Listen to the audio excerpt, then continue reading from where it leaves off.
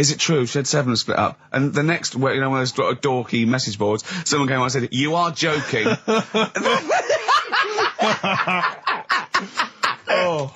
Oh dear, what else is happening? I just pray that it is just a rumour. It is just a rumour, yeah. Just call in if it's true. Well, no, call in yourself. Well, if Shed's listening, and he's not busy, he's got Mondays off now. Call in and say what was the split all about? Tell you what I read about. Sharks, monkeys, or jellyfish? It's 10 past, isn't it? We haven't done a little bit of knob news. No, right? We haven't done knob news, no. But it's been 3 months. It's been 3 months coming. There's this thing. I don't know the full story. I don't know how it happened, right? But little Russian fella. Yeah. He was sort of having sort of emptying his bladder, right? And somehow electrocuted himself. Right. And sort of did a bit of damage. How did he slashed onto some live wires or something? Something like that. So did anyway, it damage to himself or to an electric fire or something?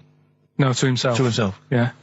And so the doctor didn't slip and curling tongs went up his arse when he was pissed, because that's happened a lot. Yeah, we've all been there. We've all shoved the old curling tongs up the arse when having a piss. Right. So I can't even be bothered. No, go on, we're interested. We're interested. Come on, we're interested. You can't be bothered. You get Mondays off. Do some work. Right, so anyway, the doctor says, it's not looking good, we'll have to take that off. What? I was like, a knobectomy? Yeah. Really? But the funny thing is, right? Nothing funny about that. They've done, you're doing me head in. Just tell the story. Just doing me head in. Oh, you can chill out on Monday. I've only got 15 minutes, but I'm going to talk to you every Saturday. I'm going to get the money's worth out of this, because you get Mondays off. And I can't bear the fact someone getting away with something like that, because it's terrible. So you're going to stick this out, or you're going to have to work Mondays. So take it on the chin, right? Okay. Just finish the story. Yes. I command you. Just do it. Anyway, so they said, will you be able to sort me a little knob out? A prosthetic cock, yeah.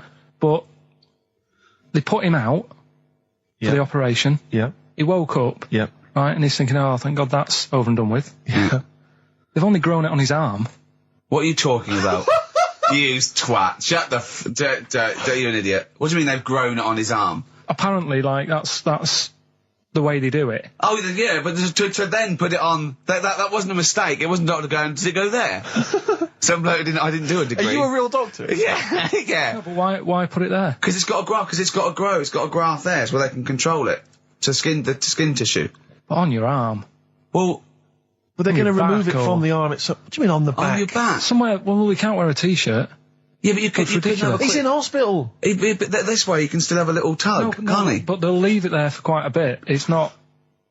Do you know what I mean? It's not going to be like, it's just there for a few days. Yeah. It's there for a bit. That's not good, is it? So he's got a cock on his arm? Yeah, what's up with that? What do you mean, what's up with that? Well, I mean, we could say it's a thumb or something, couldn't he? Yeah. But they remove it. Be good for hitching. If you had a knob instead of a thumb and you went hitchhiking, just tickle it. And they can see it like a mile down the road, couldn't they? Boasting. Yeah. If I'd lost my knob, I'd go, I'm not going to have all that stuff. Just whack a pair of tits on me. Do you know what I mean? I think, just forget it. But why not just put it where it should be straight away instead of messing about? Where should it be straight away? On the forehead. Listen, let's... I don't know if Dickie's still listening. If he is, obviously email in ricky.gervais@xfm.co.uk and tell us what you've been doing, how you've been keeping busy and stuff. Yeah. Nice to hear from him. Chris Campling hasn't called, has he, either? Yeah, Campling. The one that thinks that not only is this whole show scripted, imagine that, right, but that Karl is a character created by us. Yeah. He's actually an actor. Oh, if only Look at that, a shaved monkey we got. I'll tell you, you're going to go along later to the Live 8 gig and you're probably going to see some bands that are going to make an effort to entertain you, but if you want entertainment, Rick, you know it. There's only one person to book. Go on. Me. If you have perhaps something to do, because I'm obviously a top DJ on the radio, but where I really come into my own is DJing in any kind of club environment. Well, you told me you were DJing, I didn't go to it, DJing at a party, and you said the place was rocking. The place was roaring. And I loved it. Karl just said he was there and they weren't. Well, that's nonsense, Karl, because you know very well that when I'd put on a tune, they'd cheer. Yeah, but it was late on in the night. They would have done that, whatever you put on. That's nonsense. No, they said they were happy and everything. I'm not saying they weren't having a good time. It was your party. It was all right, but they weren't going mental like you're sort of making up. They were definitely going mental. When I put on the Proclaimers, they could not believe their luck. They would have walked 1,000 miles. Was it good though? Were they really? What were they doing? They were dancing, were they? Dancing and that, but they weren't sort of cheering, going, more and all that at the end. What's about? Take On Me came on. Big cheer went up. Oh, I don't know to believe. I've been there, done it, Steve. I've been the DJ as well. It might be jealousy. It might be like professional jealousy there. Yeah. I think it's because my fortunes are on the up and these are on the down. We all know famously that he had Pilkington making music. His DJ outfit Didn't happen. I did enough. I just wanted to do enough to pay for the equipment. And I did. And that was that. But I don't like crowds, do I? But you're safe, aren't you? You're behind the little thing with the flashing lights. But there's still a lot of people and that. Forced fun. Don't like that. Forced fun? It's not forced fun. They haven't got to dance if they don't want to dance. Yeah. Don't like it. What do you mean your fortunes are on the up? Anyway, DJing. Well, I'll tell you, I was hired. Well, I say hired. I did it as a favour to a friend. His wedding the other week. And I got there, I was thinking, because everyone had their little role to play, and then people were doing a good job. I love you taking it seriously. And I spent ages putting together some CDs, special selection CDs. I love that! Because what I did was I burned them on iTunes. Did you turn up with your own headphones round your neck? Own headphones, wearing a suit, but headphones. Metal case. Didn't need it, just had them all in one small box. Brilliant. Boom. I thought this is good stuff. I got some classics here. Give me an example. Give me an example of the first hour, the warm-up hour. Rick, I'm coming straight in with Frankie Valli, Oh What a Night. Brilliant track. I mean, when those beats start at the beginning, who's not getting on the dance floor? Wait a minute, what's this following up? Go on. It's the Jacksons. What, I Want You Back? I Want You Back. Brilliant. It sounds good at the moment, Carl. Yeah. So I'm thinking, at least I'm gonna roar this, because they laid on a good spread. The ceremony was nice, food was nice. I'm thinking this is going to be the piece de resistance. Yeah. Alarm bell started ringing. Why? When I realised there was a marquee outside. Of course, it's a balmy summer evening. I'm stuck inside on the dance floor, so I'm thinking I'm going to be struggling here to get them in. Even with flavours like this, I thought I'd struggle, Rick. So I'm sat there in my suit. I'm sat behind this little DJ console. I've got all the big numbers. There's one or two people making some token effort, but frankly, most people are outside everywhere. No. I was livid. Of course, they couldn't hear it out there. So I was playing to an empty room, really, and I was furious. I was absolutely furious. Because, they're wasting my time. They're wasting now. I could have just stuck the CD on and gone out. They're wasting Frankie Valli's. Frankie Valli's time. They're wasting the Jackson 5's time. They're wasting, D-Light's time. Yeah, yeah. And so I'm sat there, and there's a couple of people making a cursory effort. Mainly when they come to get a drink from the bar, they might have a little quick, couple of twos. You shout, we don't want your not interested. All of you or no one. All of you or no one at all. And then there's a microphone set up because people have been doing speeches. This little girl gets on the mic, right? It's being funneled through the speaker system. So every time I put my headphones on, Miss Dynamite, was it? It wasn't sadly Miss Dynamite, although she decided to have a little go at MCing. She was screeching a little head How off. old is she? Oh, I don't know, 8 or 9. At their most annoying.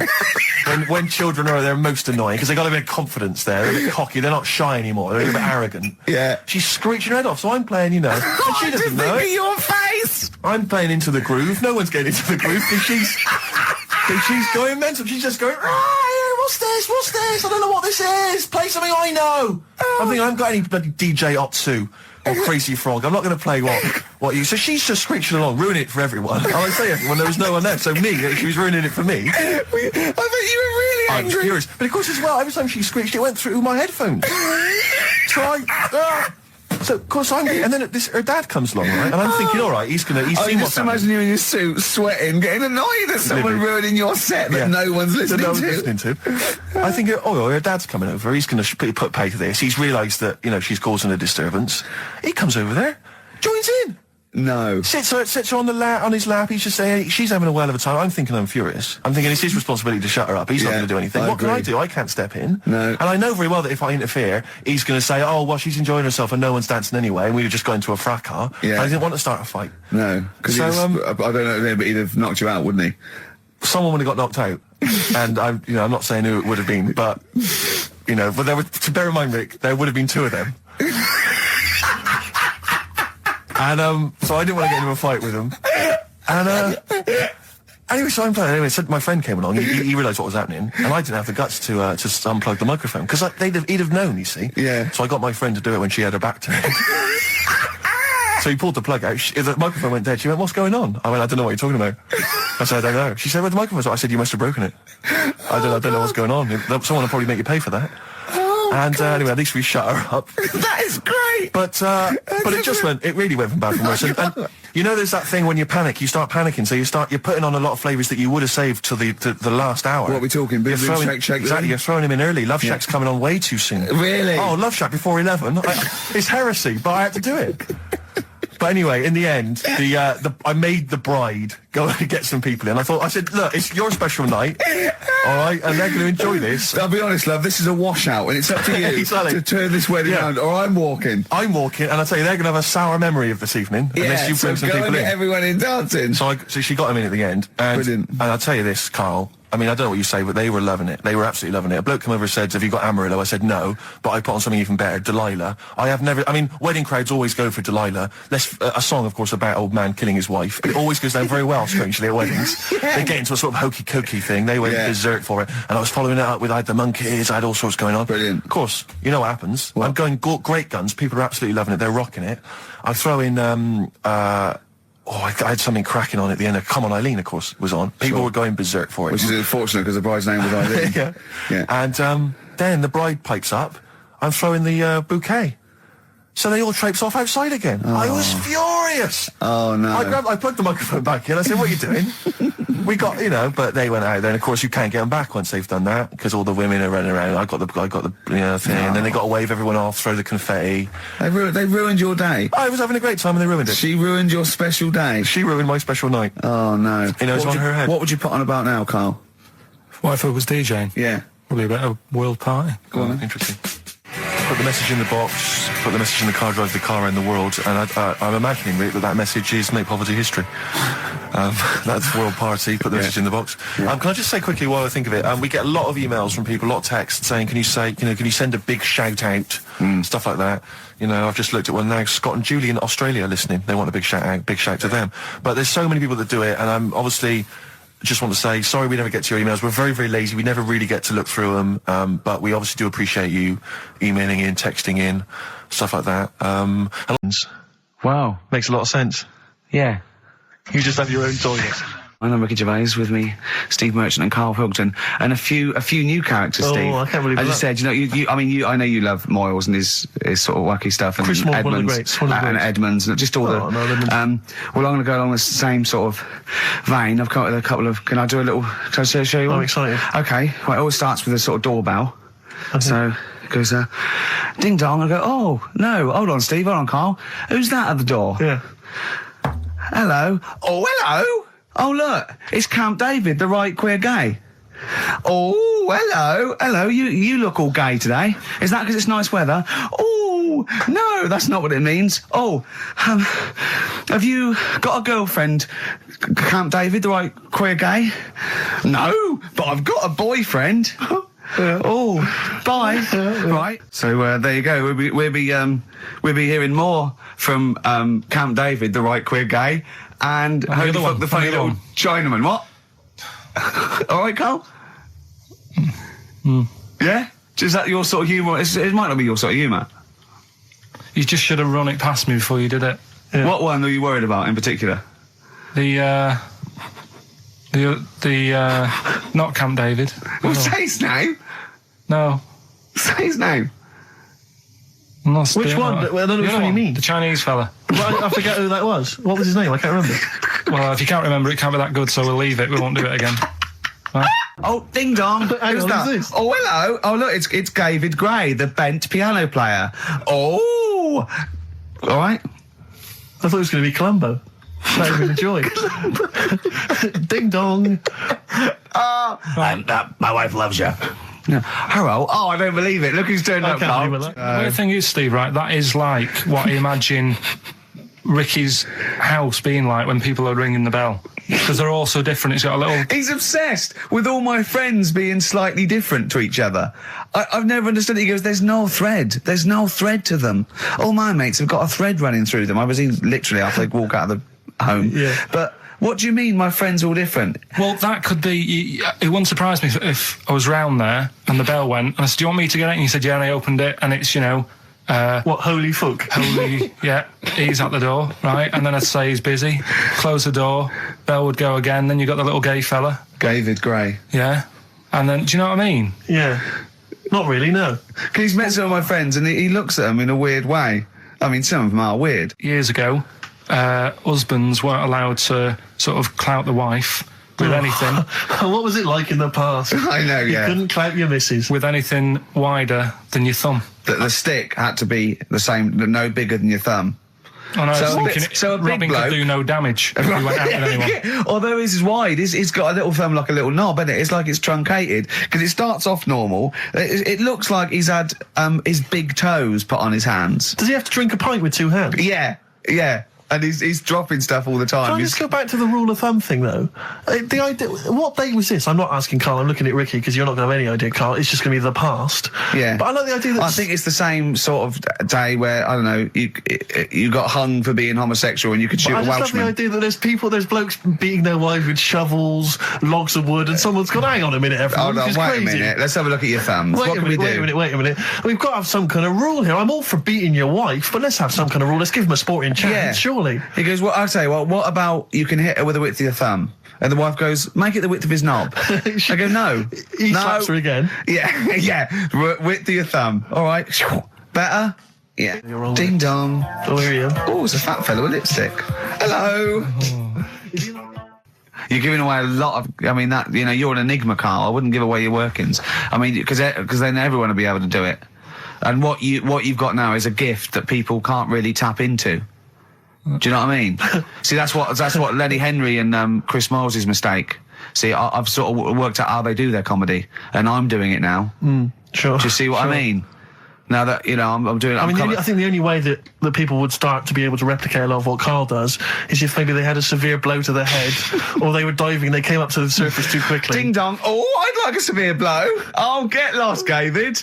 Oh, let's have some adverts, quick.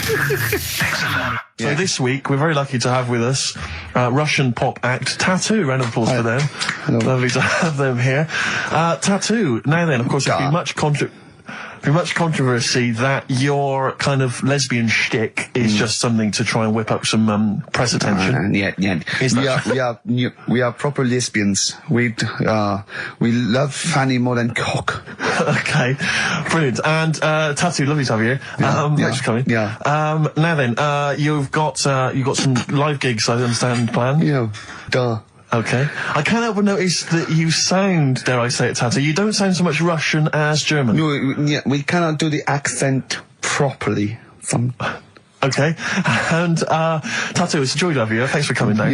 And finally, your lesbians would, for instance, either myself or Carl be able to convert you from your lesbian ways? We like the muff so much that the knob is no good for us. All right, well, thanks very much, Tattoo. Yeah, thanks, Tattoo. Thanks very much. Cheers. Extraordinary. Next week, share. Brilliant. So if you've got any guests, special guests you love us to interview, then let us know. Ricky.Gervais at XFM.co.uk. Look at Carl's face. And we'll the weekend. play the jingle. Oh, chimpanzee that monkey news. Excellent. A particularly aggressive jingle this week. Wow. Yeah, looking forward to this monkey news. Carl. Right. Come on. So, what's her name? What? We've done... Sorry, what?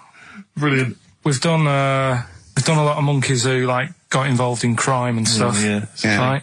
We had the one on the train station, nicking a bag. Yeah. We had the one who went into a bank. Who cares? Went into a bank and walked out with the money and stuff. Yes. Right? Didn't happen either. Next. But the thing is, you never sort of found out what happened to them. If they sort of got worse, got more involved into crime this and monkey stuff. news update. That would be amazing. Brilliant. What they found out in India is, Yeah. they've got a prison. It's just for monkeys. You mean wild animals? You mean a zoo? Yeah, a zoo or a kennel or something where it's been gone mental or something. No, it's a prison. Yeah, Prison. Is it? Does it have fraud cases? It's got. It's Mainly sort of animals that are attacked things. Mainly violence, I bet. That's my that and theft. Say it again. Stuff. Theft. Say it again. Theft. Say it again. Robbing. No, let's go back to that word. We're going to keep doing it. We've got 6 Robin. minutes. You're going to say the word right before you go to Hastings. Well, do you say it? No, Well, you no, say then it you know how first. to say it. Well, all right, Robin. Call it Robin. Say it again, though. So Who's anyway. Robin? Who's Robin? So they've got this prison, right? This is extraordinary. Say it again. No, you're not going to say it? Oh, go on then. So they got a prison for them, right? And there's 11 of them in there, 11 monkeys Right. that are in there for life. Because that's, I think there's one just got out on parole, right? No time off But for there's behaviour? 11, I'll give you the bit of paper because I thought this was... Weird. Now, You what- thought it was a bit weird. Now, Carl, what are they in there for then? Because, I mean, they're in there for life, so I'm assuming it's murder, is it? Premeditated murder? They're not crime bosses, are they? They're not... Are they into the- kind are of they the- prostitution and gambling? Are you sure they're not racketeering? just the pawns and the head sort of like orangutans up a tree going, remember, you don't know me. You're on your own. If I go down, you're all coming with me. You take some of your gorillas down there and sort him out. Oh, the great banana robbery. It's I wonder if they get them. Right, go on then. Okay, let me see. Now, I don't know what source this is, as ever. Is it just the back of a fag packet found in a toilet? Well, no, I mean, someone's clearly... If this is nonsense, then someone's clearly gone to a lot of effort, because it does open with the headline, Parole Unlikely for Inmates of Monkey Prison. Yeah. Officials say 11 inmates at India's only monkey jail. Officials? Now, what kind of people work at a monkey jail? Where do you work? It says officials say 11 inmates at India's only monkey jail are unlikely to ever be released. The prison in Patiala houses monkeys apprehended by game wardens in Punjab state for thieving and attacking people. The Daily Telegraph reports how the monkeys at the prison in Montebello snarl and glare at visitors from their heavily barred cages. 2 monkeys were released a year ago after exhibiting good behaviour for 18 months in the jail. They have remained out of trouble. Prison can work, that's good. So all 11 basically, monkeys. they were aggressive wild animals that were taken away from the public for their own good. And Robin and that. Wildlife officials believe part of the problem has been caused by thieves training monkeys to help them. Lorry drivers training monkeys as guards for vehicles, and itinerant entertainers That using is so ill-treated annoying. monkeys as And part of their act. it's the monkey that takes the rap. It's a shame, that, isn't That is awful. They didn't know what they were doing, did they? Oh, so there you go. What do you think of that though, Carl? What would if you could visit them, like Lord Longford or something? What would you say to them? You go there and you get a visit a week or something, you know. So can you get us a video? Alright. Do they get conjugal rights? Do you reckon? You wouldn't be interested in that though, would you? They get what? Would you be happy to give them their conjugal rights? Yeah, would you? Fair enough. Alright. Off to Hastings. Off you See you go. later. I'm always educating. I'm always telling you about stuff that I learn about and that. That you get off hand and no. Incidentally, last week, you remember, we began the show by talking about knobs. Yeah. I think we've got a bit more knob news this week. There's not much coming up, is it? The knob news is on the After way. Radiohead, more cock. Radiohead and go to sleep. That's not to you. Please don't go to sleep. We've got another hour and 35 minutes of fun chat and great music on XFM 104.9. I'm Ricky Gervais, with me Steve Merchant and Karl Pilkington. Pilky, little K-Man Pilkers, little baldy twat mank whinging, a little bit bent Pilkers. There he is. There he is there. Now, Rick, you may remember that last week we opened with some quality knob news. Knob news, yeah. It was Hitler's knob. Hitler's knob was one of them. That just sparked off into a whole bunch of other Yeah. knob-related discussions. Yeah. And I'm pleased so far to see that we're almost at the halfway mark for this first hour, and so far we've only talked about nudity and/or todgers. Yeah. So excellent work from us. Well done, lads. Yeah. I'm looking forward to Dr. Fox and the rest of the Sony award committee listening to this one. Yeah. But more knob news. I don't know if there's a jingle for that, maybe. Oh, he nearly had the eye out. Knob news. Knob news, excellent. This is an extraordinary story. A woman tried to sue her bosses for £210,000 after finding a cooked penis in a canteen stew. Hospital cleaner Sophie, something, I can't pronounce that name, was eating goulash for lunch and could not cut one of the lumps of meat. You can see where it's going. I've got so many questions already. I know. She picked it up and tried to chew it, but it was too tough. Then she inspected it with workmates who all agreed it was a penis. Imagine that discussion. Yeah.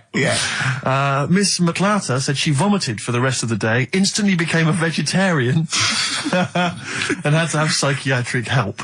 It's not known whether the organ was from a human. The case continues. Well, it can be found out, so that's one thing. Obviously, the doctors aren't confused. They're not going, I don't know, I've never seen one like it. Yeah. Also, why is she eating goulash? I know. I mean, that's my first question. Why? Yeah. Lunch. Oh, what do you want? Oh, no, I fancy some goulash. Yeah. Oh, some gooly lash. Goulash, Thanks very like much it. indeed. Lancashire cockpot Oh, is on the menu. Brilliant. Only £5.50. Wangers and mash. I'd love some wangers and mash, please. If you've got any knob-related puns, knob-food-related puns, then call XFM on 3426 14094. Ricky.Gervais at xfm.co.uk. Call Chris Miles at radio1.xfm.winginmank. Yeah. Cock-co-gay. Cock a van. Cock o' van. It's already done for There's you. some, there's wangers and mash, cock o' van, Lancashire cockpot. You know. That's just off the top of our brains. Yeah. So, if So you've got if any you of your wanna- own, keep them to yourself. We're not interested. What do you make of that, knob news? And he's in a hospital. I don't think so. Oh, yes, it was a hospital cleaner. You're right. hospital Oh, cleaner. God. I know how your mind's thinking already. There's been a mix-up. What kind of mix-up? I love that. What, some bloke's gone in, some lesbian's gone in and wanted a sex change. She's got a carrot for a cock. Bit of stewing steak. Stewing steak. Oh, that would be great. You're not a doctor, you butcher. It's not funny. There was some other news, whilst we're doing the knob news, just cram this one in. There was some story on some news website about some lad who wasn't happy with what he'd been given. Right. What do you mean? He had an op? No, he wanted to have an op. He wasn't happy with what God had given him. Yeah. Yeah. What the Lord had popped downstairs for him. Sure. And, Sorry, no, wait a minute. Was he a bloke who wanted it? yeah, fella. And what he Wasn't happy wanted, with he didn't want a knob, or he wanted a bigger knob? Wanted a bigger one. Right, okay. Okay. And, cost $5,000. Right. And they made a mess of it. Well, how did they make a mess of it? Don't know, it came out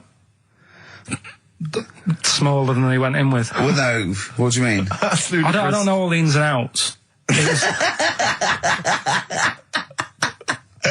Oh, God. It's just Well, like he borrowed the money off his There's been mum. a slight mix-up. He borrowed the money off his mum? I love that. How bad is that? What do you want for your birthday, son? Yeah. Interesting. Thanks, Mum, for asking. A couple of bits of news as well. Hello, Doctor. How did it go? Well, firstly, don't look under the bandages and don't have the goulash for lunch. It was smaller than you went in Mum, with. you got £5,000. Why? Just gonna be fucking up.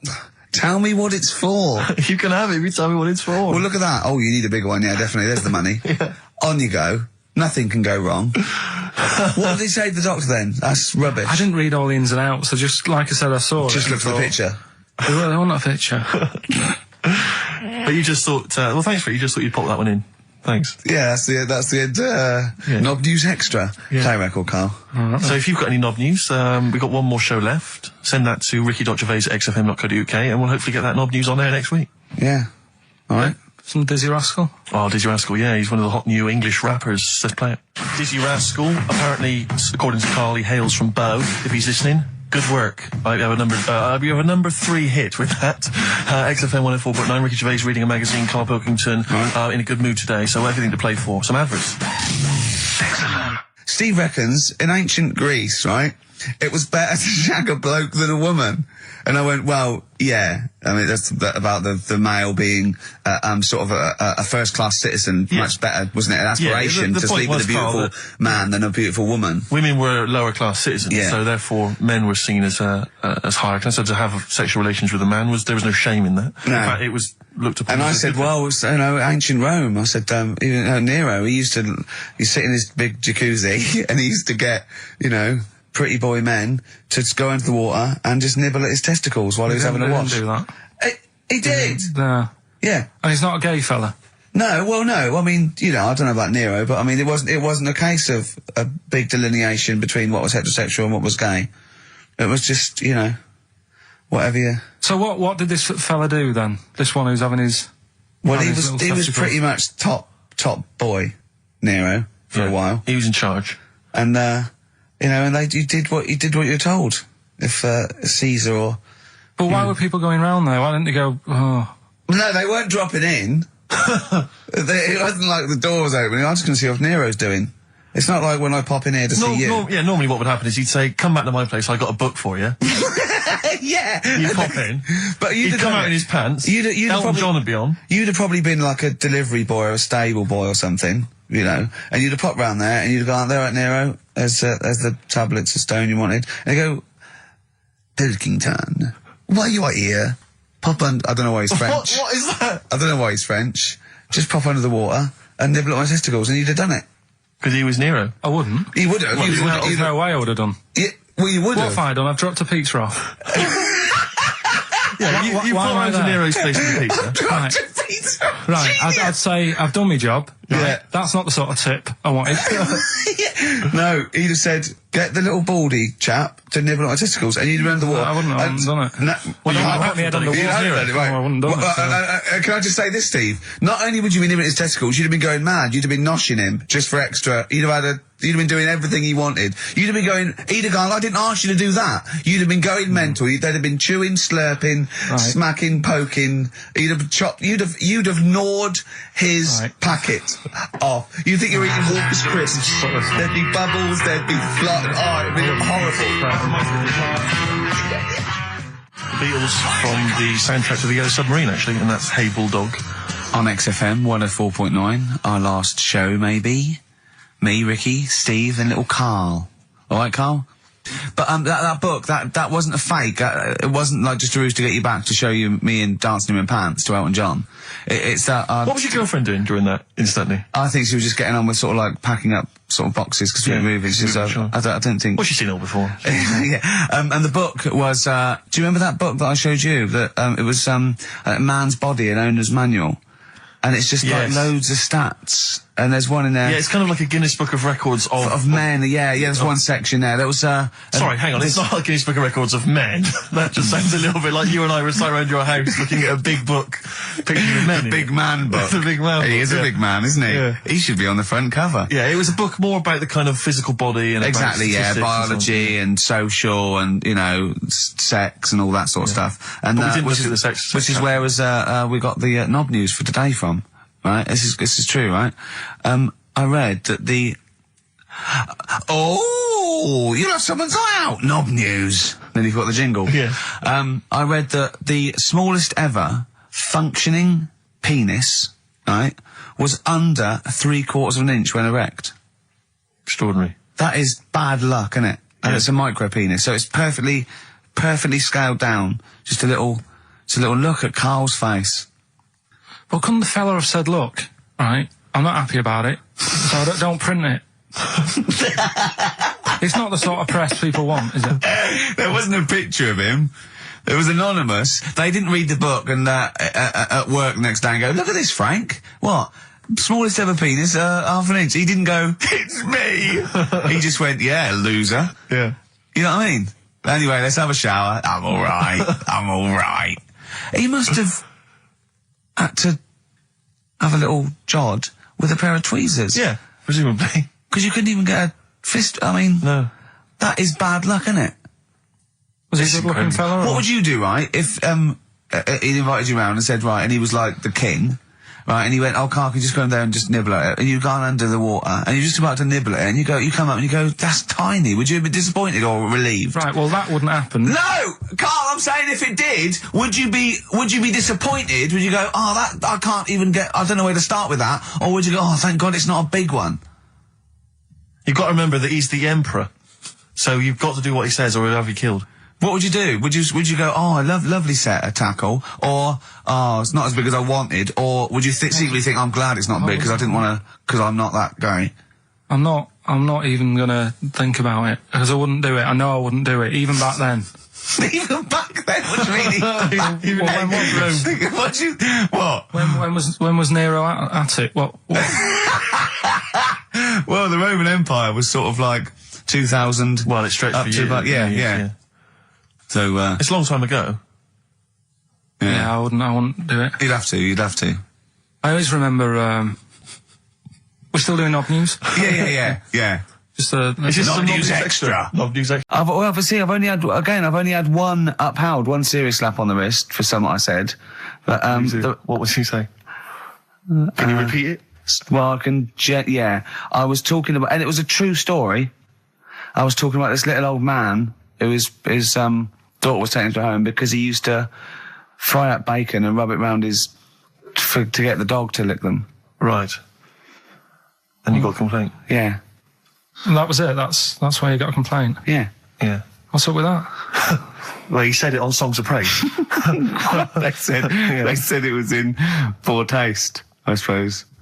What other complaints? The biggest complaint ever on TV, the most complaints ever for anything on TV, was the showing of The Last Temptation of Christ. Yeah. Do you know the second?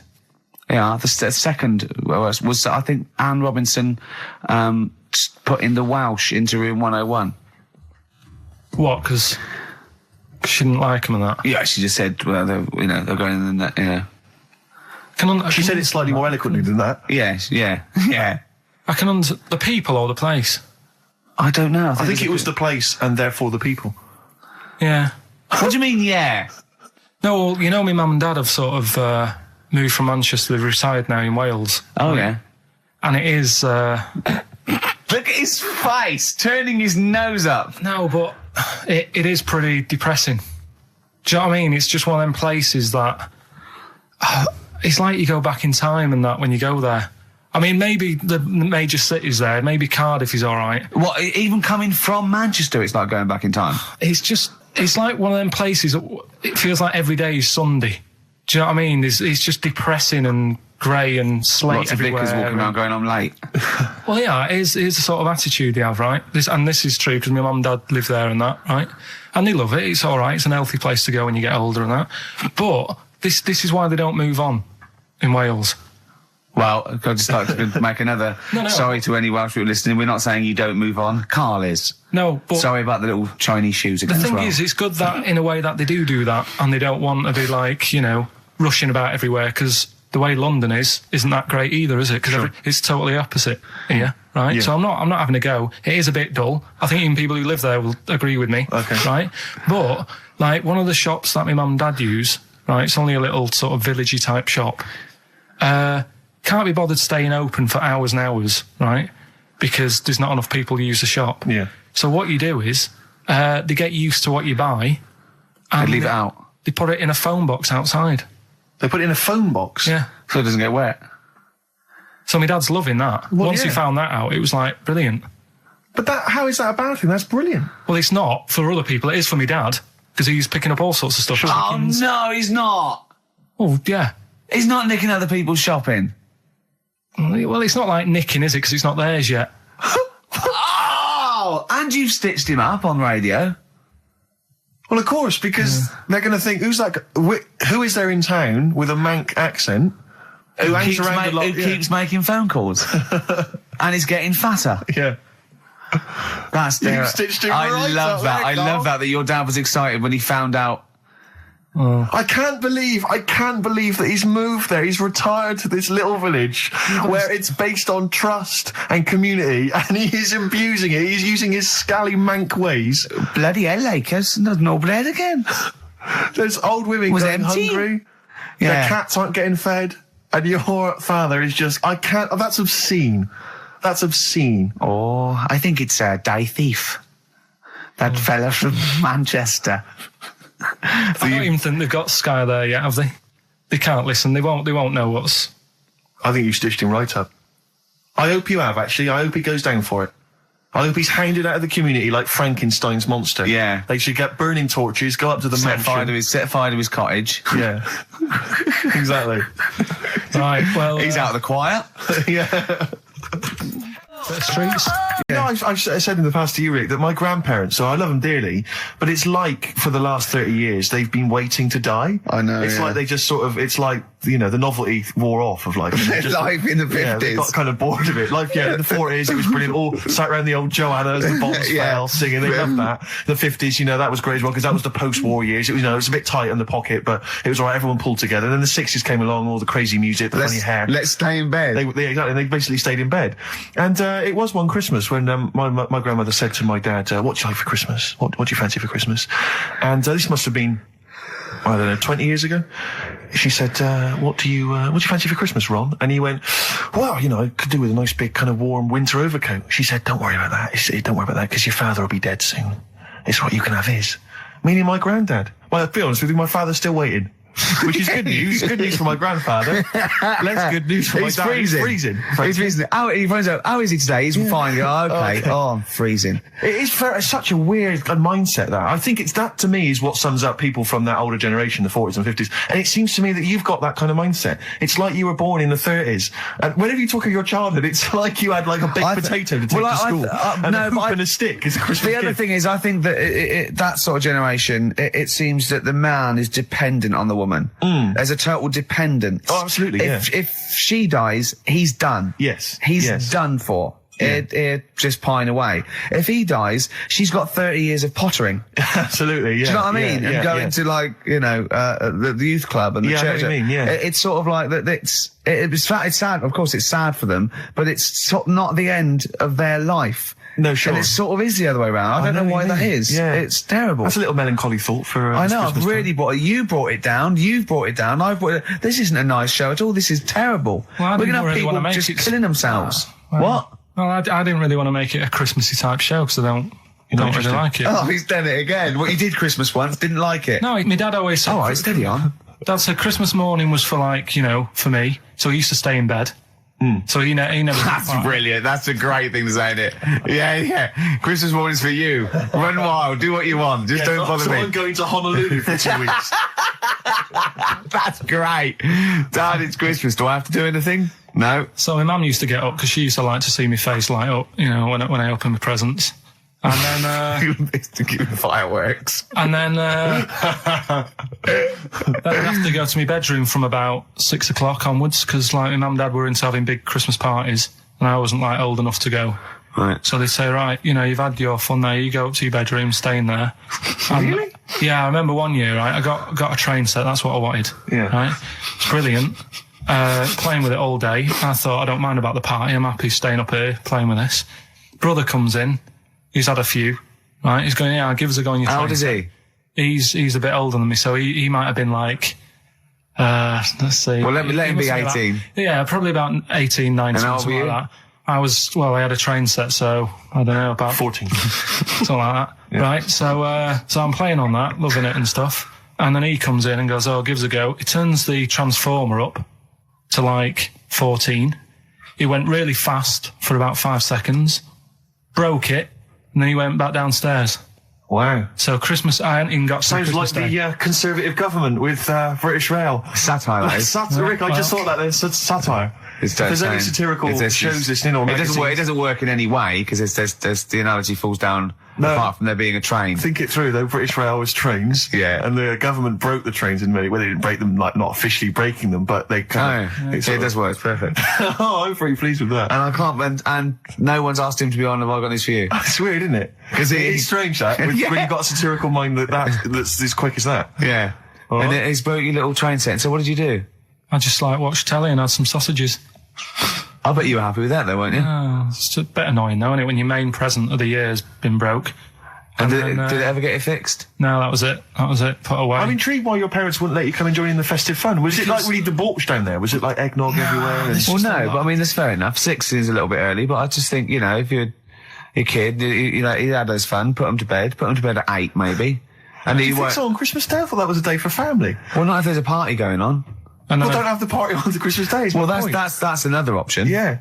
Your parents are weird, aren't they? A strange breed. Well, I think that was the year, right? You're talking about buying presents and stuff. I think I did treat my mum to... I didn't buy my dad anything. I think that was like when I got a bit older, he used to get me dad something because he wasn't that bothered anyway. No. So, got me mum, there was a cheap shop, right? Of course. Thank God for that.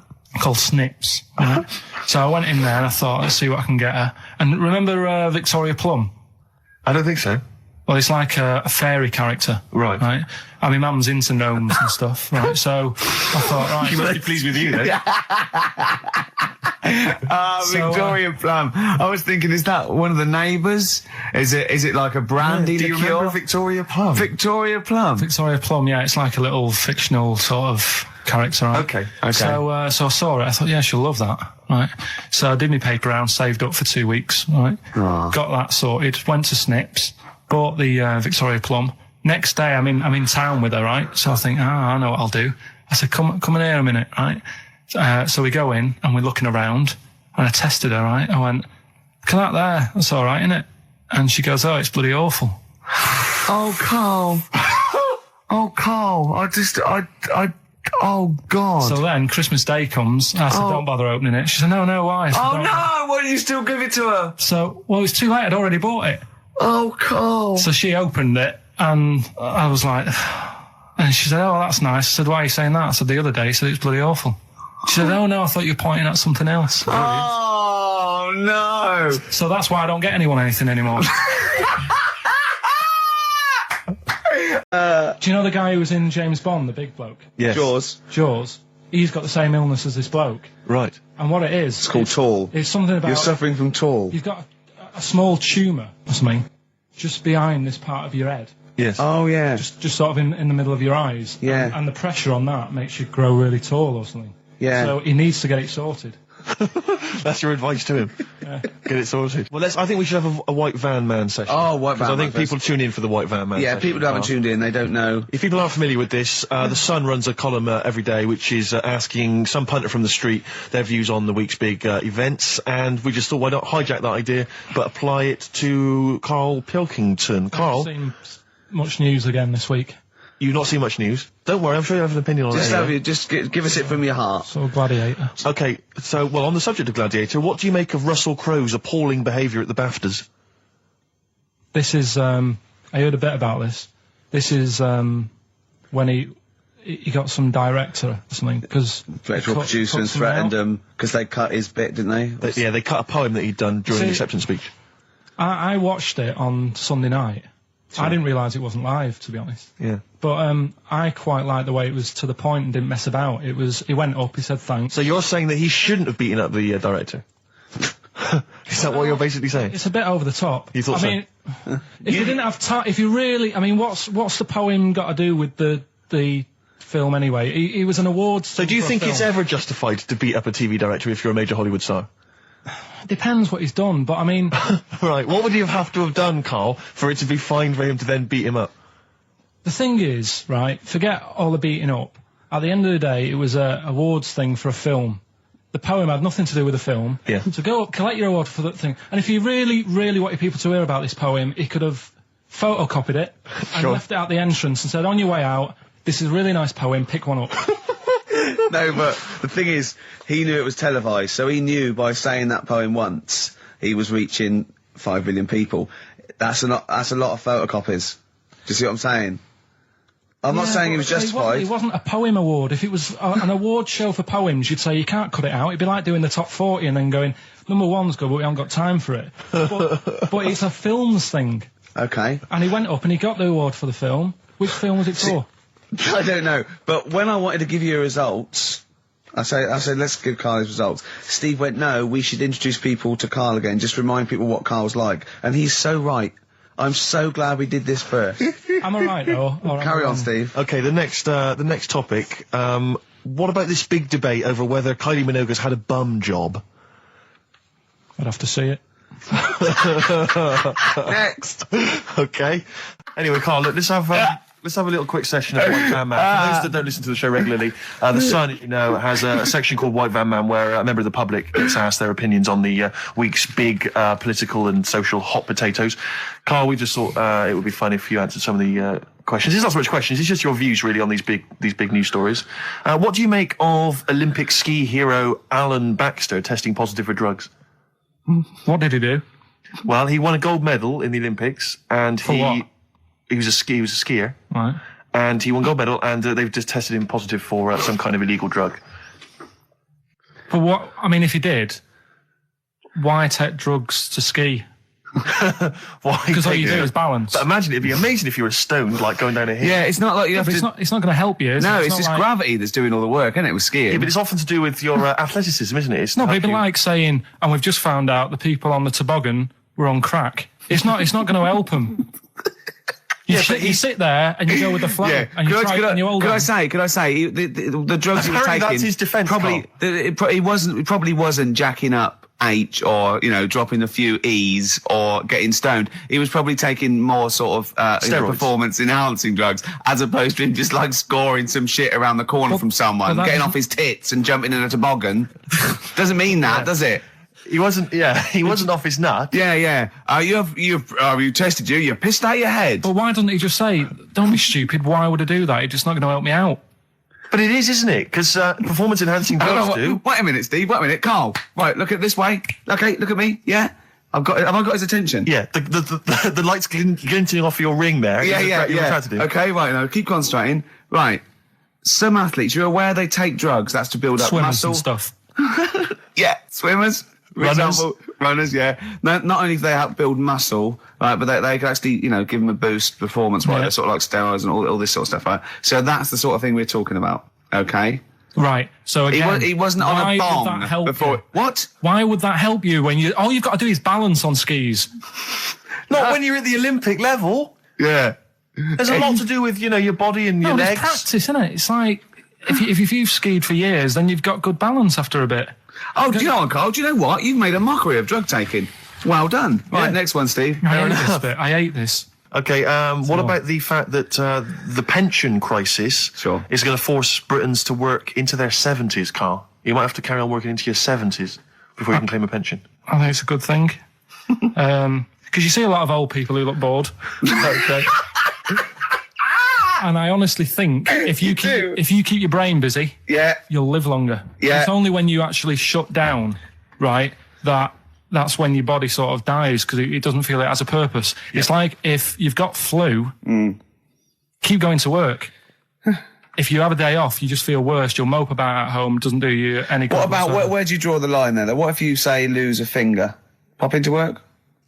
Depends. If you can't concentrate because it's painful. But what if you're a typist? Or You're not going to pianist? type as many words, but you'll do more at work than you would having a day off at home. Sure. Okay. Steve, it's time for... White Van Carl. We should definitely get some jingles. I think the show sort of lacks jingles, I think. Yeah. Noises. Yeah. Funny sound effects. Yeah. Well, that's Yeah. What's Mr. Nosy Neighbour interested in? Hello, what's going on here? Oh, we should definitely get some pre-recorded comedy noises, Carl, Yeah. for next You know, week. that's my job, but unfortunately I'm busy reading about Hitler.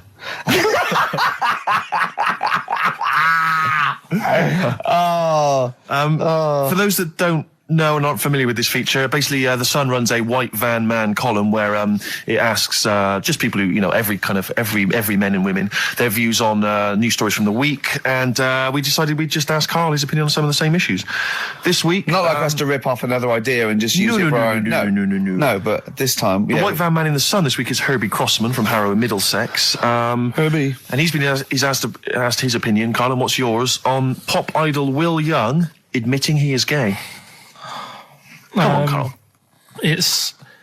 I don't understand what the big deal is, to be honest. No. Talking to different people about it, and they've said, it could affect the sales, girls won't like him anymore, which I think is rubbish. Yeah, because it finished George Michael's career, didn't it? Oh, yeah, and I was thinking when I was growing up, right, And Freddie Mercury. I was into Kim Wilde, right? Sure. Now, And her kids You're not going in to tell me America. she's gay, are you? no, but if she was, if they said, she's a leather, Yeah. right, I wouldn't say, right, that's it, I'm taking kids in America back to the shop, I'm disgusted. Sure. I liked her. Yeah. I don't think I'm ever going to meet her and marry her and that, so what does it matter? Yeah. Will Young, he's a good voice, he's gay, a lot of gay people in the world. Georgie boy was gay, I guess. There you go. Nothing more and nothing less. The kindest guy I ever knew. So Do no you big- Bowie? No big deal. That's one of your favourite songs, isn't it? Brilliant. Kidding of Georgie parts 1 and 2, isn't it? Yeah. Okay, What do you say to the fact that a judge has decided that we, the general public, have a right to know about stars' flings? Basically, this is an excuse. This is basically saying, should papers be allowed to print tittle-tattle about celebrities? Oh, this is... providing it's proven true. Oh, this is something about, isn't it, a Division 1 football or something? It's definitely out of Premiership football, it's unfair. And it is true, but he's trying to keep privacy. And the judge said, well, it's not for us to censor the press over things that are true. Right. It's up to the general public to either boycott or not, that publication. What do you think, Carl? What about all this, exposing, going through the, the bins of celebrities? It's not right, is it? But no. People are interested in it and buy the papers to read it. Do you know what I mean? I mean, like I said to you the other week, everyone has a go at Beckham for not being that bright. But at the end of the day, he's a good footballer. It doesn't really matter what goes on off the pitch, does it? Do you know what I mean? Yeah. Express 2 featuring David Byrne, Lazy, XFM 104.9, 1:45. I'm Ricky Gervais. Steve's got the Sun. Yes, we're just going to be doing White Van Carl, where we ask Carl the questions the Sun asked some other bloke. That's right. Because we think Carl's got more to say than anyone on anything. Carl only tells the truth, by the way. Just remember that, listeners. Off you go. Yes, well, today's White Van Man in the Sun is John Slade. He owns his own door maintenance company.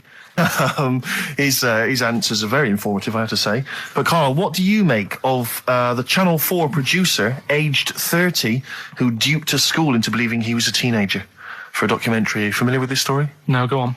Well, basically, a 30-year-old guy kind of fooled the school into thinking he was a pupil for a secret documentary. The school's outraged. Do you think that that's, for you, should anything go when it comes to making TV? I think I've said to you before, there's loads of kids at my school. I remember being in the first year, and kids who, what year do schools go up to? I was in the first year. What is it? 11. 5? Oh, sorry, first year of infants and juniors. No, secondary school. 11. Right, year 11. Kids have beards and stuff. No, not year 11. They're 11 when they first go to secondary school. Right. Well, I'm 11. The kids at the older end. Well, there's a fifth form, and then there's you can leave when you're 16, I think, can't you now? Right. Well, kids who were 16 looked old. They did have beards. I remember going there and thinking some of them were teachers. I think he's answered that. Next one. What's the next one? Tattoos and everything. I think they're kids in the earlier years even. What do you make of the fact that Mariah Carey's £38 million payoff has cost EMI staff their jobs, and we're talking 1,800 EMI staff who have lost their jobs? What do you think of that? Yeah, I mean, is that silly money, Mariah Carey, on 38 million? She doesn't need that much. She doesn't need that much. She has to dress nice, though. It's not her fault. I'd say it's bad business. Okay. Because EMI, did you say? Yes. Right. They've got rid of them staff. Yeah. Mariah Carey's left. Who's going to do the work? do you think Mariah should come back and do some temping? Well, they should have got a loan and paid her. Okay. Do you know what I mean? Vicious circle, that. Right. Have you done a business degree or anything? Commerce. You did commerce. Where did you do that? What did you do with that? At school, I'd learned how to fill out a cheque, pay a bill, and I think I had a trip round Kellogg's.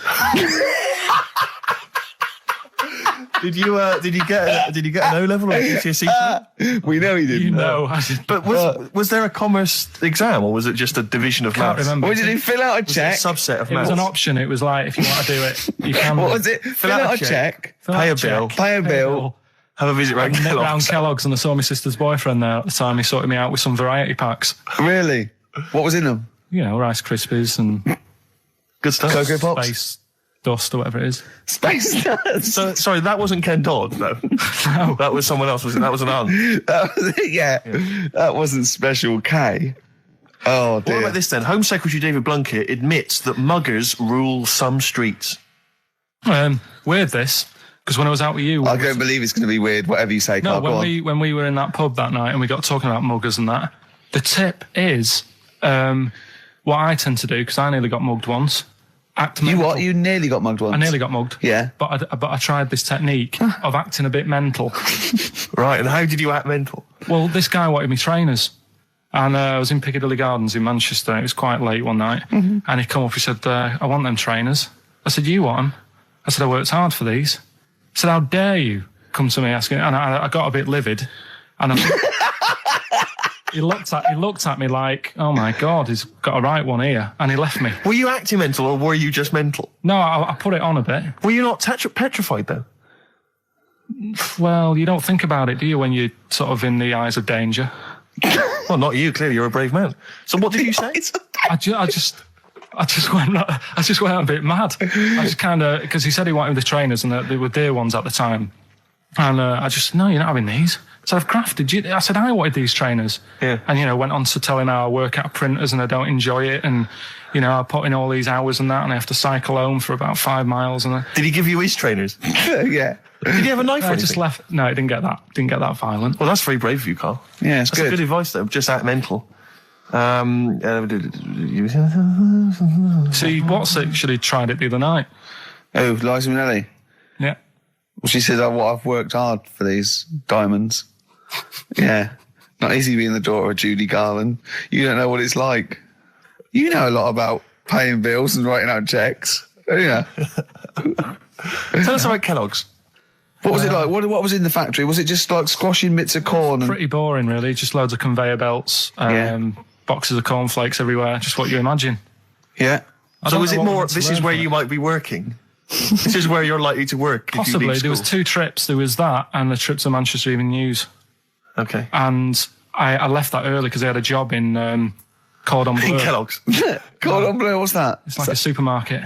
Yeah? And I had to leave the trip early, and the teacher went mad saying they'd thought I'd got lost on the, in the building and stuff. What, you didn't tell anyone? No, because it was like day 2 of working in this supermarket, and I couldn't be late. I thought by the time I explain where I've got to go and everything, I'll be even later. Sure. So I just left, and then apparently they were searching the building and everything for me. Oh, I were was you? stuck in a printer. Don't know. Stuck in a printer? I don't know. What was the printer's name? You worked at a supermarket called Cordon Bleu. Yeah. Cordon Bleu! Brilliant. That's great, isn't it? It's rubbish. Oh. Got sacked. What did you get sacked for? Messing about in a back in the car park round the back. Yeah. Right, there was a grid, and all the concrete had gone funny. So when it rains, you got like a big lake. Oh yeah. Right. And I got in. Do you know those big metal trolleys you get to like put all the food in while? Oh yeah. And I got in one of them and pushed myself out into this lake of cement. No, water. Full of water. It'd been raining. Right. And I got stuck in the middle, right? And the boss was like, "Where's Carl? He's meant to be doing, facing up the beans." And I was like, "You were stranded in a lake." So someone said, "Oh, I saw him messing about out the back." He came out and saw me stuck in the middle of this lake in a trolley, and he said, "Get back in." I said, "Would you say no? I'm filming sharks." I said, "It's too deep. I can't get out. You'll have to pass me something." And he said, "I'm not passing you nothing." He said, "You can get out of there and walk through it." I said, "I'm not. I've got my trainers on, probably the same ones." Yeah, you've risked your life for them. Yeah. I said, "I'm not getting these wet." He said, "What are you going to do?" I said, "I'm going to wait for the water to go down the grid." He said, "The grid's blocked. Now get out or you're sacked." I said, "Well, I'm not getting out." He said, "Right, you're sacked." Right, come on. Quick recap. The first one is B. I don't think them birds should be around in this area. Right, that's B. Right. Second one, he doesn't like women, yet he's got a few kids. It's a bit weird. That's PD. And the final one, that bloke who does sport on the telly, he's got a little kid. Right? BC. All right, and it's ricky.gervais@xfm.co.uk if you want to enter for Hellraiser. Oh, I'll tell you what, continue to do a little theme of like some old stuff people haven't heard of. If you're under 30, you probably never heard of this band. It's also a new thing I want to introduce. It's Show Up Camfield. Camfield talks the talk, he doesn't walk the walk. He doesn't play some rock classics on his show because he's scared.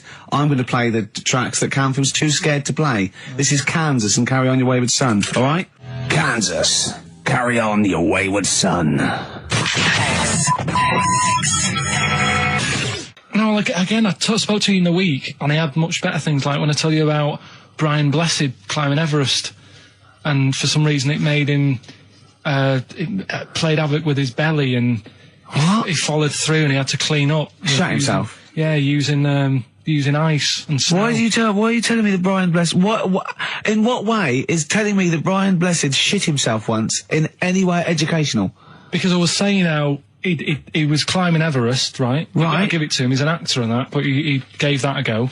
Yeah. Right? It played... What's the point of that, you'd say, wouldn't you? You'd say, God, he's so he's all right. Me doing a boxing match, there's no reason is rubbish, but him climbing Everest and shitting himself, yeah, he did that. It's commendable. Right, and he's only going to, go and do it again. He's going to climb it again. Yeah, but he might not shit himself this time. Yeah, but what's the point in going? Nothing's changed up there. Yeah, good point. Yeah, Where's you been? Well, it has. They've probably cleared it out by now. Right, but it's slip on it. I can't even be bothered telling you this one because. Come on, just do it. Or do it now. Steve, how we doing? Look, no, never mind that. Look, just tell me what that means. Oh, he's a nuisance. Oh, this is so annoying, Carl. I'm going to go mental. Right, talk. Right. Listen, I'm just putting this in here, right? Right, nuisance is a bit of a nuisance. Yeah. Apparently, the old fella who used to hang people. 1800s. Yeah. He used to be able to tell somebody's weight just by looking at them. Right? That's a bit of a bonus fact. We'll be the judge of that. The thing that I wanted to tell you is money for old rope. Do you know what I'm saying? I can't even be bothered. Yes, you're going to tell me now. Come on, Carl. Right, I mean it. Basically, money for old rope came from the... Right. What was all that about? You can tell someone's weight. What was all that bonus for? fact. And blind blessed shitting himself. What are you... What? No, Dave! No, tell me that now. You nearly made me swear then. I'm getting really annoyed. I'm getting really annoyed now. Tell me this back, Carl, or I'm going to go mental. Come on, Carl, time's running out. More that people years ago, when people used to be hung, right? Right. If you didn't like the person who's been hung, you'd go, God, I really don't like him. And so you never forget the time. Because if they're being hung, we take that as read. Yeah. So they never forget afterwards to get the hangman to get the rope and to cut it up into little pieces, and he'd sell them. He'd sell the little pieces of rope to people. See, Carl, that's the most interesting thing, if it's true, that you've come up with. Right, okay. And so so they sell the rope? They sell the rope, and it's money for old rope. Money for old rope? Meaning, like, God, it's easy to make money, that all they have to do is cut it up and sell it. I'm cynical. Sorry, you were telling us a story about... So anyway, she'd get the newspaper, right, and she'd stick it in front of my eyes, and... what does that say? Go on. So she'd... You inherited a lot from your mum, didn't you? So she'd cut me fringe, right? Yeah. But then she'd go, it's not straight. It's not very good. So she'd go again, and she'd keep going. And the problem is that why you're bald now? I was going to say, is this that you have got hair, but she has to get it right. Yeah. It takes her to the back of your neck to get it even. Yeah. She sort of removed the newspaper, and she was like, oh, God. And I said, what? She goes, oh, I'm sorry. And like... What, did this happen every Sunday? Can I ask you, Carl, when she was cutting your hair in this picture, do you think she was maybe sidetracked by an interesting article in the paper and really wasn't paying attention to what she was doing? Or did her favourite hymn come on? Yeah, and she started or Compo was rolling down the hill. in a bath. So I ended up with a fringe sort of on the back of my head because she just kept going further and further. Right, there's a little midget. Right, there's a circus. I'm loving it already. Circus going on somewhere. I think it was in America. Yeah. And is that present day or old times? I'm talking in the last 3 weeks. Okay. Right, little midget. Circus, really packed out show. People are loving it. Right, Steve, you're asked the same question I did. I know. So there's a little midget jumping up and down on a trampoline. That's what circus is. Right. I'd pay good money to see it. So everyone's clapping, and he's getting carried away.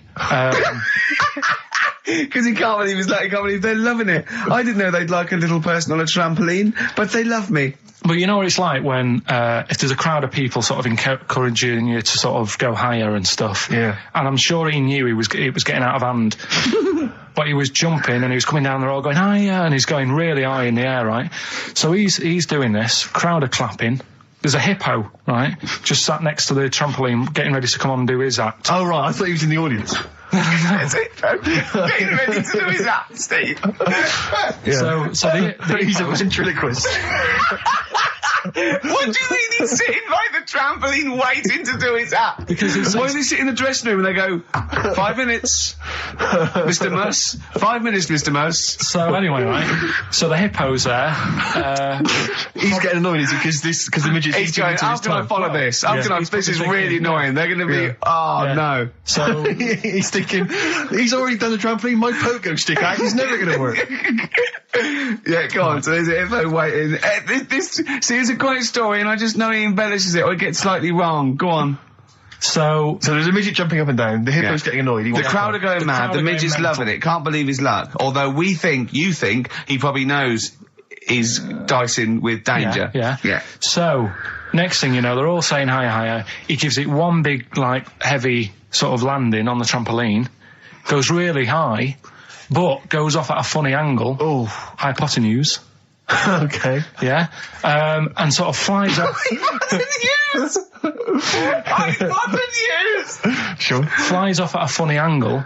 Oh, dear. Hippo's there, swallows him whole. Crowd are clapping, thinking that's why the hippo was waiting there.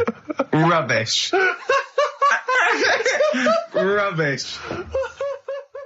Right, that's Aqualung. Good time's gonna come, innit? Right, Carl, come on in, educating Ricky. So, don't let the cat out of the bag, that's where that comes from. Comes from a crafty butcher. Right, go on then. So the next little headline is Wash Up With You. What's up with you? Go on. You want to know about that? Yes. It's a survey that they did this week. They. Yeah, some university did some survey. Brilliant. Did a world test on washing up, Yeah. and each country were given 140 pots to clean. Brits were the quickest. Yeah. Yeah. Turkey were the slowest at washing up. The Turks. It's not because the little fellas that work in the kitchens with no, is it? They can't reach. Spain were the cleanest, and the Germans were pretty good as well. So.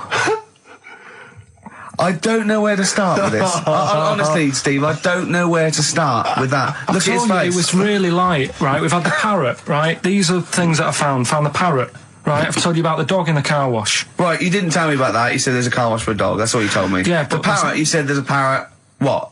It's a problem at funerals. Yeah. That's nothing. That's nothing. That's nothing. Do you understand? And They used to eat cats. what else have we got? Travis on XFM 104.9 on Ricky Gervais with me, Steve Merchant, Karl Pilkington. We're doing Educating Ricky. Right, final one. Come on, Karl. Right, what was it? It was, why don't they just get a diary or some paper or something to write on? Yeah. Yeah. Because Snappy. I couldn't think of a heading for it. It's basically, Go on. people who have tattoos have never understood it, right? That they have something put on their arm. Right, sorry. Have we started the educate? Is this part of it? Are you educating me? This is something that will be useful in my life that I didn't know about. Yeah. Go on then. No, it's just that they've got a machine out, right, that does tattoos. You come up with a design you want, and you sort of this machine scans it, and you put your arm in this thing, and you press print or whatever, and then it does the tattoo on your hand or on your What, like arm. loads of little needles that follow a pattern?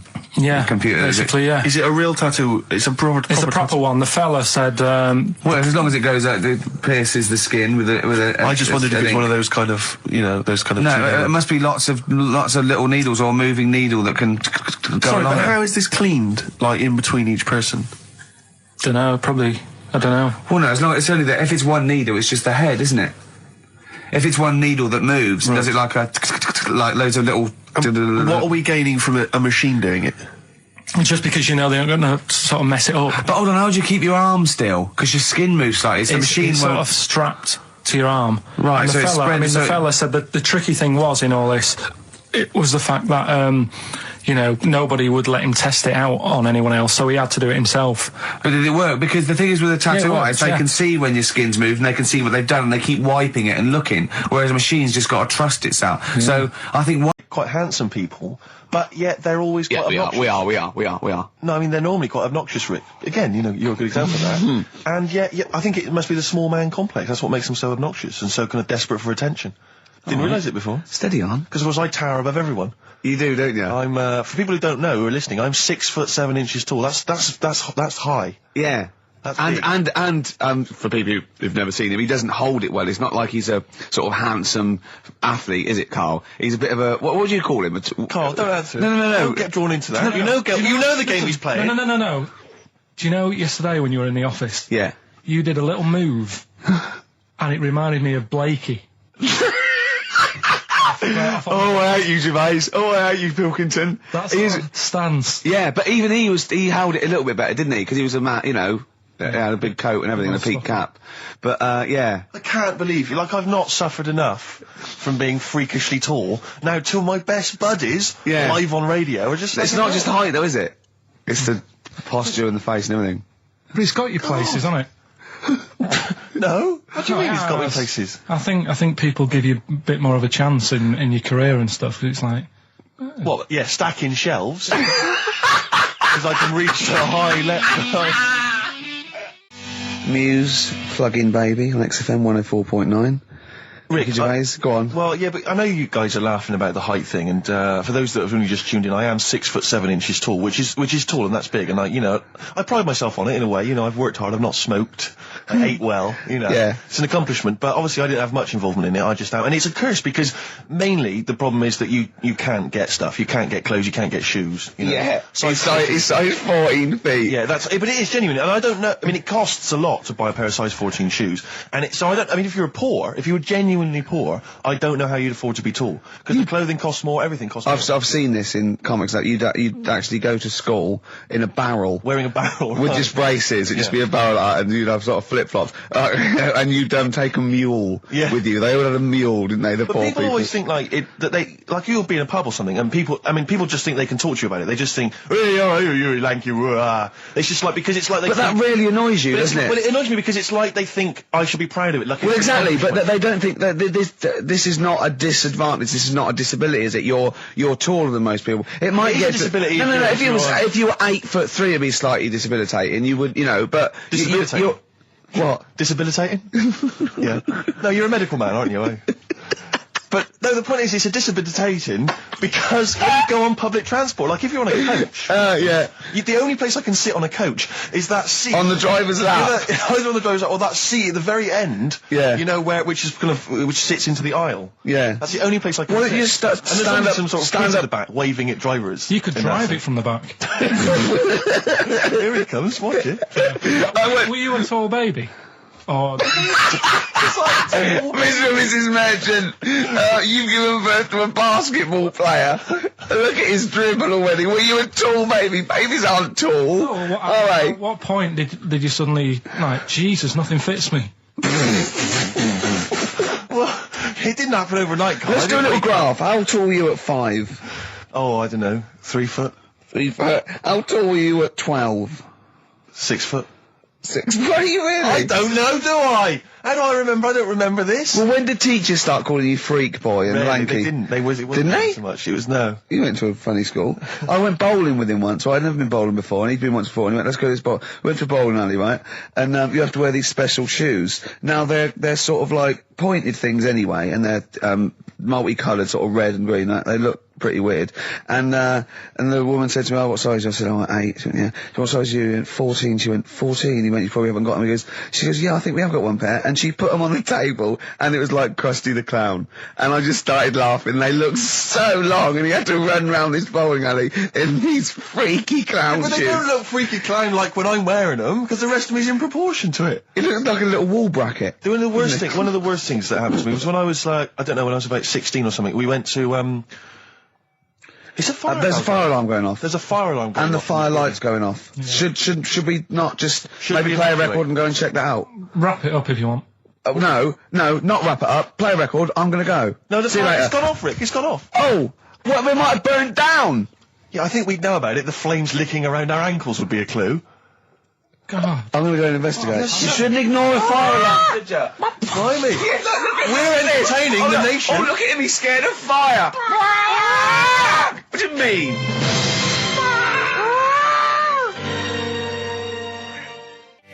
Lars, and there she goes. What a great start to a show. We've had 20 minutes of some of the best banter, chatter and music and anecdote anywhere on the dial. You're damn right. High five. Yeah. Sweet, man, sweet. Oh, what are we talking about? Well, I love that track. It's lovely. They've got a bit of the Liverpool gene pool, haven't they? That sort of doddy. You know what I mean? I like the Scouse sort of look. You know, the Cilla Black and the Stan Boardman. Yeah, it's particularly unique to Liverpool, It's isn't sort it? of happy in teeth and ears. And, do It's you know what I happy mean? in teeth and ears. Yeah. Oh, brilliant description. Yeah. Happy in teeth and ears. Yeah, that's just 3 of my friends. Now, we've got a great track lined up, haven't we, Carl, that I brought in? Simon and Garfunkel. Now, I'm not ashamed. As you know, me and Steve aren't worried about being part of a trend or you know, being trendy or jumping on about it. Steve particularly doesn't worry about, like, looking good or, Well, you know. No, I'm saying, no, as a compliment, he doesn't worry about walking along like that or, you know. Well, I'm looking good. No. Good But I'm looking saying good. you don't mind the insults freak boy or goggle eye or... Swore off a duck's back, mate. Do you know what I mean? Or a new phrase that's been coined because of Steve's face, walk off a frog's back. Who's saying that? Just a lot of your, a lot of friends and that. But I mean, my friends. yeah, a lot of the people. Can you name names or? I can't really. Make promises you can't. I can't wanna really. mess anyone up? I think it's the Kagul. Looks good. It does look It's good. waterproof, Rick, and it's also stylish. I wear nothing underneath, so it's tight to the skin. It gets sticky in bad weather. Is that why you sort of It's rustle? sexy. But what's all the? Is there abuse? What's this? No, they just say. Because I'm a pretty trendy guy, but I, as you say, I cut my own trend. You know, I make my own style. Oh, dear. So just go back to insults briefly. Go on, You know, Goofy. saying. Oh, no, I see that's... Goofy, that's no, not fair. No, because that's what he said. It's in my head. What do you mean he said that? No, When did he say that? No, I mean... When did you call me Goofy? No, he didn't. He said about what's in Baldy? the head. Hey, no, when it's... come on. Come off it. Don't What? Who's start. calling me Goofy? No. I'm not even Goofy. Goggle-eyed's fair enough. Yeah, but you can sort your look lanky. out. I can't. What do you mean how can I sort my look out? I'm not even Goofy. That's not fair. You've got the proper features. What? Just needs sorting out a bit. I can't help it if my hair's not good. I noticed the other day when Carl was sitting on your knee having his picture taken. It's a long story, right? He's got a completely spherical head. It's slightly too small. I'm not being funny because, I mean, you know, I'm not perfect. But he's got a completely spherical little head. He looks a little bit like a baby hamburger. You know Hamburger off McDonald's? Sure. He looks like a little baby hamburger. And it's sort of quite put upon. It's Suzanne thinks I look like that thing in that Dulux advert. Do you know when the woman pulls the head off that? A little plasticine morph type. And then they creature. make a new head for it. And it's like a little head. really. And that's your girlfriend saying it. I know. Anyway, listen, let's get back to business here. This is a great track. It's America by Simon and Garfunkel. This is where I started saying we don't care about being trendy and all that. That was it. Because I just want to mention to people that they should be... From, who was it from? Mike Heel, who sent me a little picture of a little Japanese fella from a film who said looks like me, and he does a little bit. But he says, please can you make Carl laugh? I've never heard him utter as much as a snigger, and I'm worried he may have a genetic disorder. Well, I mean, he has got a genetic disorder, obviously, but he was giggling then. I hope people heard you then. Look at his little face. It was a joy. Oh, I love the things that make him happy. But I love the fact just before the microphone came up and just before the record finished, he had his headphones on, the music was too loud and he was just shouting, Bauhaus is not working! Bauhaus is not working! Let's play something else! I went and found Ziggy Stardust by Bauhaus and he said, why isn't it working? Look at him giggling, look, he's lost it. Is he going away? Are you on drugs, Carl? What have you done? He's tickled. Look at his little, he looks like one of those shaved monkeys. Look at his little, oh my God, I've never seen a forehead glow. I know, it's extraordinary. Oh. And he's got that red shirt on as well, so the whole of him is just a big glowing... Carl, what are you trying? What are you putting in? I'm going to see if I can get this to work. Go on then. Hang on. Brilliant radio. I hope Dr. Fox is listening because I think he's eating his words right now, Steve. Right, I think I've done it. Well done. That's excellent. Right, what Let's we're play doing? Bauhaus now and let's try and compose ourselves. This is Ziggy Stardust by Bauhaus. Actually, a bit of extra monkey news if you want it. Okay, always. Do you know the Monkey News Extra. Go on. Do you know the Halfords ads? Halford's ads? I don't think so, no. What happens? Halfords, they've you know, they sell nuts and bolts and stuff. Right. They were using monkeys in the ads. Okay. Um, Yeah. And what happened? Packet. Don't they sell bikes, Halford's? Well, mainly. Bicycles and motorbike stuff in that. Okay, so they're using monkeys in the advert. What happened? I can't handle it. What? I can't do this. Look at What? him. Look at him. I don't care what he's doing. Well, basically, right, there was a load of hassle because they were using these monkeys in this Halfords advert. Yes. Right. And what happened? Get to the point. It turned out there wasn't a problem because they were mechanics in the first place. Well, they were monkey mechanics. Yeah. What are you talking about? Mental. What are you talking about? That's not a Right, story. anyway, listen, let's get back onto They were it. mechanics in the first place. Right, listen. Right, so they're making this documentary. Right? And stumble across a little gang of Come on! Get on with it, please. little gang of monkeys. That's Yes. the first time I've ever laughed. I'll hear that. I know. Well, brilliant. What do you want? A cake? Come on.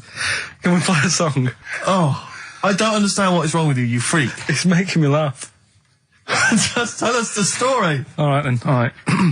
So anyway, right. So there's this documentary being made. They found a little gang of monkeys. Right, play a song. I don't know what's going on here. I apologise. It's just if you were looking forward to Monkey. Got a Hide Your Love Away. According to the Beatles on XFM 104.9. I'm Ricky Gervais with me, Steve Merchant. Right, Carl, come on. where Monkey were we? news. Where Everyone's composed. The jingle, please. Oh, chimpanzee that monkey news. Excellent. Okay. Right, where were we? We would just start again. There's some people making a documentary. For what? Okay. Making a documentary in a jungle and that. Right. Stumble across a little gang.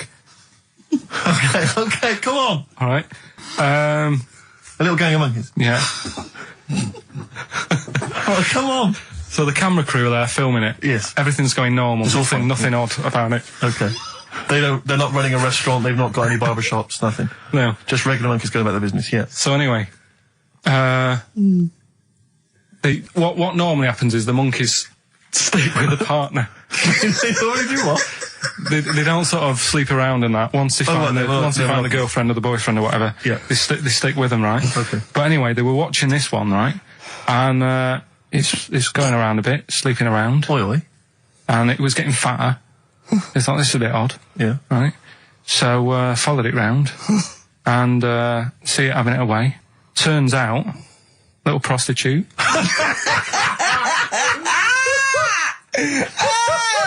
Oh, God! It's a little monkey prostitute. And it was getting fatter because it was charging them bananas. What a load of old rubbish. Charging them bananas! What was it, a boy or... It was a... Woman. Little woman monkey. That's the most extraordinary monkey news I've ever heard. Oh! That is genius! Has this documentary been televised? I don't think it's been on yet. No. And that's all the information you've got?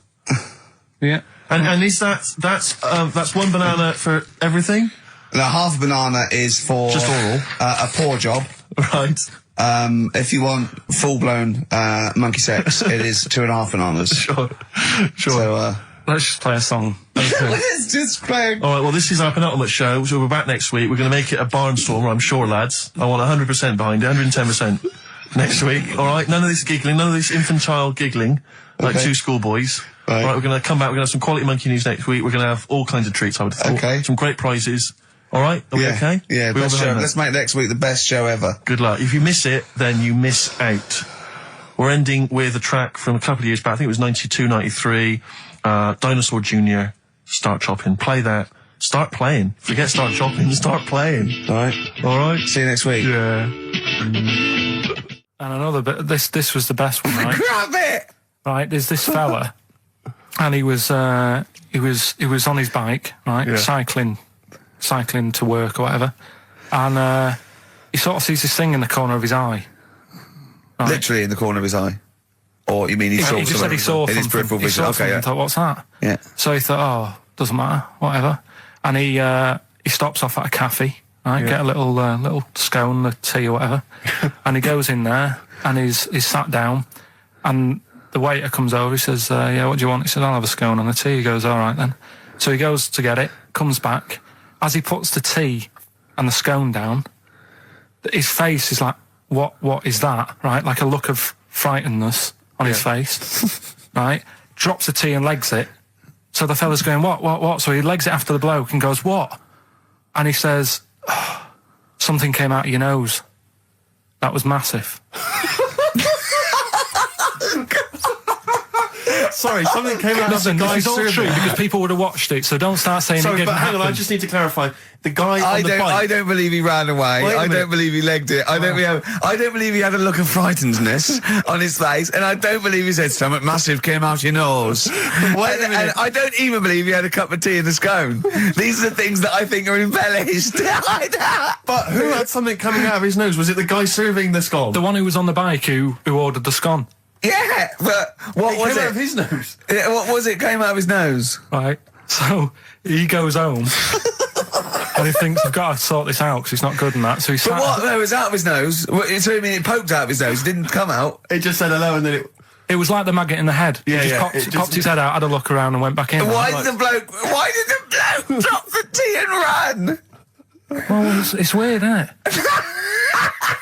All right, so he goes home. He goes home and he goes, oh, God, you know. So he sits in front of the mirror and he's sat there waiting. This thing comes out.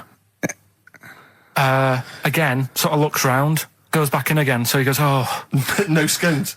right. No, So he goes, I've got to sort this out. He goes to the doctors, says to the doctor, I've got something up my nose. It just keeps coming out and having a look round, going back in. Didn't say So that. the doctor's like, oh, I haven't heard of that before, right? Didn't say that. So sat there. It does it again. The doctor looks, frightened again. Runs away. Yeah. He He's got a look of frightenness on his face. he had a look of medical frightenness. He dropped his stethoscope and legged it. No, he said, I know what it was. So what? So you got a leech up your nose. He had a leech about that long. What's radio? Well, how long's that? 4 inches. 4 inches coming out of his nose. Next time it stuck its head out, he grabbed it, pulled it out. That's horrible, though, isn't it? Isn't it? Can I just remind people, just let people know, when Kyle was saying it was about that long and Ricky said 4 inches, he was using his fingers. Oh yeah, he didn't have his There's nothing else there. fella out. No. So he had a leech up his nose. How did he get a leech up his nose? I don't know, again, I'm not that bothered about that bit. Buy it if you want, not bothered. Think about it. Come back, right? Come back if you want. Start again, Carl. I lost halfway through. Right, start that second one again. Right, well, you can buy... It's different. Well, the first one was bite it. Well, now this one was well, write it down. Bite. Right, do it. If it's a cryptic clue, all the letters count. Do it. Buy it if you want, I'm not that bothered. Think about it, come back, check some other places out first before you That was a crossword clue in the Times. So we've got no time for other clues. Right. So that's SC. Right. Do that clue again. Buy it if you want. I'm not fussed. Do you know what I mean? Think about it. Fast is making an appearance. Fast wasn't there before. Do the clue again. Do the clue again. Initials SC for that one. Do the clue again. No, I don't want to do it again. You haven't finished it yet? I have. That's it. No. Do the clue again. I can't do it again. Do the clue again. Buy it if you want. I'm not fussed. Right? Shop around. Come back. It's up to you. I'm not pushing you into anything. It's all right? up to you. Wasn't there? SC for that one, right? And the final one. That's good. I can play 10-pin bowling again. Okay, and what's the clue? Christ. That's O for that one. Oh. All right, so they're the three Now I things. assume that I'm not going to bother to look, but I assume there's a jiffy bag of taps Yeah. which people can win. All right, well, great, good luck. Ricky.gervais@xfm.co.uk is the email Play a address. record. Thorns. No, buy it if you want. I'm not fussing. Come back, have a look round. I'm open Wednesdays, by the way. Shut up, for. See you later. I sort of feel like, one thing we've never done, Rick, is we've never pandered to people, but as it's the last show, we've got to give the audience what they want. Right, what's this? Well, yeah, and I was going to say things they don't want as well. And well, just basically to keep a smile on Carl's face. Yeah. I say a smile, a sort of not quite a scowl. Yeah, he never really smiles. So, it's just really as a chance for him to have a go. It's like, you indulge an annoying child. The only time Carl laughs is for no apparent reason. Yeah. What do you think? What do you mean? Well, it's just, Do you know what I mean? Keep it. It should go to the winner. yeah, exactly. That is a very good point. So, Be warned. Don't open things that weren't addressed to you. Yeah. I did Pandora's that time, though, didn't I? box. There's some sort of lesson there. Yeah. What happened? All the evils of the world, wasn't it? Pretty much. What? Yeah. Oh, don't try to explain brilliant. it to Carl. No, Pandora's box. Go on. Well, told not to open it, opened it, released all the evils that are in the world now. But did the person say if you open it, loads of evil will come It's out? not true. It's not true. It didn't really happen. It's not like evolution. It's not the truth. But you remember that? Yeah, you won't listen to some of my stuff, like goldfish and stuff. No, it's not that we don't listen to it. It's that you would pass off how all the evils in the world got here. Because on Ananova it would be, Pandora opens box. Outcast. Hey Ya on XFM 104.9. I'm Ricky Gervais. With me, Steve Merchant. And over there, Karl Pilkington. Now we've got a new feature. Well, I don't know if it should become a feature every week, Rick. I'm not sure it's got legs for that. But maybe in the absence of Rockbusters. Basically, I was looking through the pigeonhole, and we got a lot of stuff sent to us, a lot of junk, you know, stuff we don't really want. And a lot of people, for some reason, they send us... Begging letters, a lot of that. We get sent a lot of CDs by people, bands, artists, who have not yet been signed. Maybe they've knocked something together in their bedroom. They got a band... And they just, for some reason, they want our feedback. They want us to sort of give them some thoughts on what they think, where they're going wrong, stuff like that. And I just thought, I was having a clear out, and I thought, why not just give them a little chance, you know? Yeah. Just throw them a bone, Rick. Honest critique? Honest critique of some of the artists that sent us stuff. Okay, go on These are then. bands that have not been, they've not got a record contract. This is exciting. Okay, name the 3 bands Well, first. we'll go through them individually, and I'll hear a little snatch, and then I'll get your opinions, both from you, Rick. I know you've been in the music business, you've got a good general knowledge of music, you've got good taste. Big time, and big also time. Karl Pilkington's views as well. Yeah. We know what to think of them. So this first band is called Kellerton Road. I'm sure they're very excited. As I said their name then, they probably can't believe it. They're phoning each other now. They're getting so excited. All friends are phoning them now. Yeah, Turn your exactly. phone off. They for can't people in believe this that. band. You don't want to... Yeah. Well, okay, then Kellerton Road. Kellerton Road. Play a track from them. So that's Kellerton Road. I think that's a track called Secretly. And looking on the back here, there's 6 of them in the band. They all pretty much look the same. They've got the long hair, the usual sort of look. What do you make of them, Rick? All right. Yeah? Quite like Yeah, that? good, yeah.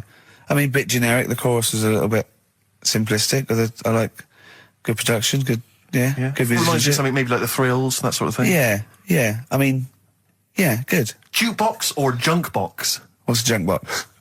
It's just, I'm just trying to make it sound snappy. Jukebox or junk box? Don't, because you haven't got it. Don't ever stick to what you're good at. Okay. What, being sexy? It's just sort of watching Doctor Who and stuff. You like that, don't you? Yeah, I love it. Okay, then right. What's the next one? So, well, let's just ask Karl Pilkington's opinion. Karl, what were your thoughts? Yeah, it's all right. Yeah? Yeah. That's it, is it? Yep. Is that why you no longer write for the enemy? Go on. So what's this next one you've got for us? Some of the educating Ricky I've got for you today is on the similar lines. Right. Oh, you've got to be impressed by that. You've got to be impressed by that's that. pretty good. I mean, I'm interested to see, you know, what they do. What they do with what the crowd developments are. But yeah, no, that's pretty good. Yeah. But I mean, amazing. Yeah. Amazing. Well, just digest that information, because that's not even the most impressive one we found. I think it is. I suppose it's pretty impressive, but the next one's maybe more shocking. Okay, right. But let's play a tune, and Ricky's got another extraordinary fact. Have you actually punched anyone yet? Have you actually? No, I haven't You punched person. I've punched pads and I've punched the bag and I've sort of sparred and that. I know you're going to get a chance to punch Well, as someone. I suspected, my punching power was alright, but my fitness is. I mean, it felt like I was smoking. Yeah. You know, but there's bits of lung that haven't had oxygen in them for 20 years. Yeah. And it's ridiculous. And also because it's not only it's being filmed, but there's other fighters there that are ridiculous. They're like machines, right? And it's that thing. I can go right. I can come out on top, but die now of a heart attack, but never give up. Or I can sit down and go, I'm sorry, I feel ill. And I chose that one, and of course they took the mick. Well, of course. But I mean, soon. As I said, I haven't got the respect yet of the boxing fraternity. But And how long have you got then before? 4 weeks. Okay, so Yeah. and do they think that they can turn you around health-wise in that time? No, Or they're you're being gonna be coming out on a realistic. Zimmer No, flame they're going during the fight? they're going to teach me the basics and see how it goes, you know. Right. But I mean, And each round is 4 seconds, is that right? yeah, 2 4-second rounds. with a Yeah. 2-hour break in between each one. A sit-down meal. So give them a number. I want serious suggestions of my fighting name. Nothing insulting. So what we can actually use. Well, let's give out on the email. BBC. That's always the easiest. Yeah, exactly, Ricky.Gervais at xfm.co.uk. What's the number, Carl? 08700 800 1234. And it doesn't have to be in the middle. It could be at the beginning, like the Rage. Okay. Ricky the Rage. Ricky the Gervais. Tits. Yeah, sure. Ricky the Man. Play a record. Big It was a favourite good of day, ours. yeah. Ice Cube talks to me about my life in the pub. yeah. A couple of emails are already coming in. They're flooding in, Rick, Yeah. inevitably, as boxing name suggestions for you. This is one from Matt, I think. He's given a couple, actually. Ricky the Pudding Gervais. Ricky Big Mac Gervais. There's a theme here. Ricky Pasty Gervais. The pasty. I quite like the pasty. Here comes great, the isn't it? pasty. As Carl said, he said the thing is, if you have a really good nickname, it's embarrassing when you lose. Whereas if you just call yourself, it's not so embarrassing when you lose. Carl, this is doing no good for my ego. Do you know what I mean? If you have like Killer Gervais. Yeah, and then you end up like vomiting, choking on your own vomit upside down, hanging out the ring. What happens if you win? Do you have to do something? Whereas proper? there goes the pasty being stretchered off in the first 2 minutes. Yeah. It's not such a problem. There he is, being lightly basted. And chuck down a mine. What do you mean, what do I have to do? Say if you beat Grant, say if that happened. Yeah, right. What happens next? What do you mean, what happens then? What? Do you think this is a contention fight for the big one? But do they, Well, then we make Ricky 2. No, but you know, do you know if they're planning on making more money? Because it's for comic relief, isn't it? So what happens on the night? No, it's for a charity of our Comic choice. relief would make sense. Yeah, Well, yeah. Whatever, right? Yeah, it was last time. I think that was last time. Is it sport relief? It's not sport. It was last time, right. yeah. But I think this is a program where And how do you make money for charity from this? Do we pay to sort of for how many punches to the head you're going to take? Or No, I just how think long you're going to last? I assume the BBC donate money, or someone, a sponsor or whatever. I don't know. Just donate money, because it's actually a program. This is more about a program with a charity angle. So yeah. So as if you get like killed, there's more money and food to go around. Maybe. But no, I mean the thing is, what's the next step? Because if they go like, right, yeah, well done, you've won, thank you very much. Well, Carl, what do you expect? That it's winner stays on? Yeah. Like in a fair, where I go out there and I let people punch me. on Bernard Manning. Yeah. And then my twin gets up. Yeah. It's a program. He's not going to turn pro. It's like faking it. Yeah, but what's the point if it's not going to go anywhere? Well, Sorry, him fighting Grant Bovey in a ring is not entertainment enough. yeah, what's the matter with you, Carl? Man's going to get his face pummeled in. That's Coldplay, Scientist on XFM 104.9. Right, competition, isn't it? no, it's Educating Ricky Part 2. Oh, is it? Yep. I wasn't even listening. He's doing all the work, I wasn't even listening. Oh, and he spilled some water down that. Right, what's this one again then? Right. What's the teaser headline? Teaser headline is, what's tomato with you? Brilliant. Yeah? Go on. How excited were you when you came up with that? You couldn't wait to come in and tell us, could you? I think it's a good one because you won't forget it now, will you? I mean, like the worm one. What's so special about the worm? You know, a lot of people think that if you cut a worm in half, 2 worms will grow, but no. What happens is if you cut the head end slightly nearer the tail than the tail will die, but the worm with the head will be okay. So, it's exploded a myth, and it taught me something. Right, so the second one, part 2 of Educating Ricky. What's tomato with you? Yeah. What this one's about is, ages ago. This is scientific. There's never a date. There's never a country, a location. Okay, settle down, children. No, this is A-level history. Right. Once upon a time. Yeah. When a mental place with swords was a king, forget his name, but he was a loony. So, and it was literally ages ago. Yeah. So, good luck in the exam. Yeah. Right. So, like, you know, alright, many years ago. Oh, yeah, cleared that up. Go on. They thought tomatoes were poisonous. Right? Okay. Because what Hold on, are they going to be proved wrong at the end of this story? Well, Because I don't want to give away the ending, but is it something to do with the... Are they poisonous tomatoes? No. Oh, you're having a laugh. I don't believe it. Go on. They could have been eating tomatoes all this time. Oh, Steve, what's tomato with you anyway? Okay, so hang on a minute. What's Let's just tomato with recap quickly. Many years ago, Yeah. when people thought tomatoes were poisonous. Yeah. Go on, yeah. Well, they didn't know they were poisonous then because they were still eating them. But what was happening? Well, they're not. was- But they're not poisonous. But hang on a minute. All right. And it's not. I'm just going to listen. I'm not even going Okay, to yeah, talk. no, okay, I'm not going to tackle it So, anymore. if you remember, years ago they didn't have like pottery plates. They had lead plates, right? What are you talking? Just let him talk. Sorry, what year is this? Let him talk. Come on. Plates made out of lead, and Right. what they'd end up doing, they'd say, right, do you want a tomato? And they'd go, yeah, all right. And they'd put the tomato on the lead plate and cut it. And because of the acid in the tomato, right, it would sort of make the lead runny, and the lead would go into the tomato, and they'd say, oh, it's lovely this, and they'd be eating it. They'd get food poisoning, lead poisoning, what have you, and they'd be really ill. So they thought tomatoes were poisonous, so they didn't eat them for many years. And when then you say someone said, they, do you this mean didn't the people of happen. Narnia? Yeah, this didn't happen. Where was Carl. this happening? Sort of in Britain and that. You put put him on the spot there. Oh, I hope there's no uppity pupils at this school when they go, what do you mean, sir? Oh, if you're gonna... Oh, I'm fed up with you. Do you understand? No. So the No, you've got... No, right, okay, first of all, Carl, where'd you get this information from? Where did 14 I get times that? as well? Do you know? You can't remember. I don't know where I got that from.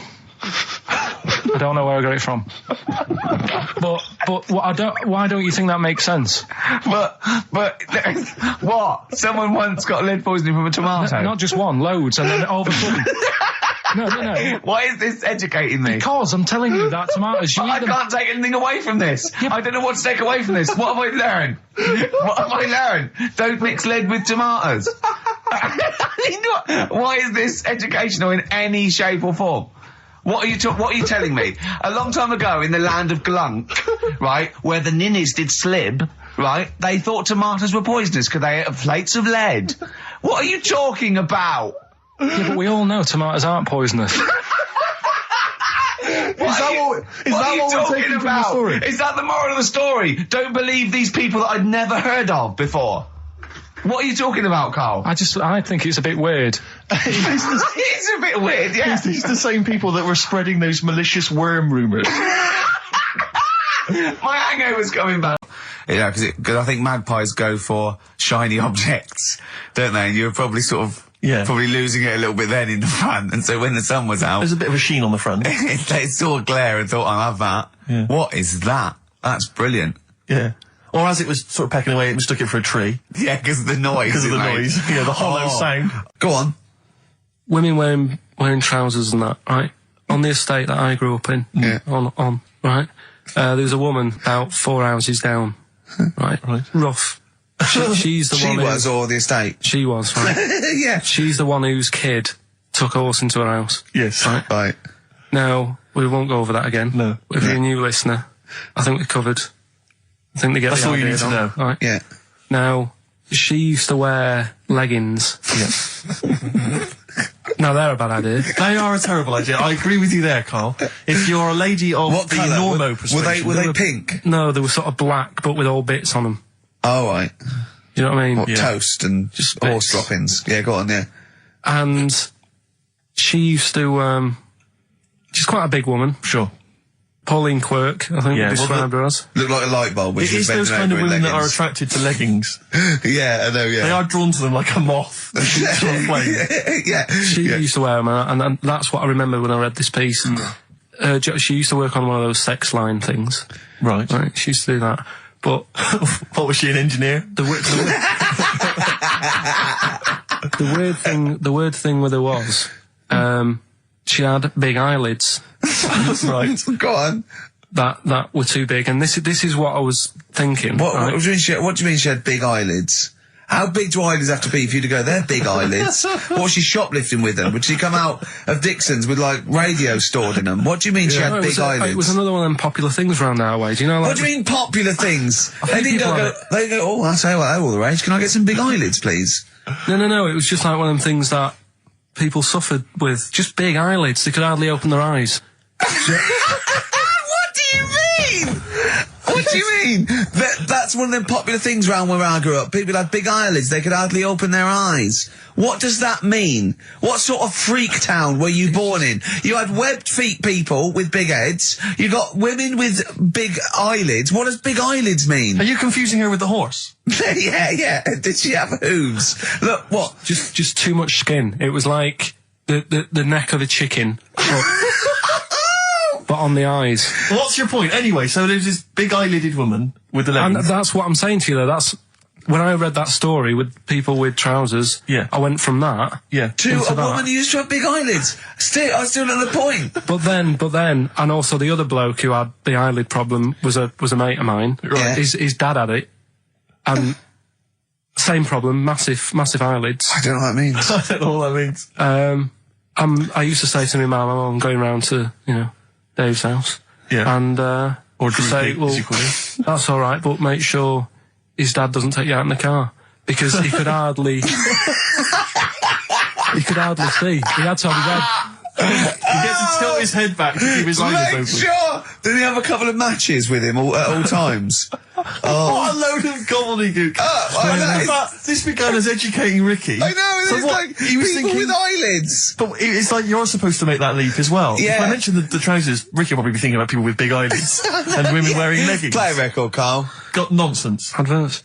No. No, all right. I had so much mash farmers. last night. I had so much sausage mash at the second helpings that I had to sit on the edge of a seat so my stomach could hang down.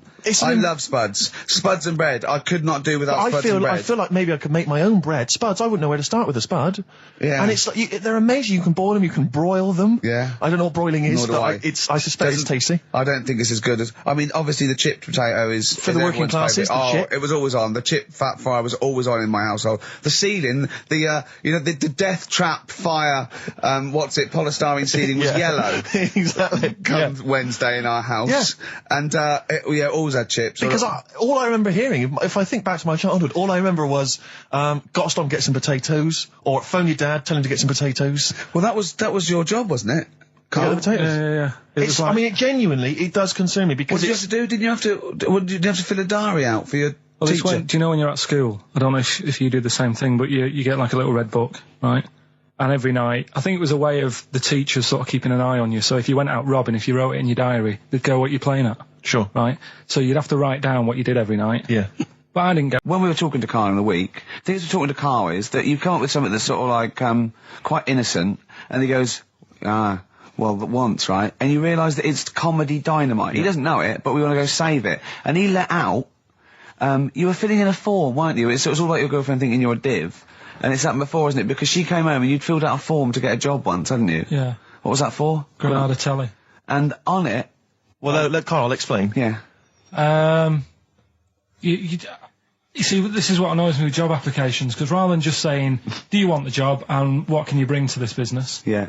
Do you want the job is a good one. Because the thing is... That's sort of the one for the boys. No, listen, right? Because if they say no, I don't think they want the job. Yeah, but listen. Go on. I mean, I presume with what you do, you have to take people on and stuff. What, in a fight, you mean? You know what I mean? Yeah. And I think it's more important that you're willing to graft and put the hours in. Sure. Than say that, you did well at school. Yes. Sure. Because if I wanted to, I could have done well at school. Of course. I just didn't want to. Yeah. So where's this going? So you had the application form. So when it came to the qualifications bit and that, I couldn't fill them in because I didn't have my qualifications. And it was also asking about your languages. And I put down English quite good. English quite good.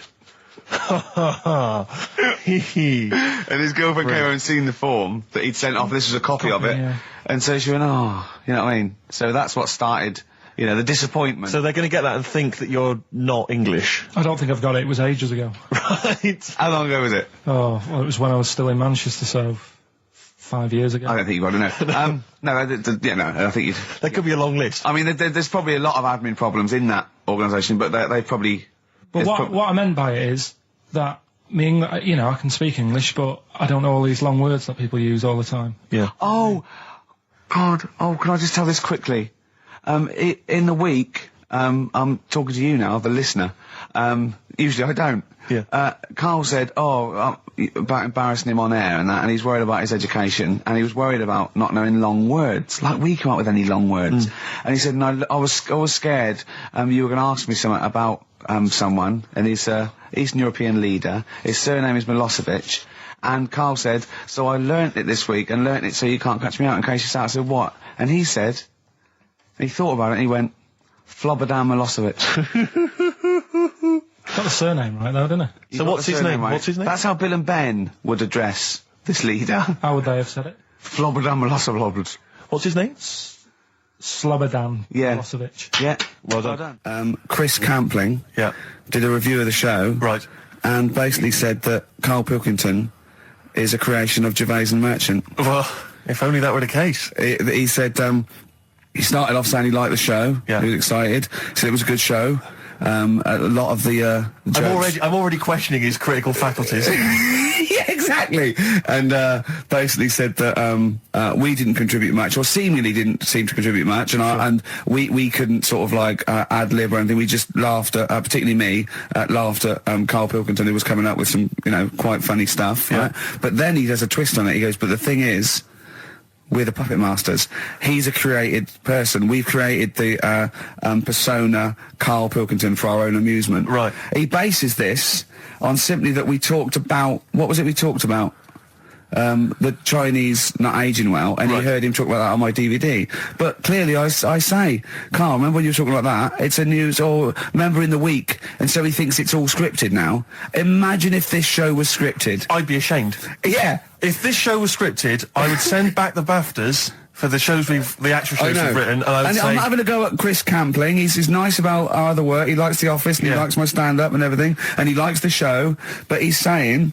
Because we're not spontaneous, we scripted this and invented Karl. So he's like, you know, we've invented another Gareth. If we had created Karl, I would not have squandered a character that good on this poxy radio station. Absolutely. Also, does he know that we spend about 3 months on half an hour script? So how long does 2 hours of drivel? But the main thing is, as if this could be scripted, it's dreadful. It's shocking. Or maybe this is scripted.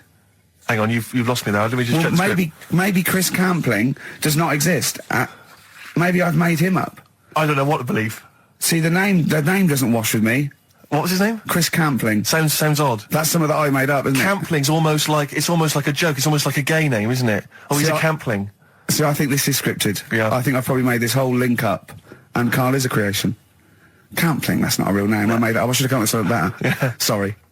Down to the River by Bruce Springsteen on XFM 104.9. So, yeah, that little fella in the Times thought Karl was just a puppet. We created him. He's an actor. What's his actor's name? Brent Hogwell. we got him from Spotlight. Brent Hogwell. This stupid, dopey Mancunian accent, he just puts that on every week. Yeah, exactly, yeah.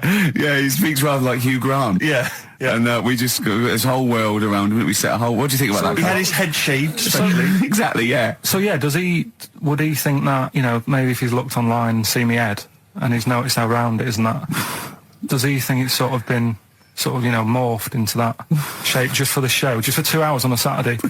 Yeah. You spend 5 hours in prosthetic makeup like John Hurt in The Elephant Man. Everything about him was made up. Yeah. We created him, because I remember coming up with Auntie Nora. Oh, yeah. You said, Rick, we need another character. I said, what about giving him an Auntie Nora? Doesn't sound convincing, I said. Yeah, and you said, what is it about? I said, well, I don't know, she farted for 5 minutes and she's got a fanny like a split tennis ball. No one's going to believe that. Yeah. Oh, that brings us neatly... Well, let's put that to bed now. So, Chris Campling, honestly, we do not script this shambles of a show, and Karl Pilkington really is like this. If you want, you can meet him.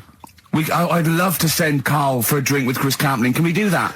And then he'll eat his words. Chris, if you're listening, honestly, this isn't a stitch-up. As I say, I'm not having to go at you. It's a very well-written article. It's very, very fair. You're just complimenting on his grammar. Yeah. It's a very well-written article, Chris. No, I'm saying we're not having to go. You've typed that beautifully. It's not like he snagged us off. I would just love him to meet Karl Pilkington. People in the street come to me and say, is Karl like that? And I so want them to meet him. Yeah. Or maybe he can send in, if he's online, he can send in 5 subjects for Karl to talk about that we couldn't possibly know about, just so he knows that we just really do throw things at Karl. It's amazing. What an amazing show this is. Shape.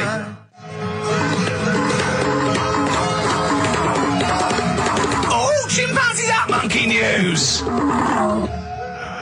Excellent. So, Monkey News time on XFM. Karl Pilkington, the man in the hot seat. Karl, what have you got for us? Okay, Monkey News this week. We've covered a lot of stuff. We have indeed. Now, do you know, like, there's places where you can go for, like, weekend rests and stuff, Sure. and you relax, you sit in a little spa, you might have a swim and stuff. Well, they've got a place done for monkeys. Of course we have. Right, they can go there, they relax, forget about all the stuff they've got going on in their head. They can have a manicure. Right. Got nice meals. It's not called a manicure though, it's called a chimpacure. Beauty treatments. Yeah. Right, they look good and stuff. Yeah, well, look good, feel good, yeah. Now, you might think, well, that's pretty normal. Well. The bit I haven't told you about is actually run by a couple of chimps.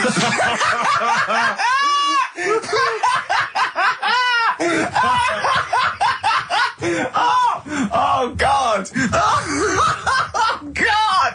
Oh God! You're a maniac! Right. Oh, for Christ's Let's just.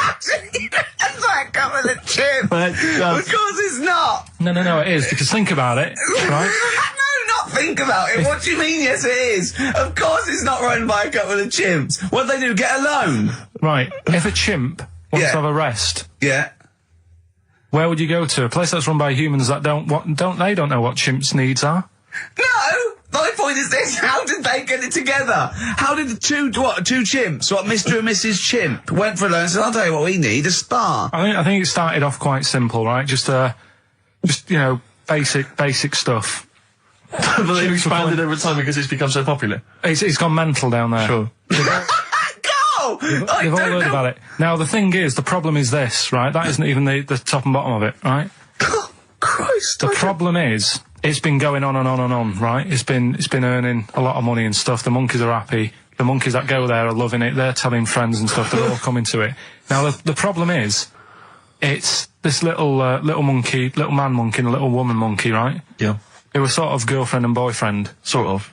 It's an open relationship. They can play around if they want. Well, the problem is they're not married, right? Now, trouble brewing. the lad monkey, fella monkey, he's getting quite old. Mm. And the problem is, because it's his name that's down on all the stuff. Carl, All the forms. actually, Let him I don't- finish. I'm getting scared now. Let him finish. It's his name on the business. And the problem is his missus is kind of like, what's going to happen? Sure. What If are you he getting this, passes where are you away. getting this from? Internet. Carl, I don't know where to start. No. This is the... Can we this just hear is the end? This is ridiculous. So the problem is, the Female girl- monkey is worried that the male monkey she's worried. is What's going going to happen with the business? What's going to happen? Of course. Right? Now, What do you mean, the business? the health There isn't spa. a business. It's a joke. Health Rick, spa. you're not listening. His name's on the form. The male monkey's name is in his name. Now the problem is, the woman monkey has got some kids, but because they're not blood relatives, it's not going to be handed down to them. And the What, court, they're kids from a previous monkey marriage. yeah, Right. so that they're not going to get it. Let me just check this out. Yeah, otherwise you don't want to check the facts, otherwise Yeah. you could look like a twat spouting shit on the radio. Please check the facts for scientific And security. they're just a bit worried because they're saying that the people in Ohio, which is where they've got the little health thing going on. So that makes it more believable that it's Ohio. Mm-hmm. I thought you meant it was Berkshire, in which case it would be rubbish. It looks like the local people are trying to get in there. They've seen the success of it. Sure. And they're They want a trying piece to of go the in and action. take it over and stuff. Yeah. So, Give me the piece of paper. Throw it away. Play a record. That's the worst one I've ever heard. And there's something wrong with you. You're educationally subnormal. Final tune from us. Tim Buckley. Lovely song called Wings. Back next week? Yeah. Yeah. See you, Carl. Well, we came in to a big bunch of stuff. Dropped off was it Becky from Marks and Spencer? Just like lovely stuff. Food, presents for the cat, books, just, to Ricky and Steve. Ricky and Steve who do the show, right? Ricky Gervais and Steve Merchant. GQ presenters of the year. Creators of The Office, right? Award winning. Carl's looking over. I go, maybe, it's not for you, no. And then he told me why he's grumpy anyway. Go on. Do you know what XFM are giving everyone? How long have you been here? about 6 years. What are you getting for Christmas from XFM? 2 CDs. Is that of your choice, or do they choose them? There's a list of about 30. Right. Tell them what List you of about chose. 30 CDs. I've gone for Kings of Leon album Yeah. and the best of Bob Marley.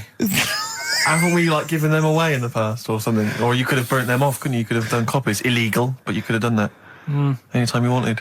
I don't think Bob Marley minds if you bootleg his CDs. It's out of order though, isn't it? It is bad. Although you Is do that get, always the case? Has it always been the truth of all the time you've been here? No, it has been better than this. yeah, although you do get paid quite well and you do have an easier time. Yeah, but don't give me the CDs then. If it was a milkman, you don't go, have 2 bottles of semi-skimmed. Happy Christmas. Yeah. That is a valid point. Do you know what I mean? You complain. Who is it who made this decision? Is There's it- no point. No point, is there? Why? Just no point. I don't like moaning anyway, just... Has it come from up top? Is it like from the capital people? Just everyone. That's what everyone gets. Yeah. Yeah, but will Christian get 2 CDs for getting up at 4:30 every day for about 5 years? And keeping this station afloat. Probably. Yeah. So that's why I'm a bit fed up. What you listen to first, Marley or Leon? Well, you have a bit of Marley. I'll tell you what Marley's good for as well. You're going to have a little beach holiday, aren't you, over Christmas, going to Lanzarote? Listening to that on the beach, you'll realise how wise XFM are in the long run. You know, you go, well, look, they could have given me 400 quid, right? I'd have spent that. But this is, you know, the legend lives The gift on. that keeps on giving. So you're probably, you know what I mean?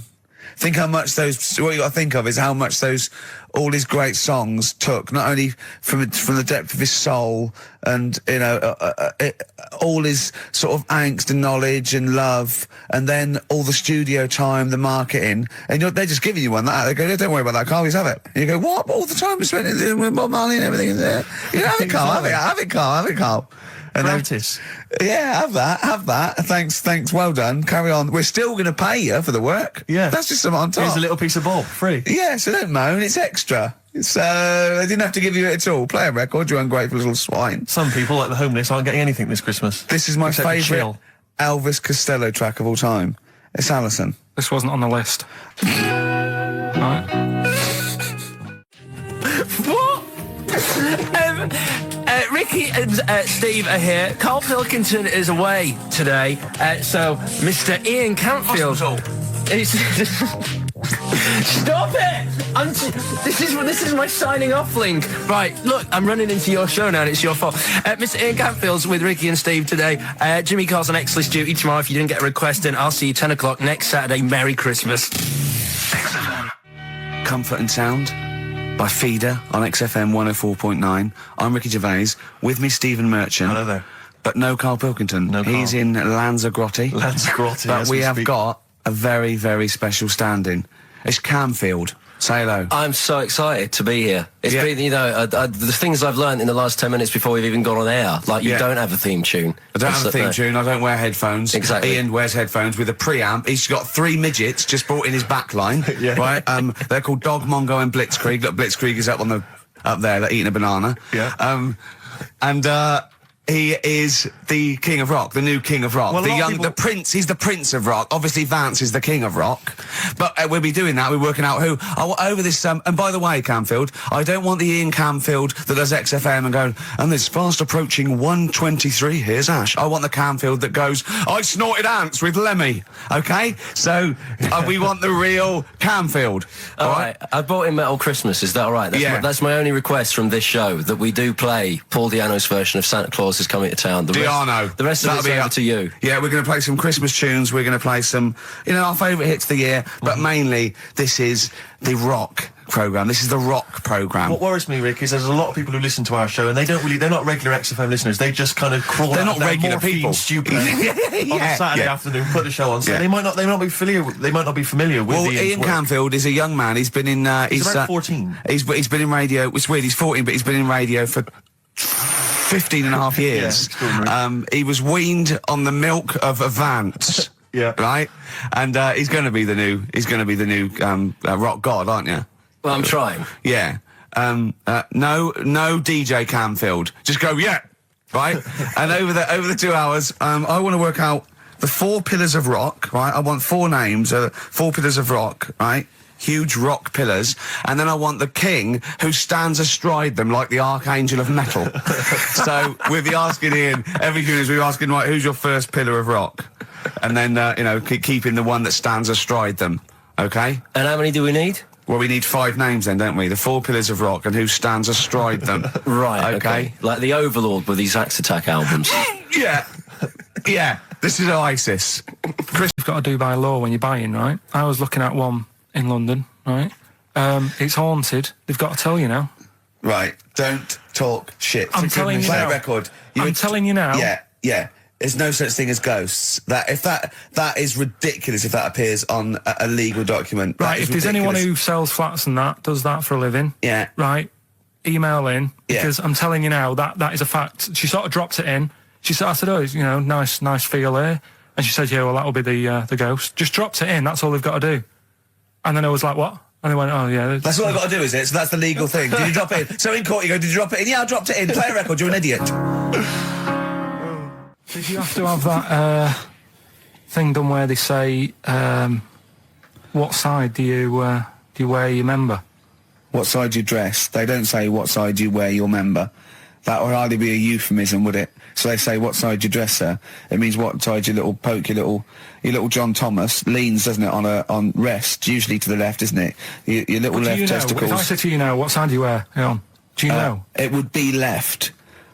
It would be the left. That's what I mean. If standing there, right, with nothing restricting it or holding it in or holding it up, right, it sort of leans. Your one ball is sort of like slightly back and lower, isn't it?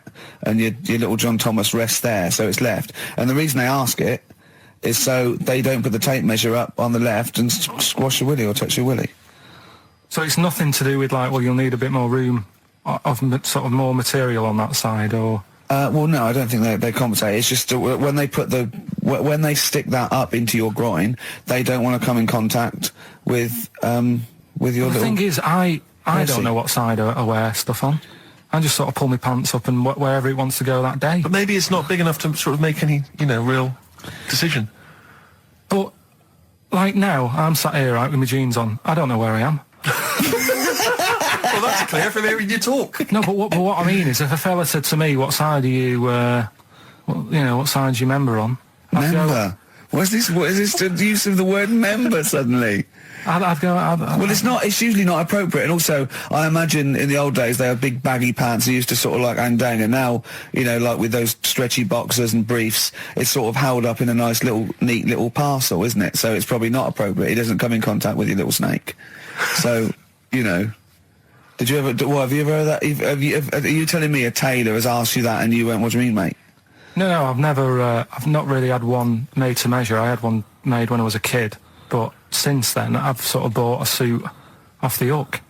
But when you were saying about buying a suit, I know that question sort of crops up, and I don't know what the answer is. It just annoys me the way I don't know. There's no surprises anymore. Do you know what I mean? People know. What do you mean? He's going to go, right, I'm going to measure you now. Which side shall I measure? Go, well, pot luck, go and have a look. Right, there you go. Oh, you got it. You checked me out. What do you mean there's no surprises anymore? What are you talking about? Everything you say is a surprise. Everything you say. Every opinion you have is a surprise to me. What I mean is, why aren't people just happy just to go, well, depends, doesn't it? I'll just pull the pants up wherever it wants to go. I'm happy. What do you mean? Why is this such a big issue? But Carl, when they ask you this question, they're not making a note of it somewhere. It's not statistical research to find out what the kind of common leaning is. It's a question so he doesn't touch it when he's using his tape measure. Just be careful. But he is being careful by asking the question. But what's wrong with him touching it anyway? If he's, it's only like a slight. Fair enough. But if he just sort of, knocks it a little bit, you can just go. Do that again? To me, it's the same as the prostate thing. It's just happening all over again. But the doctor doesn't go, oh, what side's your arse on, sir? Trying to avoid the arse. He wants to go, he knows where your arse is and he's aiming for it and he wants to get it up there. He's aiming for it for a good cause. This little fella's going, well, I've got to measure his leg. I don't want to touch the knob. I'll just ask him, sir, do you mind telling me where your cock is so I can avoid it? It's a big difference. But like I'm saying to you, I'd have to have a look first to let him know. I don't know where it is now. I don't know. It could be the left, could be the right. Are you telling me you don't know where your knob is without looking? Well, what do you mean without looking? How could... Well, you're saying it as if like... Should we have a guess? Well, have a look and tell us where it is. What are you wearing? What sort of pants are you wearing? I've got my jeans on. But you got pants on underneath them? Yeah. What are they? Briefs or boxer shorts? Boxer shorts. Boxer shorts. Well, it's probably free, but the jeans are probably strict in it. I think it's probably either in the middle, dressed in, or just slightly to the left. Have a look. We'll tell the listeners after the break where's Carl's knob. It's a good competition. Oh, brilliant! We've got to send this to the Sony Awards people.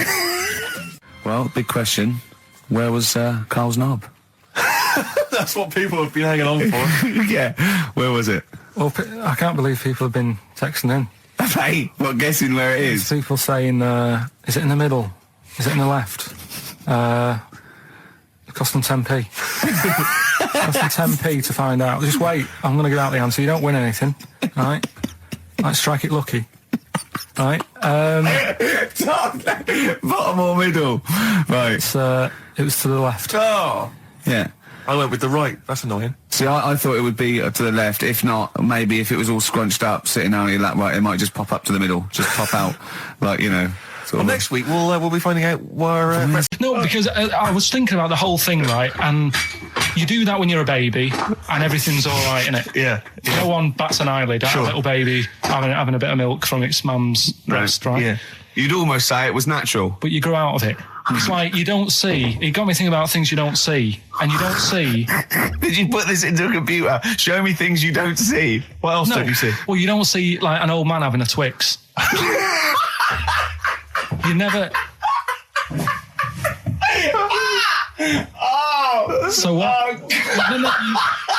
You know the terrible thing about all this, Steve, is he's right. You don't see an old man I eating know, a that's Twix. a terrible thing. So what they have got, right? They've made old man toffees, haven't they? They've come up with Gervais.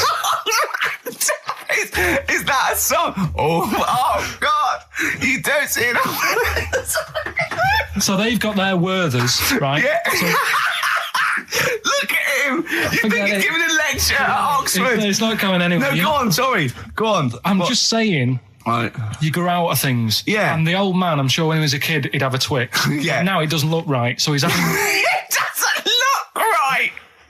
So... Right. I don't think Werther's originals were specially designed for old people. I think they were sweets that just happened to have been made for years. That's why old people eat them. Yeah. They didn't go, hang on, there's a market here. I've noticed old people aren't eating Twixes. Quick, let's make some old man sweets. But the little advert, he gives it to his grandson as well, doesn't he? He goes, I have a Werther's original. I think it cuts, though, before he throws it back in his face and get me a Twix. Into films and that, it's just that I only... You know, I've just got the 5 channels and flicking about... And I'm not impressed. I mean, I can understand why more people listen to radio and stuff. Yeah. Well, not this one, but go on. Well, when was it? When was the last time I sort of sat down and had time? Because I'm always busy doing stuff and that. Sure. Moaning takes up about 3 hours a day. When did Wimbledon finish? A couple of weeks ago. Right. Found myself sat there, right? I'm not having a go. I know we've stopped Cheeky Freak of the Week and all that, right? So I'm not going to be having a go. Christ, I sat almighty. there. I'm scared. No, I'm not having a go. You've always got to remember that. Go on, just get on with it. Get on with it. I'll apologise after. I'm just saying, watching Wimbledon, it wasn't, you know, one of the major games. It was little fellas in a wheelchair having a game. Little fellas in a wheelchair. Right. But for me, I mean, you know, great. They're doing a sport and everything. Don't put it on the telly. What was up with it? There wasn't like a rally going on. No, do you know what I mean? Do you know normally, Christ. like with the well, not Tim Henman, but with some of the other with some of the other players and that, they're playing for ages, aren't they? It's like, oh, who's going to win this and that? Yeah. None of that. It was just like, hit it, net. Oh, Christ! Oh, God! I don't know what to do! And people were like sat there watching it as well when they've got other games going on in there. That's what I couldn't understand. If you've paid your money to get in, yeah. I mean, like I say, good on them if they. Do you know what I mean? But it would have been. And they all start first in the marathon. I just thought it would have, you know, given the game a swing ball or something. Yeah. You know what I mean? No, yeah, I understand. Oh, God. Yeah. There's never anything on. XFM in the community. Let's play a tune. Ricky Gervais, Gervais. Don't put my name to this last link. Don't put my name to this last link.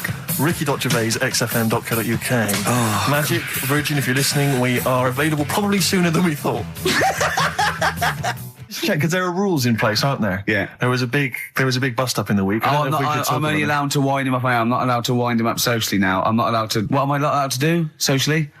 I think squeezing the head socially has been crossed off. Right, okay. And I agreed to that because it got to a head where, you know, Karl was really upset and he was thinking of just giving it all in, weren't you? Yeah. Yeah. Right. If you don't like well, okay, let's play Educating Ricky. Right. Brilliant. Go. Right. So- Ding-a-ling-a-ling-a-ling-a-ling. Educating Ricky. Right, what are we going for then? Hanging the bacon, airy Chinese kid, alien gives man a bird. I think Alien gives man a bit. I'd like to do that. Right, there's this fella, I think it happened in America, and he saw a bright light in the sky. And God, if you're bored. and he stood there. This is a true story, is it? Yeah. he stood there. Yes, of course it isn't, Steve. And he saw this bright light, and it came closer and closer, and it was a UFO, right? Yep. And he looked at it, and it disappeared, right? And he gets back in his car. He looks in the mirror. And he looks in the mirror. Yep. He's only got a beard. He has. You sure it wasn't someone else who got in the car and he was still standing out there? No, right? What? And it turned out, Yeah. he got home and said to his wife or his girlfriend, it's a bit weird. So I just got out of the car to look at a bright light, and I got back in the car and I grew a beard, and she said, never mind your beard, where have you been for 3 days? And what had happened is...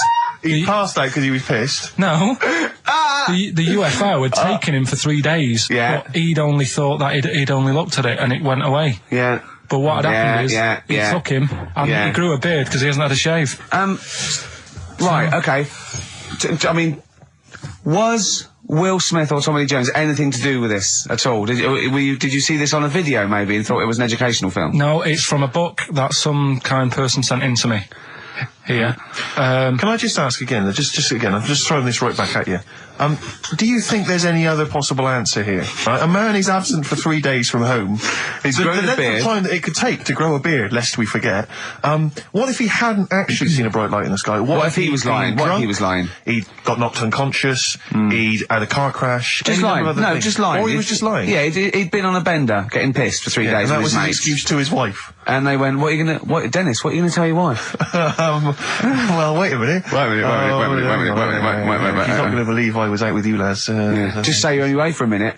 No, I wasn't away from it because of the beard. Oh yeah, look, it looks like you've been out for 3 days. Well, we have. That's Exactly. right. Okay, we've got to cover that then. Alien abduction. Great one. Okay, let's try that. Do you see? That's a little scenario there that could have been played out. So, when you say educating Ricky, what have I learnt from this? Never listen to you again. That's all I've learnt so far. Never listen to you. Yeah. Do you prefer knobs or tits, Paolo? Knobs. Knobs, you love No, knobs, do you? no, Can't get no. enough knobs, so you hate tits, I assume? Load them. Load You them. hate tits, do you? Yes. Okay. What, even Liza Minnelli's? I don't know what to say. I love hers. But not in a straight way. In a straight way. In a gay So way. okay. So you love knobs more than tits, I love right? knobs more than tits. Okay. I love knobs. In you go. Thanks very much. You know Britney's on, do you? Oh, she is so sexy. Oh. See, that's what would give me away. It'd be like the great escape. It's just the last. Yeah. You just. Well, you're. I mean, I think you're probably a bit bi. Right. Yeah, okay. but I mean, go in anyway. Thanks very much. Okay, the drinks are quite expensive. Oh, I thought so. Pop your shirt off, will you? Hey, Outcast on XFM 104.9. I'm Ricky Gervais, Steve Merchant, Karl Pilkington. You alright, Karl? Yeah, not bad. Yeah. Just, when you were talking just now about, like the gay stuff. Yeah. Right, I don't know if you saw, the thing the other week about the fella who's on that quiz show. Oh. Sort of, Oh, right. Okay. gay Who? fella, straight, sort of man-woman thing. What are you talking about? Tell me what did you see? Tell me what you saw. This This is like a kid come running in and he's seeing something frightening. It could be an alien, could be a ghost, could be a paedophile, and you've got to get exactly what actually you saw out of him. Right, what did you actually see? It's just this fella who's a woman. Right. Right, okay, right, try and talk like a human being. Right. It's a quiz show that's coming on the telly. And it's this woman. Right, is it a fella who's a woman, or is it a woman? Bit of both, that's why I'm talking about it. But what do you mean? Is it a pre-op? Is it a transsexual, a transvestite? Is it a ladyboy? Is it an hermaphrodite? What is I'll tell it? you about it. Well, tell me. I'm telling you. It's a woman. Well, it's a man. Oh, forget it. Listen. Play a record. No, listen. come on. What? It is a man. He is a man. Well, Oh, Christ's sake! it's a TV program where they've got this man who's Transvestite or television? It is a transvestite, yeah. So- but the problem is, I'll tell you just because you don't know about it. The program is I don't know. I still don't know about it. I don't know anything about it. Still, I don't know. It's a woman, man, woman, TV program. Look, TV. no, it's a man who is now sort of half a woman, and A man who is now half a woman. no, well, this is what's weird about it. He's got the top half, But not the bottom half. What do you sorted mean? He's out. got breasts and a wig. But he's still got his boys downstairs. He's Why got do you do that? his caps and the boys What are do you do still that there for? with his Y fronts. Why is but that? upstairs, he's got a lovely pair of dumplings. Why do that? Well, he's halfway through. But why not get it all done in one go? Maybe he couldn't afford it. Well, wait until you've got all the money. That just looks a mess.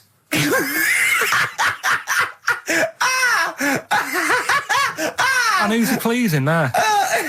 Well, he wakes up in the morning and pleases himself. He can't believe his luck. He doesn't know where to start. No, but what I don't understand, I mean, you know, I don't want to see him... Well, can I just seem finish that ignorant. sentence? What you don't understand is just about everything. Yeah. Right, what... I find it weird, right? I sort of get... I understand the gay thing, right?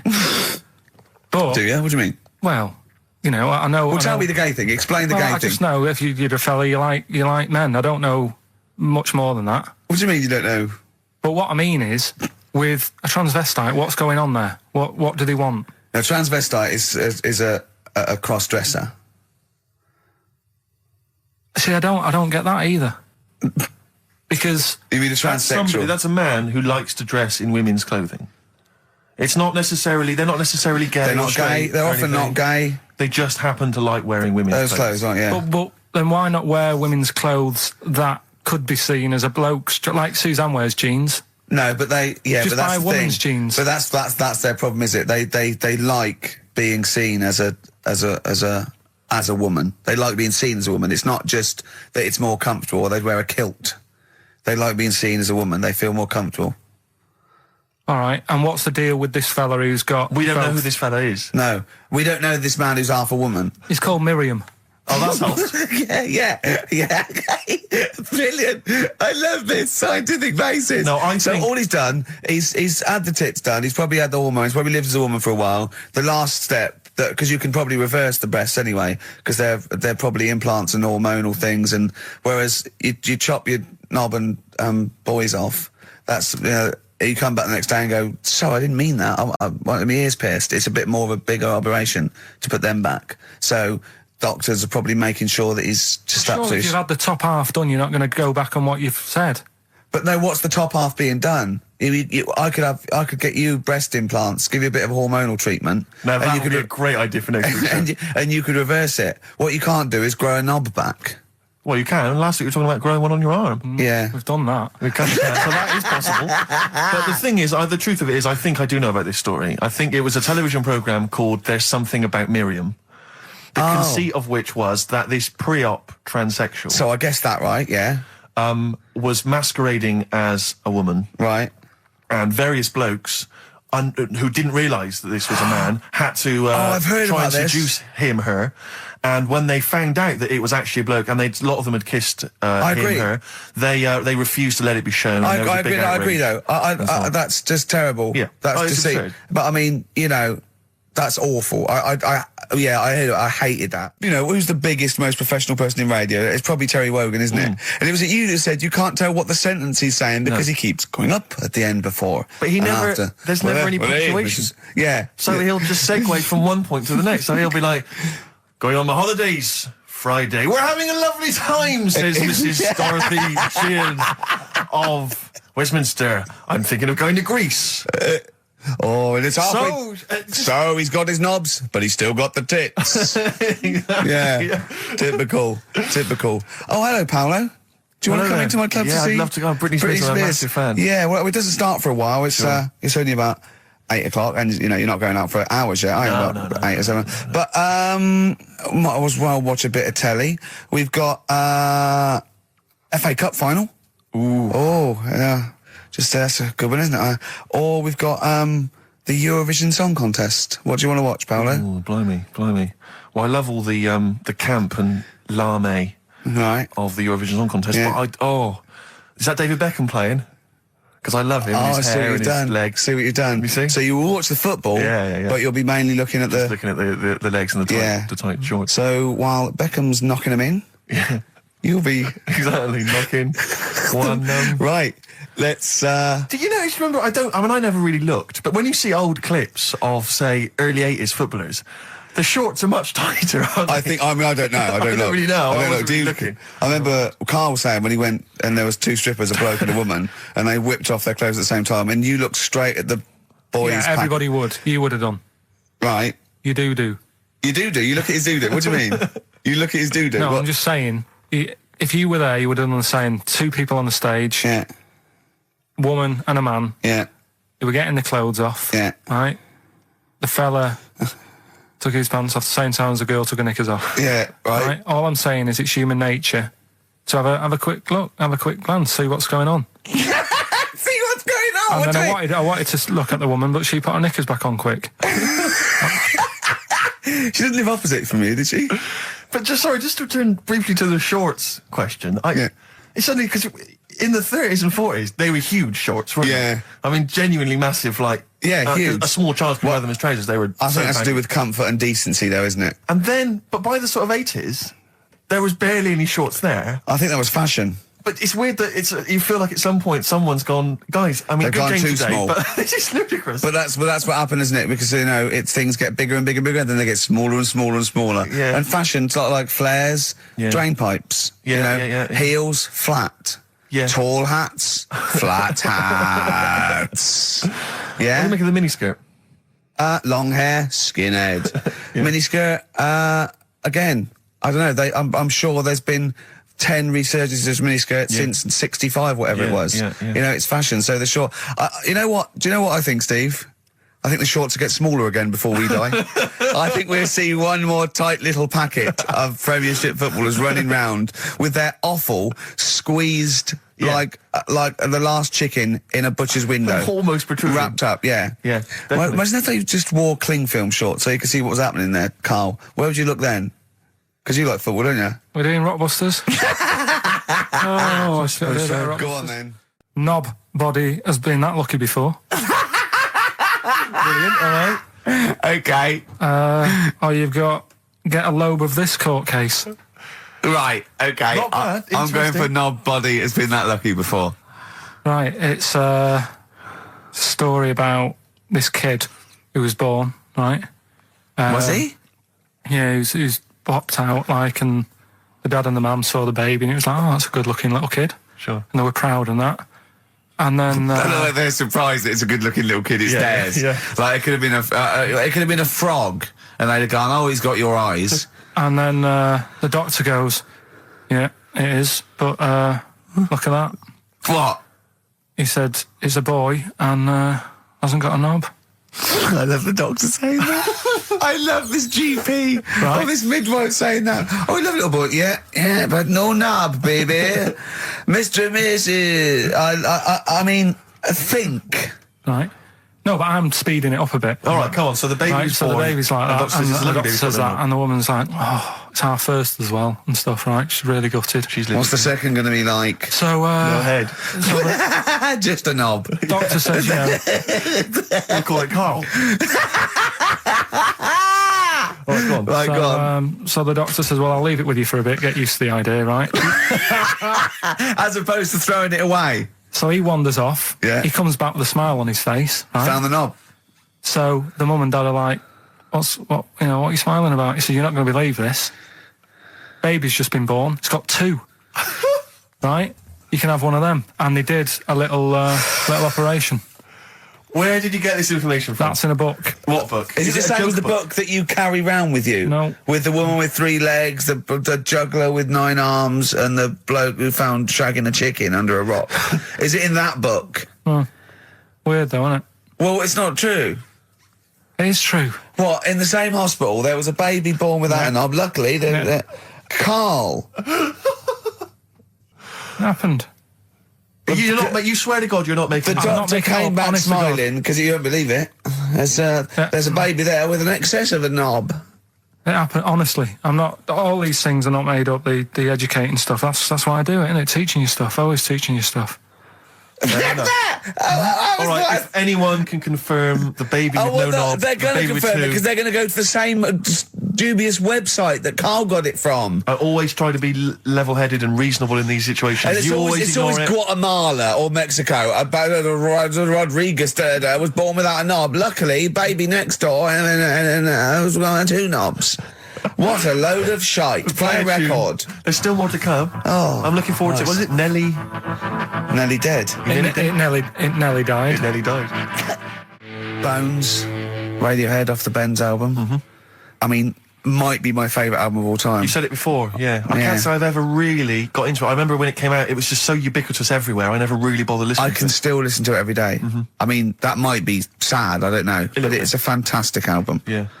On XFM 104.9, just practicing for when we talk about music. Talk more about music than maybe monkeys and people born without knobs, baby. Carl, any other thoughts? Educating Ricky. Can we just clarify what this is? I think a lot of new listeners perhaps aren't familiar with this. It's when Carl looks on the internet and finds a weird story about, the double knob fun, and tells me about it. And it's usually not true. Okay. If it is true, I know it already. Go on then, Carl.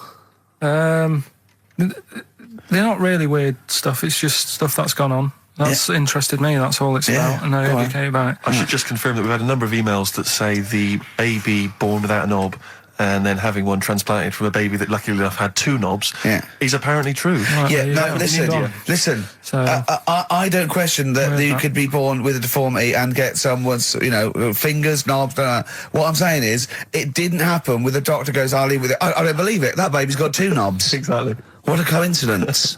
I bet that little bit of information isn't in there, is it? Sure. That he went out the door, I'm going to get a coffee, came back, bloody hell, hold on, look, here's an extra knob, I found an extra knob. We put that knob on there. Perfect. Run, Snow Patrol on XFM. Well, big question, where was Carl's knob? That's what people have been hanging on for. Yeah, where was it? Well, I can't believe people have been texting in. Hey, well, guessing where it is. People saying, is it in the middle? Is it in the left?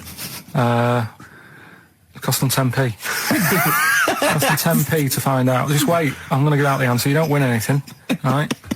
Like, strike it lucky. Right? Bottom or middle? Right. It was to the left. Oh! Yeah. I went with the right. That's annoying. See, I thought it would be to the left. Whatever. See, you're eating a biscuit. I can't believe it. Are you bored with this already? Do you know what? MTV called me last week. They called me again yesterday and said, when can they come down to do they're coming down next Saturday, by the way, to do a little screen test for you. They're going to sort of just film you with a little camcorder. You said this. They're going to film you. Are you alright? Do you want to, are you hungry? Do you want to go out and have a meal? I can't believe you're eating while I'm on air. No one can hear that. Do you know who I am? No one can hear Explain who I am. Well, that's Ricky Gervais, right? He's made his name on TV. Yeah. Okay, he's done any number of corporate gigs, and they pay silly money. So, I mean, this guy's earning, and really earning beyond his talent. All right? So I think I deserve a little bit more than a little mank eating a biscuit while I'm talking. Rick Gervais? Yeah. Have you won a BAFTA? Yeah, too. All right, so Yeah. just a little bit of respect. Yeah. Yeah. Carl, Well, what have you won? What have you won? I got a bronze certificate for doing a full week at school. That's great. It was only a bronze. What's that then? 3 out of 5 days. And I got me a little Crusaders badge, if you remember. What's the little Crusaders badge? The Crusaders badge for the religious club. So I was at the fella that you went and played ping pong ball, so they wanted to talk to you about God. yeah. Yeah. You got a Crusaders badge, did you? Yeah, that's why I went. That's why I joined. That's why I joined. For the badge. I like the little badge. Did 4 weeks, then packed it in. Travis on XFM 104.9 on Ricky Gervais with me, Steve Merchant and Karl Pilkington. We're doing Educating Ricky. Right, final one. Come on, Karl. Right, what was it? It was, why don't they just get a diary or some paper or something to write on? Yeah. Yeah. Because snappy. I couldn't think of a heading for it. It's basically, Go on. people who have tattoos, I've never understood it, right? That they have something put on their arm. Right, sorry. Have we started the educate? Is this part of it? Are you educating me? This is something that will be useful in my life that I didn't know about. Yeah. Go on then. No, it's just that they've got a machine out, right, that does tattoos. Tattoos. You come up with a design you want, and you this machine scans it, and you put your arm in this thing, and you press print or whatever, and then it does the tattoo on your hand or on your arm. Like loads of little needles that follow a pattern? Yeah, the computer, basically, yeah. Is it a real tattoo? It's a proper proper one. The fella said... well, as long as it goes out, it pierces the skin with a I just wondered if it's one of those kind of, those kind of... No, it must be lots of little needles or a moving needle that can go Sorry, along but it. how is this cleaned, like, in between each person? Dunno, probably... I don't know. Well, no, as long it's only that if it's one needle, it's just the head, isn't it? If it's one needle that moves and does it like a... like loads of little. What are we gaining from a machine doing it? Just because you know they're going to sort of mess it up. But hold on, how do you keep your arm still? Because your skin moves slightly. It's a machine it's won't- sort of strapped to your arm. Right, And so the it's fella, spread- I mean, so- the fella said that the tricky thing was in all this, it was the fact that, you know, nobody would let him test it out on anyone else, so he had to do it himself. But did it work? Because the thing is with a tattoo Yeah, it artist, works, they can see when your skin's moved and they can see what they've done and they keep wiping it and looking, whereas a machine's just got to trust itself. So I think one needle could go wrong. If it was a lot of needles, that it just came down, like, you know, 1,000 needles that was an imprint. Yeah. But obviously I'm asking someone who's hasn't delved any further than there's a machine that can give you a tattoo. That's all you've got at the moment, isn't it? Well, yeah, basically. That's all you've got? I mean, that's what I've got, because I'm not a fan of tattoos. I don't... But where did you read this again? This was... Internet? This was on the internet, yeah, it was, yeah. Okay. And I just don't understand why people do it. That's what got me attention. Because me... Sorry, what have I learned from this? That if you wanted to get one, you know, you can get one done by a machine now. You know, people say machines are sort of taking over and that, and there's another one. But it's just the fact. I mean, I don't know. So give us the snappy title of this education again. Why don't they just get a diary or some paper or something to write it on? That's what I always think when I see people with loads of tattoos. Like there's that fella who we were talking about the other week in Scotland who was covered 99% in tattoos. It's just like, what have you done that for? Yeah. Do you know what I mean? You can't get rid of it now. You've done it now. Yeah. One of my uncles, like Tattoo Stan, he's just caked in them. Tattoos. Right. I don't think he's my proper uncle, but it's just like my dad's got. Tattoo Stan. No, my dad's got. That's a province in Russia, isn't it? My dad's got loads of mates who. When you like, say he's not your names. proper uncle, Do you know how, like, when Just a bloke someone who used to comes hang around around, with you're the alright, Uncle Stan? Yeah. Do you know what I mean? And there was, my dad had loads of mates like that. There was John the Screw. right? So he either works in a prison or he likes to have sex. Cabbie. Cab driver. Okay. There was Jimmy the Hat. I don't know where he Jimmy did. the Hat. Yeah. And, Did he wear a hat? No. No. There was Fred the Veg. You sure he wasn't a relative? Sorry. Fred the Veg used to get us like big bags of potatoes and that. Fred Veg, okay. And there was Tattoo Stan. Right. And he was just caked in them. And I used to always look at him thinking, why have you done that? I must have only been like, you know, 6 I or suppose 7. if you're born with a name like Tattoo Stan, Exactly. you're destined, aren't you, were really? they like a 1950s gang? I'm worried about... I'm worried Doing about... a bank job. What was his name? The Hat? What was his name? Jimmy the Hat. I'm worried about Jimmy the Hat. Yeah. Not having a hat. I don't understand Are it. you sure he didn't have a hat? Not when I met him. Did he ever wear a hat? I didn't see him that much. Do you think it was a joke, like, you know, when your mate's sort of like, you know, 8 foot and huge, you call him Little John or Tiny? Do you think... Well, the fact that he never wore a Yeah, hat. they went, hold on, I've noticed something about Jim. Go on. No hat. And I go, oh, true, let's call him Jim the Hat. Jimmy the Hat, yeah. But my Uncle Stan, he had like loads of them. He did them himself. Oh dear. And it was always that thing. God. What was it things like? He had like the cross. cut here, Cut here, on made the in neck. Britain. And if you're going to do them yourself, I'd say at least make sure you're sort of a good drawer. Yeah. And don't do it in the mirror so it comes out backwards. Well, that was the other thing. But like, I remember he did. I mean, names are all right. He had like all his kids' names down his arm. And, what are they called? Yeah. oh, God, it's Tattoo Stan Jr. Yeah. and Paul shits to bed. I'm trying to. Oh, Wabbai Kate. yeah. But he had. Frankie never amounts to anything.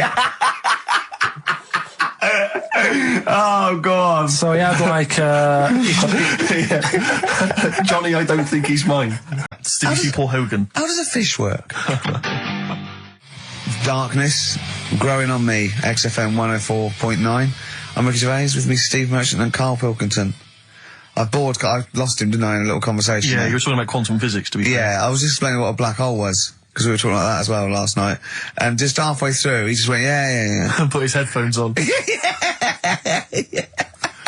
Brilliant. Yeah. Oh, the dear. thing about Karl is he speaks with such authority about things that he thinks he knows about. Monkeys. And when you try to explain to him about stuff, you know, he goes, no, of course ghosts exist. And you Yeah. try to explain to him why it's conceivable they don't. No. He can't be bothered with that. Yeah, you did all your learning at about 12, didn't you? Yeah, but I'm still picking bits up now. Said without irony. Oh, brilliant. What have you learned recently? Anything interesting recently you've learned? Darwin, that's why I was asking you about him. Right. Yeah, Darwin, we know what you did, didn't you? I don't know what he did. I just read the other day that they've got a treatment for whatever illness he had. I thought it was a bit late. Can you imagine that, saying that to his family? What did Darwin do? I don't know. You were just trying to explain it to me, but I'm busy doing stuff, aren't I? I can't take it all in whilst I'm sorting the ads out, putting CDs in.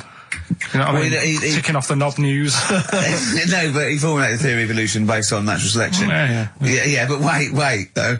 Do you think that's good? Do you think he's, well done? You're impressed with that? Because you're not impressed with things like, you famously said, Newton, so it said gravity, but it was already there. If we'd have been floating around, it'd been a problem. We weren't, so keep out of it. That's what you said. You said Einstein. I've never used EMC squared in my life, but the bloke who invented the video recorder, I watch one a week. So I wonder if you're impressed by Darwin formulating, I think, the most important scientific theory since Newton's laws. Has it made a difference? Or whatever he said, would it have happened anyway? You can't do that. You're not allowed to say that. You can't say, oh, well done, I'd have found it eventually anyway. You can't do that. You've got to give people their due, do you know what I mean? But now it's difficult to find stuff because there's less to find out now. It's not a competition. But on what scale? On what scale are you looking at? Why do you mean there's less to find out? Well, no, I mean, they're bringing stuff out that... Do you know what I mean? It's just... The iPod. Well, yeah. Sure. Didn't see the point in that, No. the iPod. Now, what he was saying is, if you send a man to the moon, right? Yeah. He was saying to the fella in the rocket, it would seem like 20 years to him. Yeah, not the moon, but yeah. No, it was. That's what it said. It said the moon. Well, it wouldn't, because it's only about... No, but listen. So it took 20 years to the fella, yet people who are on the Earth, it would seem like 2000. Yeah, because time is relative, not... I don't... What do you mean? Right. Well, listen, the fact is that it's tending towards the speed of light where it really makes a difference. They've even done it with atomic clocks, where they've sent one up, even in Concorde, and it's like 0.01 of a second difference. What is the watch? Yes, yeah, because greater speeds. But why does speed affect how a watch works? Right, I don't think this is a conversation... Look, speed is... Sorry, See stop. what I mean, though? Just See stop what for I a mean, moment. Steve? Right. See what I've done? I don't think this is a conversation to be had on a Saturday afternoon on a radio show. But I'm just saying, though, it's not me, is it? It is you. You went quiet, Steve. No, because... You're having problems Because there. I'm not going to be able to explain it to you. I will explain in to you a light, frothy way. It's speed equals... Basically, velocity equals distance over time. When velocity doesn't change, and nor does distance, time has to. That's his theory. Yeah?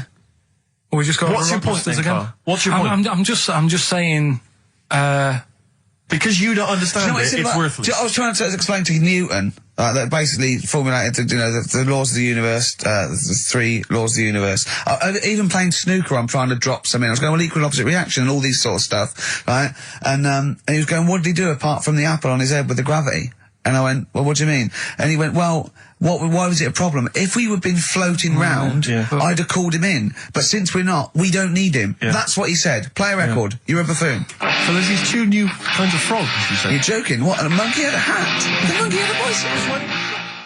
I Believe in a Thing Called Love by The Darkness on XFM 104.9. Last show. Possibly the last ever show. It's up to the K-Man.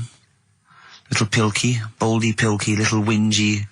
Dimmo Manco, as he's called, his Latin name, Dimmus Mancoid. All right, Carl? All right? You're going to miss this, aren't you? Nope. Right, Steve, something they do now, right, they've got to do by law when you're buying, right? I was looking at one in London, right? It's haunted. They've got to tell you now. Right, don't talk shit. I'm telling you now. Play a record. I'm telling you now. Yeah. There's no such thing as ghosts. That is ridiculous if that appears on a legal document. Right, if there's anyone who sells flats and does that for a living. Yeah. Right, email in, because I'm telling you now, that is a fact. She sort of dropped it in. I said, oh, nice feel here. And she said, yeah, well, that'll be the ghost. Just dropped it in, that's all they've got to do. And then I was like, what? And they went, oh, yeah. That's what I've got to do, is it? So that's the legal thing. Did you drop it in? So in court you go, did you drop it in? Yeah, I dropped it in. Play a record, you're an idiot. We were educating Ricky earlier, Carl. I wonder if we should resume that as the clock is ticking away. All right, you got 2 bits of info that you could be leaving the building with today, right? You've got where there's a will, there's a way. Yeah, I have that one.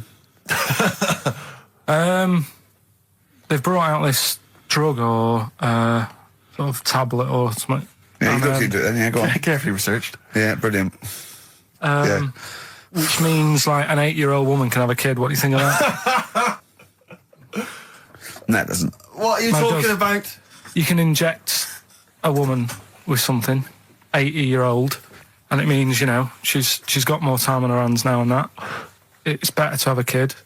She can have a kid later on in life. I just realised where there's a will. Yeah. Very good. Very good. Right, well, let's just move on from that because it's clearly drivel. No, it's not. I think it's a bad idea. Of course it's a bad idea. Right. I'll even give you that it's true and possible and might even... It is true and possible. Okay, It's been hanging out. It's not even recent. It's like a few weeks old. Yeah. Okay. Well, it's terrible. No, you shouldn't do it, yeah. All right, what's the final educating Ricky? So far, I'm not impressed. Get her a cat. Yeah, get her a little Pekingese. Don't let her have a child. Yeah, but it's meant to get you thinking, like you're saying, well, she shouldn't have a kid. By the time he's 5, she'll try and pick it up and her arms will break. Whose arms? Moving on, what's the next one? Would she be able to breastfeed? Yeah. And she'd be able to do it standing up while he was on the floor. Talking to nipple.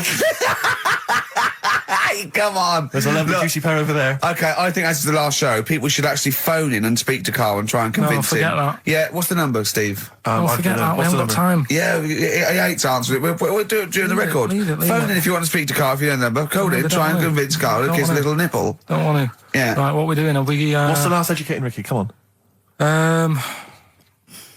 Hook, line and good thinkers. Brilliant. Okay, Yeah, cool. sounds good. Go on, what is it? They've found a lot of fish with 2 heads. What do you think of that? Well, don't know. What do you mean they found a lot of fish with 2 heads? Who has? They've been messing about, basically, these scientists and stuff, and they've said, look at this we can do. And they're making loads of fish with 2 heads. They can do it now, and they're saying, that's good, isn't it? Do you know what I mean? All right, play a record then. Yeah, but what do you think? I think if they can do that to fish, they should try and do it to you, and then at least you'll have 2 brains to work with. Yeah. And we might... Arguing. I'd love you arguing with yourself. And you end up you're walking on the street, but you're just headbutting each other. Just cracking heads Imagine in the the middle. squeezing fun you'd have for it. I wouldn't know what to do. I'd bang them together. It'd be like one of those knackers you used to have at the playground on the string. I'd just whack them together. I hit your head on the window, didn't I, to see what the noise meant today, didn't I? Yeah. Just if I had 2 heads, right, would I be able to sort of do shifts? Do you know what I mean? Say if this is a start or something, they're trying it out with fish and that with 2 heads. You'd be 2 different people. You can't think like you're one. It doesn't make sense. If you had 2 heads, you'd have 2 brains. You'd have, you know. Well, that's all right. But say if we did the same job, well, we'd be doing the same job. Yeah, you could. So you could say, right, you work through the night. You'd take it in turns to do your job badly and moan about it. Yes, it'd be fine. He's giving it some serious thought. I know, yeah. And so's his other head. Yeah. But also, they're saying there's like a fish shortage, and I was wondering whether they're doing like they're trying to make that better. Do you know what I mean? So yeah, they do like as the head is the bit you throw away, it'd be perfect. No, but when they do a head count like they do, that's what they do. They do like they count fish. They get fish. But okay, just end the line. 1, 2. I think you'll find we're 1, sir. Don't answer back. Rick, I should just point out that I feel... Don't answer back! Come on, I think Carl has... You were going to tell us a little story about just a Volvo passed my estate? test. Yeah. My parents had a big Volvo estate, and there's quite a big car to drive. My parents didn't have a car. But I know you don't drive cars, Rick, but it's got a big car to drive if you've just passed your test. It's safe though, isn't it? It is very safe, that was the thing. Yeah. And I come from the West Country, obviously. There's quite a lot of windy lanes around there. You're joking, do you? they have cars there. Well, here he comes. Blimey, Carl. Learned on a tractor, automatic it was. Do you want me to tell it or not? Oh! Don't move up the accent! Oh no, I'm not words. Oh, go on. Oh. Go on. So I went to this You party. have a go at him being from the north. Not when he's telling an anecdote. He's never telling an anecdote. Oh yeah, fair point. Yeah, come on. So I went to a party and I was quite excited because I had the car, the motor, and there was a chick heading down to the party that I was like, I had my eye on. And I thought, now I've got a car and going to the party, it's going to be amazing, right? And various friends had said, like, can we get a lift? I thought, yeah, groovy. I'll pick up the chick as well, who's a friend of a friend. Yeah. So cruising down to the party in the motor, the Volvo estate, and there's nothing sexier than that. Slipping a little bit of Billy Joel on the stereo or whatever. Something classy. Go children. Exactly. And maybe it was Billy Ocean. I think maybe it was quite a Billy. Maybe it was Get Out of My Dreams, Get Into My Car. Ideally. Yeah. So I get to the party, and inevitably it was one of those house parties where the chick that I had my eye on, she kind of was chatting to other guys, and she wasn't really paying attention to me, and I was sort of... Trying hard to get, was she again? Same old story. Oh, they make me They laugh. know how to tease, don't they, the ladies? Laugh. Who are they kidding? So I'd follow her like a dog, from room to room. Yeah. And watch her Quite while... literally, sometimes he was barking. Yeah. And while, just watch her while she talked to other blokes. And then, obviously because I was driving, I wasn't drinking, so I was not really enjoying myself. And then somebody said, should we go and pick up Vera?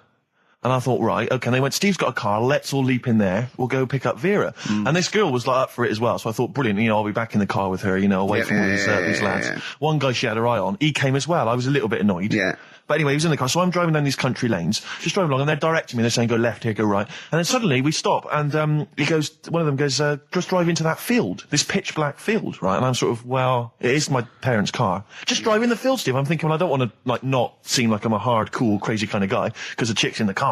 So drove the car into the field, they all leapt out, started running off into the darkness, shouting, Vera, Vera, Vera, where are you? So I'm just sort of sat there in the car, waiting. Wasn't Vera Lynn, was it? Because she likes to hide in fields. Bizarrely, it wasn't. Right. It was just, I was just left in the car on my own with Billy Ocean, and suddenly, at the darkness, they come back holding a Vietnamese pot-bellied pig that they had stole from a nearby farm, and they knew that the pig was called Vera because someone knew the farmer or something. Anyway, so they got this pig, so now they're going, I'll put the pig in the back of the car, we'll take it back to the party, it'll be hilarious. I'm thinking, well, I'm not sure I want a pig and all its, piggy crap in the car, right, crammed in there. But they say, yeah, so obviously I'm thinking again, I don't want to look like I'm, a nerd. I'm terrified of that, Rick, ever happens. Yeah. So, So you go, hey, bring the pig into the car. Exactly. I'm no nerd. Exactly. Yeah, go on. So now we drive off again. I got this pig kind of squeaking in the back of the car. And, they say, stop again. Let's do some cow tipping. And they do that old thing, about the fact because cows sleep standing up, don't they? So you can push a cow over and stuff. Yeah.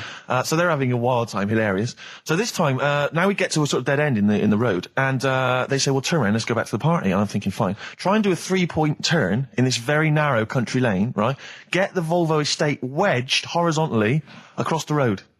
Can't get it out, just can't seem to sort it out. I don't know what, I'm panicking because there's a pig in the car, right? And, local disgruntled farmers, right? People drunk, partying, probably off their head on some kind of weed, Rick. Was it loads of blokes with, pitchforks and flaming torches Exactly. going, burn him. He's playing with our pig. Exactly that. And so that, do you know, I was so terrified that all I could think was they're going to have to send a helicopter to lower a magnet onto the top of the car to lift the car up and put it the right way round. You used to read a lot of comics, didn't you? Yeah. So, do you know what I started doing? What? Crying. Did you really? Yeah.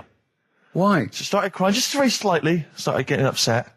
And the other guy that the girl fancied, he had to get into the driving seat and sort it out for me by slowly edging forward So and that's backwards. the worst bit of the whole story. Yeah, edging slowly back and forwards. He just sorted it out, just slowly worked the car back round, and then we were off. You were just gently weeping. Just gently weeping in the back. The bloke had just taken the bird that you saw from a distance. Exactly. That was basically your wife in your head by then. Oh, yeah. Was it? I can't We believe were it. happily married with a pig for a child. Don't joke, that could happen. I know. The pigs come, if you like. Sorry? What did you say? What did you say? What did you say? When you do what, Carl? What? What did you say? No, what did you say? Because I don't want to have to go to the radio authority again. What did you say then? Just remember. We are going out live, Carl. Yeah, remember Tom Binns, right? What did you say? What I'm saying is, why were they shouting Vera? Because pigs don't come to the name, do they? Hey? I don't know the ins and outs of pig, of how to lure a pig into your trap. Can I just tell you some very, very interesting things about pigs? Please do. Right. One, everyone knows they have a corkscrew-shaped penis, right? A corkscrew-shaped penis. That's the tail, isn't it? Two, they can't look up. They can't put their head back and look up, right? 3, they can have a 30-minute orgasm. Rick, is it only pigs that have got a corkscrew-shaped penis? No, and landlords. Now, what I'll do, I'll tell you as much as I know, and then you can fill me in if I'm right or wrong. And then at the end of it, we'll get to the bottom of whether we need them or not. Okay. All right. So first of all, the first thing that I found out is that they have 18 knees. That's not exactly possible. They're insects, so they have 6 legs. Yeah. And a knee is usually the junction between femur and tibia. That's sort of classic human knees and every other animal knee. So with 6 legs, you can only have 6 knees.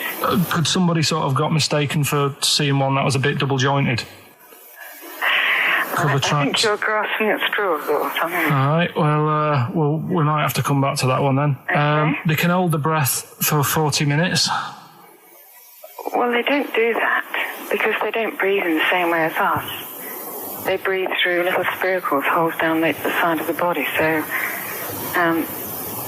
no, they're not a very apt simile because the method of breathing is so different. What do you mean? Because insects have a totally different system. They don't have lungs in the way that we do and just breathing through one part of the body. They're actually breathing through every segment of the body all of the time. So even though they've got their mouth shut, they might be able to slide. Nothing to do with breathing. So only just feeding.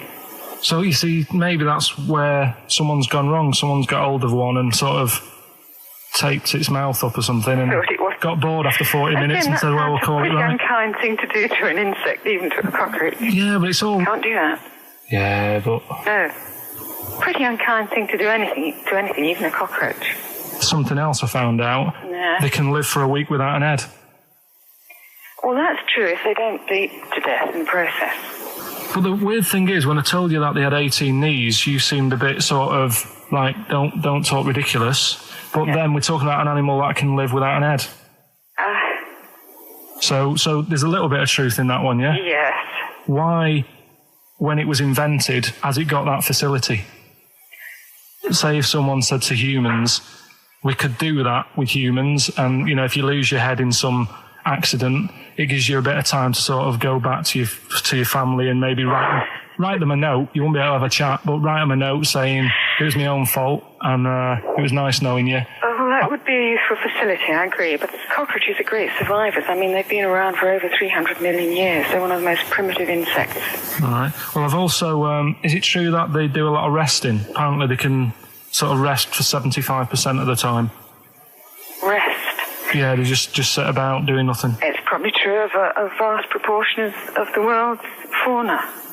I mean, maybe the 25% that they are working, they're really giving it some, so it might make up. They're probably searching out food and, they can slow down considerably. You can chill insects in the fridge and they'll become very, very quiet. You might think they're dead. Yeah, but I'm sure, you know, if we were sat in a fridge, you know, we'd go a bit quiet, wouldn't we, you know?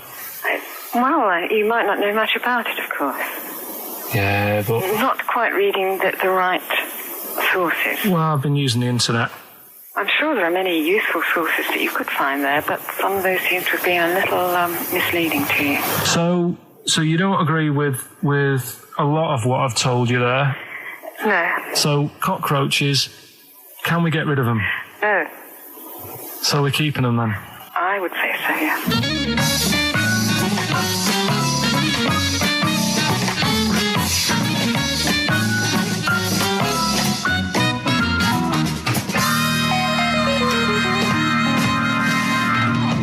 I think we should get her on more often because she sounds like she'd be a bit of an ally, really. Because she knew immediately that you were talking nonsense. She even said, I think you should be more concerned about your sources, which I've been trying to tell you for a year, right? The fact, I mean 18 knees, where did you get that from? It was on the internet. They can hold their breath for 40 minutes. I mean, I don't know what you read and take on. Mad world, don't it?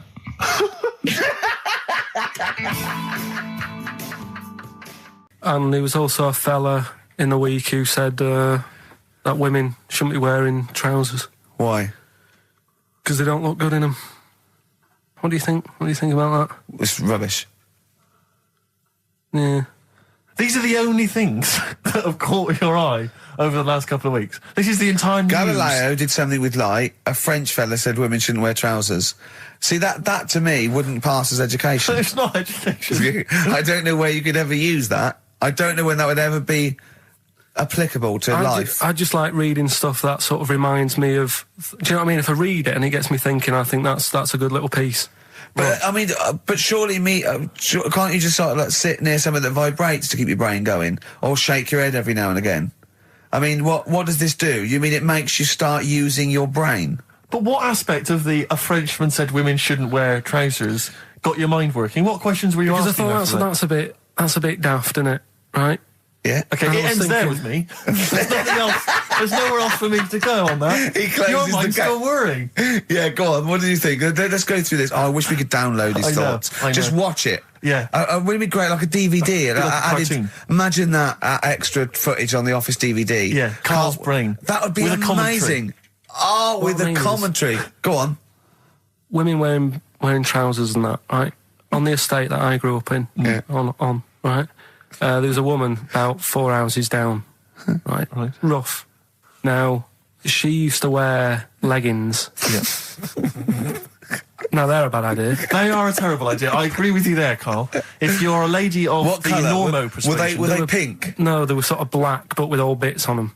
Oh, right. Do you know what I mean? What, toast and just horse droppings? Yeah, go on, yeah. And she used to...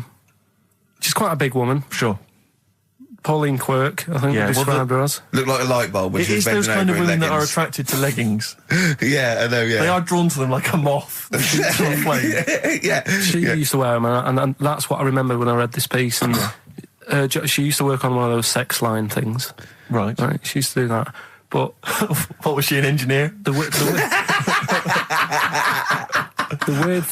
weird thing with her was, she had big eyelids. Right. Go on. That were too big, and this is what I was thinking. What do you mean she had big eyelids? How big do eyelids have to be for you to go, they're big eyelids? What was she shoplifting with them? Would she come out of Dixon's with, like, radio stored in them? What do you mean she had big eyelids? It was another one of them popular things around our way. Do you know? Like, what do you mean popular things? They didn't go, oh, I'll tell you what, they're all the rage. Can I get some big eyelids, please? No. It was just like one of them things that people suffered with. Just big eyelids. They could hardly open their eyes. What do you mean? What do you mean? That's one of them popular things round where I grew up. People had big eyelids. They could hardly open their eyes. What does that mean? What sort of freak town were you born in? You had webbed feet people with big heads. You got women with big eyelids. What does big eyelids mean? Are you confusing her with the horse? Yeah. Did she have hooves? Look, what? Anyway, so there's this big eyelided woman with the leggings. And that's what I'm saying to you, though. That's...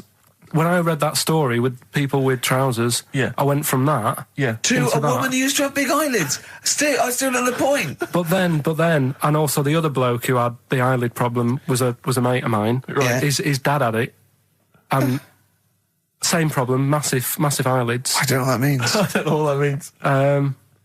I used to say to my mum, I'm going round to Dave's house, and or Drew say, Pig, as you call him. That's all right, but make sure his dad doesn't take you out in the car, because he could hardly see. He had to have his head. He had to tilt his head back to keep his eyes open. Sure. Didn't he have a couple of matches with him at all times? What a load of gobbledygook. This began as educating Ricky. I know, it's like he was people with eyelids. But it's like you're supposed to make that leap as well. Yeah. If I mentioned the trousers, Ricky will probably be thinking about people with big eyelids and women wearing leggings. Play a record, Carl. Right. Little midget, circus, really packed out show. People are loving it. Steve, you're asked the same question I did, I know. So there's little midget jumping up and down on a trampoline. What circus is this? Right? Pay good money to see it. So everyone's clapping, and he's getting carried away. Because he can't believe they're loving it. I didn't know they'd like a little person on a trampoline, but they love me. But you know what it's like when, if there's a crowd of people sort of encouraging you to sort of go higher and stuff. Yeah. And I'm sure he knew it was getting out of hand. but he was jumping and he was coming down the road going higher, and he's going really high in the air, right? So he's doing this, crowd are clapping. There's a hippo, right, just sat next to the trampoline, getting ready to come on and do his act. Oh, right, I thought he was in the audience. There's a hippo getting ready to do his act, Steve. So he's a ventriloquist. What do you mean he's sitting by the trampoline waiting to do his act? Because why does he sit in the dressing room and they go, 5 minutes, Mr. Muss, 5 minutes, Mr. Muss. So anyway, right, so the hippo's there. He's getting annoyed, is he? Because the midget's He's going, going, how can I follow this? How can I, this is really annoying. They're going to be, no. So he's thinking, he's already done the trampoline, my pogo stick out, he's never going to work. Yeah, go on, so there's a hippo waiting. See, it's a great story, and I just know he embellishes it, or it gets slightly wrong. Go on. So there's a midget jumping up and down, the hippo's getting annoyed. The crowd are going mad, the midget's loving it, can't believe his luck. Although you think, he probably knows he's dicing with danger. Yeah. So, next thing you know, they're all saying higher, higher. He gives it one big, heavy sort of landing on the trampoline, goes really high, but goes off at a funny angle. Oh, hypotenuse. Okay. Yeah. And sort of flies out. Hypotenuse! Sure. Flies off at a funny angle. Ooh, dear. Hippo's there, swallows him whole. Crowd are clapping, thinking that's why the hippo was waiting there. Rubbish. Rubbish. It's not rubbish, though. But no, maybe there was an accident in a circus with a midget and a hippo, but at no point was this hippo waiting to go on, going, come on. The midget flew off at hypotenuse and landed in the hippo's mouth and was swallowed whole. This is what you embellish it. That is great. And what's I have to say though, Rick, when I heard midget, trampoline, hippopotamus, I was thinking accident waiting to happen. Yeah. So. Yeah, maybe. I mean, it is that you should never put those three together. Never. It's a recipe for disaster. Everyone knows that. Midget, trampoline, hippopotamus. Are you mental? You're asking for trouble. Well, you know when he told me it, he said, and the midget, he didn't mention the hippopotamus, and he said the midget went on, and soon he fell off, and the hippo ate him. And I said, sorry. What was the hippo doing there? He went, it's a circus. I've never heard of a circus having a hippo. No, what do hippos do? What can they do? You can't train them, can you? Aren't they very deadly? They're huge, aren't they? You can't have a hippo in a circus. You're not thinking of Zippo. Isn't he the clown? Yeah. It wasn't some sort of where Zippo was eating a midget, and it's some sort of horrible sexual act. No, it was definitely. I heard it on breakfast, right? Oh, okay, sorry. No, it's definitely fact. Yeah, okay, right, okay, good. Well, let's play a record then. All right. I always laugh instinctively when I hear Carl's name and that word. Yeah. Right, well, why is that? Because it is... I had to come up with some new features again for this new year. Okay. I'm excited. What have you come up with? We are the backbone of this show, Carl. Yeah. We'll tell you we've come up with some pretty... What's yours first? Right. Go on. Right, well, Rockbusters. That's old, that's not a new feature. Yeah, but we'll keep it. Right. For so you're bit. just keeping an old feature? Okay. No, it's an old favourite. I'm sure there's a lot of people that are going, phew, I was worried that he'd lose Rockbusters. Rick, I've just come up with a new idea. Why don't we just play some records that we like? There's a new idea for 2003. Yeah. Oh, you know what we can't, Steve? Because the library's out of order. Oh, yeah, the record library, we can't get in there. We're not allowed to get in there. We had to scrounge something from Capital Gold. So anyway... Right. Go on. So we got Rockbusters. What are they doing with the library? Are they getting some records in that we want to play? Is that their new idea? I know. Let's get some records in. Yeah, they're thinning out the Gina G. Yeah. Four non-blondes. Goodbye. Give that to Foxy. Go on. Sorry, Carl. We'll do. We started Do We Need 'Em in 2002. Do we need 'em? Do we need 'em? Yeah. We'll continue that. Got a new one, haven't you? Explain that later. Yeah. Right? Yeah. And then the new stuff comes in. Ooh. Right. As always, I like to sort of get words and tweak them and stuff. Sure. Yeah. So I was thinking of either doing something with... there's a lot of weird rituals, isn't there? A lot of weird rituals? Yeah, there's weird stuff going on around the world. Okay. There is, yeah. And I was going to tweak that to rituals. Okay. Right. Again, starting with the title, the pun first, then working out what it is. Well, I found some weird stuff. Oh, right, so it's specifically... Just stuff that goes on, like... rituals. there was most of the weird stuff I've heard about happened to you in Manchester in your early years. Well, in India, apparently it's good to have a flat head. So the again, just flirting, just bordering on the racist, but never really gets there. Always. Well, because there's no intent. There's no hate. There's no hate. It's just clumsy. It's stupidity. Yeah. Go on. What do you mean? What do you mean? It's good to have a flat head. What do you mean it's good to have a flat head in India? We'll talk about it later. Brilliant. That's rituals. So you've hooked a few people. You've hooked a few in. Go on. All right. So we'll have that later. So it's essentially like Educating Ricky, only is specifically about rituals. Is that strictly speaking what it is? Okay. I suppose so, but then again, you could say radio is all the same because it's people talking. Okay, Carl, brilliant. Brilliant comeback. Yeah, brilliant comeback. Not all talking nonsense, though. Well, so that's where we're different. Go on. Also, right, I like teaching you stuff. Yeah. And you've done well. So what I'm thinking is, rather than just touching on a topic, sort of giving you a few bits of information on one topic. See, this is what I'd like to do, because the last thing you taught me, I remember, was there was a blind girl, she hit her head and she could see, and that's all I got. Yeah. So if you could go into that a little bit more, that would have been educating me. Well, today we're featuring stuff on World War 1 and 2, right? Oh. So that's that little title for all this little thing is, what do you think of that then? What do you think of that then? Play a record. So Rick, can I have just thought of a joke? Go on. What's the similarity between Lord of the Rings and this show? They're both rubbish. Travis, Level come through on XFM 104.9, Ricky Gervais, Steve Merchant, Karl Pilkington, etc. Got some great tunes actually lined up. Excellent. I've brought in some Amy Mann, some Neil Young. I play my favourite Clash track. What have you got for us, Steve? I got a dynamite hip-hop tune by The Roots, which I think you'll enjoy. Love it. Got a little bit of Joni Mitchell, maybe swing that on later. Oh, excellent. I nearly brought in some Joni Mitchell. Good job I didn't. Yeah, exactly. It wouldn't have made any difference. It wouldn't have made any difference. No, you'd have probably played yours, and then I'd have been told to... Go away. Carl, what have you got lined up for us as the producer? Right, well, Rockbusters. Been off this week again. Has he? Yeah. Another week off? Another week off, yeah. No, I didn't have a full week off. I had 3 days off because I was working all over Christmas. Yeah. And still didn't stop working, preparing stuff. You've got a nice load of prizes there that I've sorted out. I had to come in especially to sort that out. Yeah. Rockbusters. Did you rifle through the drawers at Capital Gold instead of down Yeah. Rockbusters, we're still doing that. You're bigging it up. Yeah. He's bigging it up. Yeah, still doing that. We've got that. Last week, we sort of changed Educating Ricky a bit. Just a little bit. Don't say we. I don't want to be incriminated in it. Well, changed it in the sense that rather than giving you too much information about different things, it's hard to sort of keep it all in. Yeah. I'm giving you sort of information on one thing. So last week, because some of your stuff was a little bit too intense for me. My favourite story was there was a blind girl, she hit her head and got better, and I couldn't take all that in at once. So you should really ration some of the education. We sort of started Wasn't last week war-related stories? Yeah, it was War. Do you think of that then? And it was 3 things. And it was the French battle. Going over the top was John's got a moustache, which you think was ambiguous because someone might have said that anyway.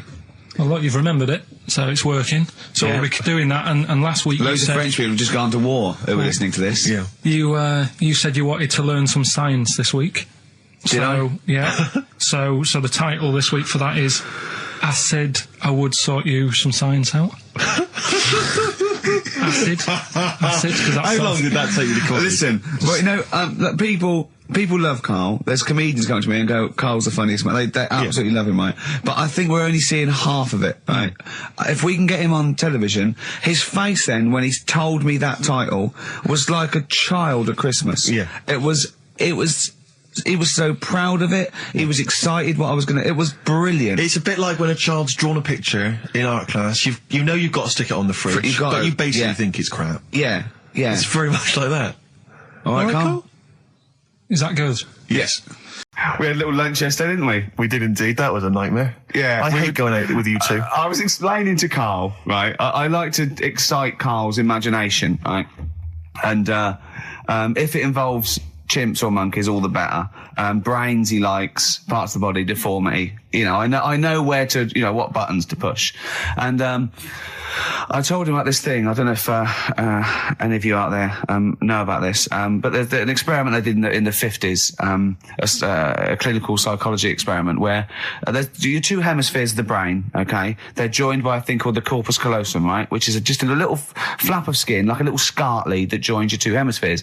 And what they did, they cut that in half, and they thought it was a cure for schizophrenia, but what it turned out to be, or epilepsy, I think, I can't remember, was that your two sides of your brains didn't function together. You couldn't get information. I was telling Karl all this thing, and one of the things I told him was that they did it on a monkey, and it fought itself over a nut. Like its right arm was connected, you know, by its left lobe of the brain, and it was fighting over itself. And Karl went, instead of like thinking this is amazing experiment, he went, would it have been happy if you'd given it two nuts? Yeah, I know. Well, you started off by explaining it, and I remember you mentioned, because I was watching the two of you as you were describing it to me, you said, of course, one side of the brain deals with symbolism, and as you said the word symbolism, I noticed Karl drift away from looking at you, pick up his mobile phone, and start pressing buttons randomly. And I thought it was the word symbolism that got him. And I noticed you took you just a moment longer. And I think the first thing you said was, "When did I lose you?" Yeah, I knew I'd lost him. It's extraordinary. And he doesn't even try to disguise it. I said nomenclature at one point as well. Right, yeah. And I knew I was dicing with death there. Yeah. But, yeah. But I told you tried to look it up, didn't you, on the web? You didn't find anything about it, did you? The spelling of it's, what is it again? What's the word? Corpus callosum. Yeah, so I couldn't do it. No, probably don't bother. Give up. Don't bother. Give up. So if anyone knows any interesting facts about that, but yours hasn't been cut in half, has it, Karl? That would again might explain something. I'll tell you what we will be talking about later. I don't know if you're sort of aware of them, Steve. Go on. Bonobos. Oh, I don't know much about bonobos. I told him about he was looking for stuff. I said put in bonobo. He was having no luck with chimp, and they're a form of chimpanzee, but they're even closer to us, evolutionarily speaking. They've got their social groups are more like ours. They're more intelligent, and he was loving it, weren't you? So is it human bonobo Karl? Is that how it works on the evolutionary ladder? Chimp Karl. Yeah. Yeah. Talking about him. So we're talking about bonobos. You're excited about that? Yeah, That's coming up in Monkey News. Do homeless people ever think, I think I'll have an early one tonight? Right, that's what got me thinking. It's a bit weird, the whole lifestyle of it. The fact that he had an early night. So the fact, what if it's a bit weird that he's sleeping not in a home, but on the street? No, it's just that if I was homeless, I'd probably stay up quite late because it's not nice. Do you know what I mean? What are you talking about? Just being homeless is not a good thing, is it? No. People forget how bad it is. Yeah. Right? But surely sleeping gets you out of reality. They sleep because they're tired. They can't sleep very well, so they need all the sleep they can get. Yeah, but sleeping's nice if you've got a nice big bed. What, you think that they can go, I'll stay up, I'll go to bed at 2, I'll go straight to sleep and I'll pop up at 8 when the alarm clock goes off? Well, it's just what I was thinking, right? So I was thinking how bad it is, and it's, especially this time of the year, Yeah, it's terrible. It's the really worst thing. And to sort of give it some publicity and get a bit of help behind it, get celebrities, someone like Phil Mitchell, maybe, off EastEnders, who's a big fella, he can look after himself, put him in a shop doorway, have some cameras set far away in a building or something, they can film him, and it's up to him how he raises money for food to eat. He could sign autographs. Well, they wouldn't know him though, would they? Because you never look at a homeless person. You get, what's her name? Gail Porter. Yeah. Gabby Roslin. Right, yeah. Narinda from Big Brother. Yeah. Who else would do it? I got a game show idea. Les Dennis, I reckon. I got a game show idea called On the Game. And what happens is you get Narinda from Big Brother. I've never been into getting presents and that. I had the problem at that Christmas one, that time with the Victoria Plum. Yeah, we'd hate that. We'd hate to bring that back. We've done that. Because you talked about it because it's kind of to do with your dad, isn't it? He's a very bad gift buyer. Was that the problem? Well, yeah, my dad just wouldn't bother. It was my mum who sort of made an effort, and she sort of worked out half of what I wanted, then she left it to me dad to get it off someone, see if he could get one cheap or whatever. I love the fact that usually people talk about, like, drinking heavily or violent abuse, right? Yeah. But here's what he's been left with and scarred with from parents is bad gift buying. Yeah, and that's the Victoria Plum incident. In the greatest scheme of things in the world, that's not a bad thing to have, is it? Right, there was this, this is what it's like about getting presents and stuff, right? With my mum and dad. Go on.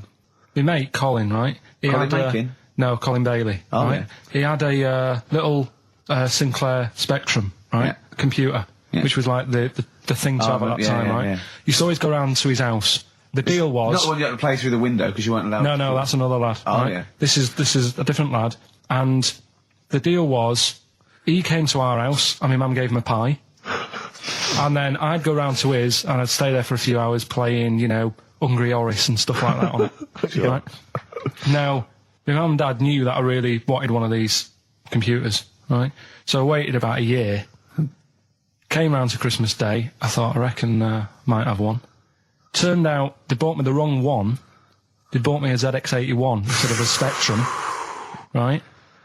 And Christmas Day, I'm there trying to load the games up. It's not working. I'm thinking, what's wrong, right?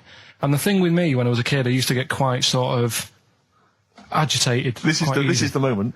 Right? I found out that it needed a RAM pack to make it work, right? Looking in the thing and it's saying, and make sure you put your RAM pack in the back. And I was like, oh, where's the RAM pack? And my dad's going, I don't know, I've got you the main bit. That's it. So, I was that wound up, I just was sick, right?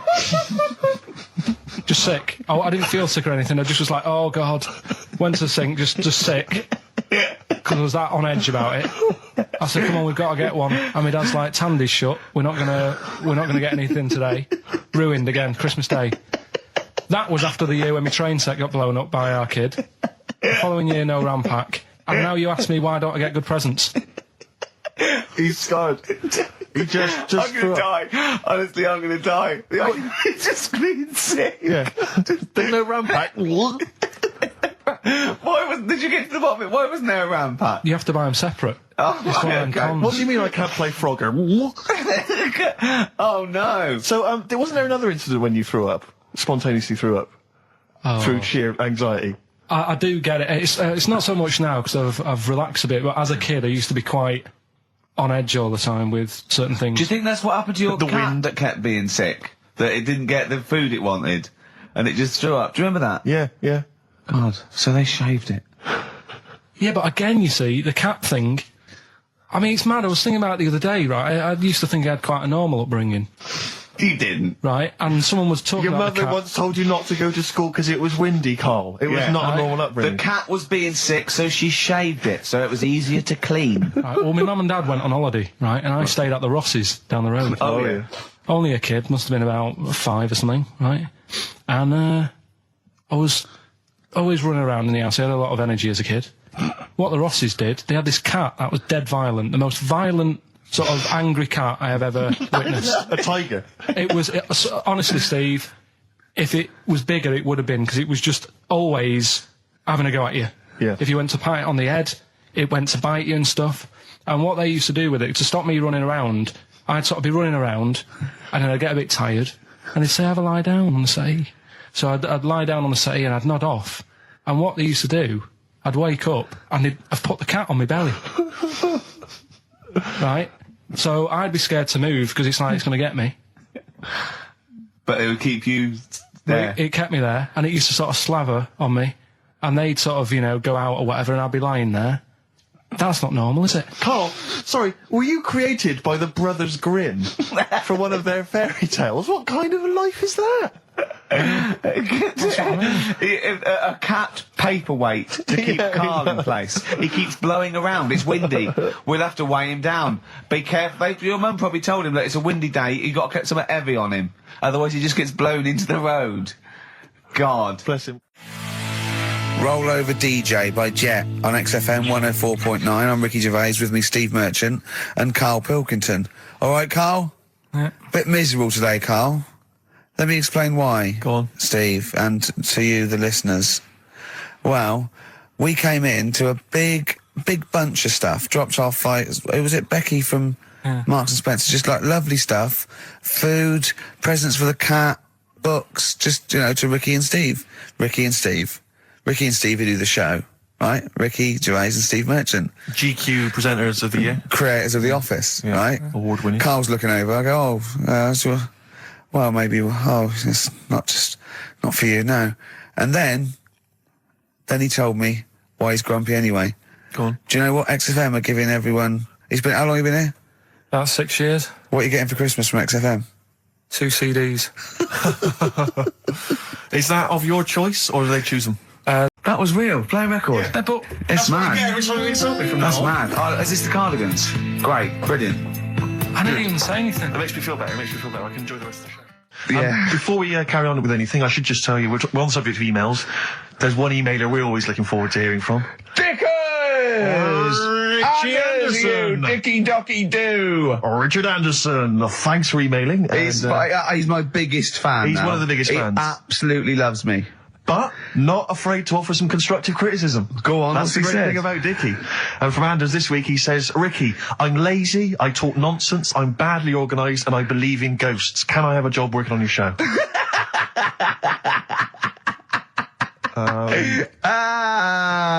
Possibly, Anders. Maybe send in a CV. Or email a CV. He's put a little bit of all of us in that, hasn't he? Oh, I'll ask him if he's a goggle-eyed freak, Steve. All right, calm down. Well, no, I didn't mean... No, no need to get insulted. No, I didn't necessarily mean you, did I? to get nasty. Well, I was thinking about that, actually, Steve. Oh, God. Just talking of the old... What? What? Talking of the what? No. Do you know, like... This better be good. No, you don't have that many girlfriends and that. What do you mean? Carl, why are we on this? I was defending you in the whole monkey discussion. Come on, what's your point? What's your point? What's your point? No, what's the point? What's the point? I just was thinking... If there was an infinite number of Steves? You're an odd-looking fella. Come on, Carl, get to... No, you know I know that. I've told you that loads of times. What do you mean, you know I know that? Well, there's no point pretending anymore. Steve, I'm flabbergasted. But also, you don't like spending money, right? He's mean and weird looking. Valentine's Day. Are you sort of... you know... You've got to love him now, haven't you? What are you happier with? The fact that no girls like you enough, right? This is really mental. Or are you happy because you don't have to spend any money on a card for someone? A little from column A, a little from column B. Right, let's have more monkey news. What have we got? No, we've got so much to get into this show. Insults. We don't need stupidity. the insults. I think we've got enough. We don't need the insults. Yeah, there's no more insults. No more What insults. angers me with Carl is, he's been planning that. No, I haven't. I was thinking about it on the way in because Valentine's Day is coming up and I'm not a big fan of it. Condoms? You bought your girlfriend a box of condoms for Christmas. I don't think you can have a go at me. To be fair. No, but I don't just treat her on Valentine's. I'm always... Do you know what I mean? You don't even treat her on Valentine's. You don't even treat her at Christmas or on her birthday. When do you treat her? Hang on a minute. Wait a cotton picking minute there. Oh, why I order. Wait a minute. What was that? Tiffany dog. I treat your girlfriend better than you, and I've only met her twice. I took her out last night and she enjoyed herself. Where'd you go? Until she had to write the check. Where'd you go? Where'd you go? To a chippy. A really... No. Play a record! Is it a chippy? No, a really quality one. Right. Oh, God! Under a fiver for two. Oh, nice wrapping. Not newspaper, greaseproof paper. And bread. That's Feeder, Just the Way I'm Feeling, on XFM 104.9. Ricky Gervais, Steve Merchant, Claire Sturgis. Well, he's defying me. He's not calling in. We're going to give out his number and he's not calling in. That's even more annoying. Who do you think he is? I don't know who he thinks he is. I'll tell you I'll tell you who he is. Yeah. He is a little bold Mancunian. Let's never That's let him who he forget that. is. I don't know who he thinks he is, but there's the fact. Just, Carl, call in, because you're annoying me and Steve. He's been slagging you off as well, Steve. Well, go on. In the week, he was slagging you off. I mean, in the week, I was joining in and laughing along, but now I'm thinking but now I'm thinking that you're more on my side than he is. Thanks very much, Rick. I'm glad to see you've come round. He said he was. I was in the pub with him and Johnny. Oh right, so there's a little audience. Good. And he went, have you seen Men in Black 2? I went, no. He said, have you, Johnny? He went, no. He went, there's a thing in it that looks just like Steve. Mm. And I went, what? He went, it's a thing, it's got really gangly arms and bulbous eyes, and it just works really fast in the Aliens registration thing. And I went, all right. I said, we'll bring that up Saturday. Since he's not here, what do you think of that? Well, The reason is, I think the problem I have with is this, that if I was to say things like that about Karl, I'd destroy him. He'd be a broken man after I'd finish with him. Call in, Karl, or Steve's going to say a few things about you. I'm going to get a couple of home truths out there. I can't believe it. I cannot believe it. Yeah, we were, you know, at the time I was joining it, we were having, you know, slagging you off on other things as well. Sure. But now I'm thinking, maybe maybe you were wrong. Maybe I was taking the mickey out of the wrong person behind their back. If you receive any phone calls from people you don't know, we don't know anything about that. Instantly, we don't know why that is happening. That is just going to be a weird, spooky thing. So and don't bother telling the story about Men in Black 2 either, because I don't think people will be interested. Actually, on the subject of Men in Black 2, what? Have you seen that, Steve? No, I haven't, Karl. Tell me about it. You should see it. Go on. Why? Because there's this thing in it. Go on. What, a stupid, bald Mancunian tosser? No, weirder than that. There isn't anything weirder than that. Big eyes, it was gangly. Keep talking. And, you've got to see it, because you wouldn't believe how the likeness and that. You've got to get the film out tonight. Right. It's not as weird, it had a normal voice, right? He's done you and he's not even here! I'll tell you what, mate, it ain't worth coming in next week. Oh, stay on the line, Karl. Play a record player. Kings of Leon, Molly's Chambers. What do you think of that, Karl? Alright. There's a surprise. Another insightful remark. Steve is not a fan now. Not only does he know you've been slagging him off behind his back. No, I wasn't slagging Steve. If you get it out on DVD tonight, you'll know I'm not slagging you off. It could be your brother. I love the fact that it makes it worse, but he's thinking you're going to go, oh, he wasn't slagging me off. It does look like me. I do think I'm an alien. I love the fact that you hope Steve will go, he's got a point. It's a spitting image. Yeah. I am, seriously, Karl, I'm really angry. I'm so angry with you at the moment. You haven't seen it yet? No, I know, because I know what it's going to be, and I'm just... Why? I'll tell you why I'm angry, because he doesn't do it in jest. No, but what do you think it's going to look like? What do you think this thing's going to look like? Going to look ludicrous. It's not going to look anything like me, but he's going to pretend it does. Go on, what? Go on. No, it does look like you. Yeah, of course it does. And you looked like the Human Z. Well, I mean, to be honest, you did a bit, Karl. You walk like him, you're bold like him, you got a sort of gormless face like him. Any more? I don't smoke. That does.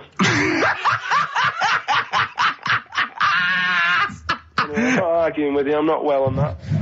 Oh, you're not well. What exactly is wrong with you, you whinger? Well, it's just, do you know, like I always tell you about the restless leg syndrome I've got? It's like that, but all over. So you're just shaking around the house? I'm just, yeah. What do you look like, Elvis? What are you doing? You're shaking around the house. I'll tell you, with your bald head, you probably look like an enormous vibrator. Oh, God. That's what you probably look like if you strip naked. Oh, you'll have the Scottish widow coming round. Oh, dear. That's, what's her name, by the way? I heard you talking about that. That's, Amanda Lamb. Amanda Lamb, who's in the Place in the Sun programme. Is she actually a widow? Is she a Scottish widow? Hoots, man, my husband's dead. Do you want any money and a bit of my clam? Brilliant. All right. That's the sort of quality you've missed out on today. Well, anyway, you're going to be back next week.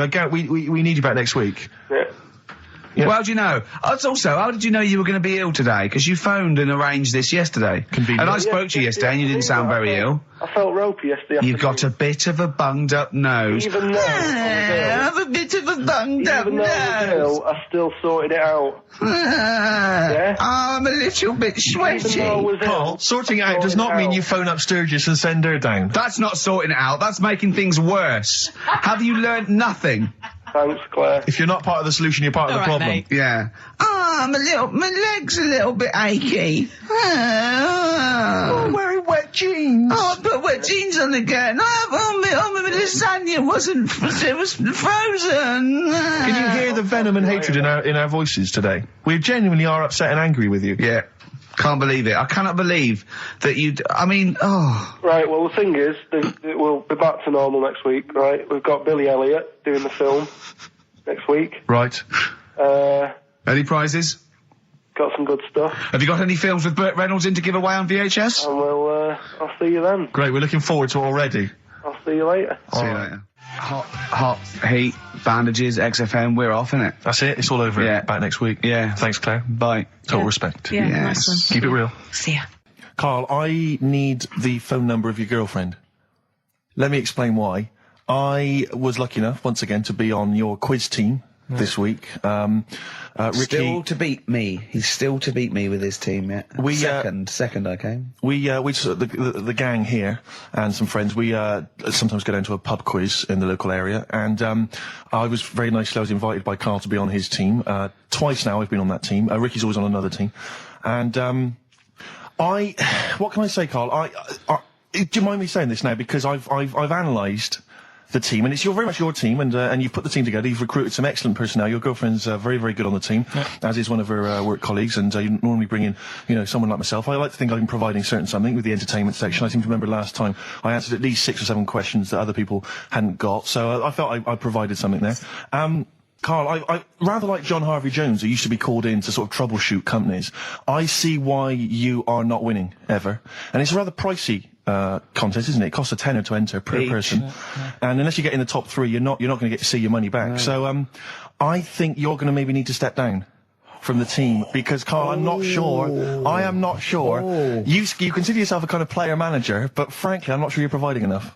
Right. See, this is funny, because as bad as I imagine you are, I don't think Steve would make it into my team, so he's getting a bit cocky here. I want to know what your opinion of him, because he's told me he's great on it. Well, you bang out of order, first of all. Okay. Do you have a good night when you're with us?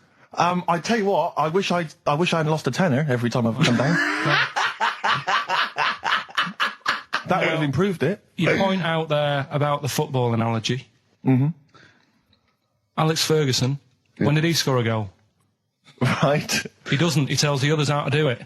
Right? That's he my doesn't role take in up there. one of the 11, though, does he? No, exactly. It's not like you can only field 10. Yeah. Because we only got 10 again. I want to be in the 11. Exactly. He's not running around in midfield, falling over. Yeah, shouting, "Oh, what have I told you?" Yeah. No.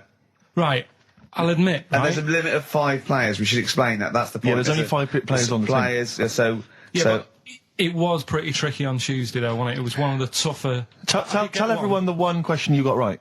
Something about... Well, tell us the answer. The 2 words you had to say to get the answer. Danny Minogue. Danny Minogue. That was what you provided, Danny Minogue. Is this valuable? Well, no, not really, because there was at least 2 of us who also knew the answer. Oh, well, we gave him. No, exactly. We gave it to Carl. We massaged his ego. Oh, but dear. I just feel Carl. Do you know what? I feel a bit bad now, because I just sort of had a crushed face. Then. Can I just tell you right now? He just can't believe this. Can I just tell you right now? I think the problem is this. I think there's that precious 5th position that is not being filled at the moment, I think, consistently enough by a decent player, right? You've got a solid team. I'm thinking if you want to remain on the team, you are going to have to pull your finger out and find a 5th member that is going to provide, and I'll tell you where the weaknesses are. I can tell you right now, mate. The weaknesses are natural history and science. Something which Ricky Gervais is scoring on week in, week out on his team. There is a few... Now, if he was available for a transfer, we could be fine. But we've got to find someone to fill in that space. Otherwise, I'm either going to quit, or you're going to have to step down. Because I don't think I can be on a team where there is these obvious deficiencies. There are visible deficiencies. And, the £10. That's £10. I'm not made of money. That's once a month. I've seen him depressed for 2 hours when he lost £20 at a casino after 5 hours playing. Don't bring that back. Don't bring up that again. Yeah. That story. He doesn't like wasting money, Carl. You know that. What do you think? What's the solution? We've got to think proactively now. We've got to sort this out. See, there's always other things going on in my mind when I'm in that pub quiz. For me, it's just a little bit of fun. Sure. It's a night out. Do you know what I mean? Suzanne enjoys it. Yeah. Bit of a get-together. We have a chat beforehand. Yeah. We have a bit of fun. Yeah. But there was other things on my mind. Carl, I could do that here. I don't have to lose a tenner. Wait, what were you thinking during the quiz then, when the questions were coming out? What were you thinking of?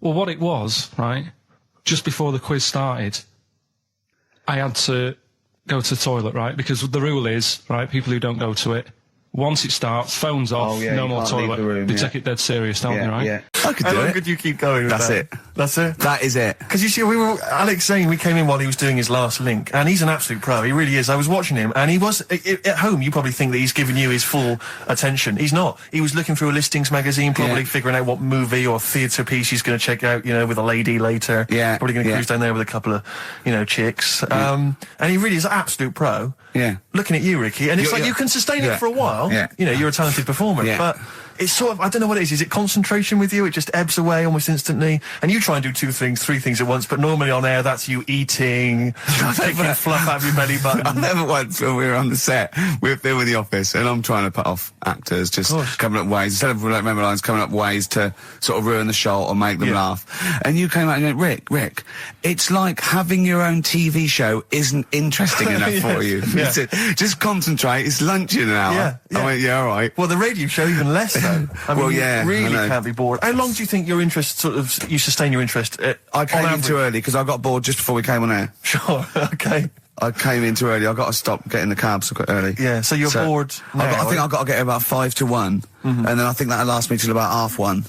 Again, as he was saying that, he's not giving you his attention. He was kind of leaning back. He's put his feet up I've got now to on get the comfortable, desk. haven't I? And this CD rack's in the way. Sure. Well, you get yourself comfortable now. Get yourself settled. And then sort of... Because a lot of people will move the... There's the microphone moving now. That's the squeaking going on. You've broken the CD rack. You could actually, of course, you could move the CD rack by getting up and moving it. No, that's too much effort. You've got to try and do that whilst angled on the seat. I'm nearly laying down. It's almost horizontal. It's the most you can get. Well, I'll tell you what. I don't know what those listeners are thinking of what Steve Merchant say, but don't believe a word. All right? Oh, nice. Yeah, classy. Yeah. 5 minutes past 1 o'clock on XFM 104.9. Ricky Gervais, Steve Merchant, Karl Pilkington. A retro cut there, Thin Lizzy. Don't believe a word on XFM 104.9. I'm Ricky Gervais, with me Steve Merchant. Bubba-doo-boo. Who's that over there? It's Carly Pilk Boys. You all right, Carl? Oh, that's clever. How you doing? Yeah, I'm alright, yeah. Yeah. Modest Chambers, Kings of Leon on XFM 104.9. I'm Ricky Gervais, with me Steve Merchant and Karl Pilkington. And England are world champions again then, so... Oh, it's brilliant. It was amazing, wasn't it? See, I'm not a rugby man at all. I never watched rugby. I think the last time, was when we won about 12 years ago, whenever it was. And I got into it last week because I realised we were doing so well. I watch England win anything. Yeah. Do you know what I mean? I don't care what... In fact, I wasn't into war when I was little until I realised we were so bloody good at it. We are really good at it. It's brilliant. But, yeah, fantastic. Yeah, it was great. Right, that's the rugby thing over. What next? With. That's it. That's all I've got. That's all I had today. It does steam me... Sometimes I watch it and it does remind me of when I play rugby, because one of them will boot it down the field, then someone will catch it and boot it straight back again. Yeah. Which is essentially how we play rugby. I was made to play rugby. We had to play rugby. Yeah. And I don't think I'd get rid of the ball so quickly. Yeah. I don't think I ever got tackled or fell over. Yeah. I think I touched the ball about 20 times in the 2 years it was compulsory. Yeah. I was terrified. Yeah, absolutely. That's the same as cricket. I can't... I'm a terrible batsman. I'm all right at bowling, but it seemed like the pastime for people I went to school was to injure you. Yes. It was funny to see someone poleaxe. It was funny to see someone get a cricket ball in the head. Absolutely, yeah. You know, I never relaxed into rugby because the first day I was going to play it, my mum, I swear to God, my mother said, "You're playing rugby today, you got the kit and everything. Enjoy it, be careful." There was a kid at my school who broke his neck. And thanks very much for that. See you later. So we just went to school absolutely Man, one thing, broken neck, is that, or did you get better in a couple of days? No, you can find your wheelchair. No. Enjoy the game, though. Yeah, no, it was absolutely I was just petrified from that day. See, at least American football, got helmets. The helmets. Yeah, but anyway, no injuries, thank God. Thank goodness. So, well, I tried to play rugby, but it's awkward when you've got glasses. I don't know, there's something about you didn't really play with glasses on? Yeah, I couldn't see anything, could I? I couldn't see anything. How else was I going to play? Oh my God! So you're bound to be cautious, because inevitably you're a bit more cautious when you've got glass next to your face. You were the tallest person on the pitch as well. Yeah. I mean, you were when you were about 14, you were probably 6 foot already, weren't you? Yeah. And everyone else was what, 5'2"? Yeah. So you were towering above them, with glasses on. Just with the glasses on. And you've got pretty cool glasses now. You've had a bit of a makeover. It's like Trinity and Suzanne said, first thing to go, the glasses. Sure, sort them out. Yeah. And presumably you used to have those National Health sort of bottle. Pretty much. Yeah. Is it true you've never been able to mosh? I at a tried to concert? mosh. Because I've always watched people stage dive in, moshing at concerts. I've always thought that looks like brilliant. You know, when they ride above like a everyone's wave, heads, like they're surfing across on someone's heads. And so everyone's like, yeah. And I always wanted to do that because I'm a big rock music fan. And the only time I did mosh was at Rage Against the Machine. I tried to mosh at Rage Against the Machine. I love the idea of a band called Rage Against the Machine. Aimed at a man with glasses who won't mosh. Well, it was at the Reading Festival, and I think the lead singer, I forget his name, he went, can I just remind everyone that racism and fascism are on the rise in Europe again. Let's not let it happen. What did you do? And we all cheered, obviously. I mean, if there's one thing that guarantees a cheer at Reading Festival, it's down with fascism. And what did they do about it after the concert? Pretty much went back and... went home and had a cup of tea? Probably, I don't know what they got. Sure. They didn't go to Europe then and try and start... I don't think they got involved politically in Europe. I think they just continued to rage. Against the Machine? Yeah, but largely in America, I think. Sure. I tried to mosh, and I got moshing, and glasses flew off. And I remember, because we were playing away, you know, you do what you tell me, And I was just going, careful! I dropped my glasses. Can we be careful? Loads of kids in hooded tops. Yeah, exactly. Just going mental. Yeah, and they're all jumping up. So can we just calm down for a second? Let's not be silly. Yeah. It was absurd. And I had to kind of, you know, scrabble around on the floor, and thankfully they were okay and they didn't get broken. So what couldn't you do then? What do you mean, what couldn't I do? What, at school? Can you not see without glasses? No. I mean, it's like that you couldn't do anything. It's a blur. Really? It's a blur, definitely. God. Yeah, it's like being kind of punch drunk or whatever. So yeah, you can't play sports when when you've got glasses. But why not contact lenses? Because they're not strong enough. No, they seemed a bit fiddly. Oh, brilliant. Bit of Lou Reed. Is that what you want? Yeah, Satellite of Love. Classic. A retro cut. Don't steal our son. Please, lads. Thrills. On XFM 104.9. I'm Ricky Gervais. With me, Steve Merchant and Karl Pilkington. Yeah. Little Carly Pilkington. Little baldy mank whinging little twat. How are you? Yeah, all right, yeah. What are you doing? Happy? Feeling a bit happier today? You look as full of spunk, as they say in America. Yeah, I'm all right. Just a bit of a miserable day, though, isn't it? Yeah. A bit miserable. Yeah. Walking in today, right? Do you know I walked through, like, the sort of the gay district of London and that? Right. You don't walk, you mince, don't you? I'm just walking through on the way to work, and I'm always interested in their little shops and stuff that they have, right? Loads of... Their little shops. That's don't be ashamed of. If you want to go in and buy something, go in and buy something. I'm just having a look at, looking in the windows and stuff.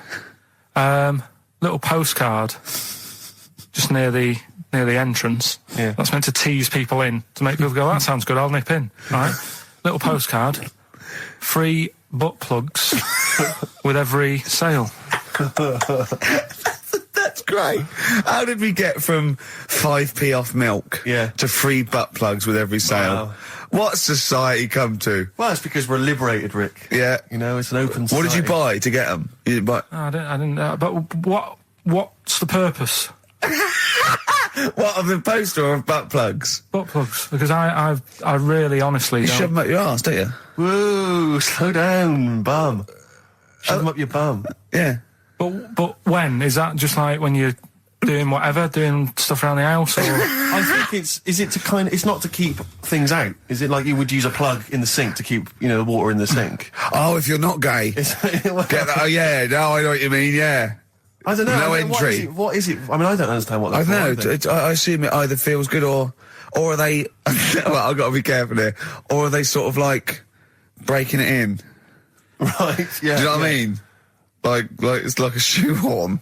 or It's like when you stick paper in your shoes if they're a bit tight. Or those people who sort of like put little bits of wood in their lips, and then as soon they've got big plates in their lips. Yeah. Same with the butt plug. It means you can, you're ready for anything. I don't know, do I? And look at Carl's face. Well, if you know what butt plugs are used for, then why not get in touch? Ricky.Gervais at XFM.co.uk.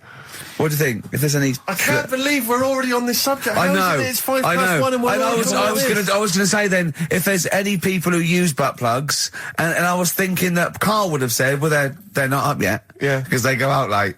No, but what is it? We're award-winning people. We've written a TV Not on show. radio, though. Not on radio. We're rubbish on radio. I know, but We've got nothing to lose. But I always say to you, Steve, that I like educating people and that. Now, the way I see it is I didn't know what they were. Let's photo go. Someone might know about butt plugs. All right, we'll get. No, get them on. Get them on. Ask them. No, because they might say something dodgy. Oh. Yeah, whereas what have we just been doing? Just take a chance. Take a chance and tell them not to swear. Well, you tell them. Okay. Right, Steve. I haven't got my headphones on. Hello, who's that? Hold on. Who, sorry? Nicholas. Nicholas, hello, mate. You're not going to swear, are you? No, I'm not going to Keep it clean. Keep them keen. What were you calling about? I'm phoning about your plugs. About, not my plugs, but your plugs in general. What, do you know much about them? No, Are you a plug user yourself?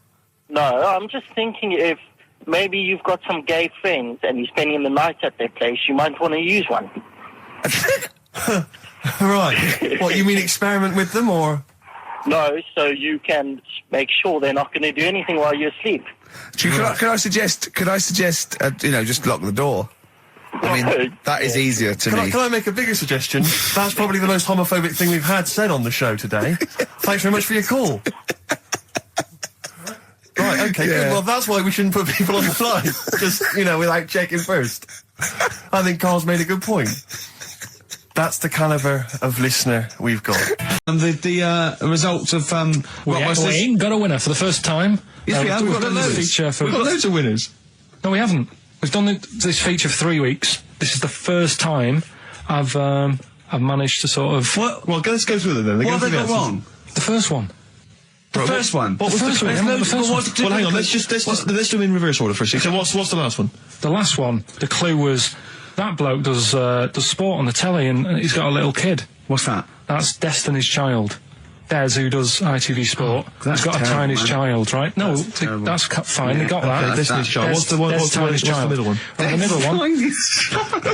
Right. Child. The second one was, he doesn't like women, yet he's got a couple of kids. That's a bit weird. Yeah. Right? That was PD, that was Puff Daddy. That is offensive. Go on. But it's not Puff Daddy, it's Puff Daddy. And he's not even called that anymore, he's called P. Diddy. Well... Okay, fair enough. But they got that one. Yeah. And if I'm being tight, these lot are as well. Yeah. Yeah. Tight means something in Manchester. Go on. Right. And the first one that they're having problems with, I don't think them birds should be allowed in this area. Got it. Boyzone. It's not Boyzone. What's the clue again? I don't think them birds should be allowed in this area. That is perfect. A boyzone. No birds. No women. No women, yeah, birds, right? A boy zone. Sorry, Carl. If that isn't the answer, their clue is better than yours. That is brilliant. What was yours? Boy zone, it works perfectly. What's your answer then? Bangles. What? I have no idea what that means. Like seagulls. So you don't want them in this area, so you're banning them. Bangles.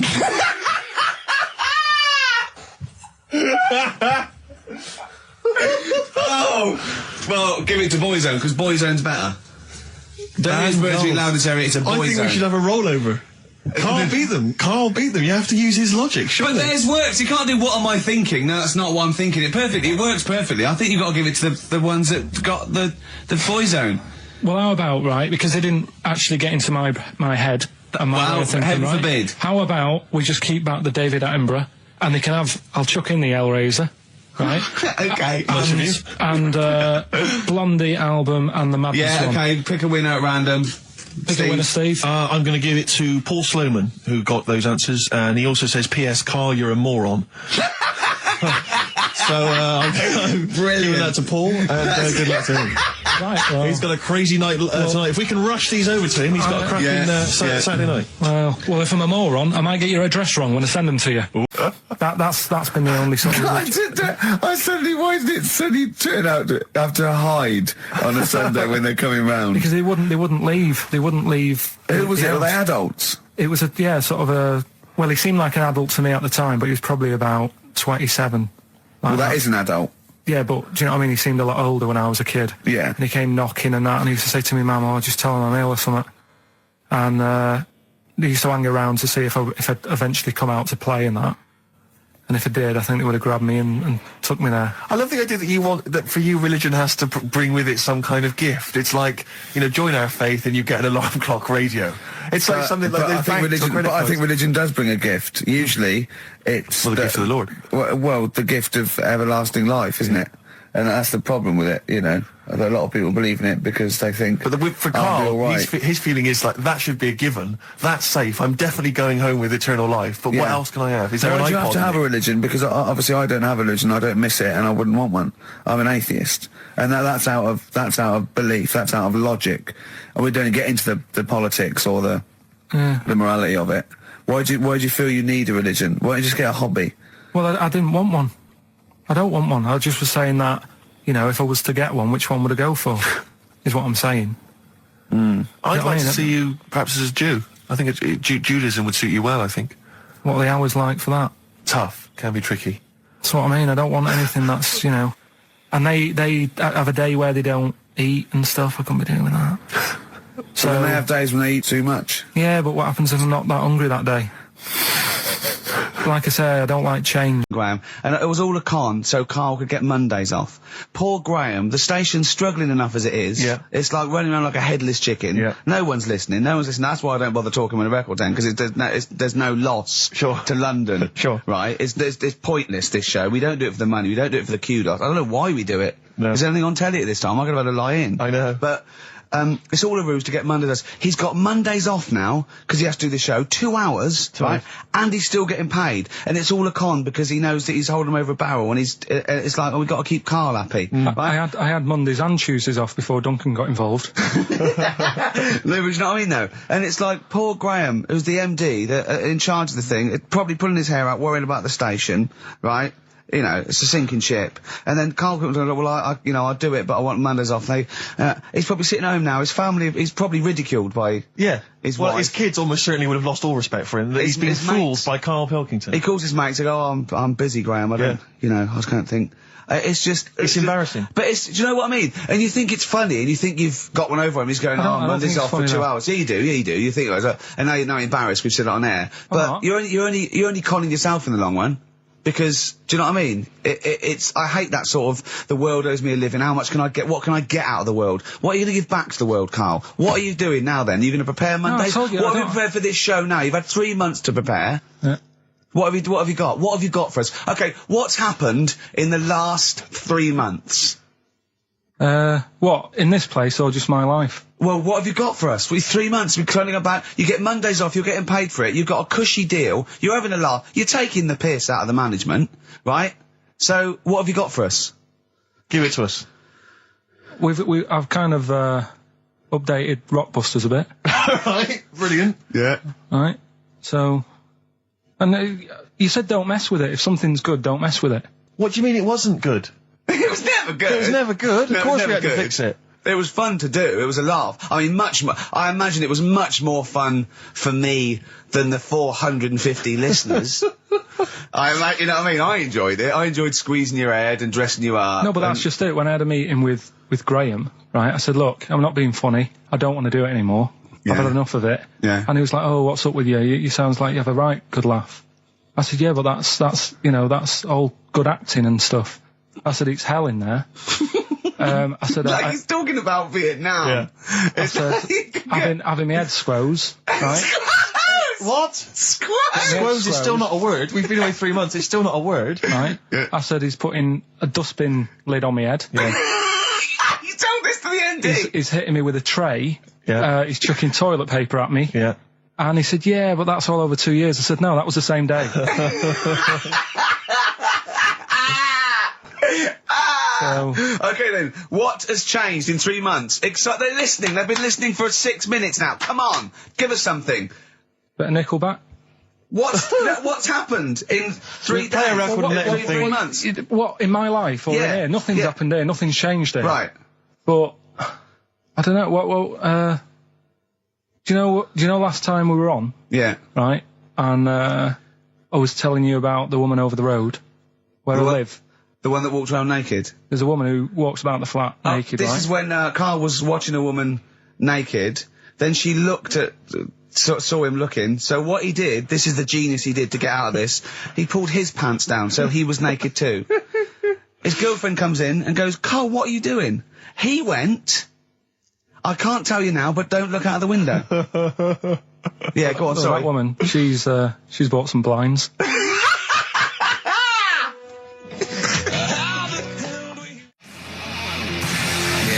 Darkness. I believe in a thing called love on XFM 104.9. I'm Ricky Gervais. You're Steve Merchant. Sure. That's little Karl Pilkington over there. Where is he? There he is. There he is, yeah. All right. Yeah. Hey. Back together again. The old gang. Yeah, it started last week. Yeah, I think triumphant return. I think it went well last week, didn't it, Carl? Good show, wasn't it? You loved it, didn't you, Carl? Brilliant, right? Yeah. Yeah. Now, you weren't speaking to Suzanne last week at this time because you said she had a haircut, probably quite an expensive haircut. She's a lady in media. She's got to look good. She probably doesn't go to the barber like you or just shave it at home. Probably spent quite a little bit of money on it. She came home. She thought, well, my sweetheart, my lover, my sweetheart, you know what I mean? The man in my life is gonna love this. Well, he adores everything about me. He's gonna love my hair. She walked in. Hello, Carl. All right. You look like Dave Hill from Slade. Is what Hugh said to the poor woman. And then talked about it on air. She was furious about that. So what did you do? Carl? She did listen, yeah. She wasn't happy. And she heard you slagging her hair off? Yeah. Well, what so this is probably annoying her now.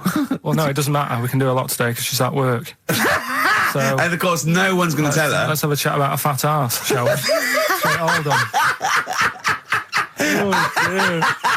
Oh dear. You are in so much trouble. That's look, he's realised he is a little bit worried. Oh, didn't you go and buy her a coat or something? Took her out on Sunday and treated her to a new coat and that. Yeah. But I offered, I said as well, I said I'd pay to have it done again. Oh no! Carl, you have, oh God! Oh my Christ! So she listened to the show. What did she say? You got home, she'd heard you slagging her hair off. Imagine that. He thinks that's a good thing. We've won the polls. Brilliant. What are we doing? Well, you can have facial surgery now, love. It's sort of like, it's just, Christ. You offered to have it done again. Unbelievable. Yeah. But I got home and she's like, being moody with me, right? Yeah. You thought something's wrong, so you must have listened to the show when I was slagging off her hair. Well, his first thought was she's probably looked at herself in the mirror. She agrees with me. Yeah, that barber's been round again. Yeah. And she just said, that wasn't very nice of you, was it? Oh. So I just said, hang on a minute. I said, that's what we do on the show. When I'm slagging off, Chinese people looking old or whatever, I said, you never interfere. Sure. I love the fact. She's got to get her priorities right. I love the fact that she's in the same queue as a billion people you've never met. Yeah. That's fantastic. She's in the same queue. Well, you didn't complain when I was because slagging off. Carl, I don't think Carl has ever admitted he might be in the wrong. Ever. Certainly not to your eye. So did you admit... That is so true. Isn't it? That is so true. He's never admitted that he might be in the wrong. So did you, in this instance, agree that maybe you'd overstepped the mark? No, I just said she took it badly. Do you know what I mean? It's only a haircut. Yeah. Yeah. Well, Steve, you haven't seen it, so you can't start interfering on this one. No, okay. No, I haven't seen it, but I very much doubt she looks like Dave Hill from Slade, who, if I'm unless I'm mistaken, used to cut his hair with garden shears blindfolded. Well. So you know what I mean. And did her teeth stick out when she started speaking with a Brummie accent as well? I've got used to it now anyway. So. And so did you bought? So at some point you came crawling back and you said, "Do you want me to buy you a coat?" I just said, "Let's leave that. Let's go out and have a good weekend." Sure. But get your hat before we go. And treated her to a new coat and that. Oh. It's a nice coat, so people will look at that rather than looking at the head. So does it do flash? It's got obscenities across the back. If anyone who knows Carl's girlfriend is listening, tell her. And maybe you're a work colleague and you're listening to the show. Because I think this is terrible. Get her to phone him now. Get her to phone him now. I mean, forget her phone on the XFM number. What's the fat ass complaint line? Because you are in deep shite. It's Michael Stipe and his boys from Rapid Eye Movement. Bad day. I hope you're not having a bad day. It's Saturday. It's 1:05. I'm Ricky Gervais with me, Steve Merchant and Karl Pilkington on XFM 104.9.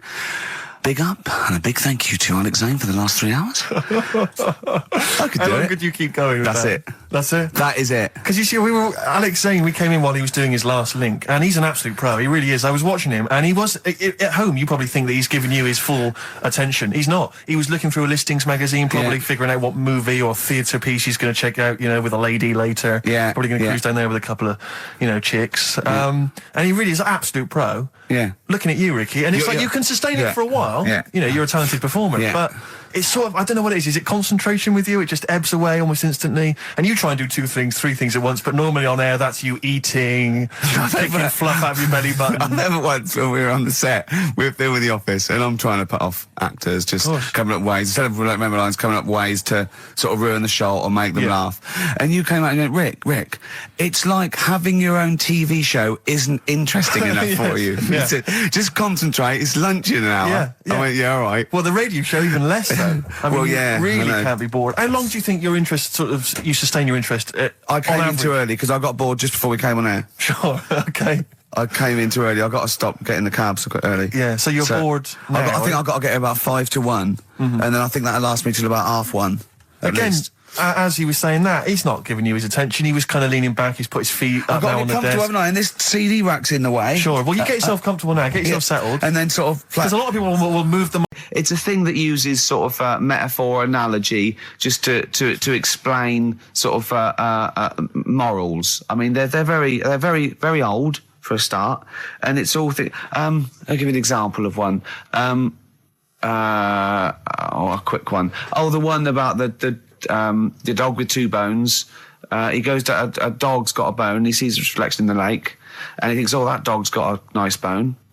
I'll have that." And as he goes to get that one in the reflection, he drops the one he's got, and that's one about I think I was told one when I was younger. Go on. I think it was one. This young lad, he's got a dog, right, and he's about 8 years old, and this dog, he's had it since he was about 4. And it's a bit tired now, and he chucks sticks for it, and it doesn't go for it. And he's saying to his mum, "Oh, I want a new dog because this one's useless. It doesn't do it doesn't have any fun with me." So they say, "Oh no, but Rover's a good little dog. You should look after it." And he's like, "Oh, I don't like it. I want a new one." So they buy him a new puppy, and it's running around, yapping about, and he's loving it, and he's playing around with it in the grass. And then one day he goes to the park and he's messing about and rolling about with it, and he falls into the lake. Right, and the little puppy's like yapping at him, and he's going, "Help me, little dog's yapping." And then the old dog comes and gets his collar, and it pulls him out of the lake, and he goes, "Oh God, why did I forget about you? You're the better dog." And he loved that one again rather than the puppy. I got a feeling that was Lassie. Well, yeah, that was an episode of Lassie. What's the moral? What's the moral there, Carl? What's that telling? What's that explaining through analogy? Sort of, don't forget the old. Look after old people. It's the time that most people, I imagine, have been waiting for. Monkey news. Play the jingle. Okay. Oh, chimpanzee that monkey news. Right. Come on. Come on. Should be ready, Carl. That's amazing, isn't it? It's like Nicholas Witchell. The bomb. No, that's not the first. Come on! No, it's always difficult, isn't it, to sort of find something that's good each week, right? Last week, we did the chimp. It is for us, yeah. We had the chimps who were running a health spa. Right? We've covered the one who nicked a car to go on to Spain. Yep. To sort his future out. All shite. The hairdresser, I think we've done that one, the little monkey hairdresser. This week, we're looking at monkeys, that they're using. Do you know, like monkeys? They know how like. I've lost the will to live, Steve. Oh, well, I don't want to do it. Right? Well, come on, come on. What are monkeys good at? What are monkeys good at? Yeah. Well, running small businesses, cutting people's hair, and driving cars. Yeah, they love Spain. Oh, and foiling bank robberies. Yeah, they're great. Well, something else they're good at, right, is like weighing up the situation.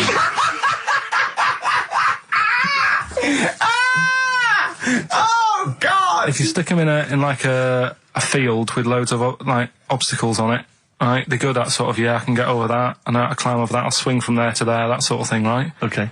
So the people in charge of somewhere, I've thought... somewhere! I've thought we can use that skill, right? And what they've done is they've got a load of little monkeys, right? They've given them an IQ test. Yeah.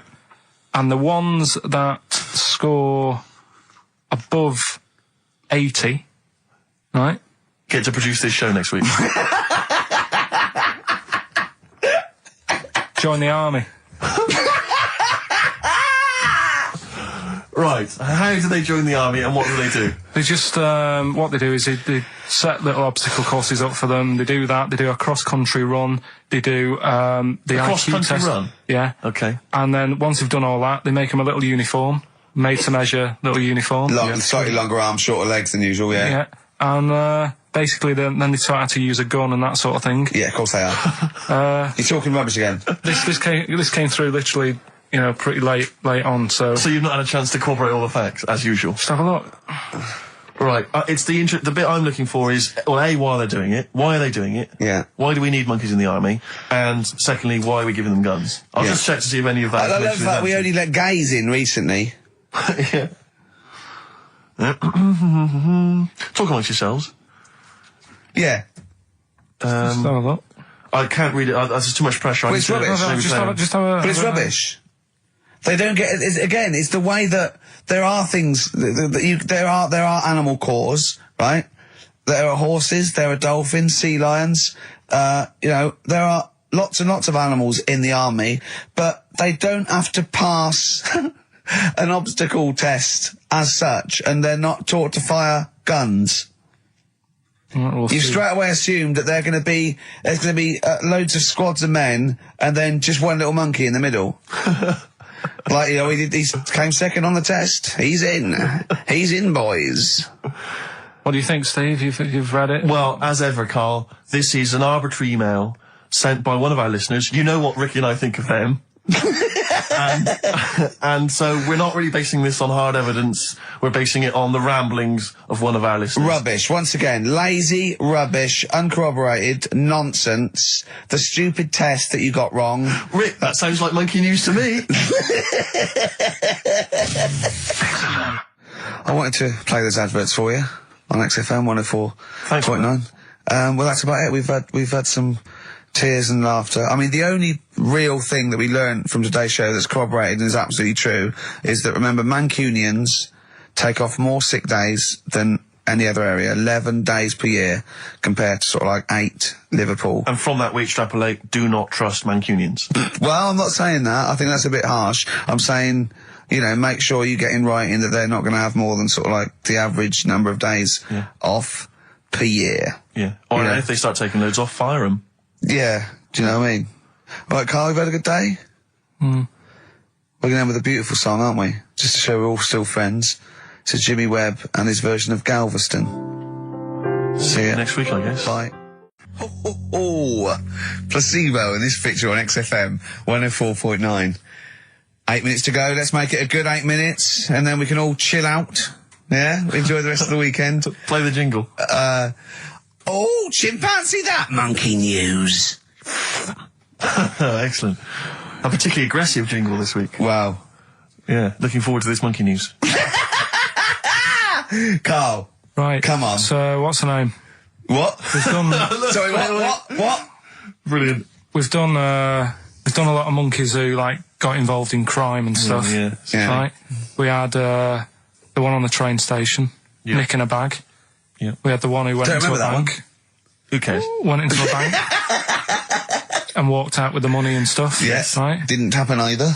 Next. But the thing is, you never sort of found out what happened to them. If they sort of got worse, got more involved into crime this and monkey stuff. news update. That would be amazing. Brilliant. What they found out in India is... Yeah. They've got a prison. It's just for monkeys. You mean wild animals? You mean a zoo? Yeah, a zoo or a kennel or something where it's been gone mental or something. No, it's a prison. Yeah, prison. Does it have fraud cases? It's mainly sort of animals that are attacked things. Mainly violence, I bet. That's my that and theft. Say it again. Stuff. Theft. Say it again. Theft. Say it again. Robbing. No, let's go back to that word. We're going to keep doing it. We've got 6 minutes. You're going to say the word right before you go to Hastings. Well, do you say it? Then you know how to say it. Well, All right, Robin. Caught Robin. Say it again, though. So Who's anyway, Robin? Who's Robin? So, they've got this prison, right? This is extraordinary. Say it again. No, you're not going to say it? Oh, go on then. So they got a prison for them, right? And there's 11 of them in there, 11 monkeys. Right. That are in there for life. Because that's... I think there's one just got out on parole, right? No time off for But good there's 11... I'll give you the bit of paper because I thought this was... Weird. You thought it was a bit weird. Now, Carl, what are they in there for then? Because, I mean, they're in there for life, so I'm assuming it's murder, is it? Premeditated murder? They're not crime bosses, are they? They're not... Are they prostitution and gambling? Are you sure they're not just the pawns and the head sort of like orangutans up a tree going, remember, you don't know me. You're on your own.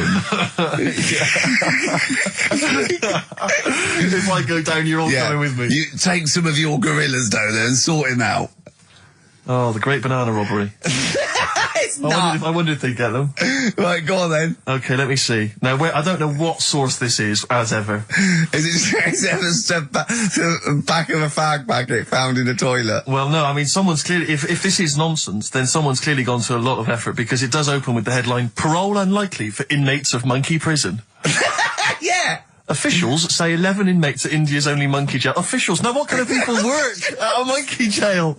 Where do you work? It says officials say 11 inmates at India's only monkey jail are unlikely to ever be released. The prison in Patiala houses monkeys apprehended by game wardens in Punjab state for thieving and attacking people. The Daily Telegraph reports how the monkeys at the prison in Montebello snarl and glare at visitors from their heavily barred cages. 2 monkeys were released a year ago after exhibiting good behaviour for 18 months in the jail. They have remained out of trouble.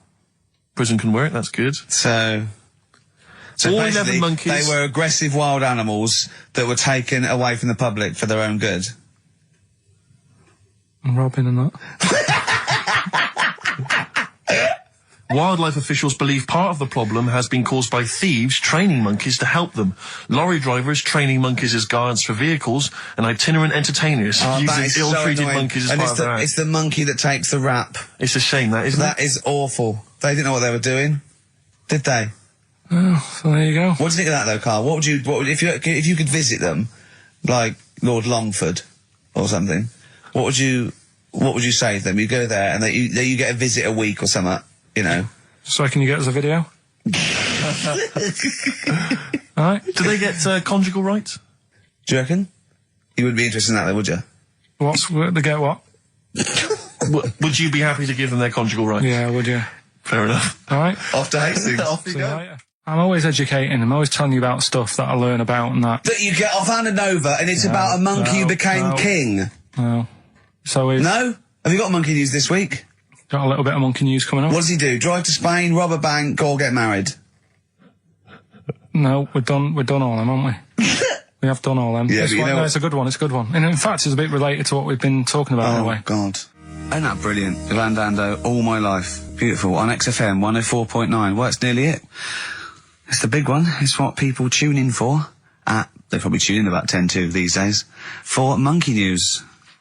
With, Karl Pilkington. Can we hear the jingle? Only 4 to go. Oh, chimpanzee, that Monkey News. Right, this one's about it's been emailed into me. Right. I haven't really had time to check it out this week. No, you're joking. Been busy. Ooh, I hope it's not stupid.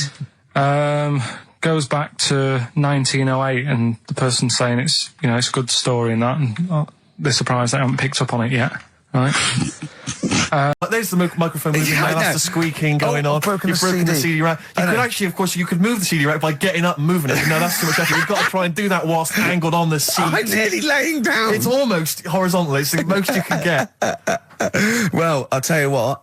I don't know what those listeners are thinking of what Steve Merchant say, but don't believe a word. All right? Oh, nice.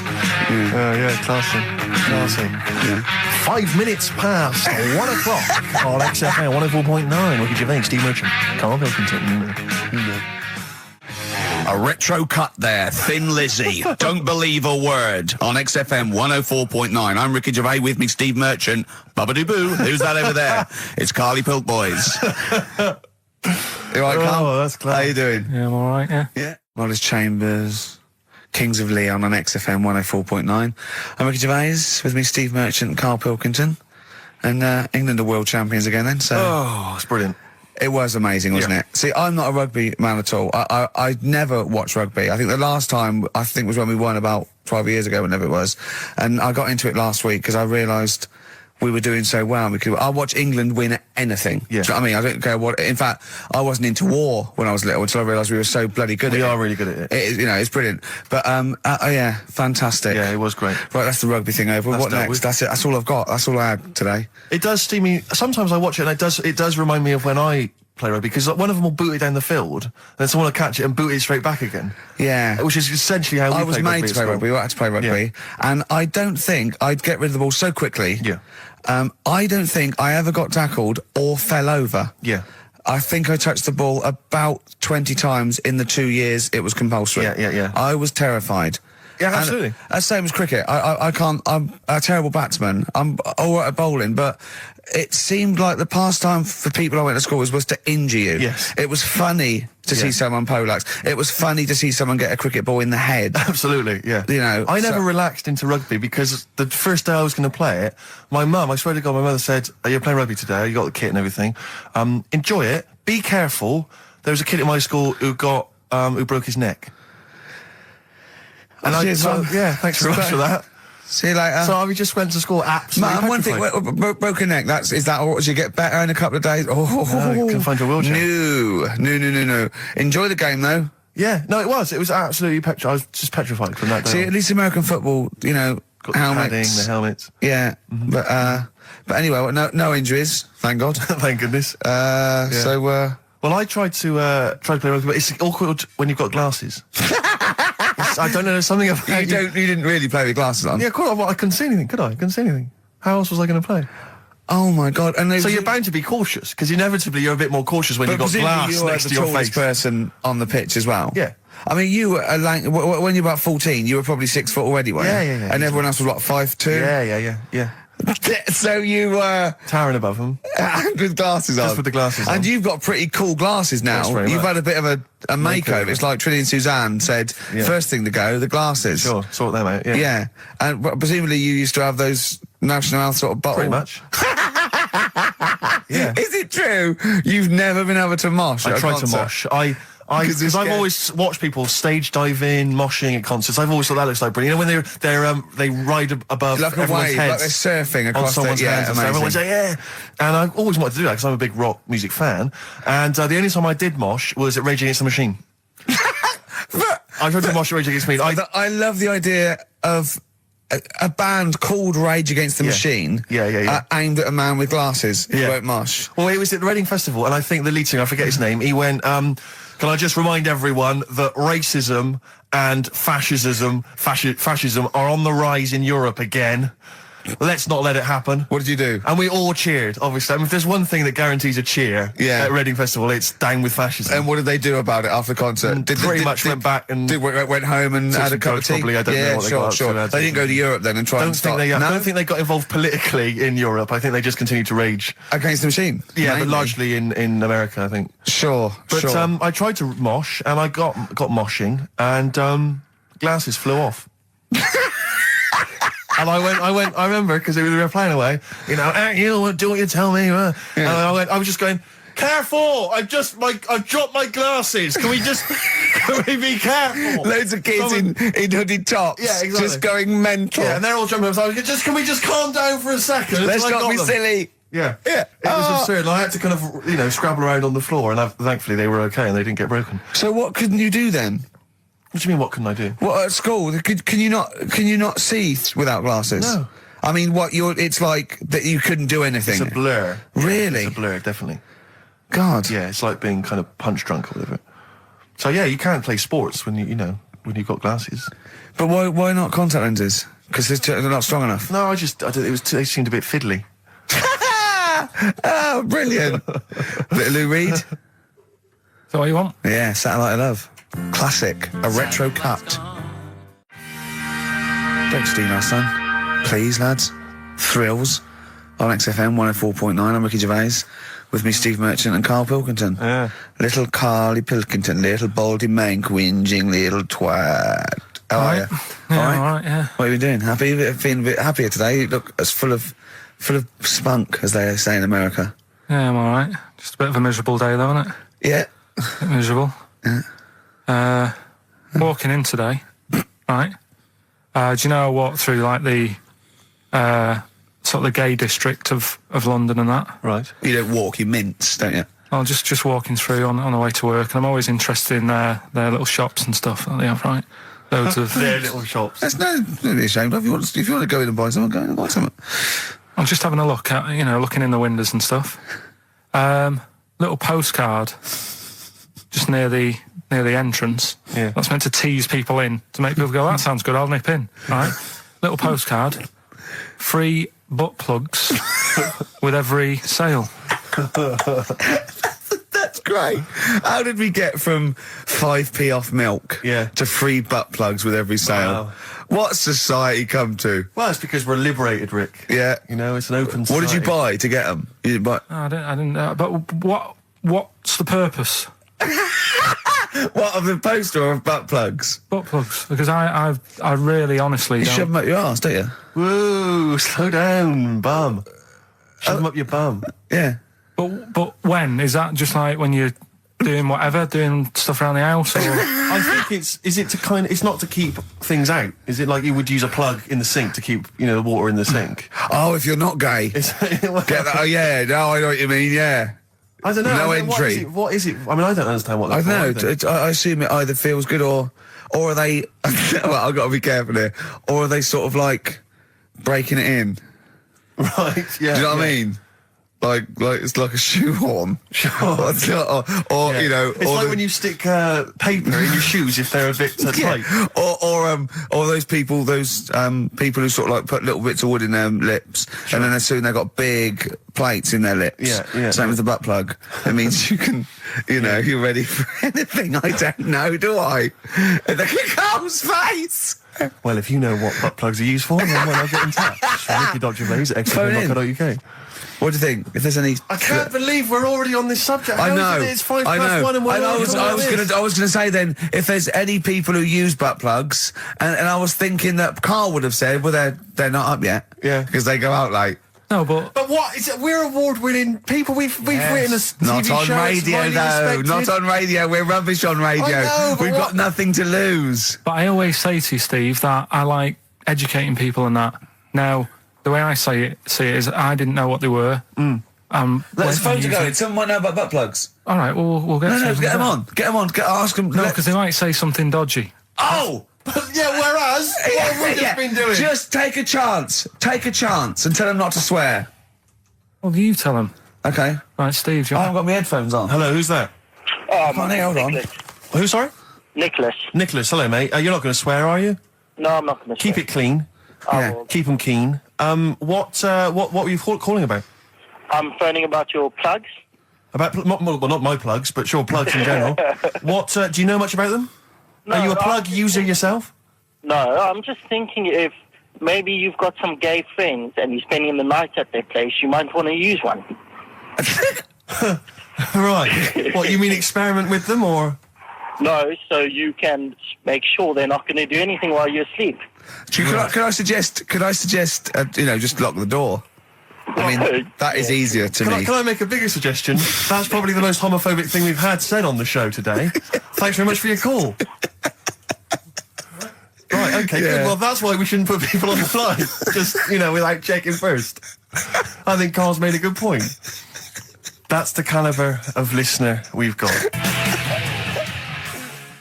Jet, are you going to be my girl on XFM 104.9? I'm Ricky Gervais, with me Stephen Merchant. Over there, little roundy bald head of Karl Pilkington. Good news and bad news. Good news is, boys are back in town. We're here for 2 hours. Hello. Bad news is, we have no monkey news, gay fella news, or little Chinese fella news. Really? We're going to try and, leave that for a week, and then maybe come back to it. Yeah. It was Why do good. I get the feeling that within 20 minutes we'll be talking about little gay Chinese monkeys? Karl, think of that. We have got monkey news. Have we? Oh, yeah. So we've already broken that promise. Oh, okay. I thought we were going to try and sort of talk about something else. I just done Jonathan Ross show, and they don't talk about the same things every week. It's weird. It is weird. But, or as Carl says, weird innit? Yeah. So, gave this show about 5 plugs. Nice one. Yeah. So, I think we'll get upward of 800 people listening. Oh, double. For the first 2 minutes. Yeah. And then turning back. They're already switching over. I'd have thought so, yeah. I spoke to my friend yesterday. He's a little bit of an old fella, and he said that for his own amusement, he had an iPod in his car, and he bought a little sort of transmitter, and he could transmit the music from his iPod to sort of just beam it, kind of as he was driving along, to sort of passing cars. What do you mean? Make their radio play it? Well, but if they had it in the right frequency, yeah. I mean, pointless, completely pointless, but not dissimilar to this show, I imagine, in terms of the number of listeners. Yeah, but I was going to say, what's the chances of people having this frequency Absolutely on? pointless. So it's probably about the same, yeah. Do you know what it reminds me of? When I was young, I wanted to get into radio. I was excited in radio. When I was sort of in my, I don't know, I was 11 or 12, my friend and I, we got a little mixing deck, and we used to host our own radio show. Brilliant. From his bedroom. We didn't have a transmitter, so we'd put some speakers in his front garden, in some bushes, and sort of broadcast it to people who were walking Again, by. probably over the week more listeners than this show. Almost certainly. Yeah, I love the idea. It never happened, but I always was hoping that maybe some girls would just come by and just like sit and listen. These guys are great. I don't know where these sounds are coming from. It seems to be that bush, but or Noel Edmonds coming along going, who are these guys? Yeah. Can you get on my radio show? Can they stand in for me when I go on holiday? Yeah. Yeah. I did I say I did sort of pirate radio? No, go on. Got into hospital. yeah, the normal radio, but you had an eye patch on. Go on. Dad was in hospital, right? And he was having some operation done, right? And went to see him and didn't have that much to say to him, right? So I was sat there. Well, it's awkward though, isn't it, when someone's ill? Yeah. Sure. And you don't know. Boring, isn't it? Boring. So I was flicking around on that little radio thing they have. Yeah. And I heard they had a radio station in the hospital, so I said, I'm gonna go and join this. So I wandered off to go and find it. Yeah. Sort of joined that. Did a little show on there. Thought I can sort of get out to the masses here. My mate made a little transmitter. Did a little pirate radio show from the got kicked out because they found out, and apparently I put the station at risk because all the stuff could have been taken off us. But from Little Acorn, 16 years later, he's on a show with less listeners. Yes. Brilliant. Can you imagine if you've gone into hospital, you're already pretty depressed, there's the fear of these super bugs in the hospital. Yeah. Maybe you've got some quite serious illness, you don't know if you're going to make it. His voice is what you hear to cheer you up. All right, weird, isn't it? Someone emailed just now, they said they're listening online, and there's a problem with their computer, and everything's sped up. The music's sped up, our voices, Rick, are sped up, except Carl's. That's how slow he speaks. So when everything's sped up, he sounds normal. Right, we're doing Rockbusters. Yeah, come on. What rubbish. I wonder why we stopped this game. Well, I think it's probably exhausted him. He needs to go to some kind of volcanic dust island for a holiday. With no water, Yeah, exactly. just to dry out and get some new ideas. Oh, I'd love to see you sitting there on these black ash sands, just sitting there going, I'm thirsty, Suzanne. There's no natural water. I've finished my Rich Old book. I can't focus. I'm going blind. I need some water. Oh, brilliant. Oh, bless him. Anyway, happy Christmas. We said we weren't getting out, didn't we? No Blue Sky, The Thorns. That's beautiful, isn't it? On XFM 104.9. Carl, you're losing your rag a little bit. What's the matter? Nothing, go on. See? What's the matter? What's the matter with I've Carl? got something to cheer him up. Someone's emailed in, Emma's emailed in, she said that for those that know, those in the know, they referred to Lanzarote as Lanzagrotte. Brilliant. He's a bit fed up. He's got 2 CDs for Christmas from a company that's he's been with for 6 years. He's a little bit grumpy about having to answer the phones. He wouldn't go and make Steve another cup of tea immediately. Selfish. Yeah. Carl, what are you thinking? Nothing. Go on, what were you doing? Come on, Carl, you're getting paid for this. Project. Out. We'll take one of those CDs away. All right. Right, okay. Are you in a film this week, Carl? We're doing that now. Yeah, go on. Get it over with. Hang on a minute, then. Get it over with. Let's get this show over with. We can go home. You can go off to Lanzarote and sit on some ash. Some charcoal. He's not happy about that. That's annoyed him. The listeners have all ganged up on him. Yeah. XFM giving him 2 CDs. We've had more calls for his resignation this week than ever before. What do you think of that, Carl? What do you mean? There's another reason. Do you know what I mean, though? Because he's grumpy. He's not just giving it. He goes, well, I can't help it, can I? I don't want it. You're being paid well to do a job. People have tuned in to be entertained, to have good songs. Me and Steve are working I'm pressing here. the buttons. I'm paid to press the buttons. That's what I'm doing. Has every CD started on time? Then Yeah. why would they give you Monday off if you just paid to press the buttons? Don't get every other Monday off, do I? So have you stopped doing that now, have you? Well, yeah. Why? Because there's work to do in that. I'm not moaning about it. Let's get on with it. Right, Scrooge, right, is the film that I'm in. Thought I'd do a Christmassy one. Okay. Right? Yeah. Get people in the Christmas mood and that. Yeah, you have got people in the Christmas mood. You're like Santa visiting them. So it's you in the film Scrooge. Yeah. Which version of Scrooge? The old one. Is it if it's just you moaning with bells, I'll be annoyed. Right, go that on. is essentially Scrooge. yeah. Right, Scrooge, listen to this, and then there's some question at the end. All right. And you can win some stuff and that. Yeah. All right. Yeah.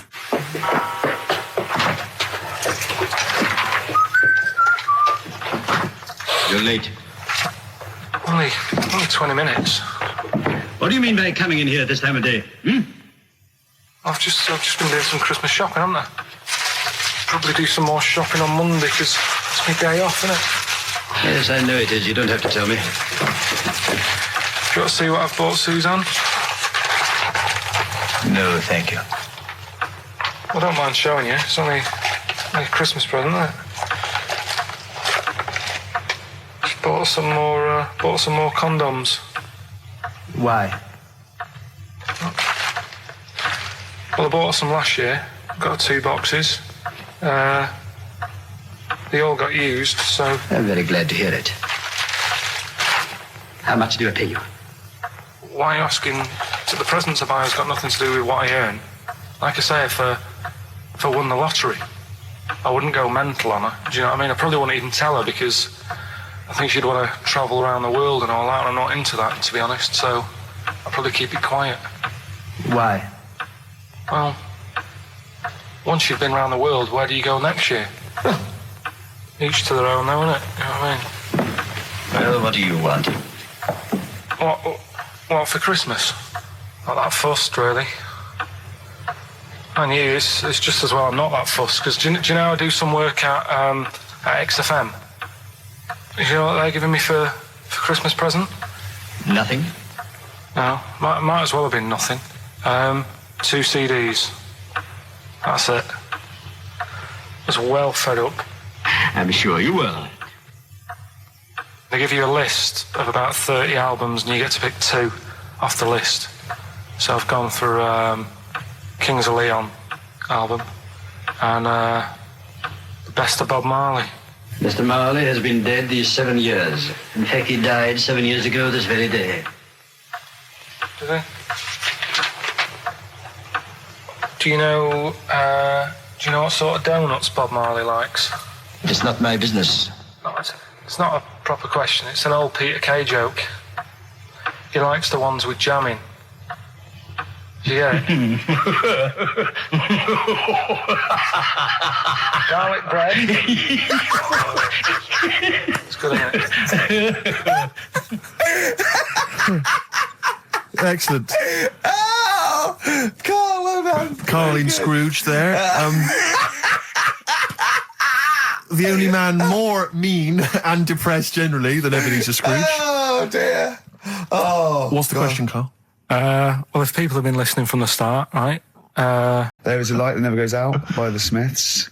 I phoned Carl up in the week, yeah, and I said, what are you doing? He went, well, even though it's one of my days off, I'm just doing some research on the web. I found anything and said, yeah, I'm doing science. And then he said, you can get wigs for dogs in Tokyo. That's his scientific fact. And I went, what do you mean? Dogs, if they need a wig? I said, if they need a wig, what? Dogs going bald? And he went, like, this is fine to him. He went, it's a stressful city, Tokyo. The world's all right with Carl. He's always got an explanation. I've only ever seen him confused once. When in Edinburgh, he looked out of his window one day and he saw a bloke putting a parking ticket on some rubbish. Yeah. And that genuinely confused him. Yeah. He couldn't work out, could you? It's a bit weird, isn't it? And the woman breastfeeding her 8-year-old child, you didn't like, did you? I don't like that. But the what's the name? Animals with wigs. I kind of thought, after I put the phone down to you, I kind of thought about it, thought, Yeah, it was a bit daft, that. You sure it's not the ageing pop group? No. The Animals? But when you think... Have you ever seen, like, a bald pet? No. It's weird. What do you mean? Because my mum, we had a cat... We used to get through loads of cats because we lived on a... Oh, God, it started early today, innit? What do you mean you got through a lot of cats? What are you doing? Running a restaurant? We lived on... Oh, God, what do you mean? No, we lived on, like, a main road. Oh, yeah. Right? So we used to get through a lot of them. My dad kept saying, risk. you know, stop wasting money, you know, it's not Stop good. wasting money, not wasting cats. Right, so anyway, we had this cat that was ill all the time. And it's just bag of nerves, probably. Yeah, malingerer. Yeah, I'm terrified. I'm going to which house? Rome. Oh, God, bloody hell. Rome. Don't let me go to the Pilkingtons. And it, for some reason, it kept being sick all the time. Right? Yeah, that is nerves. That's definitely nerves. So my mum kind of thought, I've had enough of this, and she shaved it. Whoa. Now, I know you're not vets in your family, but what correlation did your mum think there was between you being sick and shaving it? Because it kept being sick, and it was a pain to wash, because it kept getting So caught she up. wanted a dry wipe cat. So why didn't she just varnish it? What? It's weird. It's weird. So now he's cold and sick. No, but not all of it. She left sort of the back half, but sort of from its waist, sort of. I love that. Shave it because it's sick on itself. And That is it was genius. the weirdest looking thing. I mean, normally I like cats. I'm always like giving yours a stroke on the head and that. Yeah. But as soon as she did that, it was like, oh, Yeah. can't touch it. And then So now it's sick, cold, and hated. Yeah.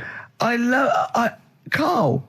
It must have, I mean, the other cats must have been taking the mick out of it constantly. It's just making things worse. Did it get, I'm hoping that it got run over and was put out of its misery. no, I think it got all right, that one. Or is that the? Yeah, it did get run over. It did. Look at his face. It was really light, right? We've had the parrot, right? These are things that I found. Found the parrot, right? I've told you about the dog in the car wash. Right, you didn't tell me about that. You said there's a car wash for a dog. That's all you told me. Yeah, the but parrot, you said there's a parrot. What? It's a problem at funerals. Yeah. That's nothing. That's nothing. Do you understand? And They used to eat cats. what else have we got? There's an elephant in India with sore feet. Why? There's an elephant in India with sore feet. No, I'm interested. Why? Tap dancing. Why? I didn't write that He's much trying down to about break it. Roy Castle's record. He's still going. Go on. What is it? Think. It's an elephant, and it was really old. It was about 76. Right. And it had sore feet because it's old, and They don't make stair and lifts the that roads big, do they? roads are bad and that. Yeah, go so they said, what are we going to do?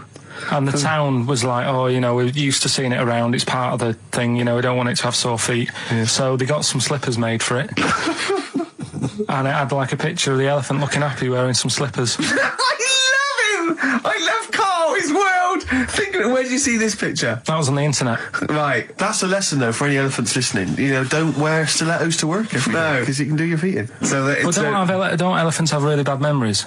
No, they have really good memories. Oh, do they? Yeah. Oh, well, that's good then. No, I just thought they'd forget where they put them. I thought there was something about elephants having bad memories and that. It goes on, where's my slippers? Yeah. I'm sure I left them by the test. So sorry, there's an elephant walking around wearing slippers. Yeah, that's in What India. kind of slippers? Those sort of old man ones with the sort of check. Well, round ones, I imagine. Yeah. Big round ones. There was that going on. And is it happening? Is it happier? I mean, does it feel more satisfying? It looked it. Did it look? How can you tell the elephants, please? What else is there? There was a woman who's had a breast insured for 150 grand. Right. Okay. Any more information there? What? Third party fire and theft? Don't know. It had a picture of her with them, like, you know, out. I just thought, yeah, he should get them covered. He's done another real joke. Brilliant. That's a proper joke. He's done look at his little face. He smiles. I'd like to see you on one of the sort of TV panel games. If they could bring back sort of celebrity squares, he'd be amazing as the centre square. Oh, that would be incredible. Or on Countdown in Dictionary Corner. I imagine him in Dictionary Corner. I come up with cat. If that helps at all. Yeah. Memblant. Yeah, what does that mean, Carl? Just anything you want it to mean. What I've got, there's a dog that's got a cough in Singapore because it smokes 20 a day. Right, okay, another one. Good looking, is he? Well, no, he's got us to, he is in a certain way, isn't he? That sort of non-threatening sort of... but he's not stunning, is he? Do you know what I mean? No, but no. Well, what's your definition of a stunning? Yeah. Well, who do you like? Someone who you look at and you go, God, they're good. Which bloke do you fancy? What bloke do you think's attractive then? So if I was into men, yeah. In fact, you can still say a bloke's a good looker without fancying him. Who do you think is attractive? Probably. I mean, it depends what you're looking for. No, just look. Just look. You think it's different looks as well. Of course, yeah. No, who would you say was attractive? Who would you say was like stunning in your definition?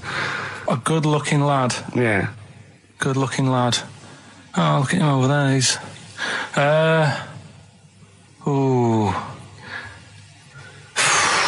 Do you find, Robbie Williams? Do you find him attractive? Boy next door. Look. No. Who do you? Carl, hurry up, because it's we've only got 2 hours. Probably.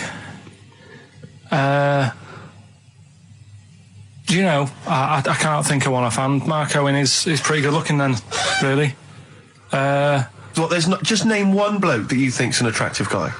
There must be one bloke that you've either met or that you've seen in a pub or on a poster. Tell you what. Go on. Tell you what. Works here. Young Alex Zane. Well, we know Alex, maybe we can fix you up. Oh, I love you, Alex. You got so brilliant. I love that. That's like a ride song or something. That's my favourite one. Ride-ish. Feeder. Just the way I'm feeding on XFM 104.9. Rick, quick question for you. I'm thinking a lot of people maybe are tuning in for the first time because of the advertising campaign. Sure. Should we reintroduce Karl again? I know we've done this a few times in the past, but just worried that people are going to not really kind of get the measure of him.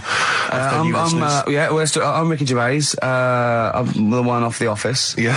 Steve Merchant. He's not the one in The Office. He's not Gareth. Some people think he is. He's got a funny, weird West Country accent that actually Mackenzie was affecting for the role. Steve wrote it with me. He's the tall, lanky fella. Karl is our sort of, I say producer, but he's the one that pressed the buttons because I was too... body. Yeah, but I mean, it was just because I was too big to run the desk. Yeah. I used to have to do. Literally too big. You couldn't get behind there. Yeah. And then we discovered that, he looked a bit like a boring sort of, alright, yeah, no. But then when we sort of, poked him with a stick, he came up with, he doesn't realise, but some of the I think, some of the funniest extraordinary things I've ever heard. Say hello, Karl. Alright. Yeah. Well, classics, I think, so far, that have gone straight to the list include, have you ever used a Y front correctly? Yeah. Brilliant. You never see an old person eating a Twix. Eating a Twix. These are the sort of things. He's back on his campaign to get rid of jellyfish. Why is that, Karl? Oh, did you see the paper yesterday? Go on. There's a jellyfish, right? It's about 15 foot long, about 5 foot wide, and there's a fella swimming next to it. And the paper's going, oh, look at this we've found. There's loads of them in Japan. Yeah.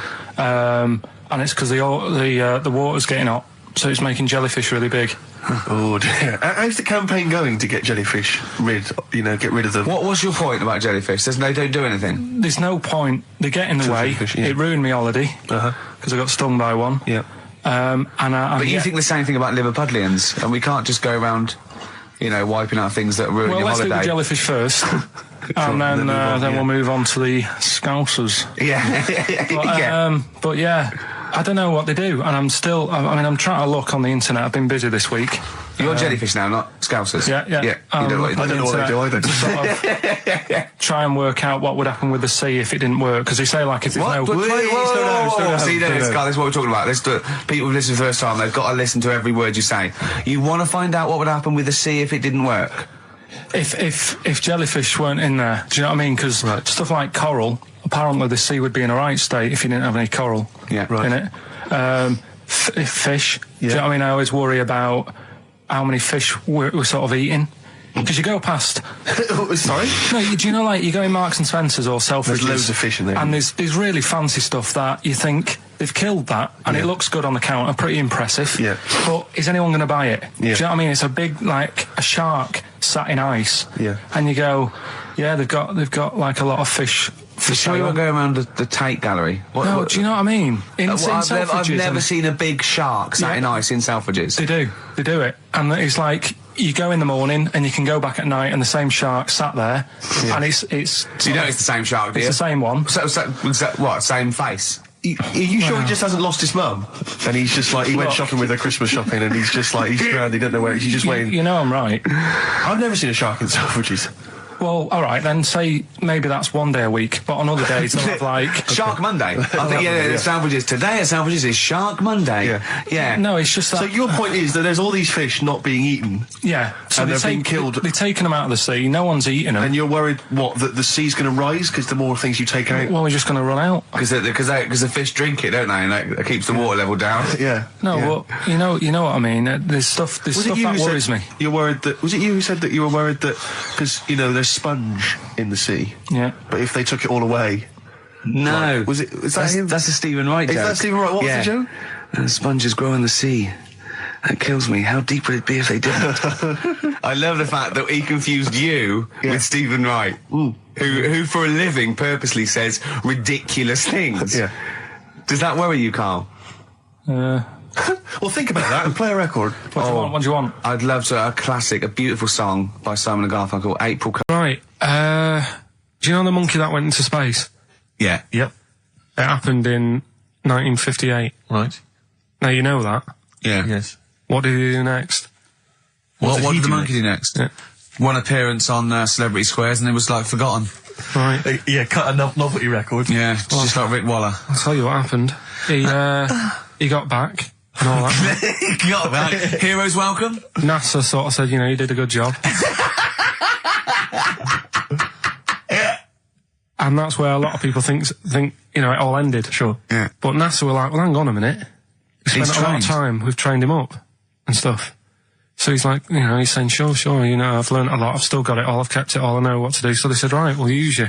So he turned into like a bit of a trainer at NASA. We wanted to send you out on the top of an organ. You put on this little bellhop outfit. Could you smoke fags? Yeah. I'll have a go.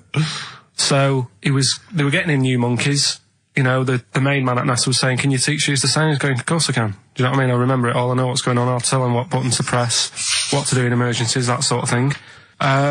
It was technically sort of employed by the army.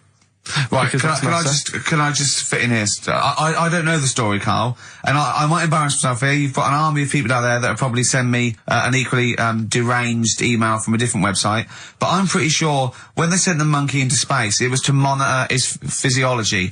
He didn't press any buttons or learn to dock or take off. It was just the effects of weightlessness and space on basically a primate. I'm pretty sure he was tied in with electrodes to his head. So, well, yeah, I'm pretty sure. I could be proved. But even if that were the case, and he had learned to press one or two very basic buttons. Definitely not. Definitely but not. Even if it were the case, I'm pretty certain they wouldn't have brought him back to train up Neil Armstrong. Right, definitely. Go on. Going, Neil, what are you going to say when you come out there? Yeah. I was thinking of just saying, I'm on the moon. Hello, it's made of cheese. Don't say that. What about, I've noticed that you got little legs, right? But mankind stepped forward. Well, how could I put that? I was just going to say, I'm on the moon, it's great to be here, wish you were here. I've got to think so. Hi, Mum. Yeah, go on. Anyway, basically he got back. They sorted him out with a nice pension. He was happy. Because of, like, the rank that he got, he was like, he had loads of medals and stuff. He said, right, we'll make him a colonel. He got that. Like I say, he got a pension. How does it end? He died in 1969. He was buried with his wife. He passed away. His wife. I'm sure it just goes on to a different website about something completely different. Yeah, you're talking about Buzz Aldrin. Yeah. His page is missing. Oh dear. So well, Carl, if someone could call in. Did they train Leica the dog to sort of dock and re-entry? He never made it back, did he, Leica? They didn't bother. They didn't even bother. They didn't bother bringing him back. They just sent him up there and they didn't have technology to bring him back. And they just went, yeah, that's brilliant. Well, I can do that. Yeah. Really? Amazing. Yeah. What do you think of that, Carl? Rubbish, isn't it? Sort of brought it down a bit. But but the little monkey made a colonel. Hero. Big hero. What was he in? What craft was he in? Sputnik. Just hang on a minute. He was in Jupiter AM. Yeah. Let me see that piece of paper. Yeah, I can guarantee there's nothing there about his his training other than let's hope he's not sick on the control panel when we shoot him up at 400 Gs. Oh dear. I love the fact that you think that this monkey was a high... Do you know what I mean? When you think of these things that are less than a monkey's face, do you think of the Planet of the Apes? Like they're sort of talking, sort of chimps and gorillas, and they're in tunics on horseback with snub-nosed rifles. What do you think of? Just a little monkey getting on with it. He knows his job, he knows what he's got to do, he gets on with it. Look, he's pressed the button. Watch him press the button. This takes me back. Do you remember 1965, I think it was? We're going to use him to train other DJs. That's it then. Goodbye. Thanks. Cheers. That was the record before us, and here we are, pre-recorded, because we did this a few weeks ago, because we're not here at the moment, are we? We're away in that. I'm Ricky Gervais, with me Stephen Merchant. Hello there. And Karl Pilkington. Well, he's not actually with us. He'll be in some of the best of clips that will be coming up shortly. Yeah, this is just us, isn't it? This is just us. We did this, when did we do this, Rick? A couple of weeks back. Hold on, what is it? It's the 27th today. Yeah, I enjoyed Christmas. I loved Christmas. I loved Christmas. I had a great time. What'd you get? Loads of presents. So did and I. I'm glad they made it to number one. I'm really glad. Stroke, he, she. Yeah, I'm really glad that the pop idols, Cliff Richard, Westlife, made it to number one. Bo Selector. Yeah, just delete that. Yeah. Okay, well, we're going to play some of the best of, some of the greatest moments of the last 3 weeks. Yeah. Ever heard on XFM 104.9. What about this? Do you remember this one? Oh, which one is it? I'm Ricky Gervais, with me Steve Merchant. Over there, Karl Pilkington. The man who believes anything. I think it might be a condition due to his little round head. Mm-hmm. It's sort of like, it might be a new condition that we can call cranial spherity. And because it presses on his lobes, and the only sort of upshot of that is he's normal in every way, but he believes everything he reads or sees on Anna Nova. All right? Talking of which, Rick, I don't really follow the news. No. It's mainly boring, innit? Wars and stuff. Yeah. But I didn't know... Well... Yeah, well, it is a war. It's all this nonsense before and after. When it's a war, it's, it's in the middle of the war, you can watch it on telly. True. You get results, you know what I mean? Like, do you know what I mean? Yeah. Like a test match or something. But it's all this rubbish before and after. It drags on. This recent war seemed, I thought, just generally, it was better presented than the previous one. Because I remember the first Gulf War, it was often during the night, and I couldn't stay up. Yeah, because I think the American had rights to it, like the Tyson fight, so we had to get it at 2 in the morning, exactly. Which is annoying. They had it, their prime time and that. Yeah, and a lot of it was in black and white as well, when the bombs went in. When the bombs going so, this time there seemed to be a lot more colourful stuff. Yeah, it's much better coverage. I think there should win awards. Yeah, well, I'd like for to see it. awards, So, like Channel 4 won for cricket. Yeah, I mean, a few times as well, I was quite pleased to see they actually had footage of the bombs exploding. Yeah. No, good. Well done. Generally, good on you. Well done. Good on you. Yeah, it costs a lot though, doesn't it? It isn't a costly War's thing. a lot more. When you got something like, a Jimmy Carr game show, which probably costs about $100,000. Yeah. Like half an hour war costs millions. It's almost as expensive as like Terminator 3 or something. Yeah. But I mean, But then, you got a variety. Exactly. Sorry, Steve, you were talking, mate. Well, no, I just wanted to make sure you're aware that the World Elephant Polo Championships have taken place. I did get it. I think they mentioned it on. Yeah, we won, didn't we? England won. Yeah. Well, my question is, where have they been practicing? I don't know. Do you remember ever at school anyone ever saying to you, "Are you interested in playing polo with elephants?" Do you reckon it was 5 blokes in pith helmets kept sneaking into a whipsnade? Possibly. What are you doing, lads? We're practicing. Get down. Yeah. Get off them elephants. Yeah. I didn't even know we had a team. I can't believe it. No, but it's like Johnny Wilkinson and the rugby lads. They're going to get MBEs, all sorts. The elephant polo boys, nothing. They get nothing. I haven't seen their son talking like them. To be fair, it's not like horse polo where I don't think there's a stick long enough. I think the elephants kick it, don't they?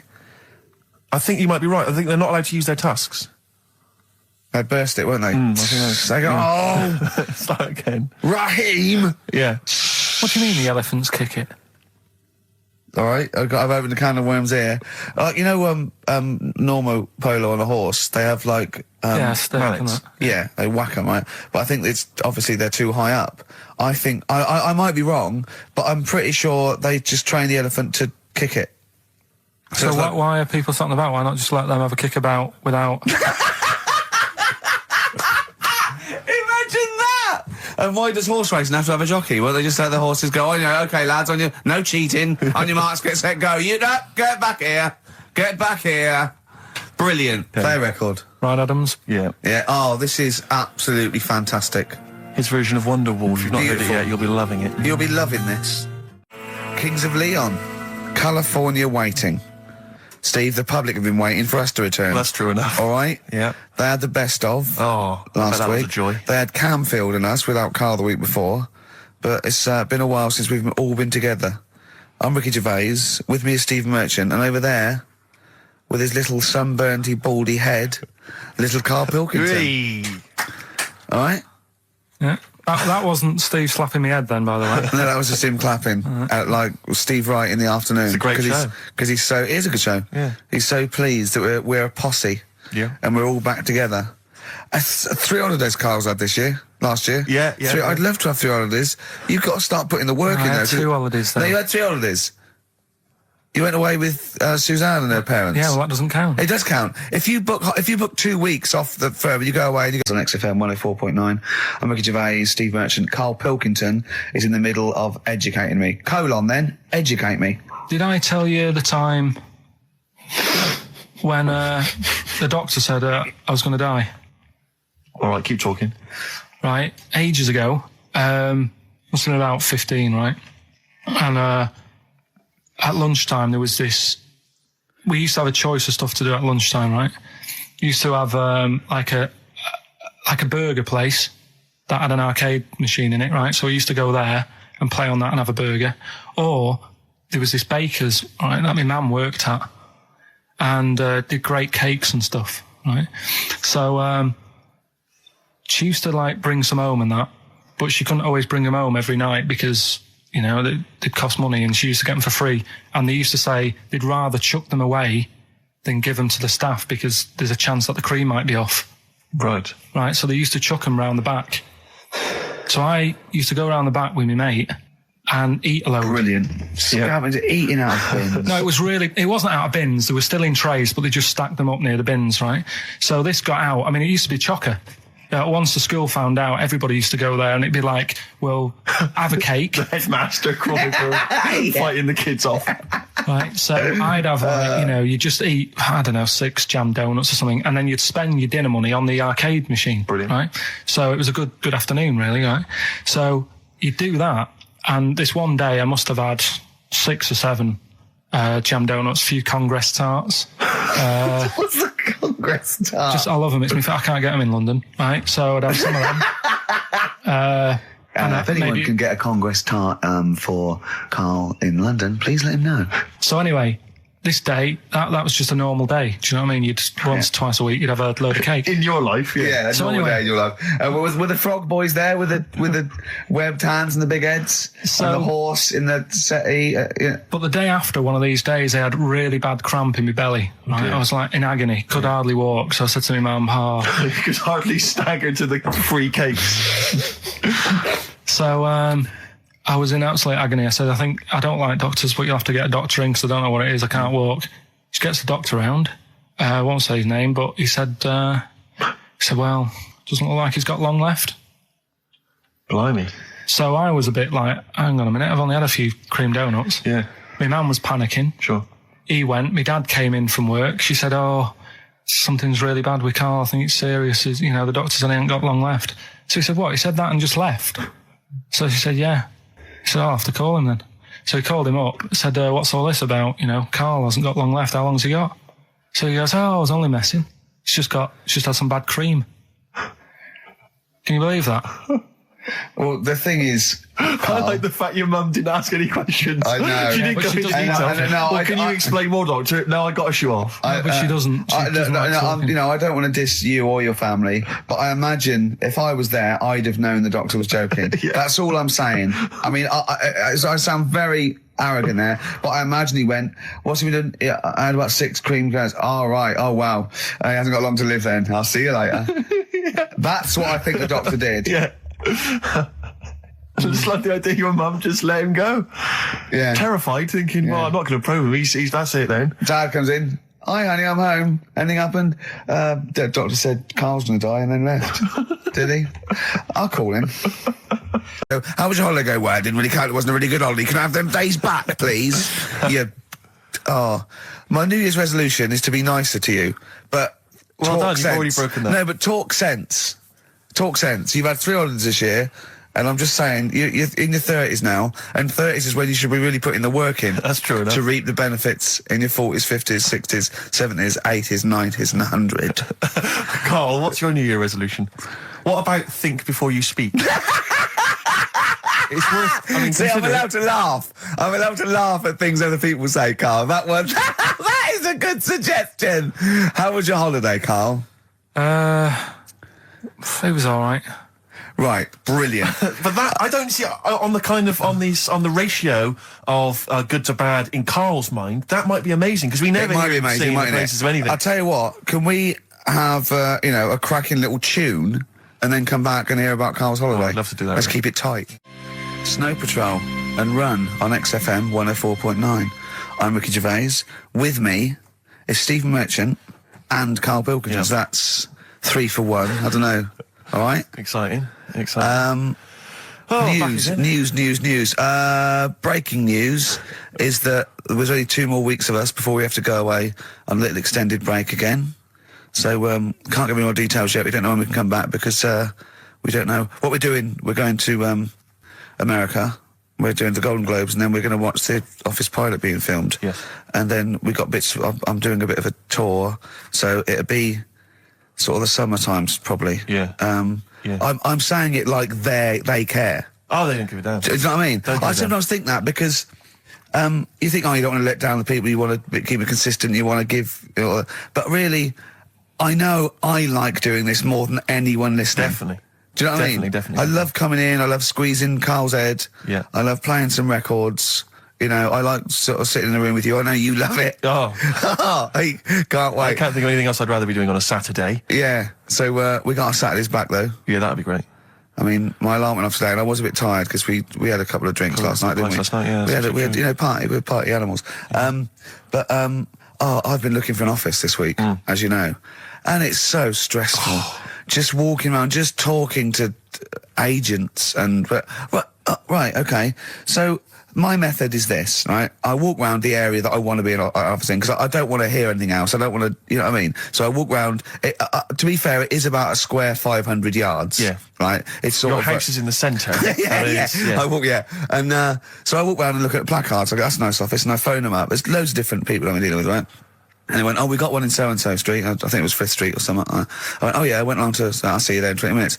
I got there. You were there, if you remember. I looked around and I said to Steve, it looks all right. There's no pawn shops or anything like that, right? And Steve went, well, it is next to a brothel. And I looked, and there on the next thing, model, 1st floor, Susie, 03. I thought, and I phoned him and I said, do you know what? Don't bother coming here. No, I said, no, I said, because it's next to a brothel. He went, yeah. I went, right, okay. Just for future reference, I don't want an office literally next to a brothel, right? When I go to work, I don't want to walk past prostitutes. Call me old-fashioned. Yeah, right? as you're going into work, there's a prostitute. Yeah. Morning. Morning. Oh, she's got a cappuccino. Yeah, Starbucks, yeah. Business good? Yeah, it's a bit slow at the moment. But it picks up later this evening. Does it really? Good. And I said to him, I've got So my New Year's resolution is being like a little fascist when it comes to business. And I said, also future reference, no crack dens and no wild animals in the porch. And I just can't believe it. There's always something wrong. We went to one, right? It got there, right? And a woman said, I'm new here. She didn't know what keys she was using.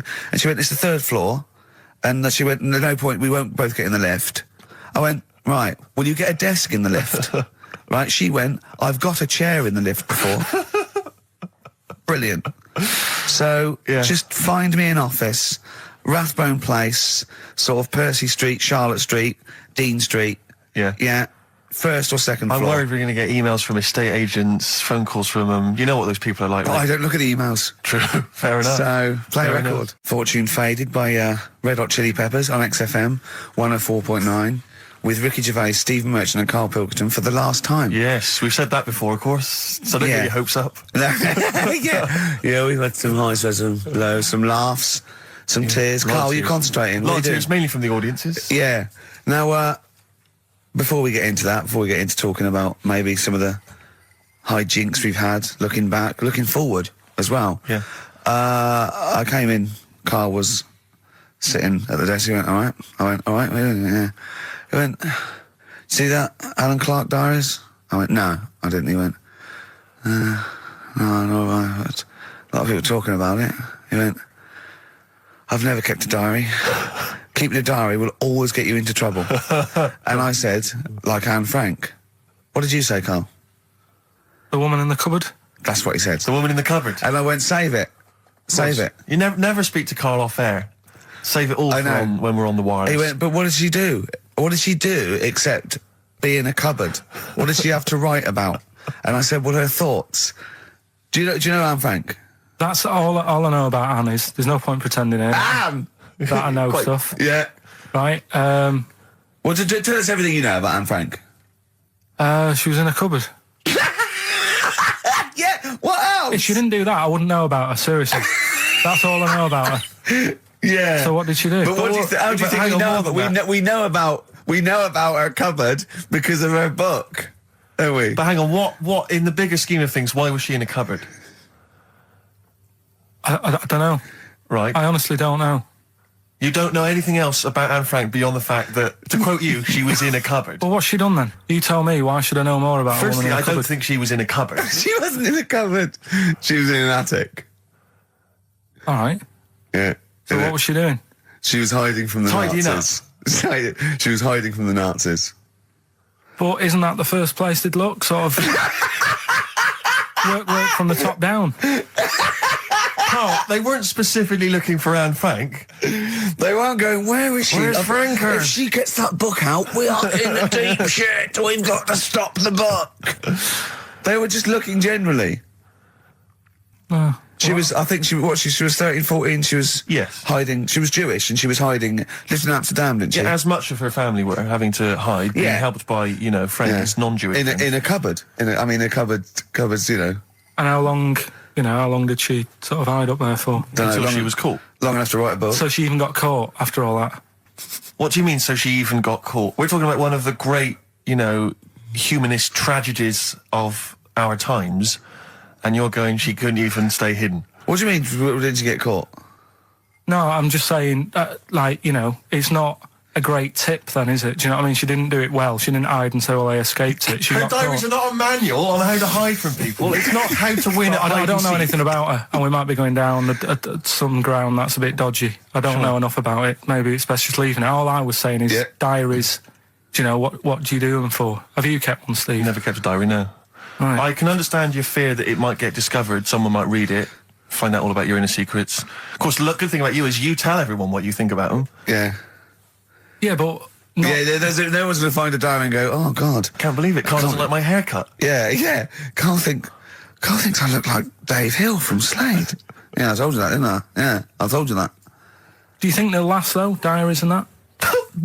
No, because they were a bit of a time killer, weren't they? It was something to do at the end of the day, whereas now there's iPods and that. Do you know what I mean? It's fantastic. The iPod of Anne Frank. Yeah. No, but that's what I mean. New from Sony. That'd be great, wouldn't it? All her greatest hits. Who could forget? Oh, well, dear. Leave that then. I didn't know it was that deep. I thought it was just like a, You thought it was like, didn't you? Adrian Mole type thing. Yeah, what are we doing?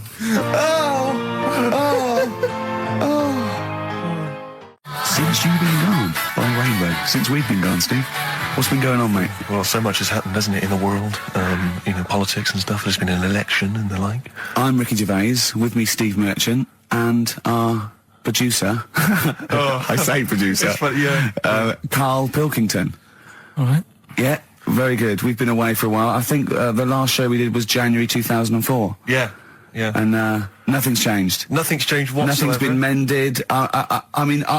I'm pretty sure I threw that away in the bin before I left. Yeah, there are some of your old bacon rinds. yeah. The spare ribs on the floor. Yeah, nothing's changed at all. Oh, no, that's not true. The listenership has changed. It went down slightly, didn't it, on the last Radio? Well, I don't know. I don't know. Is that what happened? Did it go down slightly, Carl? A little bit, I think. I don't think XFM gets new listeners because I think what happens is, because the reason it goes down just very slightly each time is that their old listeners die. Yeah. You know, old Cure fans dying of... Yeah, you know, smack addictions. Gout. Yeah. yeah. But anyway, well, I haven't listened to this station for a year and a half, so that's increased by 1, which is probably quite a high percentage. Exactly. I mean, I suppose that my question, I suppose, to you, Rick, would be, you know, why now? Why have you come back now? You know, I was a bit bored of sitting at home. You know. Okay. Yeah. Because we're just here for 6 weeks. 6 weeks. Well, we're standing in for Adam and Joe, aren't we? Yeah. Yeah. How the tables have turned. I remember when they were standing in for us, but... Yeah, I don't know. But the only reason I'm here is because my housekeeper cleans between 1 and 3. Oh, right, that's a good idea. So I thought I'd get out of the house. And are they listening to XFM? Well, no, she doesn't speak English. I'm not made of money, Rick. Okay. You know, if I can help out, you know, a young immigrant lady, then I will do. And there are so many things I can do for her in so many ways. Yeah. But her, you know, picking up my old tea towels and stuff is ideal. So that's why I'm here. But all I'm worried about is I think people kind of associate with the name Ricky Gervais. They associate a certain level of quality. You know, your live stand-up DVDs, there's a level of quality. You've put a lot of work into them. You've honed it. The TV work you've done, likewise. Should people expect the same from the radio show? Definitely not. No. Definitely not. Those things that, you know, you sit down, we sit down, we write them for a long time, write them for a year maybe, then film them, and we worry about everything. This is, I'm not even sure I'm talking into the mic at the moment.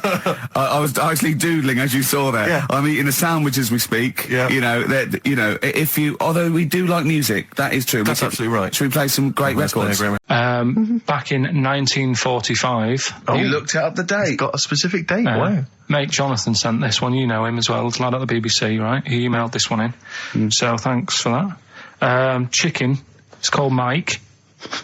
There's a chicken called, sorry, I missed a bit there. There's a chicken called Mike. Chicken called Mike, okay. Right? Yeah. What happened was, it was living on a farm, right? Loads of chickens knocking about, and the owner of the farm is like, you know, getting ready for tea, and his wife says, go out and get a fresh chicken, because my mum's coming round. So he thinks, well, I want to get a good one in, because I want to impress her. Cause back then, even then, they wanted to impress the mother-in-law and that. So they said, all right, I'll just nip out and get one. So he sees Mike, chicken, running around. Is this during the war or after the war? 1945, I'd say that was after. No, it ended, It ended in 1945. Yeah, Okay. September, go on. So, chicken's running about, he thinks that one, that looks alright, I'll have that one. Mikey. So he picks it up, and he cuts his head off. Oh. Puts it on the block, cuts its head off, runs about a bit, like they do. He thinks it'll stop in a minute. Keeps running about. And what's going on here? Right? He's now like chasing the chicken without an head. Yeah. He's saying he should die in a minute. Anyway, doesn't die. Chicken's walking around with no head. Lives for 18 months. Yeah. Chicken with no head. Yeah. What do you think of that? Well, I'll tell you, I've heard this story before, Rick, and the explanation, as I understand it, was that certain vital cords, spinal cords, weren't severed when the head came off. So that was why it continued to live. Yep. I don't know if that sounds plausible. It's fine. Absolutely fine. How did it take on protein and energy? The fella who owned it, he said, well, hang on a minute. He said, I could kill it now. But I've got a wonder chicken here. But he's thinking, it must really want to live. Sure. Right?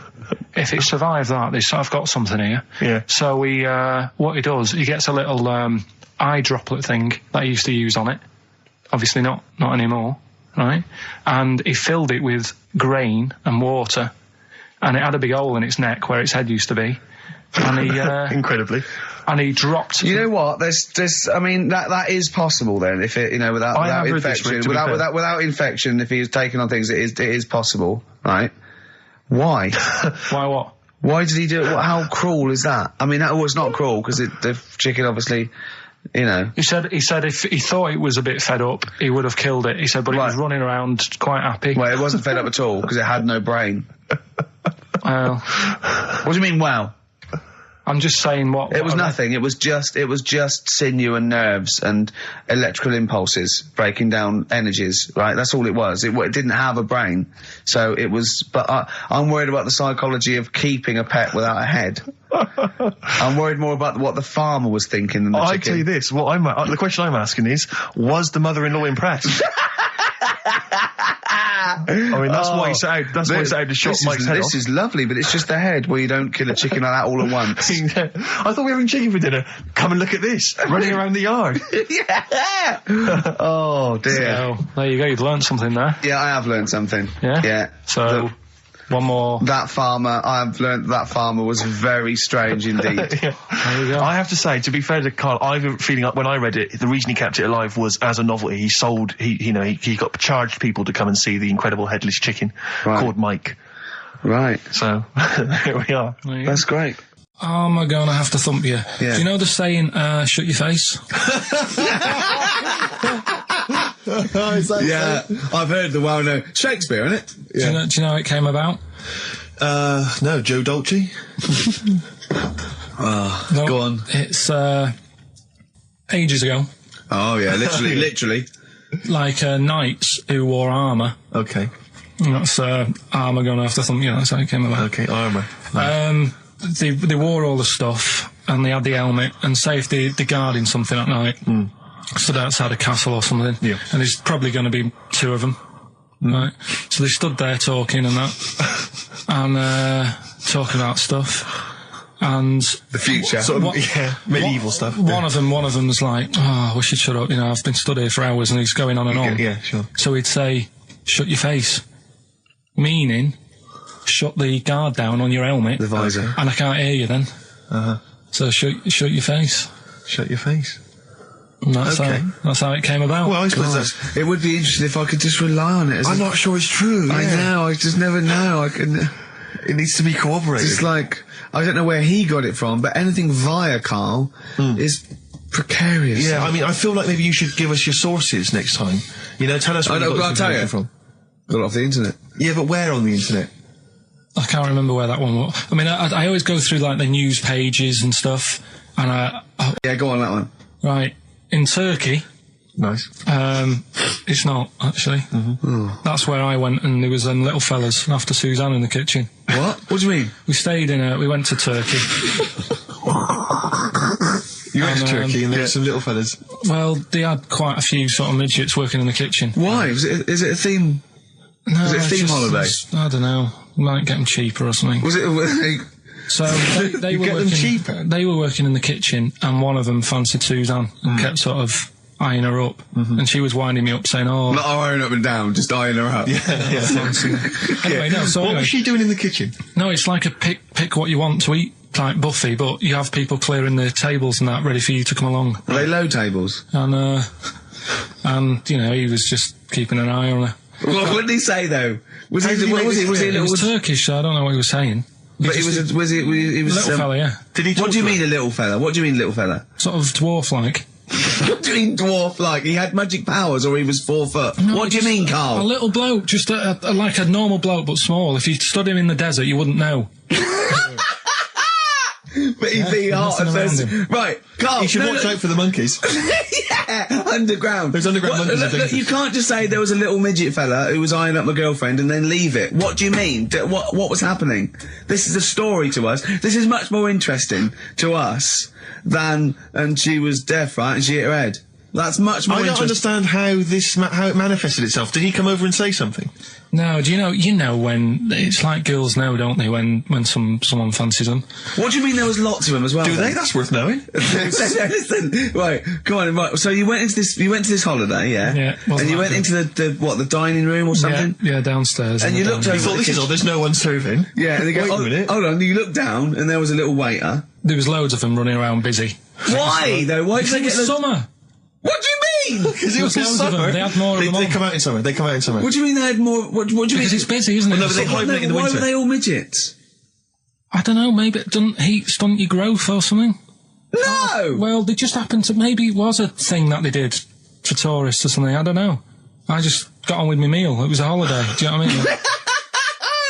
God! Right, so it's a midget serving, I'm not going to ask any questions. Right, okay, yeah. So they're all little fellas running around, and this one always was like, you know, oh, do you want a new serviette? You know what I mean? Going out of his way to sort of... for turning on the charm. Yeah, he was going out of his way, the others weren't. Right. I think what was happening is he'd been working with Santa all the winter. Yeah. This is sort of little summer break. This one was your waiter, and so he was being polite to you. Maybe.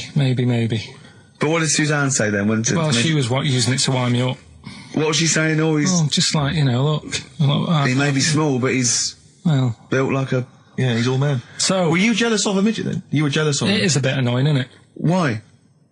It wouldn't bother me as much now, because I've been with her for ages. Right. But at the time, that might have been one of our first holidays, and it's like...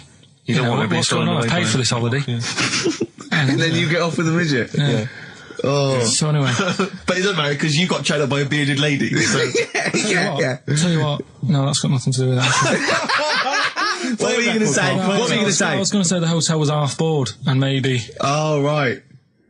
You were going to tell us a little story about Just past my test, my parents had a big Volvo estate, and there's quite a big car to drive. My parents didn't have a car.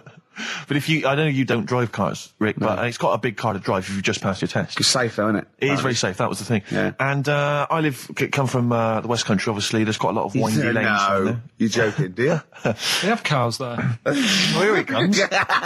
Blimey, Carl. Learned on a tractor, automatic it was. Do you want me to tell it or not? Oh!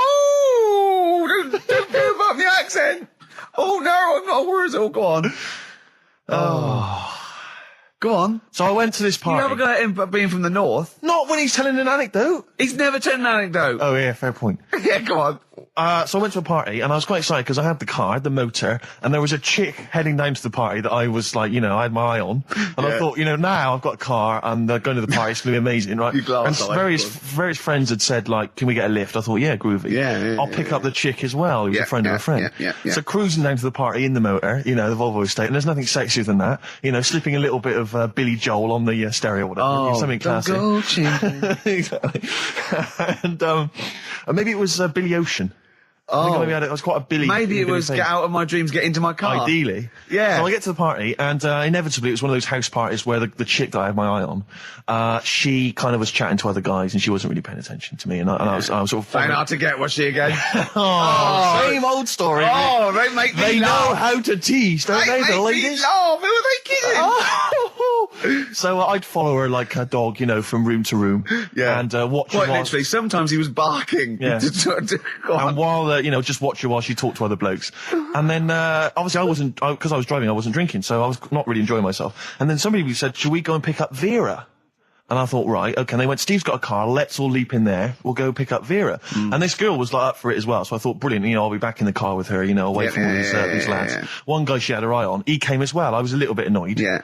But anyway, he was in the car, so I'm driving down these country lanes, just driving along, and they're directing me, they're saying, go left here, go right. And then suddenly we stop, and one of them goes, just drive into that field, this pitch black field, right? And I'm sort of, well, it is my parents' car. Just drive in the field, Steve. I'm thinking, well, I don't want to, not seem like I'm a hard, cool, crazy kind of guy, because the chick's in the car. So drove the car into the field. They all leapt out, started running off into the darkness, shouting, Vera, Vera, Vera, where are you? So I'm just sort of sat there in the car waiting. Wasn't Vera Lynn, was it? Because she likes to hide in fields. Bizarrely, it wasn't. Right. It was just, I was just left in the car on my own with Billy Ocean, and suddenly, at the darkness, they come back holding a Vietnamese pot-bellied pig that they had stole from a nearby farm, and they knew that the pig was called Vera because someone knew the farmer or something. Anyway, so they got this pig, so now they're going, I'll put the pig in the back of the car, we'll take it back to the party, it'll be hilarious. I'm thinking, well, I'm not sure I want a pig and all its, piggy crap in the car, right, crammed in there. But they say, yeah, so obviously I'm thinking again, I don't want to look like I'm, a nerd. I'm terrified of that, Rick, ever happened. Yeah. So you go, hey, bring the pig into the car. Exactly. I'm no nerd. Exactly. Yeah, go on. So now we drive off again. I got this pig kind of squeaking in the back of the car. And, they say, stop again. Let's do some cow tipping. And they do that old thing, about the fact because cows sleep standing up, don't they? So you can push a cow over and stuff. Yeah. So they're having a wild time, hilarious. So this time, now we get to a sort of dead end in the road. And, they say, well, turn around, let's go back to the party. And I'm thinking, fine. Try and do a 3-point turn in this very narrow country lane, right? Get the Volvo estate wedged horizontally across the road. Can't get it out, just can't seem to sort it out. I don't know what, I'm panicking because there's a pig in the car, right? And, local disgruntled farmers, right? People drunk, partying, probably off their head on some kind of weed, Rick. Well, was it loads of blokes with, pitchforks and flaming torches Exactly. going, burn him. He's playing with our pig. Exactly that. And so that, I was so terrified that all I could think was they're going to have to send a helicopter to lower a magnet onto the top of the car to lift the car up and put it the right way around. You used to read a lot of comics, didn't you? Yeah. Yeah. So, do you know what I started doing? What? Crying. Did you really? Yeah. Why? She started crying, just very slightly, started getting upset. And the other guy that the girl fancied, he had to get into the driving seat and sort it out for me by slowly edging forward So and that's the backwards. worst bit of the whole story. Yeah, edging slowly back and forwards. He just sorted it out, just slowly worked the car back round, and then we were off. You're just gently weeping. Just gently where weeping in the back. The bloke had just taken the bird that you saw from a distance. Exactly. That was basically your wife in your head by then. Oh, yes. Was it? I can't We were believe it. happily married with a pig for a child. Don't joke, that could happen. I know. The pigs come, if you like. Sorry? What did you say? What did you say? What did you say? When you do what, Carl? What? What did you say? No, what did you say? Because I don't want to have to go to the radio authority again. What did you say then? just remember. We are going out live, Carl. Yeah, remember Tom Binns, right? What did you say? The best of Bob Marley. Mr. Marley has been dead these 7 years. In fact, he died 7 years ago this very day. Did he? Do you know what sort of donuts Bob Marley likes? It's not my business. No, it's not a proper question. It's an old Peter Kay joke.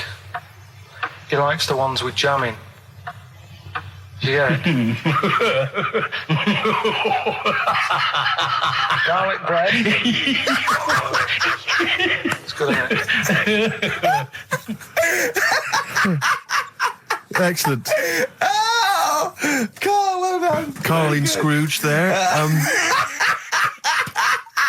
The only man more mean and depressed generally than Ebenezer Scrooge. Oh, dear. The reason you became king of the universe, of course, is because of your fascinating French bread anecdote. Oh, yeah. Yeah, come on the then. How did baguettes come about? If this is going to be someone cooked a loaf a bit wrong and said, I can still make a sandwich out of it, I'm going to hit you. No.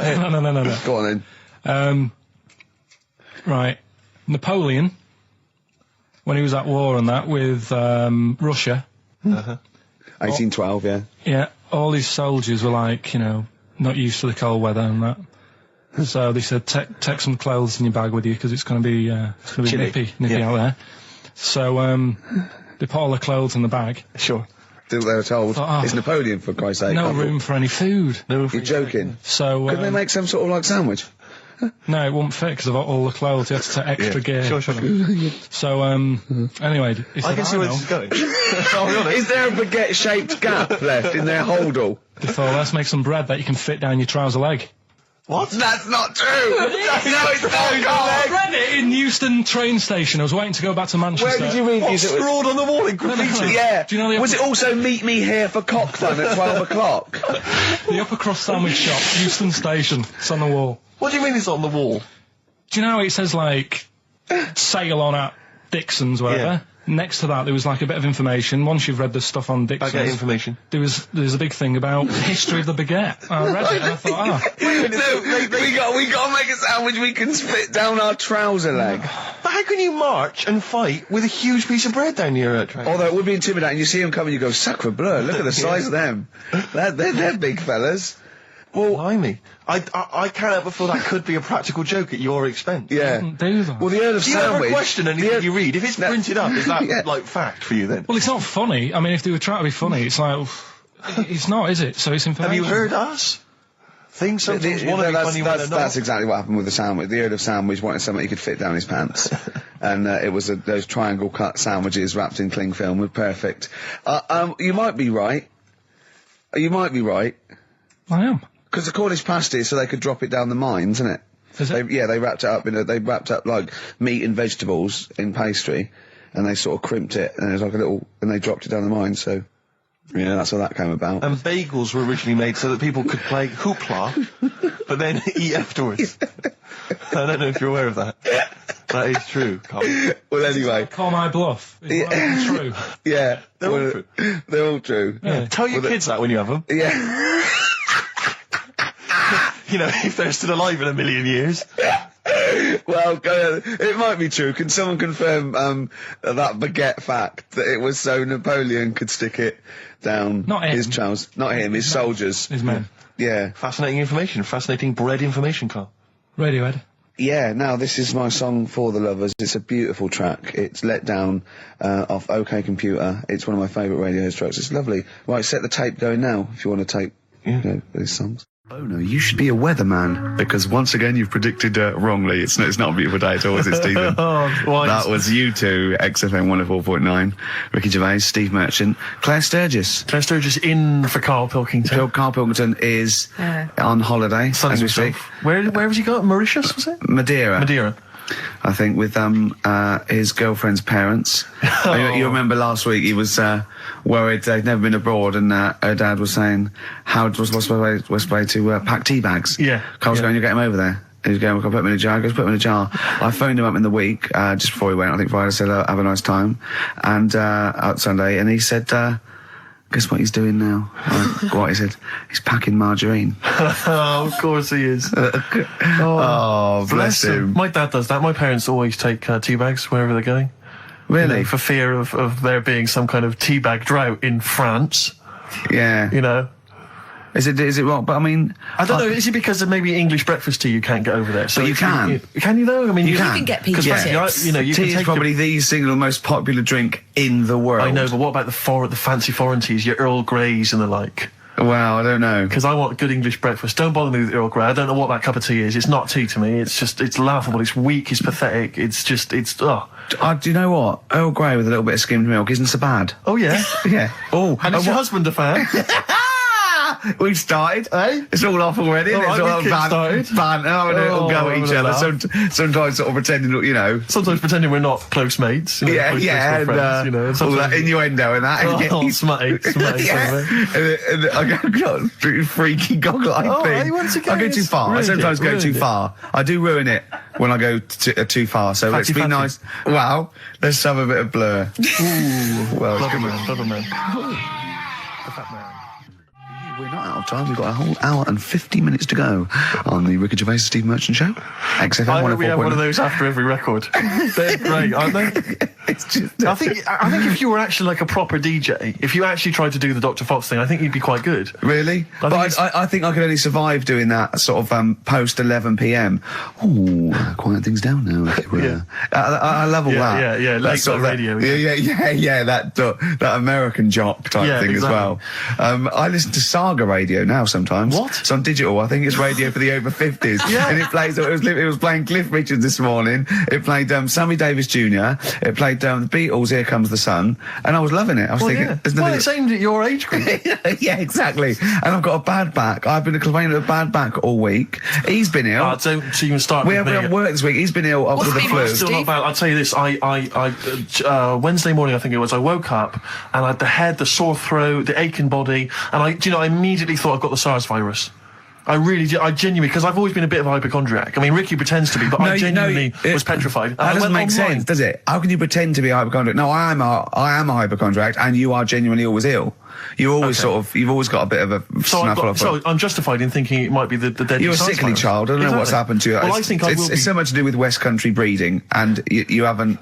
I don't know. No, he hasn't got normal sort of barriers to sort of flu and cold. His immune system is all shot. Claire, look at him. I'm quite a weak child. Yeah, I know. I'll probably die in a garret having written some bloody brilliant poetry. But then I'll die of consumption. Yeah. But anyway, so I went online to check out what exactly the symptoms of the SARS virus were.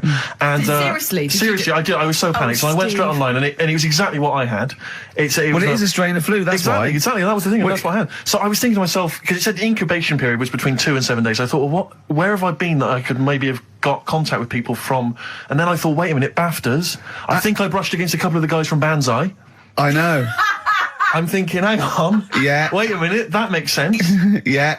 And so I was suddenly getting a little bit eggy, because I mean, there was a lot of people. There's like 1,500 people at the BAFTAs, so I mean, any one of them could be carrying it. Yeah. So I was really just panicked, but I didn't immediately rush to the doctors. No. Because you've got to wait for ages down there. Dr. Charles brilliant, but you've got to queue up for ages, because it's down in Swiss Cottage where I live, and I'll tell you, there's some dregs in there in the waiting room. Oh man alive! People who've just gone in there to read the magazines, and they're just sat there. There's some people who just waste the doctor's time. That's what annoys me. A lot of old people, a lot of Saga listeners, who just waste people's time. I know. I went to accident emergency once because I done legging. And I'll tell you what, you look round and you think, oh, look at all these people. Look at these, they should be, there's hardly any of them weren't handcuffed to someone. Exactly. You know what I mean? You go to Casual on a Friday night and it's like, oh, awful. Yeah, and there's, and so, I mean, it was that thing, well, I could either go to Dr. Shah, but that's NHS, or I could go to one of the Medi centres. They charge money, Claire. And I mean, I know it's a killer disease, but you know, I'm not making cash. You don't want to, you don't want to, because what if it isn't? That's money wasted. You don't get your money back, do you? I mean, I really need him to say, you've got the deadly SARS virus for it to be worth the 80 quid. Exactly. You know? Exactly. And as I suspected that, you know, it was 50-50, I decided not. I decided to ride it out. And thankfully, so far, I've not died. Looking all right. No, you're all right. You're all right. Okay, so you're all right. Yeah. Well, that's lucky. So I know. So I phoned him up. I said I don't think I can work. And I mean, Ricky's a close friend of mine. I've known him for a time now, and I really consider him one of my best mates. But I'll be honest with you, you didn't rush round with a bowl of soup. Did you? I don't want to catch it, do I? There's no point in both of us being ill. This was the implication, because it wasn't that you explicitly said, in this relationship, you're the one that's expendable. But that was the sort of underlying suggestion I felt. No. Oh, that's feeder and come back around. It's a new leaf, Steve. I'm going to do properly now. I'm not going to be slovenly. I'm sitting up straight, you see. Yep. And it's going to be a proper DJing, because I think coming up soon, some great tracks, including a new one from Abs and an old one from Snow. Informer. You know me, Dennis. Told me ecka-boom, a licky boom boom down. I'm joking, of course. We've got some fantastic tracks. There's some great chat, and we've got Carl with me, Steve. Steve, I'm Ricky Gervais on XFM 104.9. There he is indeed, with him, Steve Merchant. And Karl Pilkington, of course. Say hello, Carl. All right. Yeah, nice. And you say you read... The beginning of a radio show is very much your wares, your shop window, laying out your stall. I don't think you could choose a better track than The Only Ones, Another Girl on the Planet. I'd love to hear it. One of my favourite intros, that. Amazing. Oh, that was dangerous, because I once heard on Capital Radio, this has got to be the greatest rock intro of all time. And they played Money for Nothing by Dire Straits. Brilliant. Yeah, I can just imagine them putting their head down. I remember a friend of mine, when I was at school, he just bought a car, and he took me outside to show off the stereo system, Money for Nothing. He just played that. I've never heard the song before.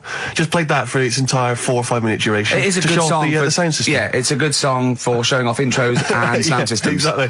Yeah. You said you were driving along earlier. You saw someone.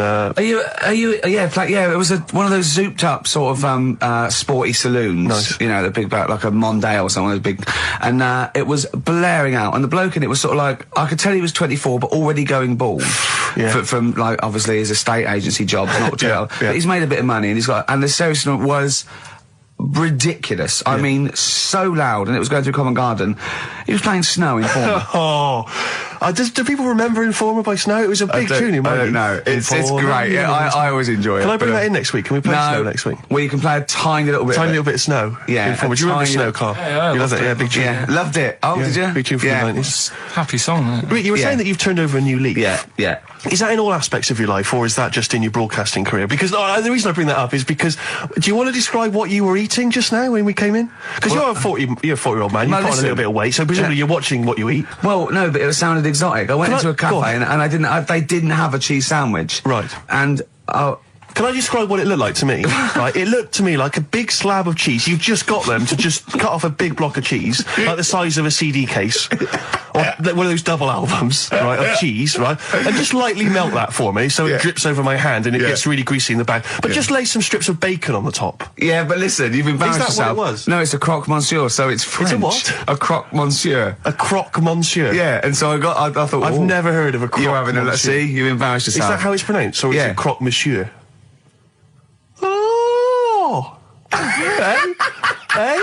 You didn't expect me to be bringing out the French.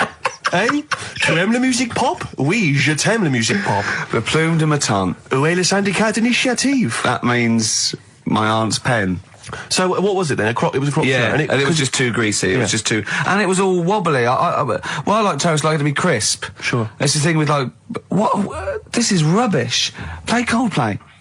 Back to form there, Oasis, and Little by Little. This is XFM 104.9. I'm Ricky Gervais. Who are you? My name's Steve Merchant. Good to see you. Thanks. With us, the producer in the studio is Karl Pilkington, and he'll be doing the buttons. Yeah. You made a good effort there. But, once again, got bored. Words are your enemy, Rick, and they defeated you once again. Yes, run out of steam with the sentences. Every week I think, well, I'm really going to make an effort now. I've chosen some records. Yeah. That's it. That's as far as it goes, isn't it? Yeah. Maybe you should write out what you're going to say at the top of the show. Write that out.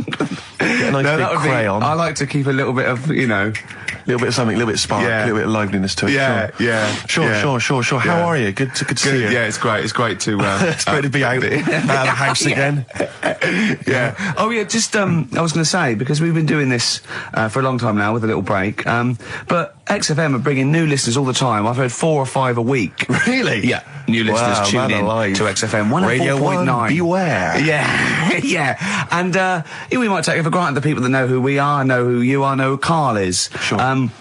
Now, if you're a regular, then you know exactly who we are. But for those of you who don't, I'm Ricky Gervais. Ricky Gervais, a BAFTA award-winning actor and writer. Steve Merchant, all those. A friend of yours. Yeah. And this is the important thing: Karl Pilkington. Absolutely. Our producer. I say producer. He was the bloke who was lumbered with a job.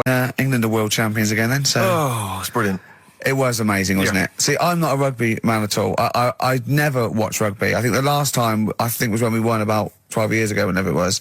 And I got into it last week because I realised we were doing so well. I watch England win anything. Yeah. Do you know what I mean? I don't care what. In fact, I wasn't into war when I was little until I realised we were so bloody good at it. We are really good at it. It's brilliant. But, yeah, fantastic. Yeah, it was great. Right, that's the rugby thing over. What next? That's it. That's all I've got. That's all I had today. It does steam me. Sometimes I watch it and it does remind me of when I play rugby, because one of them will boot it down the field, and then someone will catch it and boot it straight back again. Yeah. Which is essentially how we I was play made to play rugby. I had to play rugby. And I don't think I'd get rid of the ball so quickly. Yeah. I don't think I ever got tackled or fell over. Yeah. I think I touched the ball about 20 times in the 2 years it was compulsory. Yeah. I was terrified. Yeah, absolutely. Same as cricket. I can't. I'm a terrible batsman. I'm all right at bowling, but it seemed like the pastime for people I went to school was to injure you. Yes. It was funny to see someone poleaxe. It was funny to see someone get a cricket ball in the head. Absolutely, yeah. You know, I never relaxed into rugby because the first day I was going to play it, my mum, I swear to God, my mother said, "You're playing rugby today. You got the kit and everything. Enjoy it. Be careful." There was a kid at my school who broke his neck. And thanks very much for that. See you later. So I just went to school absolutely Man, one thing, broken neck, is that or do you get better in a couple of days? You can find your wheelchair. No. Enjoy the game, though. Yeah, no, it was absolutely I was just petrified from that day. See, at least American football, you know, got helmets. the padding, the helmets. Yeah, but anyway, no injuries, thank God. Thank goodness. So, well, I tried to play rugby, but it's awkward when you've got glasses. I don't know, there's something about you didn't really play with glasses on? Yeah, I couldn't see anything, could I? I couldn't see anything. How else was I going to play? Oh my God! And so you're bound to be cautious, because inevitably you're a bit more cautious when you've got glass next to your face. But the tallest person on the pitch as well. Yeah. I mean, you were when you were about 14, you were probably 6 foot already, weren't you? Yeah. And everyone else was what, 5'2"? Yeah. So you were towering above them with glasses on. Just with the glasses on. And you've got pretty cool glasses now. You've had a bit of a makeover. It's like Trinity and Suzanne said, first thing to go, the glasses. Sure, sort them out, Yeah. And presumably you used to have those National Health sort of bottle. Pretty much. Yeah. Is it true you've never been able to mosh? I tried to mosh. Because I've always watched people stage dive in, moshing at concerts. I've always thought that looks like brilliant. You know, when they ride above like everyone's wave, heads, like they're surfing across someone's heads. And everyone say yeah. And I've always wanted to do that because I'm a big rock music fan. And the only time I did mosh was at Rage Against the Machine. I tried to mosh at Rage Against the Machine. I love the idea of a band called Rage Against the Machine. Aimed at a man with glasses who won't mosh. Well, it was at the Reading Festival, and I think the lead singer, I forget his name, he went, can I just remind everyone that racism and fascism are on the rise in Europe again. Let's not let it happen. What did you do? And we all cheered, obviously. I mean, if there's one thing that guarantees a cheer at Reading Festival, it's down with fascism. And what did they do about it after the concert? Pretty much went back and... went home and had a cup of tea? Probably, I don't know what they got. Sure. They didn't go to Europe then and try and stop... I don't think they got involved politically in Europe. I think they just continued to rage. Against the Machine? Yeah, but largely in America, I think. Sure. I tried to mosh, and I got moshing, and glasses flew off. And I remember, because they were playing away, you know, you do what you tell me. And I was just going, careful! I've dropped my glasses. Can we be careful? Loads of kids in hooded tops. Yeah, exactly. Just going mental. Yeah, and they're all jumping up. Can we just calm down for a second? Let's not be silly. Yeah. It was absurd. And I had to kind of, you know, scrabble around on the floor, and thankfully they were okay and they didn't get broken. So what couldn't you do then? What do you mean, what couldn't I do? What, at school? Can you not see without glasses? No. I mean, it's like that you couldn't do anything. It's a blur. Really? It's a blur, definitely. God. Yeah, it's like being kind of punch drunk or whatever. So yeah, you can't play sports when when you've got glasses. But why not contact lenses? Because they're not strong enough. No, they seemed a bit fiddly. So it was last week when there was a little bit of confusion over the one for Holly Valance. Right? Of course. I don't think it was confusion. I think it was your error. No, it wasn't. And it was Holy Valance, and you meant Pelmet. Then Becky, who called up that time and said, "Oh, if you're getting mistaken with Pelmet, right?" She sent me an email in a week saying, "I've done a bit of research. It was my fault. I've made an error. It is a Valance." Okay. And I know about Valances, as I told you last week. At the very end, my auntie loves them. Yeah. Right. She makes them. She started off just like putting them on top of the sort of window around the curtain. And then she thought, I can do more with this. And she had a little coffee table that had magazines underneath, and she said, I'm sick of seeing them magazines when I'm sat down. She sounds like a Pilkington. So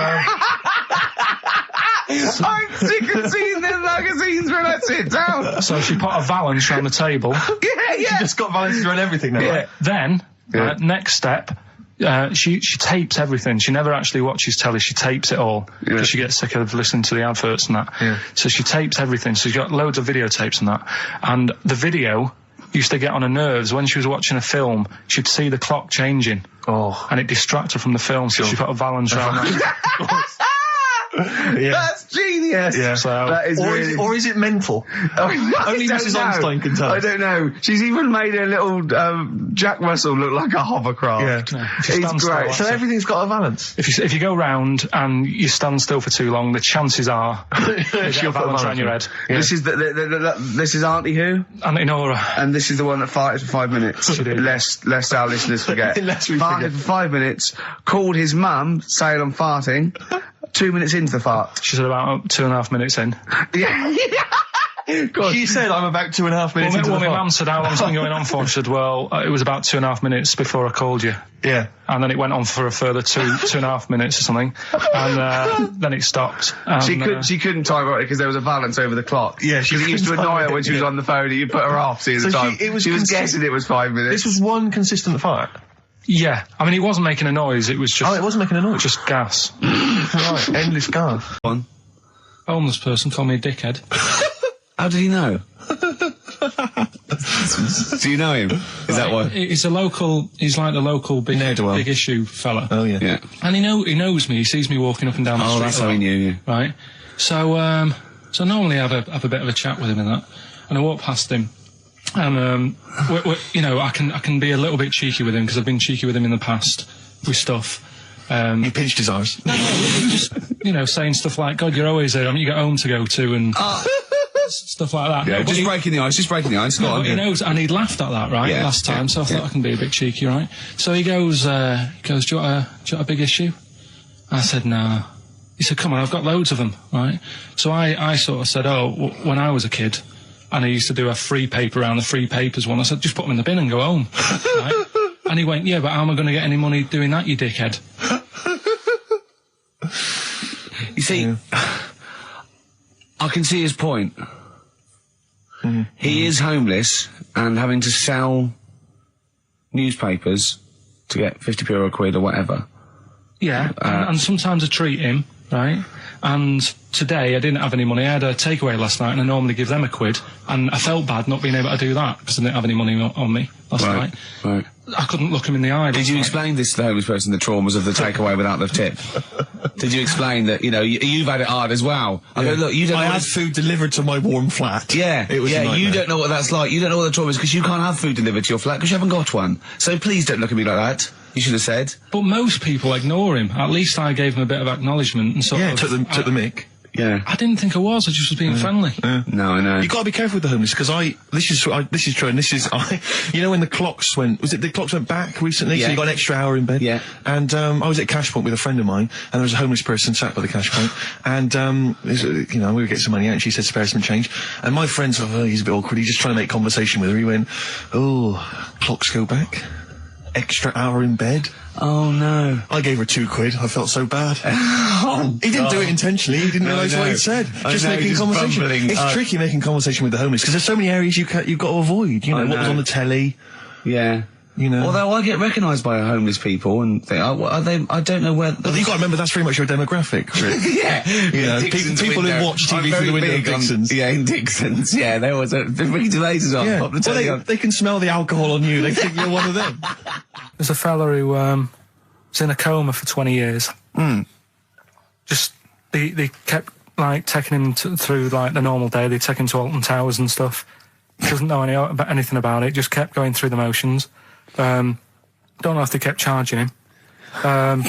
Kept putting him through all that. He eventually came out of it. 20 years. And went, stop taking me to Alton Towers, it's shit. I just thought, imagine how much post he had. Eh? How much post?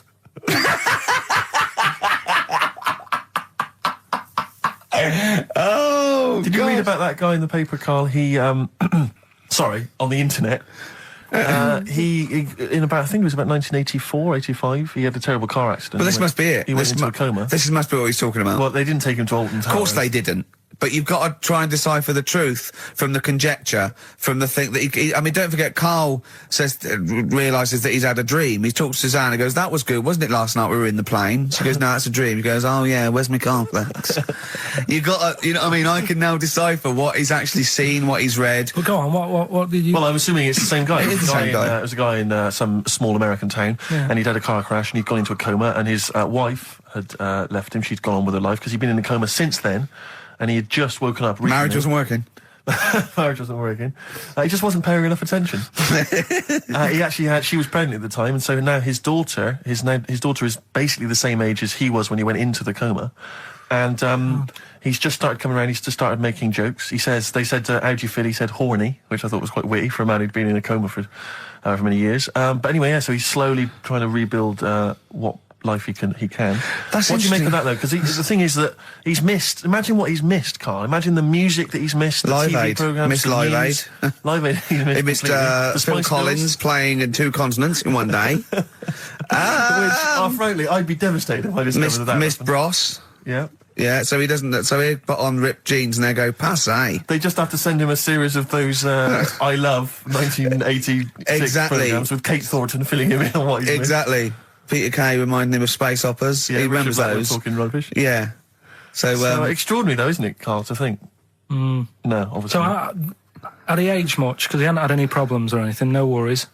Well, he probably wouldn't have, physiologically, he probably wouldn't have the wear and tear of a 43-year-old man. Because he wouldn't have had sun, he wouldn't have had sort of nicotine, beer. Unless they were just feeding that to him. Anyway, still, yeah. So you'd feel groggy though, wouldn't you? Yeah, you might feel a bit groggy, yeah. Well, he's not fully back to normal. I mean, there's some kind of residual brain damage. Yeah. But nevertheless, he can form sentences. He's got no real memory, so he can't remember a lot of things. It was just when I saw Carl, have you been in an accident? Monkey, that's... It depends. Can live forever. No, wait. It's either a chimpanzee with a typewriter with an infinite amount of time. He would eventually, by definition, mathematically, type everything ever possible, okay? Or it's an infinite amount of chimps with typewriters, and one of them will type it first time. But already that's not right. You either need to have what one do you mean? monkey. What you mean? Employment laws. What do you mean it's not right? Let's hear him out, please. Okay. If it's one monkey, with a typewriter that's got loads of ink in it and that, right? At least it knows what it's done in the past. It's not. Keep going. Crime. If you've got a load of monkeys, it's like if you have too many. What's that saying about too many chefs? Too many chimps spoil the soup.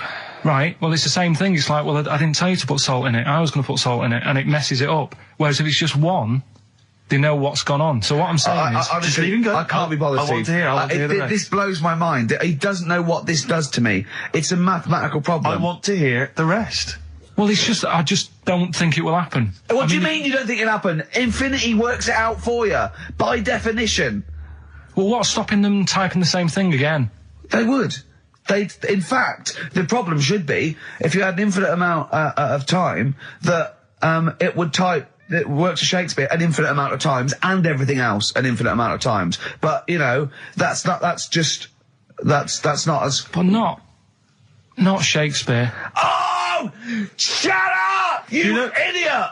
Rick, do you know what he said to me? I said to him, I explained it to him. I said, you've got an infinite number of monkeys, infinite number of typewriters. They will type the complete works of Shakespeare. He said, have they read Shakespeare? You're an idiot! Play a record. said, no, I'm not having this conversation. Not doing it from I'm not having it, because it really, really winds me up. But you're saying they'll do it with no spelling errors? Well, they do it an infinite amount of times. And they do it wrong an infinite amount of times. And they spell, the last full stop, wrong an infinite amount of times. And they do it, and they get one thing wrong in Hamlet wrong an infinite amount of times. They do everything an infinite amount of times. But are they going off a story that they've... Play a record, Carl, because I'm gonna knock you out! I'm just saying... Shut up! Do they know the story? Oh, they're monkeys! Oh, Christ. No, right, okay. Right, Carl, she's a girl, and I'm a man. Good that, innit?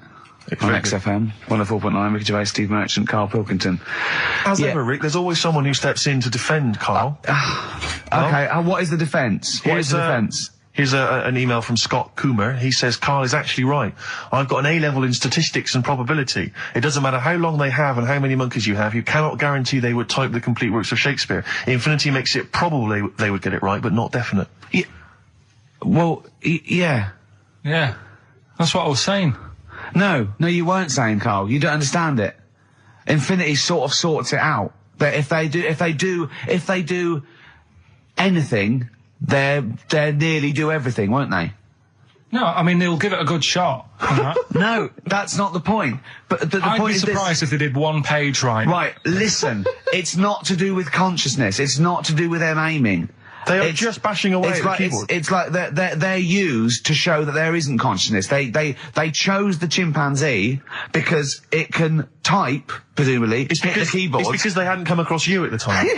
Yeah. It's to take out thought out of it. It's to take out reason and trying, right? It's just random. They're saying that if you typed enough things, if the computer was left typing everything, if you left it for an infinite amount of time, and they chose Shakespeare because there is meaning behind it, and it's difficult to get it exactly right, to show you that Infinity would come up with it's not just Shakespeare, it's every novel. It's everything. Fairly eloquent there from Gervais. A quick riposte, please, from Karl Pilkington. No, I'm just saying, what I don't understand, if it hasn't read it, then how does it know where it's going? Listen, right, listen, right, Can I just explain to people, right? Some people have said, why are you cruel to Karl? He drives me mental with things like that. What do you mean, let me just take a breather. How do I do your editing? He keeps coming in the week. You know that I work here properly, in the week, don't I? Yeah, I've got a proper job, should be 9 to 5, but I normally get in at about 8 o'clock and work. A lot of people get in at 8 o'clock.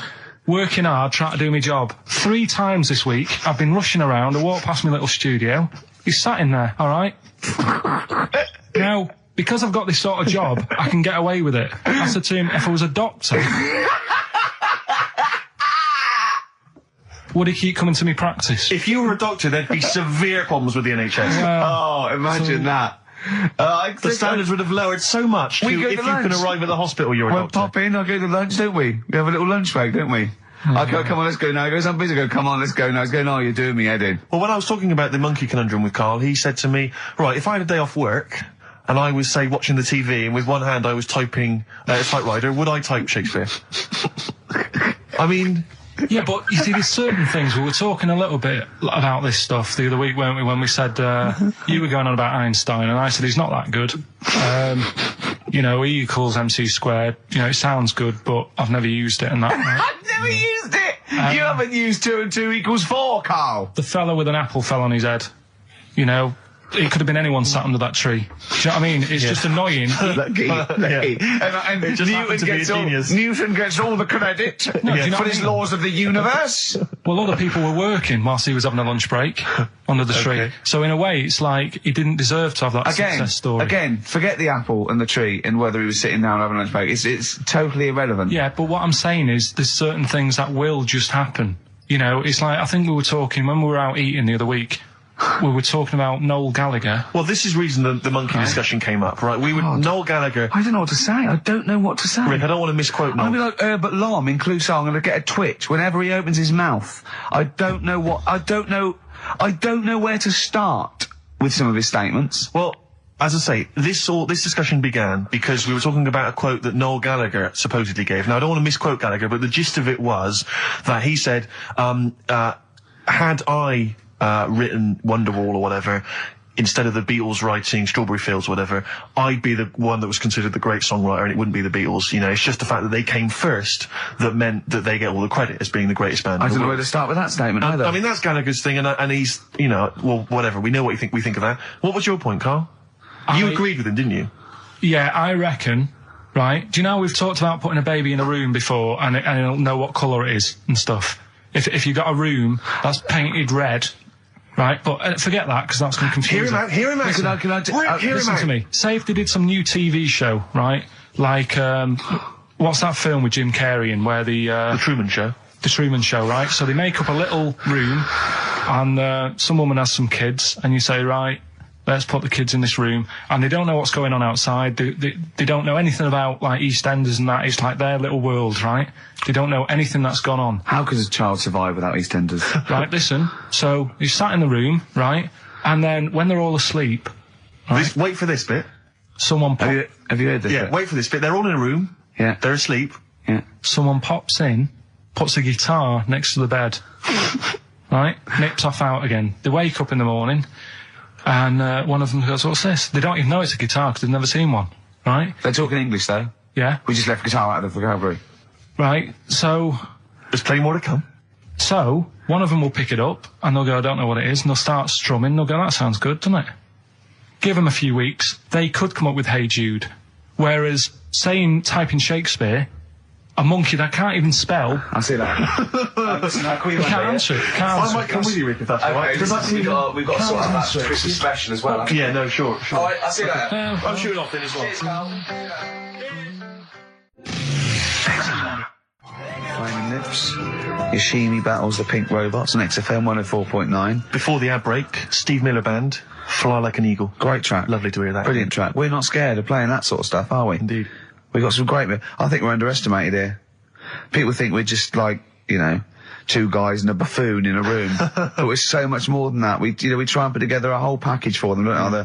For their Saturday afternoon listening pleasure. If there was an infinite number of us three in an infinite number of studios, broadcasting for an infinite number of shows, would we ever do anything half decent? Yeah, we eventually... Would we ultimately come up with something quite good? What was that email that you were laughing at? I can't, it's too rude. What does it say? It's too nasty. Oh, God, give me the gist of it. The gist of it was that it would mean that if there was that infinite number of monkeys, eventually, besides the fact that they would type the complete works of Shakespeare, they would also type the sentence, Karl Pilkington is a genius.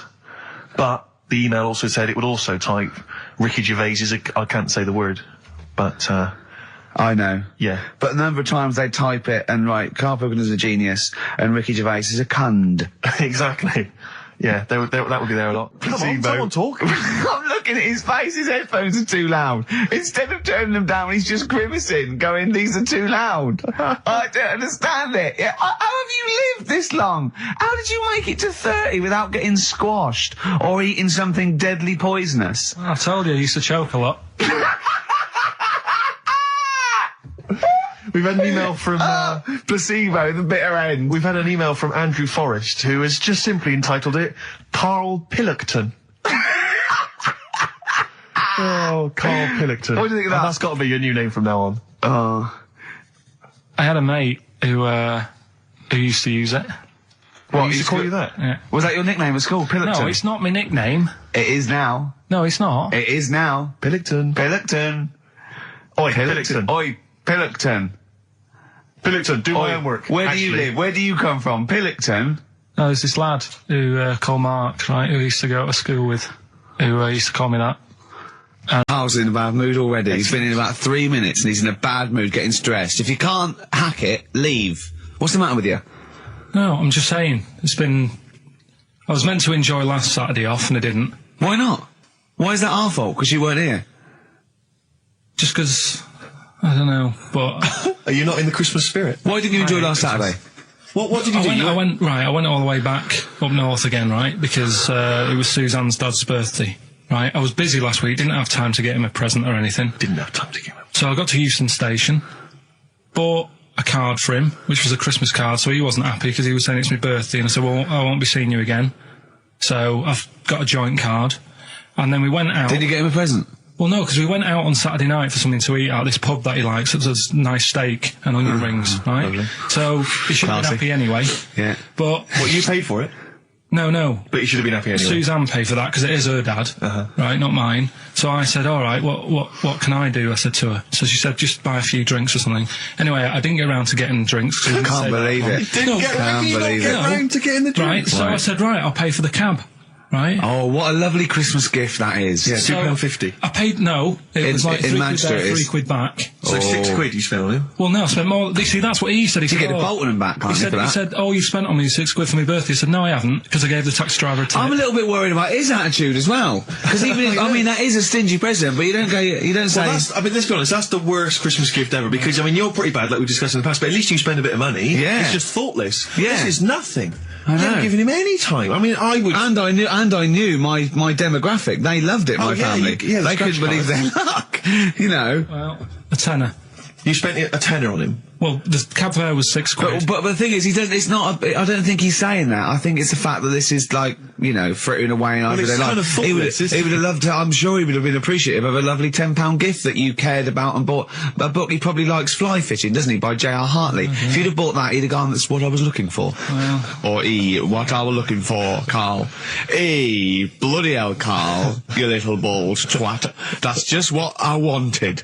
So, all right. So just calm down. So what have you got planned for Christmas? Is this what? I mean, are you doing the same? Oh, Carl, excellent. You've paid me milk bill for this week. That were nice. I'm spent this year. So have you planned anything for Suzanne, or are you just? Yeah, I'm taking her out Christmas Day for something to eat. Well, does she know that? Was that? She's working today, so she, you know. So right. Okay. So what Christmas gift have you got? That's it. I'm taking her out. What, you haven't got a present? No, because we spent a lot. Don't forget, that's half yours, though. You're not going to just be sitting there watching her eat, going, "Oh, I'm hungry, but I spent all." You're going to be eating as well. That's half yours. So she's got nothing to unwrap. He's like a cat who's been hit. She's got nothing to unwrap. There's nothing. She's going to hand something over to you, because I've met the woman. She will. She'll hand something over. You'll open it. You'll love it. I might get something today. You shouldn't take me to begrudgingly persuade you to do it. God. Yeah. Right, so... Yeah. Well, I'm gonna try and stick in some Christmas songs. We're not playing all Christmas songs, but I've brought in a couple. So this is Christmas, John Lennon, The River, Joni Mitchell, Fairy Tale New York, one of the best Christmas songs ever. Oh, what about a bit of Pretenders? That's a good one, 2,000 Miles. Let's hear it. Pretenders, 2,000 Miles on XFM 104.9. This sort of Christmas edition. We're not here next week, are we? No. Carl is, aren't you? Well, you are in a way. I was doing a best of, isn't it? Yeah. Is it a best of? Yeah. Brilliant. Have you been putting it together? Not yet. Okay. You want to get a move on? I'll do it today. Tell me what bits you want in it, and I'll sort it out. It's not for me to say, is it? Yeah, it is the best stuff. Well, maybe people could email in with their highlights of the year for them. I'm trying to think what they were. I mean, mostly talking to Carl. It'd be mostly Carl, wouldn't it? Mostly Carl, gibberish from Carl. Oh, I think it'd be an awful lot of educating Ricky from Carl. Well, ricky.gervais@xfm.co.uk if you've got any thoughts on stuff you'd like to hear again. Is there anything you'd like to hear of Carl saying something stupid, me and Steve laughing or slapping him? Yeah. That's basically the competition, isn't it? Well, there's a couple of instances where I tried to kiss him, I think, and you encouraged me. Yeah. Those are some highlights for me. Donnan Blitzen from the About a Boy soundtrack by Badly Drawn Boy. Christmas theme there. You spotted the Christmas theme? Yeah. Carl's not really in festive mood, but I can't imagine Christmas is your time of year, is it, Carl? Well, I'm not sure any time of the year is, really. I liked it when I was about...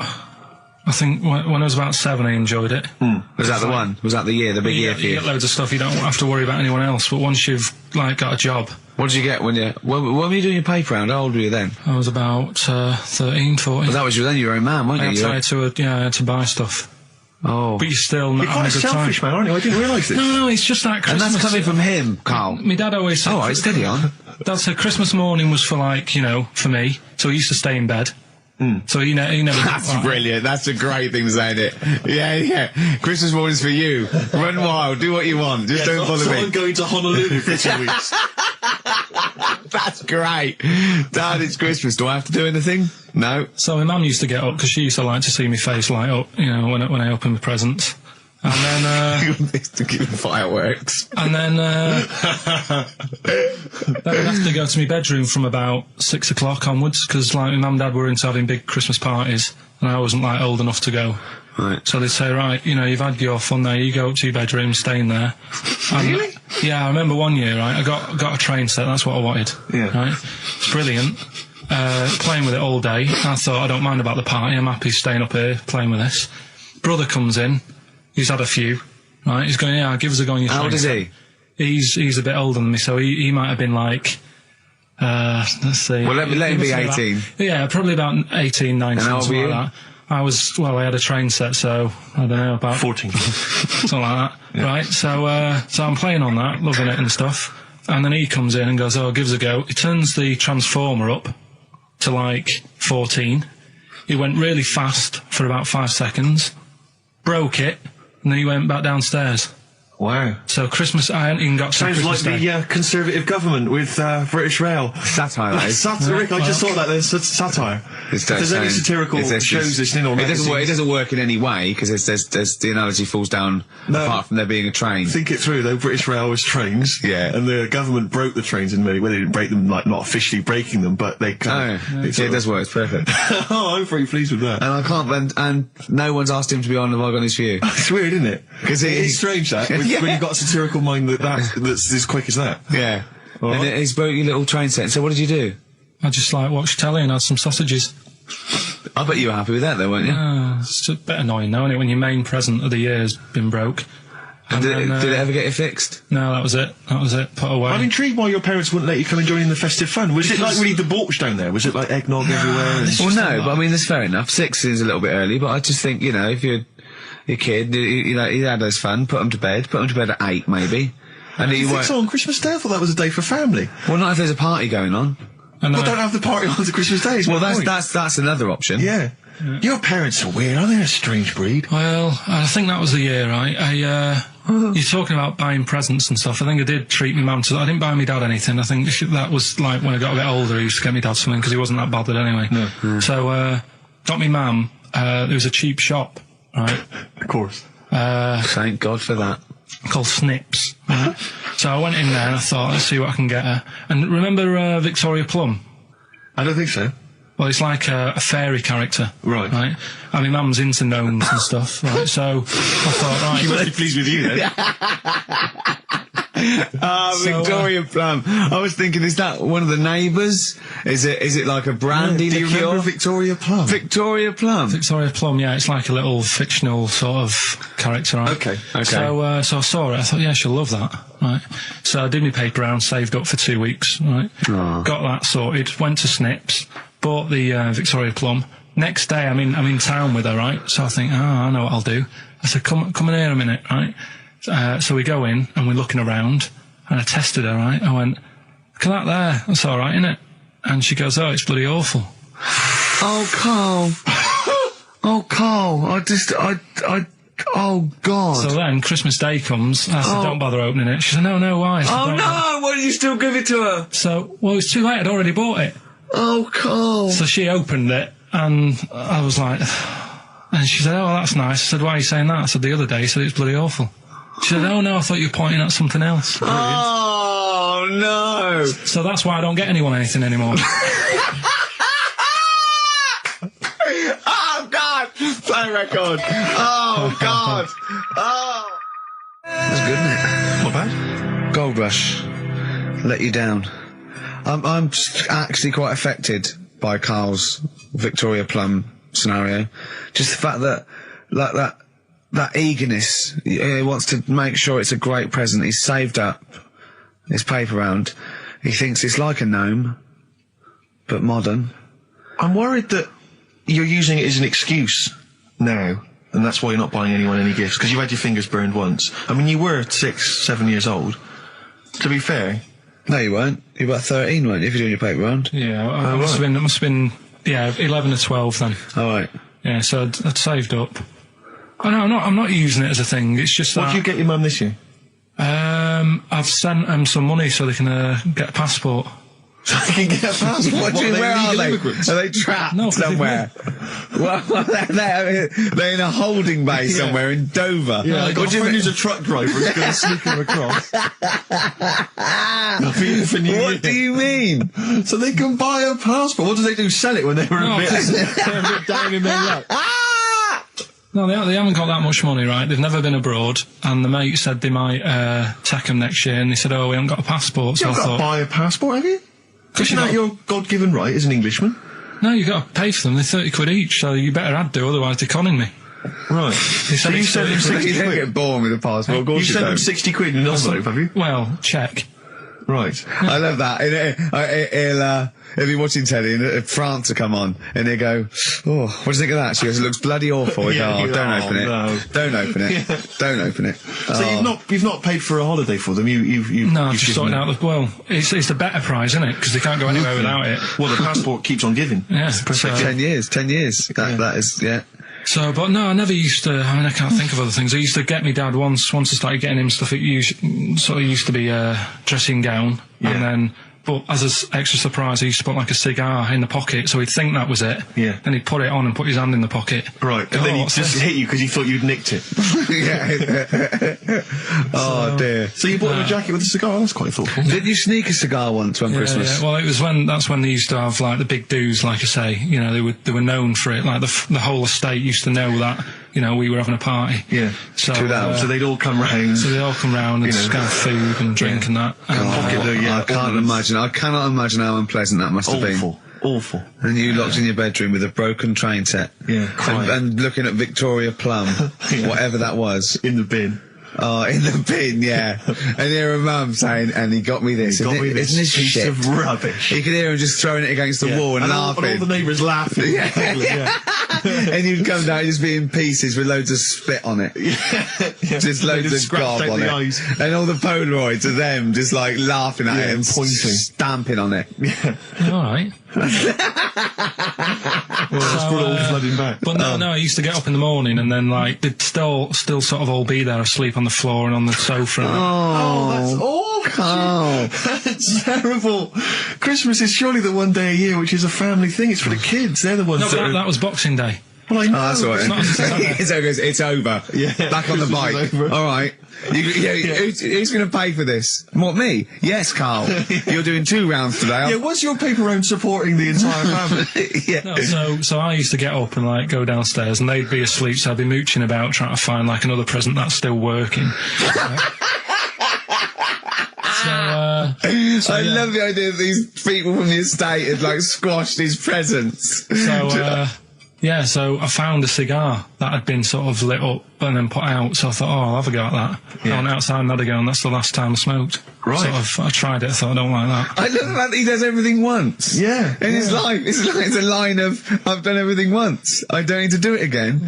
Oh, dear. You know, I've said in the past to you, Rick, that my grandparents, so I love them dearly, but it's like, for the last 30 years, they've been waiting to die. I know, It's like they just sort of, it's like, you know, the novelty wore off of life. Life in the 50s. Yeah, they got kind of bored of it. Life, in the 40s, it was brilliant. All sat around the old Joannas, the Bombs singing, they loved that. The 50s, you know, that was great as well, because that was the post-war years. It was, you know, it was a bit tight in the pocket, but it was alright, everyone pulled together. Then the 60s came along, all the crazy music, the funny hair. Let's stay in bed. Exactly, they basically stayed in bed.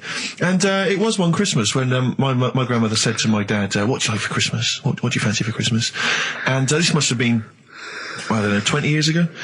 She said, what do you fancy for Christmas, Ron? And he went, well, you know, I could do with a nice big kind of warm winter overcoat. She said, don't worry about that. She said, don't worry about that, because your father will be dead soon. It's right, you can have his. Meaning my granddad. Well, to be honest with you, my father's still waiting. which is good news. Good news for my grandfather. Less good news for my dad. Freezing. He's freezing. He finds out, how is he today? He's fine. Oh, okay. Oh, I'm freezing. It's such a weird mindset, that. I think that, to me, is what sums up people from that older generation, the 40s and 50s. And it seems to me that you've got that kind of mindset. It's like you were born in the 30s. And whenever you talk of your childhood, it's like you had, like, a baked potato to take to school. And a hoop and a stick as a Christmas gift. Teenage Fan Club from the XFM Christmas album, and that's Christmas Eve. Their guitar sounds are just brilliant. They're just always so nice. All right, Carl, do you like that? Do you like Teenage Fan Club? Yeah, they're good. Carl, I feel like you've never kind of enjoyed the wonder of Christmas. I can't ever get the sense, maybe except when you were very, very young, that kind of bright-eyed, thinking of Santa, kind of landing on the roof and coming down the chimney and drinking the sherry or whatever. So I like the idea of it, right? Sure. The sort of, I used to get a couple of annuals every year, So did I, yeah. And I was allowed to open one on Christmas Eve. Oh, that's brilliant. So they could throw it on the fire. I think a quick skim through, do the work right. Yeah. I had to light a cigar off the cooker. Oh. Well, anyway, listen, a good friend of ours, Ross Noble, the comedian, brilliant, he gave me this picture, Carl, which he's got from a magazine. He loves you. And I have to say, I think this... I just looked at it then. Obviously, it's not going to mean much to the listener. Oh, this is self-indulgent. But it is currently available. I think it's in the current edition of Bizarre magazine, so you might want to buy that. It's not horrible, though, is it? There's a certain grotesqueness about it. Oh, it's a deformed person, isn't it? Well, to a degree, but I think what it's going to do for Carl is give him, I think for you and I, Rick, we're going to see his face. Light up. Brighten up, like opening a wonderful Christmas gift. Oh, you know what? I think I've seen this. Is this the one with the kid with the big head? I'll be honest with you, Carl, it is. Have you seen it already? Yeah. Let me just show it to you again so you can I haven't seen it. It's like... Yeah. We shouldn't be laughing at that. No, but that is like the kid who I went to school with. That is the same. That can't be the same. So do you recognise him? Seriously, that is the same thing he had. I have to say, it does look like it's been computer generated. It's so odd. Yeah. But look at the child's face. I know. Look at his reaction. Don't take another photo of me. I'm not sure this is right. Well, the thing is, right, you were just saying about what are you about Christmas. That's the funny thing, right? Because in our house, there's no one who's religious, right? No. My dad got annoyed when I went to church that day. He was like, what are you doing that for? Of course. I went to see a gig in Liverpool. Remember the band The Christians? Yeah. He thought I'd join some club. Yeah. I said, I've been to see The Christians. He was saying to me, man, what's he doing going out with them? Yeah. And then the other thing is, because I'm not christened or anything, my mum used to say to me, don't tell anyone that, because there's witches and stuff. I want to go back and see his upbringing. I just want to go back and see him at 7. One day in the life of Carl, age 7. Just to have 3 ghosts visit him tonight. And take him back through time. But we could go with him. We could be some of the ghosts. Yeah, the ghosts of Christmas past. Oh, remember this? That's incredible. Because there's witches. Don't tell you what. Just she thought. So she wasn't Christian, but she thought maybe someone could take your soul because you weren't christened. There's like there's cults and that, isn't there? And if they find out you're not christened, then right. I don't think they care. I don't think a lot of cults care. Well, but what can they do if you're not christened? I don't know. I just said all right because then through that time there must have been a time when. But hold on, now they know. Yeah, but I'm older now, so I'm all right. She used to worry about me playing out on the street. Oh, she was worried about when you were naive and stupid and easily led. Well, yeah. No. Good point. No, you said you had some stuff. Yeah. What have we got? I love the fact that, whereas I was a little bit slow, Carl there leapt into action to keep this show afloat, keep the pace up. Go on. Right, well, Carl, are you hungover as well, or? I'm just a bit annoyed because I'm with you. Do you know what I mean? He hasn't got much to do all week. You're having a laugh.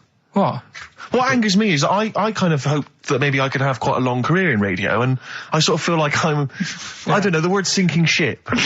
Those words spring to mind. But because it feels like, I mean, Carl, you're just a chancer anyway. You weren't even supposed to be on air, and we've made you into something of a household name, and that's cool. Household name. And Ricky's already a celebrity. He's got it stitched up. He's got corporates. He's got voiceover work. But I've got nothing. I'm running on empty. I'm not nothing. I've got nothing. I'm sort of dependent a bit on this. Yeah. Financially. And, go on then. What and you two are sort of bringing it down, really.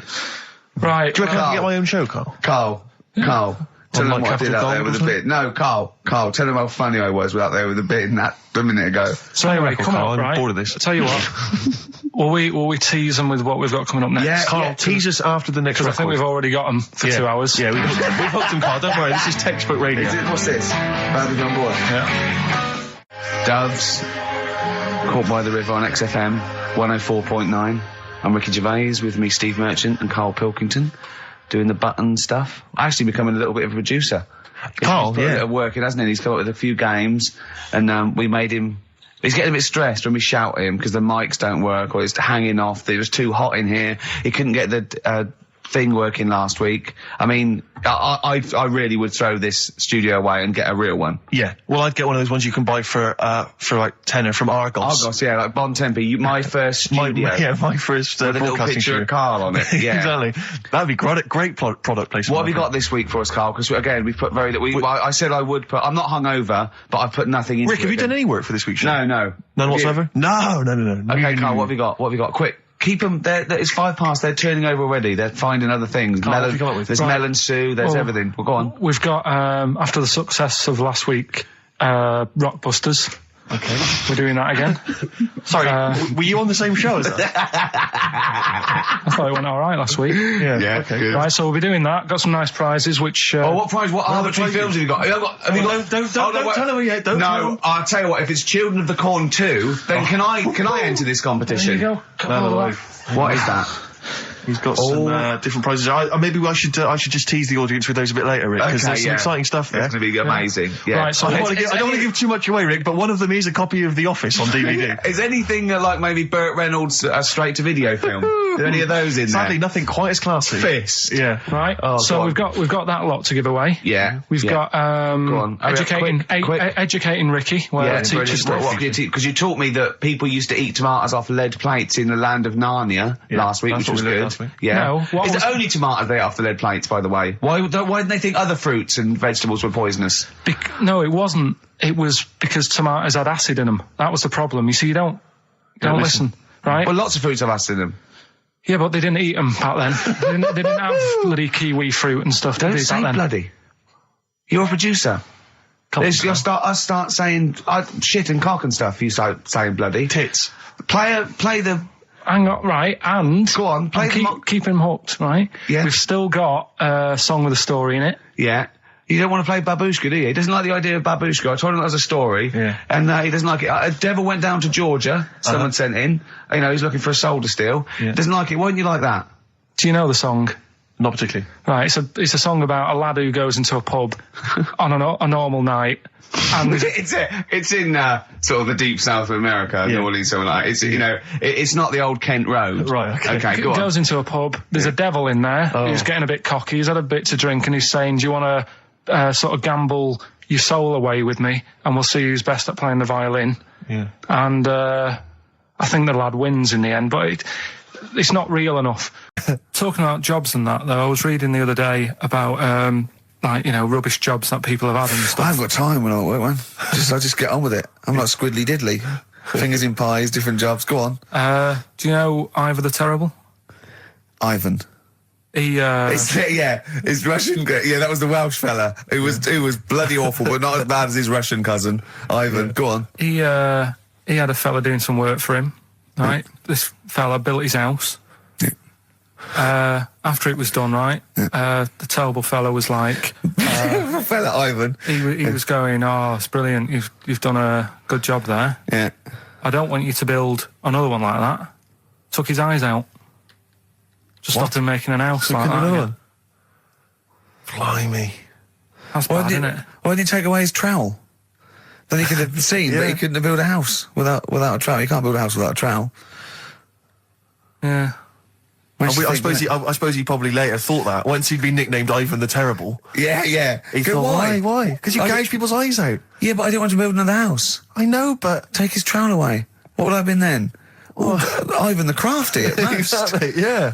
Ivan the Jealous, Ivan the spoilt brat. But Gout someone's eyes. terrible, That is bloody terrible. I'm surprised you're not called Ivan the... Do you know what I mean? You're going to get on in history like with Vlad the Impaler. Yeah. He's mainly remembered for impaling people. Yeah, he did a lot of other stuff. He did a load of great charity work he did. The impaling is the thing that's really gone down in history. When were you reading about Ivan the Terrible? No, it's just or Ivor the Terrible is the thing you remembered from this informative article. No, it was just little bits like that. Talking about him, there was a thing about someone who worked for that fella who painted the ceiling. Sistine Chapel? Yeah. There was a thing, a woman who worked for him in his house. And I love how you assimilate information when it's just bordering on the academic or just the interesting and true. It's wonderful. Ivor the Terrible gouged someone's eyes out 'cause built him an house. That fella who painted that ceiling had a woman work for him. Imagine if you wrote that down in an essay. Imagine if you wrote that in a school essay.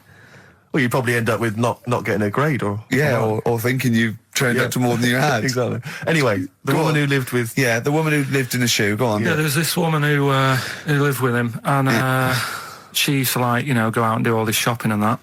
Yeah. But because she couldn't read or write, he used to have to draw everything that he wanted. Why couldn't he just tell her? I don't know. No, wait. That's an excellent point. Could she talk? Yeah, but if it's a big list and that, loads of different coloured paints. But why and couldn't stuff. she draw on a piece of paper? Why did he have to do it? Because he's a better drawer, isn't he? That's the point. That's it. That is. We were just looking for. And, his mum, right, was like obsessed with cleaning, and I was never allowed in their flat.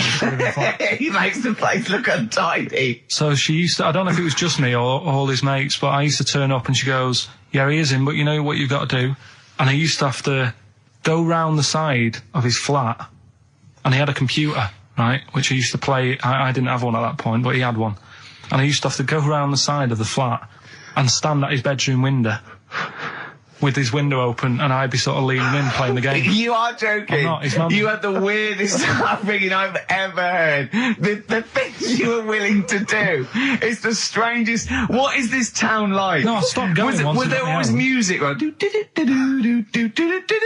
there's the horse in the house there. Oh, look at these two kids with big heads and webbed feet. All right, Ronnie. All right, Reggie. What was it like? She was obsessed. It is like you've grown up in a cartoon made for children. Yeah. No, his mum was really obsessed with cleaning. Can I play it through his window? I used to... Mrs. Ramsbottom, can I play through Mark's window? Alright, you know what you have to do. She used to be up till about 3 in the morning. Pilkington again? Have you washed your hands? Well, up till 3 in the morning, washing. She used to be up doing the tiles in the kitchen. Washing until 3 in the morning? It's at 3 in the morning. And for ages and ages, that saying that out on the tiles, I used to think that came from, like, his mum. Because she was out, like, cleaning them late. So, till I was about 13, I thought that saying, out late, on the tiles... Yeah. Was... And now you're not confused by anything. Well... There's no misunderstandings in your life now, is there? See the grass, seen the light. I just think of people... sort of a Saturday going, you coming shopping? I go, I can't, I'm listening to XFM, there might be some monkey news. And they waited 2 hours for that. What sort of a show has a feature called Monkey News? Well, I have to say, the monkey story has been corroborated. Which one? Well, this one, it says, police in Britain this week are on the lookout for a very different kind of burglar. A chimpanzee who has been sighted breaking into a house in Hackney, stealing a mobile phone and leaving. The chimp is also the prime suspect in a break and entry in a nearby house where part of a radio was taken. One policeman stated that it might have been trained to steal, but a monkey's not going to think, that's a mobile phone, I'll just have that. Look at Carl's face. Yeah. Fact. That's fact. WC, featuring Snoop, The Streets on XFM 104.9, Ricky Gervais, Steve Merchant, Karl Pilkington. I think we should kick off with a bit of a competition. I think we should get the listeners involved here. Phone up if you want to play XF Family Fortunes. Now, a lot of people, of course, won't be familiar with this because we played this in the very early days of XFM. Yeah. Do you want to explain the rules, or do you just want people to phone in? It's like Family Fortunes. We need 2 of you. I asked Do you remember we discussed this before? You can't say that. Yeah. And so get 2 on the line. You're competing against each other, and so it's fingers on the buzzers. Will you stop chewing, picking your teeth? I mean, even if the listeners can't hear it, it really annoys me. It is a bit like having a chimp in the room. Do you know what I mean, Carl? Right. Have you ever seen him eat hot food? No. Honestly, it is like a chimp. He's gonna- Oh, what are you doing? What? Just get... Oh, God. Or like the Cookie Monster. Yeah. Oh, God. I'm never annoying, Carl, so why are you? Do you know what I mean, Steve? You're so annoying. I'd say, have you been with him for trying to have lunch with Ricky? Yeah. It's the hardest thing possible. You wander around for hours. It's sort of a combination. It used to be bad even before he was a celebrity because he has a tolerance level. It's extraordinary. I mean, he is irritated by a car honking its horn in the street. He's like, I can't believe it. Let's go in here. I'm so angry. He gets annoyed by police sirens, by rain, wind, birds in the air, other people in the streets. They're the most annoying. Children particularly, whether they're in a school playground we happen to be walking past, whether they're on TV. It's just noise that isn't mine. Well, I know, but this is the thing. You are the most irritating man I've ever met, without a shadow of a doubt. I mean, you know that, Carl, don't you? I mean, noises he makes. It's extraordinary. I mean, I've been editing some behind-the-scenes footage we shot of making the second series of The Office. It's extraordinary. I've had to cut sequences out involving Ricky because they'll just think he's a gibber, just think he's an idiot, like some kind of puppet that the rest of us are controlling, because he's shouting, he's whistling, he's honking, he's making noises, he's dancing around. It's extraordinary. And if you're out trying to find somewhere to eat with him, all these irritants, all these annoyances, and it's, that music's too loud, I don't like that particular song, I'm not going in there, there's more than 8 people in that cafe, I'm not going in there. It's just extraordinary. I think we need a woman. I'm thinking of hiring a woman, like a PA, to just go out ahead of us, scout ahead of us, go in, and she can just phone back and say, oh, sexist. Oh. Or a guy. Oh, that's or a fella. Oh, sexist. Or a fella. Just to scout ahead. Oh, I'm phone thinking back. of hiring a woman, subservient role. We couldn't hire him. Oh, no. Oh, sexist. Well, that or a chance to meet a woman. Yeah. That I'm also paying. It's like paying for him. Exactly. It's like more above board. Yeah. So, if you want to play Family Fortunes, call up. What's the number? 08700 800 1234. Yeah, it's just like Family Fortunes. Two of you are competing for some great prizes. And, I go, something you know how it goes, and then you go Buzz and play it on board. It's not as high tech as Family Fortunes. Current single from Nick Cave and the Bad Seeds, that's Bring It On. Yeah. On XFM 104.9, Ricky Gervais, Steve Merchant, Karl Pilkington, and 2 people on the line to play XF Family Fortunes. Brilliant. Hello. Steve first. Steve, hello. Steve first, hello, how you doing? You alright, mate? Where are you calling from? From my pub in Barnes. You got a pub? Yeah. In Barnes? Yeah. Are you posh? No. Oh. I suppose you're the local landlord. Do they come in and sort of like go, good man, there's a shilling, get me some ale? They're all posh in Barnes, aren't they? Well, no, not all of them, actually. Does Nigel Havers come in your pub? Because he lives there, doesn't he?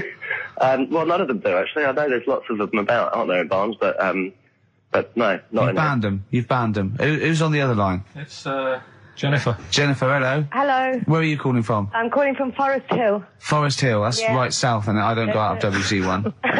Oh, you should. Do you run a pub? Do I own a pub? No. Do you drink in one? Yes. That's just good. just some friendly chat there. Yeah, To get you in, the thing between the brain that you were talking about before. Oh, yeah. I can't remember what it's called, but they did an experiment, and apparently the length of it determines whether you're straight or gay. Is that That's right? what I heard. Yeah. Well, so what? You could actually trim it if you fancied. It didn't go that far. Oh. Well, you've just interacted with Karl Pilkington. Oh, my God. I treasure that. Right, here's the prizes. Okay, now, listen, don't be disappointed, because, as ever, Carl has just gone through some people's drawers here at XFM and found some really quite shoddy prizes. So, you get... on DVD. I don't know if you're a fan of it. Are they a German band? Rammstein or Rammstein? Oh, you'll enjoy that. But there's any number that includes Asch zu Asch, Spiel mit mir, and Hergelade. That's just some of the classics on this DVD of their greatest videos. Red Dwarf, the first. Do you think Germans sit around looking at ISIS records and going, "Look at these Wonderwall"? Possibly so. Wow. The very best of the Stone Roses, although I might have that. So anyway, there's also an I Love You compilation, kind of appropriate, and a tribute to the Ramones, which might be interesting. So you can get the idea, Steve and Jennifer, the stakes are pretty high. Okay, here we go. Extra family fortunes. So, fingers on the buzzers, just both go, wah! If you think you can answer this right, and then we, the highest answer or the top answer gets the chance to play or pass. If you play, you've got to get all 5 answers. There are 5 answers. Every wrong answer, you get a life, and I'll go, and when you lose 3 lifelines, then the other person can steal. It's as simple as that. If you've seen the show Family Fortunes... No, this is not based on anything I've ever seen ever in my life. Okay, right. Okay, fingers on the buzzers. Okay. Name something. We asked 8 of my mates, right? Something you associate with Karl Pilkington. Okay, Jennifer, what? Silliness. Yeah, that's the top answer. Thick or dimness. Do you want to play or pass? Play, please. Okay. Stay tuned, Stephen, because you might be able to steal if she gets 3 wrong. Okay.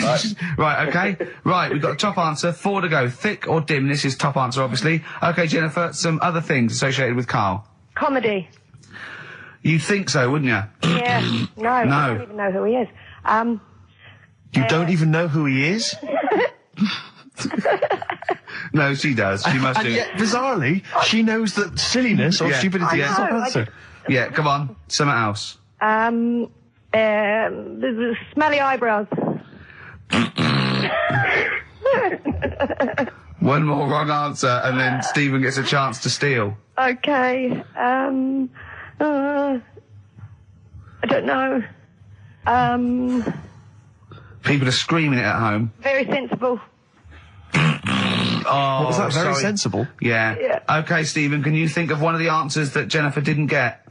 Must be a mind for inane nonsense.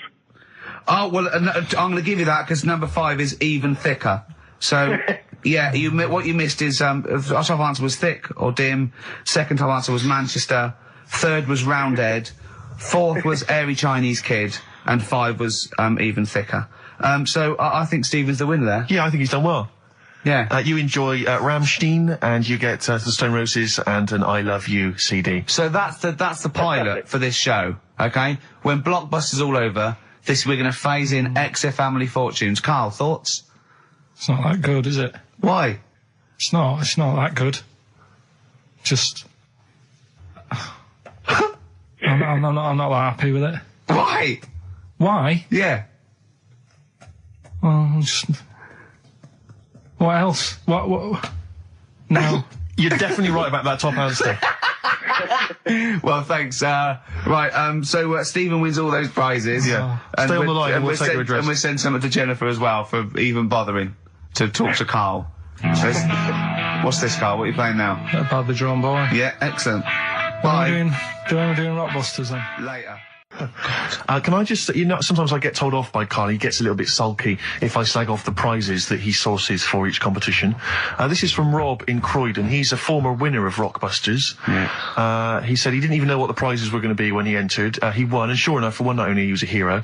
The following morning, it was just Rob again, and all I had to show for my triumph are 5 compilation CDs. Right. Now, go on. Rick, as you know, there's always junk lying around in this studio, and not all of it is Rockbusters prizes.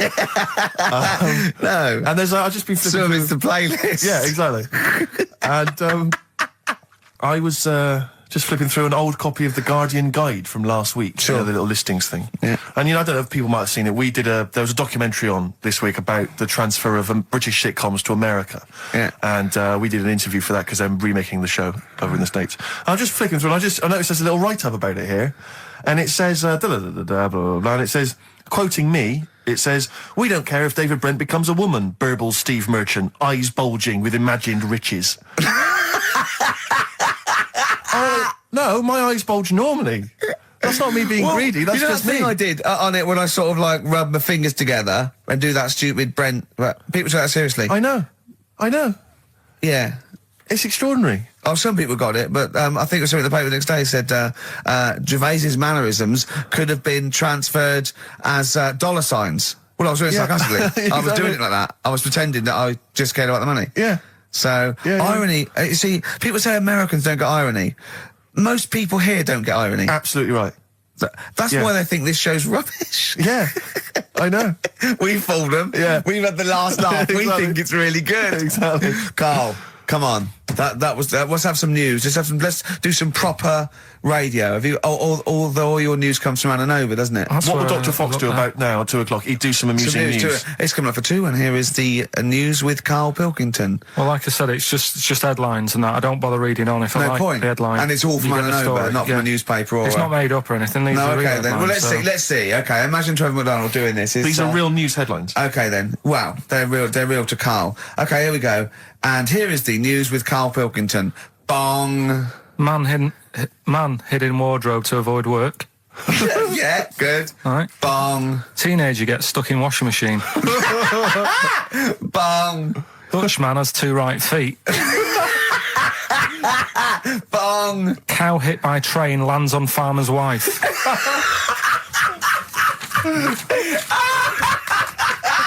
That is the real news to you, isn't it? That's brilliant. I was just thinking the cow flying through the air. Yeah. And the wife going, oh no. Yeah. Oh dear. Dutch man has 2 right feet. Yeah, he's having some operation or something and... they put the wrong foot on him? He's got 2 right feet or something. Well, maybe it was only a right foot that was available. Good dancer. Yeah. Oh dear. What well, else? in real news, I was I followed that thing with it was that fella that got into the palace when Bush was there. Right, an undercover journalist. Yeah. I mean, it would have been a problem if he was a terrorist, but it's sort of like, and as the palace said, you know, all our tests are to expose terrorists, not journalists. Yeah. I just think it was no big deal, really. Yeah. I think it was much more big a deal for the journalist than anyone else. It was like, all the journalists in the world can pop up as long as no terrorists get in. Yeah. We're all right. Exactly. Yeah.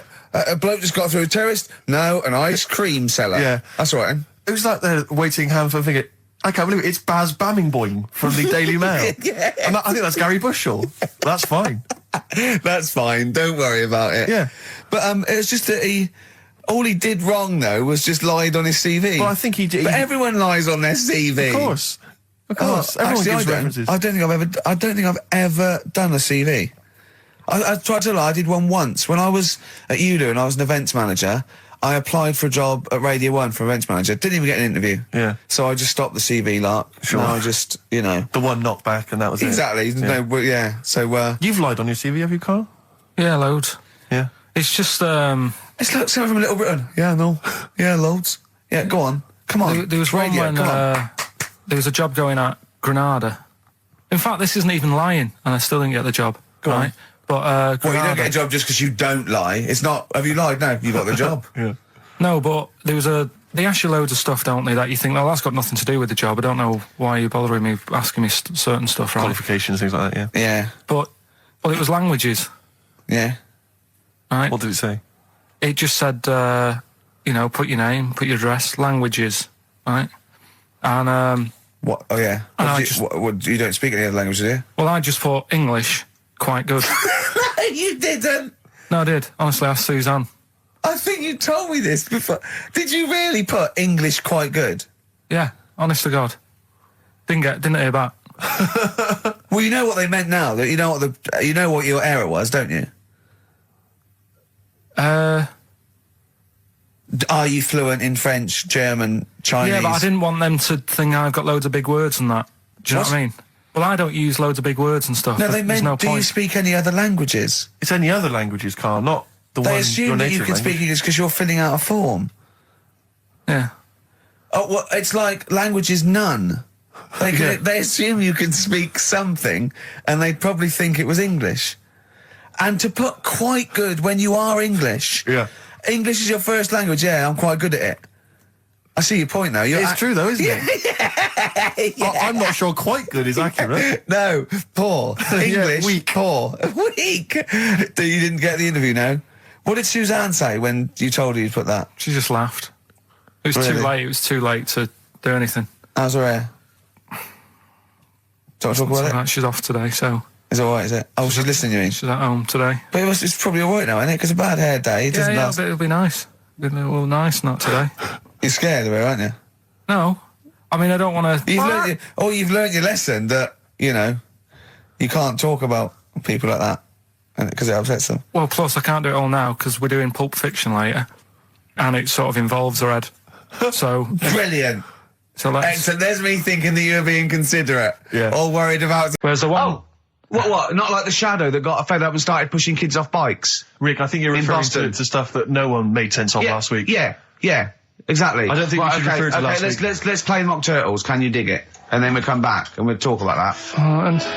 I've come to the conclusion, Rick, we should never refer to stuff Carl said in the past, because it would just take too long to explain. Okay, alright, that's fair enough. Foo Fighters. All my life on XFM 104.9, I'm Ricky Gervais, with me, Steve Merchant, and of course, Karl Pilkington. Ooh, have we got a show for you today? What have we got planned?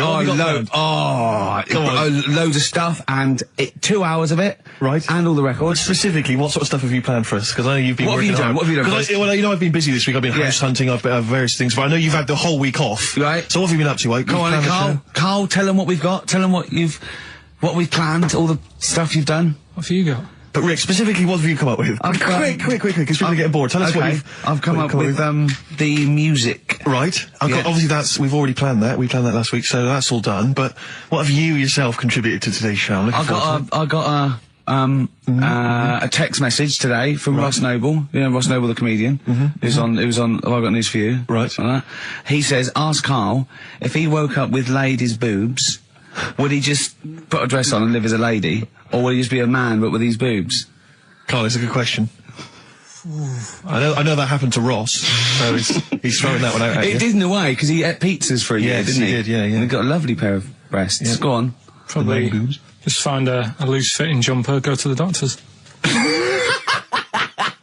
What would you say to the doctor? How would you explain this phenomenon to the doctor? So you'd be happy with this because you believe in shite, like no. Go on. But it can happen because I told you a couple of weeks ago how it can happen. How you can wake up with breasts if you're a fella.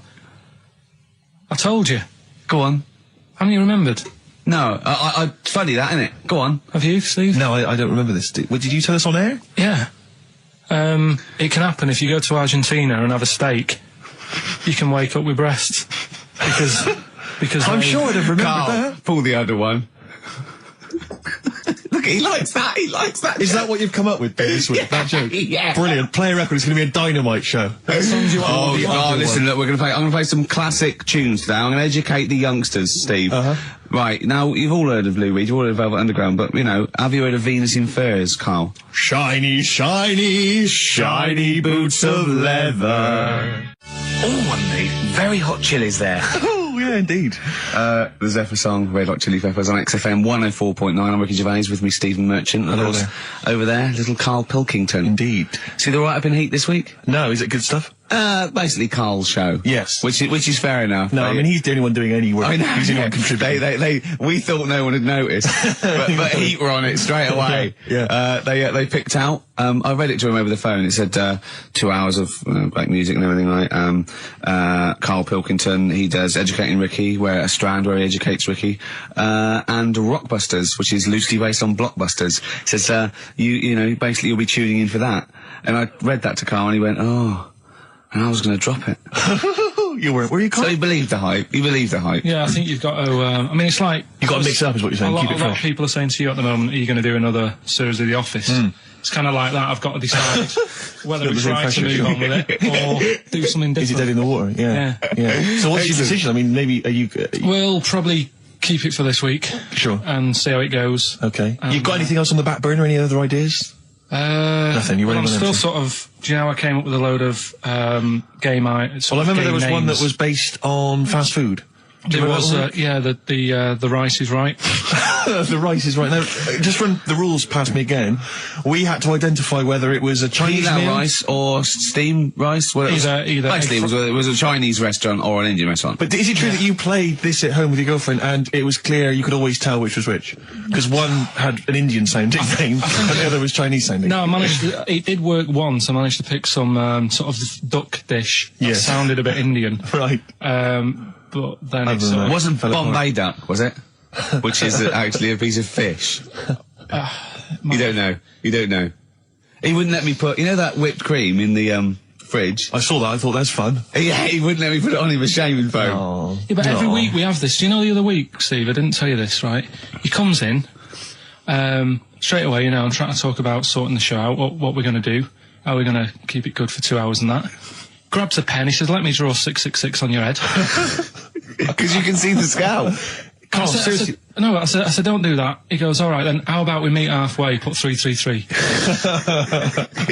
Every week it's the same thing. But I quite like the cream. Did you get any cream on him at all? No. Is it the spray cream in a chicken? Yeah, he said no. Carl, can I just make some, just spray on some glasses? Just some round glasses on your face. Father Christmas! Hello. It's nearly Christmas, hello! Come on, it is Ricky Gervais' show. Yeah, should we play a record and then come back to this mayhem? This crazy mayhem? Yeah.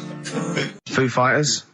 All My Life on XFM 104.9. I'm Ricky Gervais with me, Steve Merchant, and Karl Pilkington. Indeed. Genius Karl Pilkington, as Heat magazine said. Really? Is that what he's referred to now? Yeah, yeah. Genius. Saying about people tune in just to hear his games, such as Educating Ricky. Have you got some Educating Ricky for me? Got some education. I need some education, Karl. I desperately need some education. I want to learn about Chinese kids that are born hairier than average. I want to hear about deaf girls that can hear after their mum hits their head against a wall. These are the things I need to know. I mean, I don't wish to be disrespectful. He doesn't look like a genius. He doesn't look like a genius. But then I don't know what a genius looks like. Exactly. So, Steve. I don't want to be an unfair. Look at Einstein. Yeah. Yeah. His mum thought he was mental as a child. Where'd you get that information from? That was in the Einstein book. Well, it was in the Einstein book, then it's presumably true. Which Einstein book is that? His Theory of Relativity? The big book of Einstein stuff. Oh, yeah. Yeah, the big bumper book of Einstein stuff. It's for a coach trip, and you have to fill in E equals MC1 squared, 2 fish, or 3 hello, and then it's multiple choice, and you fill it. It's great. Did his mum think, A, he was a genius, B, mental? Most people go for A, but it is in fact B. She thought he was mental at the age of 28. Oh, Karl, you never let me down. You never let me down. So have you got Educating Ricky for me? We've got Educating Ricky coming up. We've got Rockbusters. We've got Rockbusters. Great as seen and talked about in Heat. In Heat magazine. It's got really tough this week now. We're not messing about anymore. Right. XFM 104.9. Ricky Gervais, Steve Merchant, Karl Pilkington.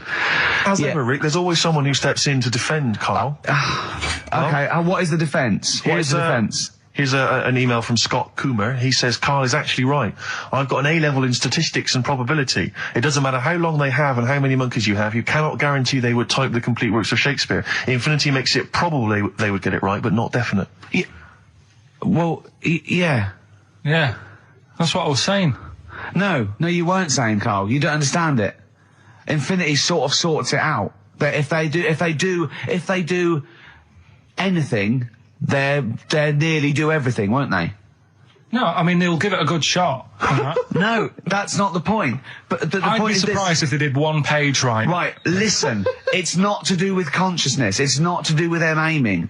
They are just bashing away at the keyboard. It's like they're used to show that there isn't consciousness. They chose the chimpanzee because it can type, presumably, hit the keyboard. It's because they hadn't come across you at the time.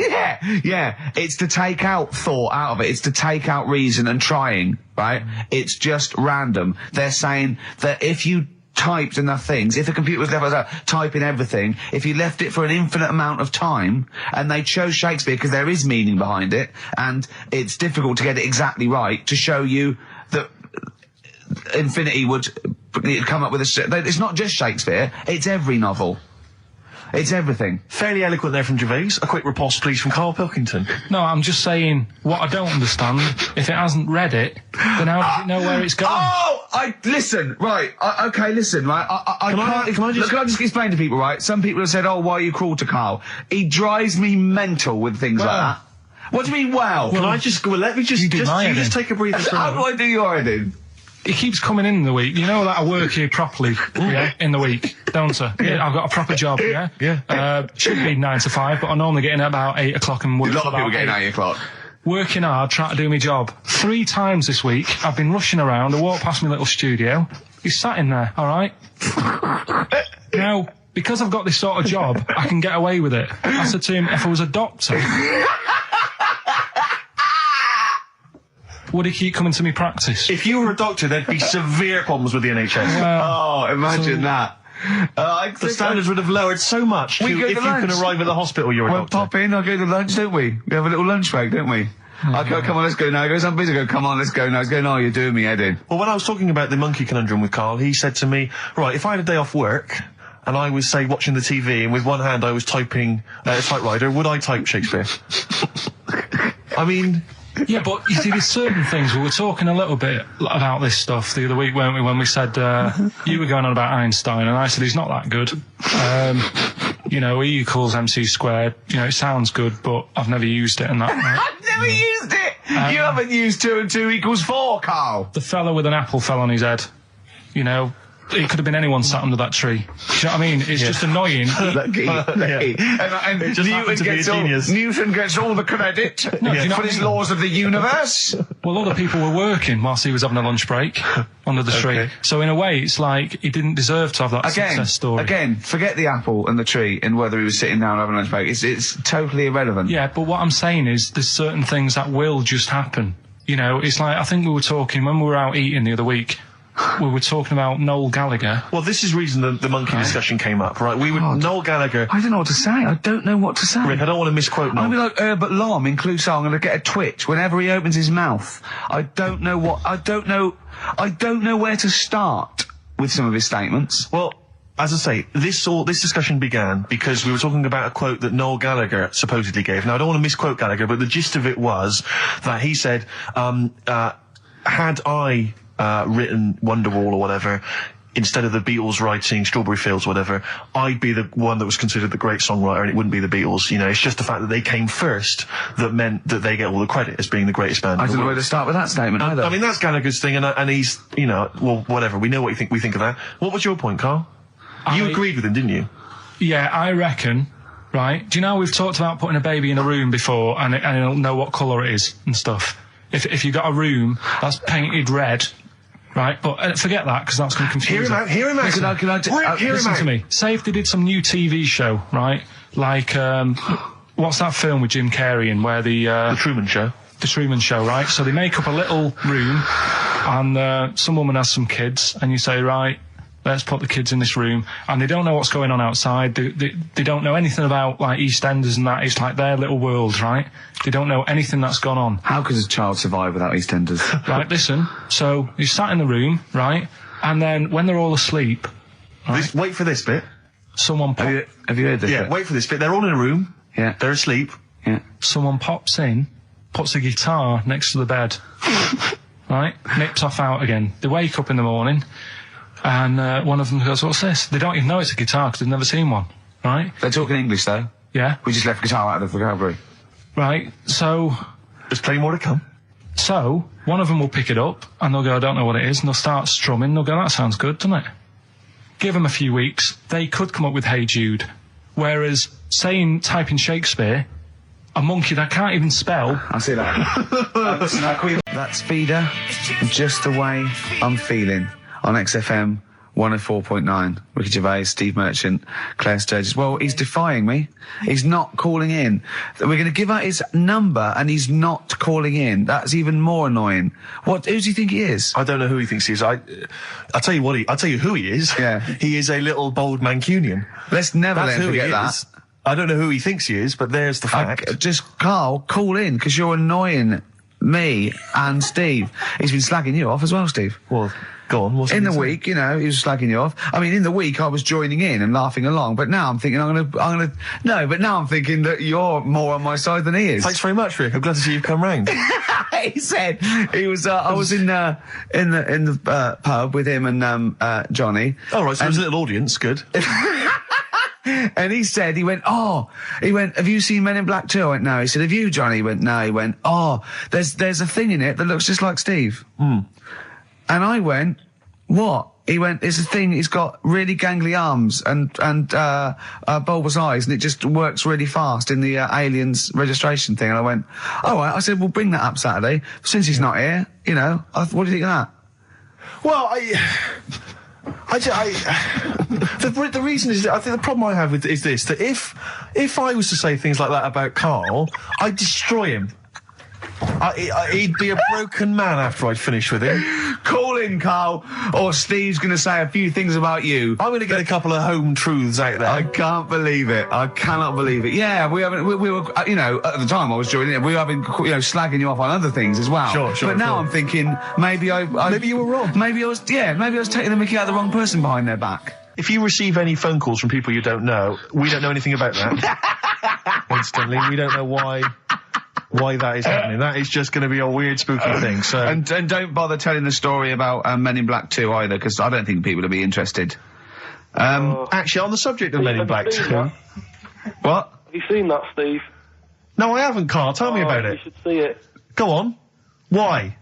Because there's this thing in it. Go on. What, a stupid, bald Mancunian tosser? No, weirder than that. There isn't anything weirder than that. Big eyes, it was gangly. Keep talking. You've got to see it, because you wouldn't believe how the likeness and that. You've got to get the film out tonight. Right. It's not as weird, it had a normal voice, right? He's done you and he's not even here! I'll tell you what, mate, it ain't worth coming in next week. Stay on the line, Karl. Play a record, Claire. Kings of Leon, Molly's Chambers. What do you think of that, Karl?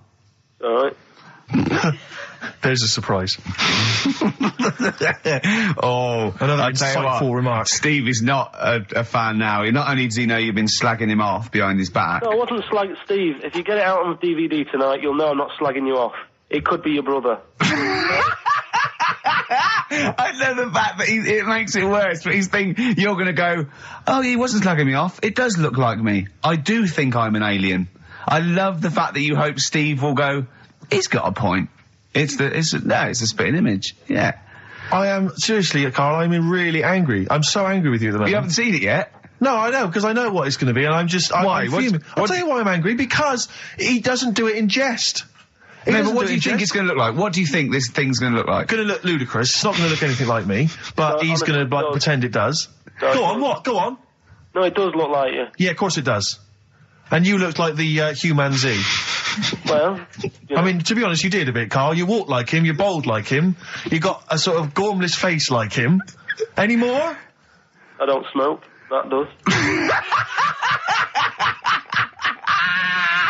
I'm not arguing with you, I'm not well on that. Oh, you're not well. What exactly is wrong with you, you whinger?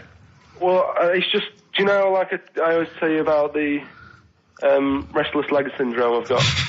It's like that, but all over. So you're just shaking around the house? I'm just, yeah. What do you look like, Elvis? What are you doing? You're shaking around the house. I'll tell you, with your bald head, you probably look like an enormous vibrator. Oh, God. That's what you probably look like if you strip naked. Oh, you'll have the Scottish widow coming round. Oh, dear. That's, what's her name, by the way? I heard you talking about that. That's, Amanda Lamb. Amanda Lamb, who's in the Place in the Sun programme. Is she actually a widow? Is she a Scottish widow? Hoots, man, my husband's dead. Do you want any money and a bit of my clam? Brilliant. All right. That's the sort of quality you've missed out on today. Well, anyway, you're going to be back next week. We need you back next week. Yeah.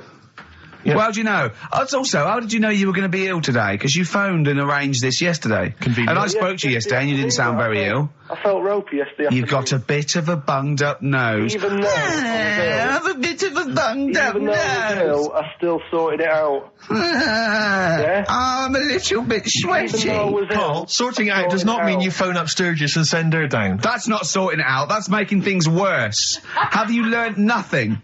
Thanks, Claire. If you're not part of the solution, you're part of the problem. mate. Yeah. My leg's a little bit achy. Oh, wearing wet jeans. Oh, I put wet jeans on again. My lasagna it was frozen. Can you hear the venom and hatred in our voices today? I need the phone number of your girlfriend. Let me explain why. I was lucky enough, once again, to be on your quiz team this week. Ricky, Still to beat me. He's still to beat me with his team, yeah. Second I came. the gang here and some friends, we sometimes go down to a pub quiz in the local area, and I was very nicely, I was invited by Karl to be on his team. Twice now I've been on that team. Ricky's always on another team. And what can I say, Karl? Do you mind me saying this now? Because I've analysed the team, and it's very much your team, and you've put the team together. You've recruited some excellent personnel. Your girlfriend's very, very good on the team, as is one of her work colleagues. And you normally bring in, someone like myself. I like to think I've been providing something with the entertainment section. I seem to remember last time I answered at least 6 or 7 questions that other people hadn't got. So I felt I provided something there. Karl, I rather like John Harvey Jones, who used to be called in to sort of troubleshoot companies. I see why you are not winning ever, and it's a rather pricey contest, isn't it? It costs a tenner to enter per person, and unless you get in the top 3, you're not going to get to see your money back. No. So I think you're going to maybe need to step down from the team, because Karl, I am not sure. You consider yourself a kind of player manager, but frankly, I'm not sure you're providing enough. Right. See, this is funny, because as bad as I imagine you are, I don't think Steve would make it into my team, so he's getting a bit cocky here. I want to know what your opinion of him, because he's told me he's great on it. Well, you bang out of order, first of all. Okay. Do you have a good night when you're with us? I tell you what, I wish I'd lost a tenner every time I've come down. That would have improved it. You point out there about the football analogy. Mm-hmm. Alex Ferguson, when did he score a goal? Right. He doesn't. He tells the others how to do it. Right? That's my role. He doesn't take up one of the 11, though, does he? No, exactly. It's not like you can only field 10. Yeah. Because we only got 10 again. I want to be in the 11. Exactly. He's not running around in midfield, falling over. Yeah, shouting, "Oh, what have I told you?" Yeah. No. Right. I'll admit. And there's a limit of 5 players. We should explain that. That's the point. Yeah, there's only 5 players on the team. But it was pretty tricky on Tuesday, though, wasn't it? It was one of the tougher... Tell everyone the one question you got right. Something about... Well, tell us the answer. The 2 words you had to say to get the answer. Danny Minogue. Danny Minogue. That was what you provided, Danny Minogue. Is this valuable? Well, no, not really, because there was at least 2 of us who also knew the answer. Oh, well, we gave him. No, exactly. We gave it to Karl. We massaged his ego. Oh, but I just feel Karl. Do you know what? I feel a bit bad now, because I just either had a crushed face. Then. Can I just tell you right now? He just can't believe this. Can I just tell you right now? I think the problem is this. I think there's that precious 5th position that is not being filled at the moment, I think, consistently enough by a decent player, right? You've got a solid team. I'm thinking if you want to remain on the team, you are going to have to pull your finger out and find a 5th member that is going to provide, and I'll tell you where the weaknesses are. I can tell you right now, mate. The weaknesses are natural history and science. Something which Ricky Gervais is scoring on week in, week out on his team. There is a few. Now, if he was available for a transfer, we could be fine. But we've got to find someone to fill in that space. Otherwise, I'm either going to quit, or you're going to have to step down. Because I don't think I can be on a team where there is these obvious deficiencies. There are visible deficiencies. And, the £10. That's £10. I'm not made of money. That's once a month. I've seen him depressed for 2 hours when he lost £20 at a casino after 5 hours playing. Don't bring that back. Don't bring up that again. That story. He doesn't like wasting money, Karl. You know that. What do you think? What's the solution? We've got to think proactively now. We've got to sort this out. See, there's always other things going on in my mind when I'm in that pub quiz. For me, it's just a little bit of fun. Sure. It's a night out. Do you know what I mean? Suzanne enjoys it. Yeah. Bit of a get-together. We have a chat beforehand. Yeah. We have a bit of fun. Yeah. But there was other things on my mind. Well, Karl, I could do that here. I don't have to lose a tenner. Wait, what were you thinking during the quiz then? Well, what it was, right, just before the quiz started, I had to go to the toilet, right? Because the rule is, right, people who don't go to it, once it starts, phones off, no more toilet. They take it dead serious, don't they, right? Yeah. So, I went to the toilet. Now, I'm not being out of order here, it just got me thinking, right? I went to the toilet. The gay fella in there, right? There was a gay fella in there? Gay fella in the toilet. Now, how could you tell? How did you know? Just typical, you know, everything about it, right? Everything about it, right, yeah. Oh. What, large handlebar moustache, leather cap. Butt plugs, amyl nitrate. Could I just say that these views do not reflect the views of the management of XFM or me and Steve. Or most of the people in this country. Go on, Carl. What's your problem? Yeah, but this is what I'm worried about, really. But this is why I only got Danny Minogue right. Right? Because this was floating around my mind. Went to the toilet. Big gay icon, now, isn't she? go into the toilet. They have like men's cubicle and they have women's cubicle. Yeah. Now, without sounding out of order, is it wrong for me to think gay men should have their own little cubicle? Go in. They should have their own. Well, not cubicle. You mean an actual toilet, I suppose. When I was at the urinal, normally, you know, there's a fella there, and then you go, all right, and there's no pressure. But I couldn't go. I was thinking, should I wait? If I go into the toilet, it'll look obvious.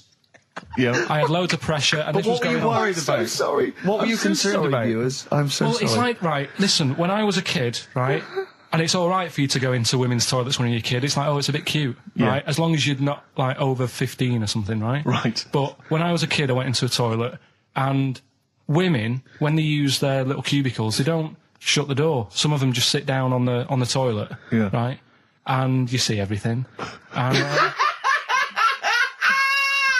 no, seriously, that's probably one of the first times I saw, like, a woman. Yeah. That, right, and my Auntie Nora when she was staying over. What happened with your Auntie Nora?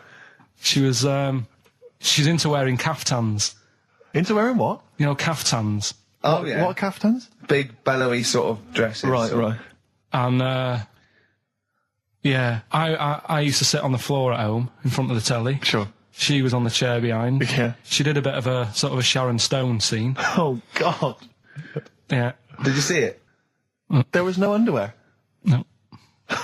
What age were you? What was it like? What age were you? It was like a ripped tennis ball. What? Right, we're off there. Yeah, Georgie Part 1 and 2, remember? About the gay bloke. Georgie Boy was gay, I guess. His favourite song. Carl's favourite song. Yeah. Right? And I was going, oh yeah, I remember that, yeah. I said about, and I said, did not intend to take his life. He just pushed it when he gets mugged and killed. Do you know what he said? I was sitting outside, I was singing, and he went, well, as I said, they go out too late. They go out too late? He meant gay people go out too late. He went, no, they do. I went, what do you mean? He said, well, they're always out, they go out or when people are coming home. He said, if he'd have been in bed by 10, he'd still be alive today. That's a sobering lesson. And he went, there's one that works here and he's shattered every Monday.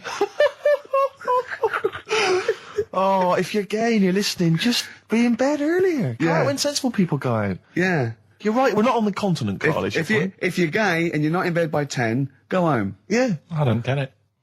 Now, right, okay, it's the film review. Carl, you just tell it from the heart. Tell us what you thought about the film, what you thought the... Can I just ask, is this the first time you'd seen Gladiator? You'd never seen it before? No. Okay. And what were your thoughts?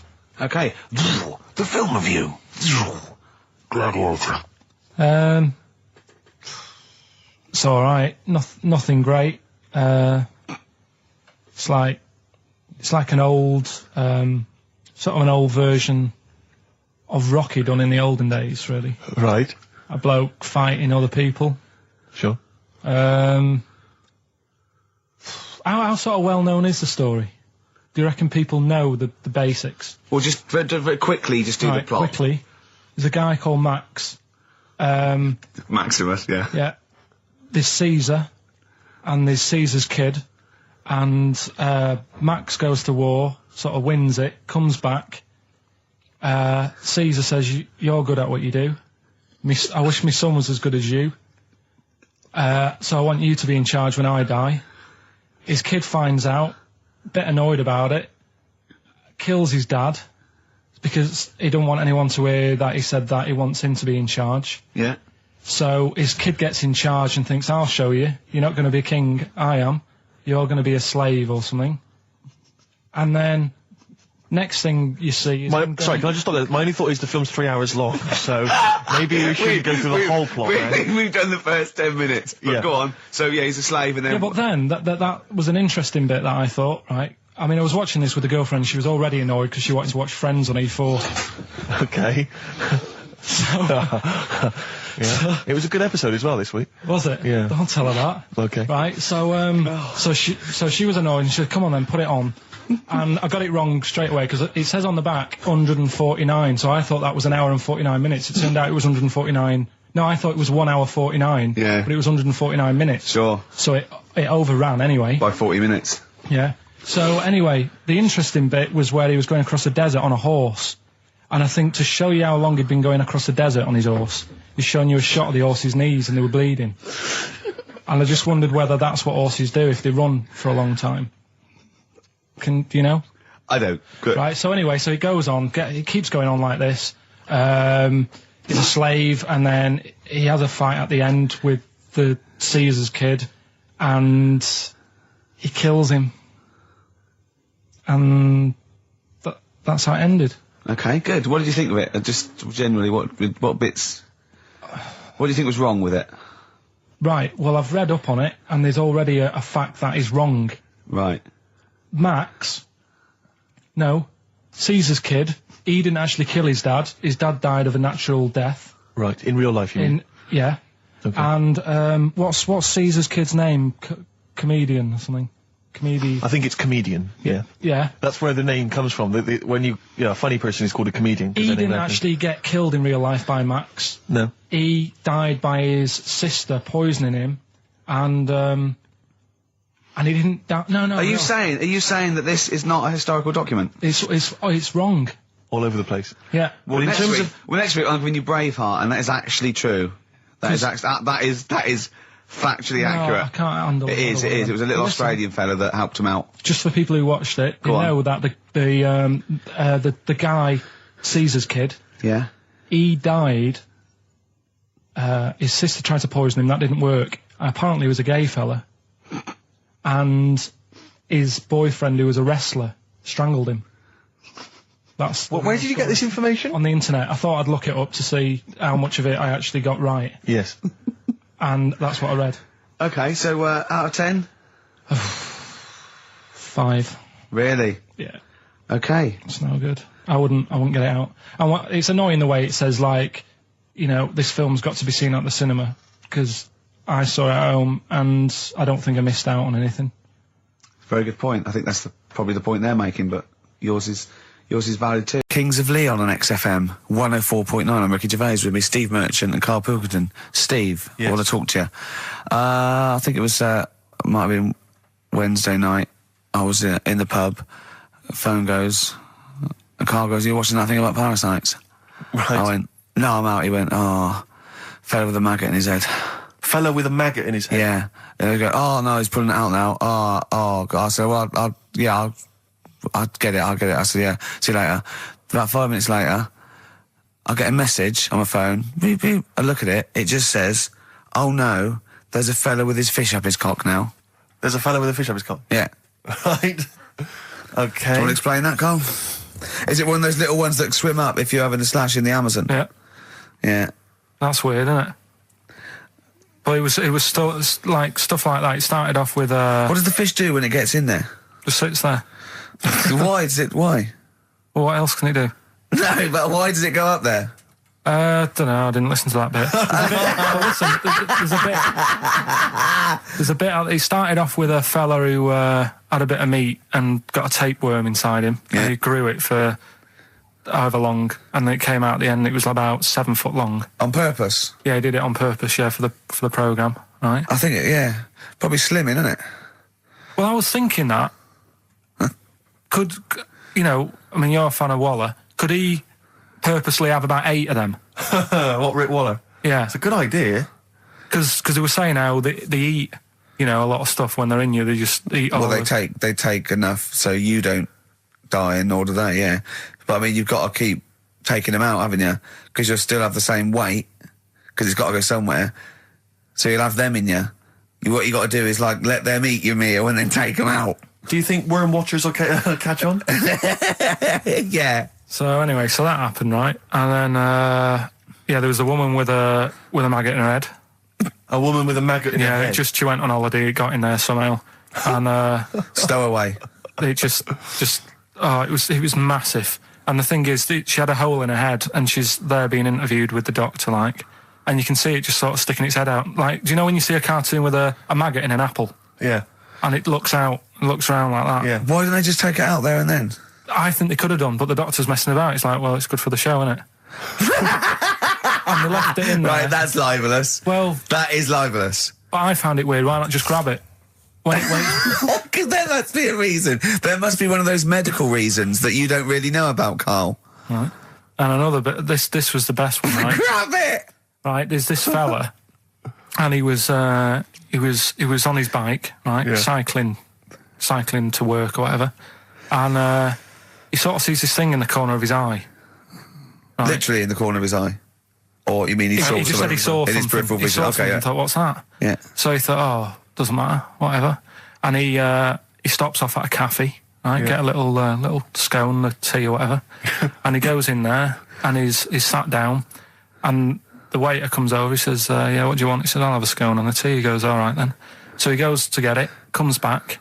As he puts the tea and the scone down, his face is like, "What is that?" Right, like a look of frightenedness on his face. Right, drops the tea and legs it.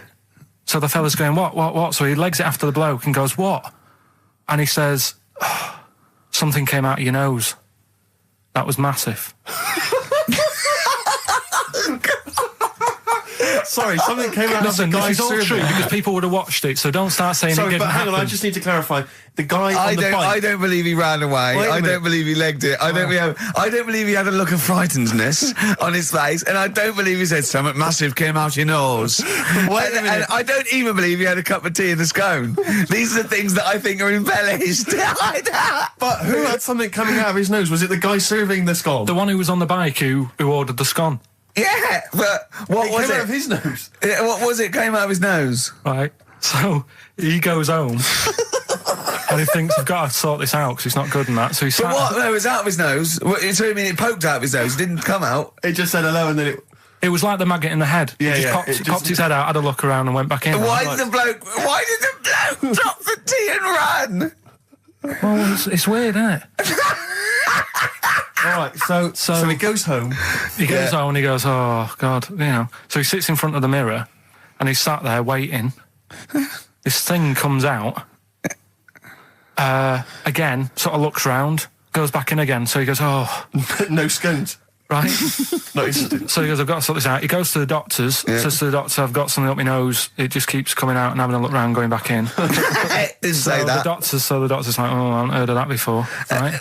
Didn't say that. So sat there. It does it again. The doctor looks, frightened again. Runs away? Yeah. He's got a look of frightenedness on his face. He had a look of medical frightenedness. He dropped his stethoscope and legged it. No, he said, I know what it was. So what? So you got a leech up your nose. He had a leech about that long. What's radio? Well, how long's that? 4 inches. 4 inches coming out of his nose. Next time it stuck its head out, he grabbed it, pulled it out. That's horrible, though, isn't it? U2, the sweetest thing on XFM. Ricky Gervais, Steve Merchant, Karl Pilkington. So we're with Carl in the week. So what can we do this week? I was saying, well, don't do Rockbusters. That's dead in the water. I hope the listening public agree with me. He's going, well, I want to teach you stuff again. Remember what I taught you last week? I went, no, no idea. Were you joking? I went, no. And he went, Ivan the Terrible goes like a fella's eyes. Yeah. He actually said Ivan the Terrible at the time. Yeah. So I can't remember. This was a man who had built something for Ivan the Terrible, and then but his idea of education is telling someone something that knows more about the subject than him, so they can correct him when he's telling them it. And so I said, well, I don't know. And he gets annoyed that me and you are dubious against monkeys who perform bank robberies. And he goes, but you believe in Newton. He doesn't know the difference. I was trying to explain the laws of the universe, right? It was going, what do we do? And so all I come up with, I thought somewhat interesting. You know when you tell a child maths, you say you've got 3 potatoes and you've got 4 potatoes. I have to do that with science to Karl. So I ended up saying, imagine you're in a shopping trolley with loads of house bricks. If you throw the house bricks out, you'll go the other way. He loved that. Right. He didn't you? Because I didn't know that would happen. And it's sort of useful to know. It sort of explained a bit to me and stuff. Yeah. Right? And that's why I like doing stuff every week. I think listeners go away going, well, I didn't know that. Do you know what I mean? Karl told me something there. They forget it instantly, just like we do. We're friends of yours and we forget it instantly. No, the annoying thing with you is, Steve, not so much, Ricky, at least he'll listen now and again, you'll just dismiss stuff straight away. I told you loads of stuff yesterday, I taught you loads of stuff. But Karl, what you consider education... hang on, what you consider education, I consider tittle-tattle. Well... It's not education, do you know what I mean? You seem to think it's education, it's just kind of gossip, stories you've sort of half-read. Right, all right, example of yesterday. Goldfish have longer memories than people think they do. Yeah. You said no, it's rubbish. No, we didn't. We said, where'd you get that from? We said, oh, really? From? Yeah. There's not enough information there for it to be educational, because what you've said is also longer than relative. you think. I don't know. Because that as a statement, it has no objectivity. Goldfish's memories are longer than some people think. That isn't a fact. Exactly. Because we don't know how long do people think a goldfish's memory is. Do you see what that isn't a fact? Whereas Newton's laws of physics and the universe are. Right. Yeah, but it was just a little thing. And I taught you more than that. I said about there's loads of Chinese people, if you put them in a line, you can't get to the end of it. I don't know what that means. I don't know what that means. There's loads of Chinese people. We know that, but what? If we put them in a line, we can't get to the end of it. We just say there's about 1 billion Chinese people in the world. But what really annoys me is, right, I read something on the internet the other day, because I'm always trying to learn stuff. Yeah, no, you are. I know you are. Right? Yeah. And you're having a go at me because you're saying, well, what does that mean? Yeah, there was a report on, I think it was on Anova or BBC News website. It said, the world may end in 32 million years. Right, first of all, it says may, it doesn't say it will. And 32 million, who's going to argue with that? And yet they're allowed to put that on a website. You're not having a go at them. No, but you didn't read on. There's more information. That wasn't meant to be a newsflash to worry people. That was like, oh, scientists have discovered that possibility. That was just like. Yeah, but again, possibility. No, but Karl, yeah, but there's other paragraphs that you haven't read. You see, that'll have to give explanations as to why they think that might happen. So therefore, it becomes a news item. It becomes educational. It's not just the headline, the bullet point. The headline's just supposed to draw you into the story so you read on. Yeah. That's not all the information. But then I was trying to come up with things to excite him, and I realised that I was opening a can of worms. I was trying to come up with facts for him. He was going, give me facts. So I said, oh, okay, why can't an owl, why does an owl have to turn its sort of head 180 degrees? And I said, it's because the eyes are so large, it has a huge focal point for its sight, that they can't move within the skull, right? And he went, well, why'd they do that? Why didn't they just do it, give them normal eyes, and then after I've turned their head? I went, what do you mean? Why didn't they? He went, well, whoever did that. I went, well, it was evolution. It was, he went, it's like giraffes. I read that giraffes grew their necks to eat food. So they didn't grow their necks to get the food. The ones that had upshots lived longer and so got the food and passed on their. He went, yeah, but why didn't they just give them wings? I went, why didn't who just give them wings? He got angry and went, whoever gave them the necks. So his understanding of evolution made me fall on the floor. Who do you imagine is they? Because you don't believe in God, do you? So who is it you imagine is they? Well, whoever made us sorted us out. Who? I don't know, it just happens, doesn't it? Yeah, exactly. Well, there's no will to evolution. It's natural selection, isn't it? I still don't get it, though. We talked about an hour, didn't we? I know. Yeah, but to be fair, I watched as Ricky tried to give you actually what was quite a concise and educated version of evolution. He tried to explain it to you, and I have never seen a person lose interest quicker. But I tried to use actual fact, then I tried to use metaphor and analogy, then I showed you some computer programs to show what biofeedback is and everything. I tried all these things, and Steve's right. You were looking out the window. Have you ever spoken, Karl, to someone who's got Alzheimer's disease? And you try to explain who you are, and they're listening, and then they... That's what you're like. It's extraordinary. It was a great day, wasn't it? Brilliant round of golf. Absolutely brilliant. Such a beautiful place in Stoke Poges. It's like a really posh place. And are you a good golf player? Well, we'll get to that. Oh, okay. Wow, he bought the shoes especially for it. Oh, I'd love to have seen him in those little shoes. I know, and they were no good because they were metal spikes. We had to change them. He was annoyed straight away. He spent over £22 on these golf shoes. We hired a buggy that was brilliant fun. I was bombing along, wasn't I? I don't drive, but it was great on that buggy. Well, you've been on a buggy with me, and you were a bit scared. Yeah. What? I nearly killed us once. I was just taking banks and things, but you don't see sort of bunkers, and he'd scream and go, "Stop!" And he'd put his foot down the brake, and then I reversed. At one point, he sort of did a handbrake turn next to the lake, and then we had to reverse, right? And you just flick a switch and put your foot down. He did that without looking. I look behind, there's a big oak tree there. He screams, "Watch the tree!" Right? He's so Dukes of Hazzard. I kept jumping in and leaving him behind because I had to go to my ball. Because anyway, so the first shot, I got on my driver. I honestly did one of the best shots I've ever done. It went straight down. It was great. I thought, phew, got away with that because it's always the first one because it's a clubhouse and you want to look good. Yeah. So.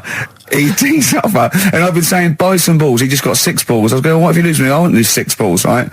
He tees up, right? Whacks it. It goes miles, like right angles, straight into these the woods, right? He turns around, he goes, go and buy some more balls. So I'm laughing because it's like impolite to laugh, but he broke the ice for me, and I was falling around. And then his second shot, I go, you're off a 3 now. If you take another shot, he went, oh, right. So it's his third shot. He puts the ball down. He hits the ground before it and misses the ball altogether. And I was on my back, wasn't I? Unbelievable. Actually rolling about on his back. I was rolling about, and we were terrible. I went round 107. He went round in like 119 or something. Sure. It was just rubbish. How long did it take? 5 hours. Of course. And there was no one around, luckily. But it was fantastic. So then we go and have our meal. What annoys me, I said, right, I'll go for a run. He went, I'll have a bath. I said, I'll see you at 7:45. At 7:55, I have to call him. He's not ready, so he's let me down there. I can't stand lateness or laziness. You hate lateness. Yeah, and he's let me down. Do you know his excuse? He fell asleep in the bath because there was no light bulb. There's no light bulb in the bathroom. So instantly he fell asleep, and he was late. No, do you know what I mean though, Steve? If you're sort of like nice and warm and what have you, I was tired anyway. I've been stressed out for 4.5 hours, right? My life flashed in front of me a few times in that buggy. So it's all sort of wears you down a bit. I thought, right, I've got a headache. You're going for your run. I'm gonna have a bath. I walk in, put the light on. For some reason, it didn't come on, but I thought it's all right. I'll just. Doesn't matter. You can have a bath in the summer, so it's light anyway. Well, there's no windows in the bathroom, so... Yeah. So you were in the darkness? So I'm in the darkness. I nod off because I'm shattered. He calls up, hassling me. So I said, well, it doesn't normally take that long for me because, I haven't got, like, long hair. I've got a dryer and I can sort of one wipe. Yeah. He's already 10 minutes late, though, when I called. Well, 10 minutes. 10 minutes. This is late, this. Next. Doesn't matter. Dinner wasn't until 7:15, so we had, like, another 20 minutes anyway. So it doesn't really matter. Yeah, but we said 7:45. So he's calling up, hurry up. So I said, yeah, all right. So I get out and try and, like, me tackle and what have you. Calls back again 30 seconds later. No, I don't, I don't like that. Not gonna do that, though. Give it a wipe. 30 seconds later, come on. So I end up going downstairs to the meal area. Naked. With a wet shirt on and wet socks. I've got headache as it is. Meant to be a relaxing weekend. But anyway, so we have our meal, which is really nice. And then we're sitting in the bar. I'm having a cigar by the fire. Yeah. Like, we're having a rather nice Pinot Grigio. Yeah. He's there going, I've got headache. Is this 1955 that you live in? I know, yeah. It's so right.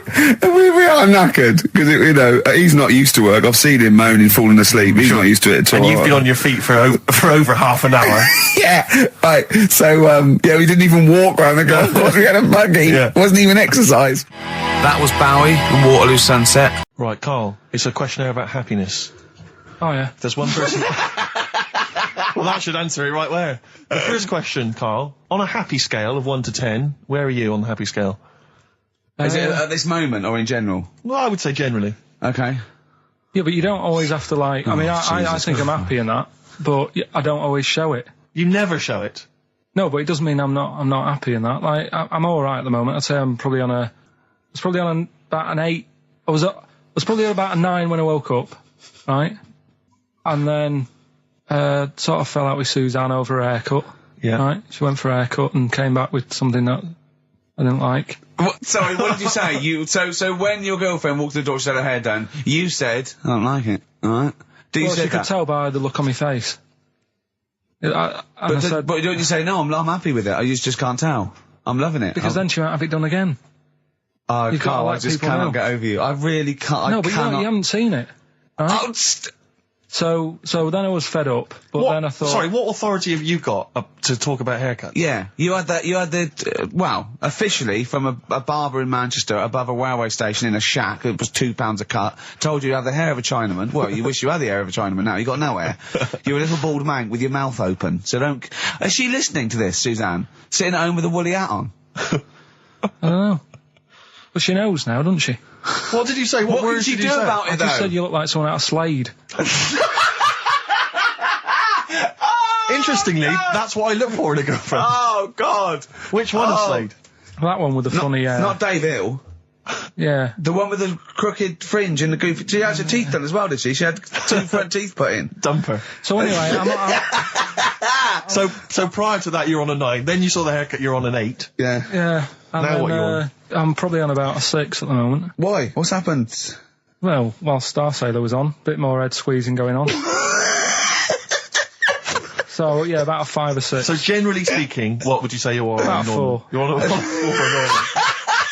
Alright. What would you give someone who wasn't very happy? What would you give them? What are you thinking, Carl? Depends why they're not happy. They're low, okay, so what would you give them? I mean, yeah, depends, innit? If it's someone who's just lost their arms and legs in an accident, you don't give them a lollipop. Sure, or some mittens. Yeah. You give them a hat. Yeah. Yeah. And dare I say it, a smile. A skateboard. Yeah. Yeah. I don't know. You don't know. You got to answer the question. All right, so hang on. Let's assume that you've upset your girlfriend because you slagged off her haircut. What are you right? going to do now to feel go and make her happy? How are you going to cheer her up? And not buy her a baseball cap. I don't know yet. I haven't thought about it because I've got this to sort out, haven't I? So when I get home, get her some gel or something. Oh, God! Oh, Christ. Oh, that's a wonderful, wonderful clip, and a great record that preceded or followed it, I'm not sure. But, oh, dear. Could I make some dedications? Yeah. Because last week, just before we had to come in to record this, popped out trying to get onto the tube, and I had a nightmare because there were millions of protesters, so-called protesters.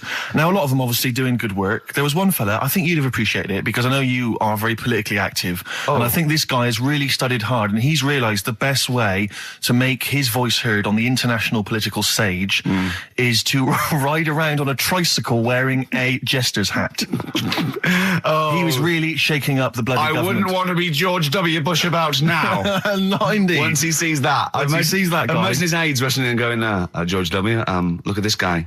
Where's that? That's in London, England. Okay, call off the forces. Is that a large tricycle? Yeah. Is he wearing a nappy?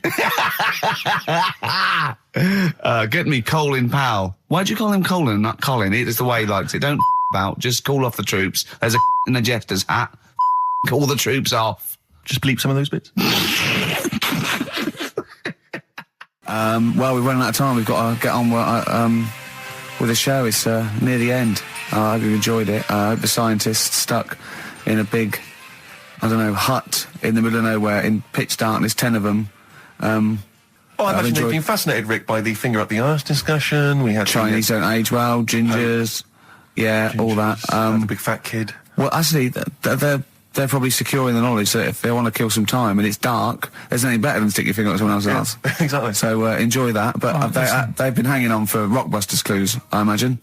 Here's the answer. So give us the clue again quickly. All right, so the first one was the fella let his wife know how he got the bruise on his legs. Go on. Right, that was Courtney Love. Yeah, Courtney Love. So that's Courtney Love. So that's the first one. CL. So that one's fine. The second one That pottle lad. What am I doing? Letting that one go? Just let it go, just let it go. Am I just letting that go? Annoyingly, we haven't got time to take issue with it, Rick. Okay. That Potter lad, he's got a lot of bottle, hasn't he, doing all that stuff with the wizards and that. Go on. That's Brave Harry, the Bravery, current sort of XFM band, the Brave Harry, that works as well. No, it doesn't. And the last one. No, it doesn't. No, it doesn't work. The Buddhists. It doesn't work. Won't be able to get in their temple without Doesn't these. work. Brave Harry. Doesn't work. Brave Harry. The Brave Buddhists, Harry. Buddhists won't be able to get in their temple without these. TM. That's the monk keys, right? So who got all them? The monk keys. Who got all them? Right? Which band are called the Monk Keys? The Monkeys. Oh, the Monkeys. Yeah, the Monkeys. From their classic first album, Velvet Underground and Nico, which apparently peaked at a disappointing 171 in the US charts. Think of that. And that's obviously Lou Reed, the Velvet Underground, and Waiting for the Man. Yeah, great track. So we were talking, we were doing White Van Man, and we got onto genetically modified babies, but and somehow then Carl started telling a story about someone with a horse, and then he got onto, he was trying to make money selling flowers. Just do the flowers briefly. Well, hang on, I just want to recap slightly. So there was a family, and who had the horse in the family? It was... Because you lived on an estate in Manchester. So the mother was a right pig, apparently. Well, I don't know if that's relevant. You don't need to go that far. But what I'm trying to do is, like, make a picture for you so you understand. What does she look like? Who did she look like? Bit of a, and no disrespect to her, bit like Pauline Quirk. Quirky, yeah. Right? Okay, I knew you were going to say that. Yeah. I knew it was going to be Pauline. Did she have any tats? I've never got that close to it. Okay, all right. So who had the horse? Was this her son or her husband? No, her daughter. Her daughter had stolen a horse. Yeah, from I don't know where. There was I think it was some stables down the road or something. And they kept the horse in the house with them? They kept it in the house. Did they didn't get have caught? it for long. No. Sorry, and you said you were in the house one day and you saw the horse in there? No, what happened was I was... they did this thing at school about raising money for charity, right? For some local charity. And they said you can do anything to raise money. And they came out with all these ideas and I thought, that's good. What was the charity? Well, I don't know. I thought, forget the charity. Yeah, that's just a good money making overweight. So, you're a charity. So, so I asked my mum for some, she used to have a lot of flowers around the house. Sure. I said, can I just take some snippings off them? And I'll go and buy some plastic cups. And got some soil out of the garden, planted the bits of plants in them. Yeah. Got a tray. Yeah. Had about 25 plants on it, selling them for 25 pence each. Excellent. Did you sell any? Yeah, so loads. So did you just cut? You didn't just cut them and stick them in the soil? Yeah, they want to survive. Oh. But I think people sort of thought, well, good on him for trying. But anyway, so I went round to theirs because I thought their house could do with a bit of colour and stuff. Yeah. So it's a bit rough. So as I went, the horse went, thank God for that breakfast. They've been feeding me kitty cat. So I got up to the door and they opened the door and it was one of them houses where no carpet. Yeah, a horse in the living room. You know. We've all been there. And the horse was walking around the living room. Oh. I looked quite happy and everything because I always say that about animals. Black Beauty was on. Yeah. Well, think about it, right? If you were a horse, where would you rather be? In a little wooden hut with a load of hay, or in like a house with a central heating, 3-piece suite, and a telly and that? It was my birthday, right? Went home after working with you a couple of Saturdays ago, right? Girlfriend was like, open your card. And I said, no, it's my birthday on Monday, I'll open it then. You obey by the rules, certainly on birthdays. Birthday rules. Well, there's no point. Well, exactly, chaos leads that way. Yeah, right, so... not an anarchist, never has been. So anyway, she was kept going on, it was doing me head in, so I said, all right, I'll open it. Yeah. So I opened it, ticket fell out. Surprise holiday to one of the Canary Islands. So... And what was your reaction? I mean... The first one was, we haven't got enough money. Right. For this, but I didn't want to ruin it, so no. So I didn't go on about that, and I said, "Oh, it'd be great." So I can't wait. So did you say it in that tone of voice? Well, it was good timing because I was tired and everything, and I'm not a big holiday fan, but the timing was right. Yeah. Do you know what I mean? It's the same as last night. I don't always like a curry, but last night you're in the mood. You get that sort of curry. You had a feeling. Yeah. You thought, and then lo and behold, later you were eating the curry. It's weird, isn't it? Isn't it weird? The paranormal. Isn't it weird? They work in mysterious ways. Yeah. So anyway, right? The island. If I was on with you here, I'd probably say it's a bit barren. Okay. Not much there, but if you get a hotel, you guarantee good weather. Right. Are you? No, what I mean is, it'll be a good holiday. If you get a hotel, right, the weather's always good, so you'll have a nice time. Yeah, that was a comma. Yeah, it was a Go on. And all that, and the food was all right, and everything was going all right. I was just having a nice, relaxing time. And how do you sort of spend your time on a holiday? You just lie around? Is that That sort of holiday, just lying around. I bought a book. You bought a book? Yeah. Okay, ghosts? No, it was short stories, right? About It was ghosts? it was about like special days in our time and time before me and stuff. Oh, yeah. And it was like it was telling you about how in, I think it was 1814, the Thames frozen up. Yeah. And all these stories are told by eyewitnesses. Yeah. Right? So there's some fella who was around in 1814 and the Thames was frozen and people used to put market stalls on there and they'd do the shopping. It was like an Oxford Street. Was that Mad Liar Charlie?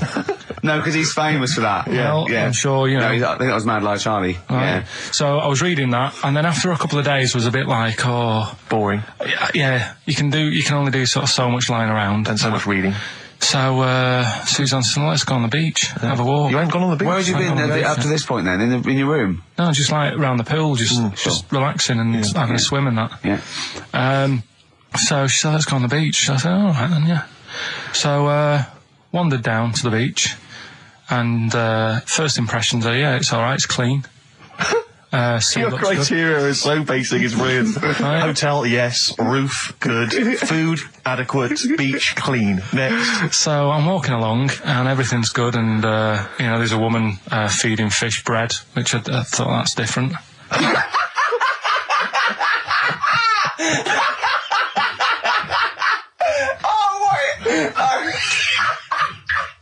I love that. He likes originality. He loves a bit of originality. He was feeding fish bread? This woman was there, like, up to her knees in water. Yeah. And she was stood there. Was that a sea? Chucking, yeah. Oh, right, good. Chucking this bread, and I thought, what's she doing? And I stood there and watched for a minute, and there was little fish coming up, having the bread. I thought, oh. So we carried on walking, and everything's going well, and then this fella comes towards me. Everything's going well. Yeah, I haven't fallen over. Clean feeding bread. 2 points for originality. Fella comes walking towards me. Oi, oi. He's only got no pants on. Oh. So I said, Suzanne, what's going on? Why did he turn to her? Like she knows more than him. So she said, oh, yeah, it's, she said, yeah, it's a nudity. Is this going to be a long story? Could you pour that coffee? Can you give me that coffee over?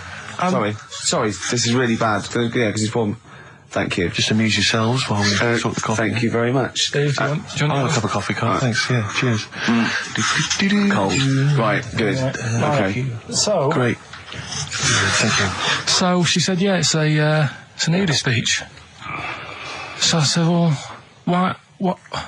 I said, we're all it's all mixed up. Normally on a nudist beach, it's a nudist beach and you don't go wandering on there when you get your clothes on and that. So it annoyed me a bit, because there wasn't any signs. So this fella's getting closer. Well, the knob out was a sign. Yeah. Right, so he's getting closer. And he walked past me. It was an old fella. And he walked past and he had a hat on and a little pipe. And a big rucksack on his back. Right, so he got me thinking... Not strictly naked. I'm walking along and I'm thinking... Right, why do people want to do this? So straight away, I wasn't on holiday anymore, because most of the time when I'm on holiday, I don't think about anything. Right? Your mind's a blank. I just switch off. Right? But all of a sudden, this has got in my head now, and I turn around to look at him, and... Check out his arse. And this bag, right, I swear, it was massive, right? What? You had a massive bag? The bag. His rucksack? His rucksack. Oh, right, okay. When he said there was an old couple coming towards me, I said, what was lower, the bloke's bollocks or the woman's tits? And he said, well, that was another point, she might as well have worn knickers. Because she was so naked, that's what he said to me. So you saw the bag? So it annoyed me, yeah, because the whole idea in it, this is what I think, I mean, I might be wrong, right? Might be wrong. Chances you never have been. You never have been before. Being nudist, right? What's it all about? So I'll tell you, on that point, Carl, let's play a tune, let's come back and we'll discuss... What are we going to play? We'll discuss that very issue. We've got some ideas, we did chat about this last week, Carl, in your absence. Alright, well, we'll play the Coral. Okay. It's a good one, this. Yeah. Coral, Dreaming of You, on XFM 104.9. I'm Ricky Gervais, with me Steve Merchant and Karl Pilkington. If you just joined us, Carl is walking down the beach, and a man has just passed him with his knob out. Yeah, his testicles out and his huge bag, apparently. Right. Now, we'll sum this up, quick, because we did talk about it last week. You did call me and tell me some of these things, and we sort of mentioned it last week, but you just want to say just give us your thoughts on nudity. Well, what I don't understand is, right, nudity, I thought it was all about, you know, sort of being free. Yeah. Natural, letting the breeze, you know, blow around you and that. That's all I can think is of like the bonus of doing it. But you can get that by just having a pair of shorts on, right? Because I'm not one for getting my kit off. It's just something a bit weird about it, isn't it? Normally, if I go for a walk on the beach, I'll put a shirt on. Sure. But leave it unbuttoned. Yeah. Oh, right, yeah, tease the ladies, sure. Do you know what I mean? Yeah. But it just feels a bit weird. So it's best to cover your back anyway, because the sun and all that. Advice, yeah.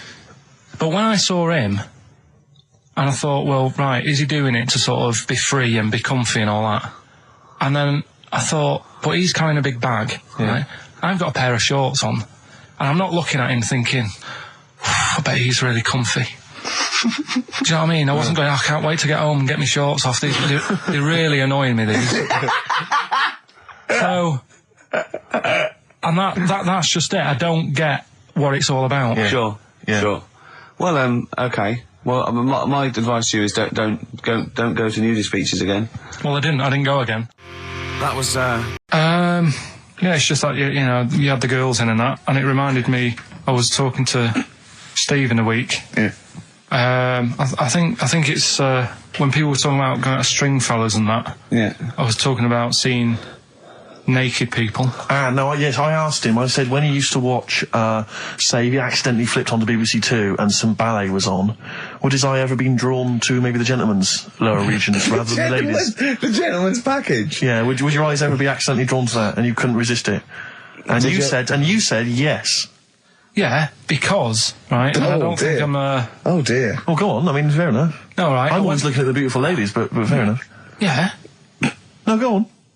But, right. Have you ever looked at Wayne Sleep's testicles? I went out. Have you ever looked at Wayne Sleep's penis and testicles? I went out on a night out, right?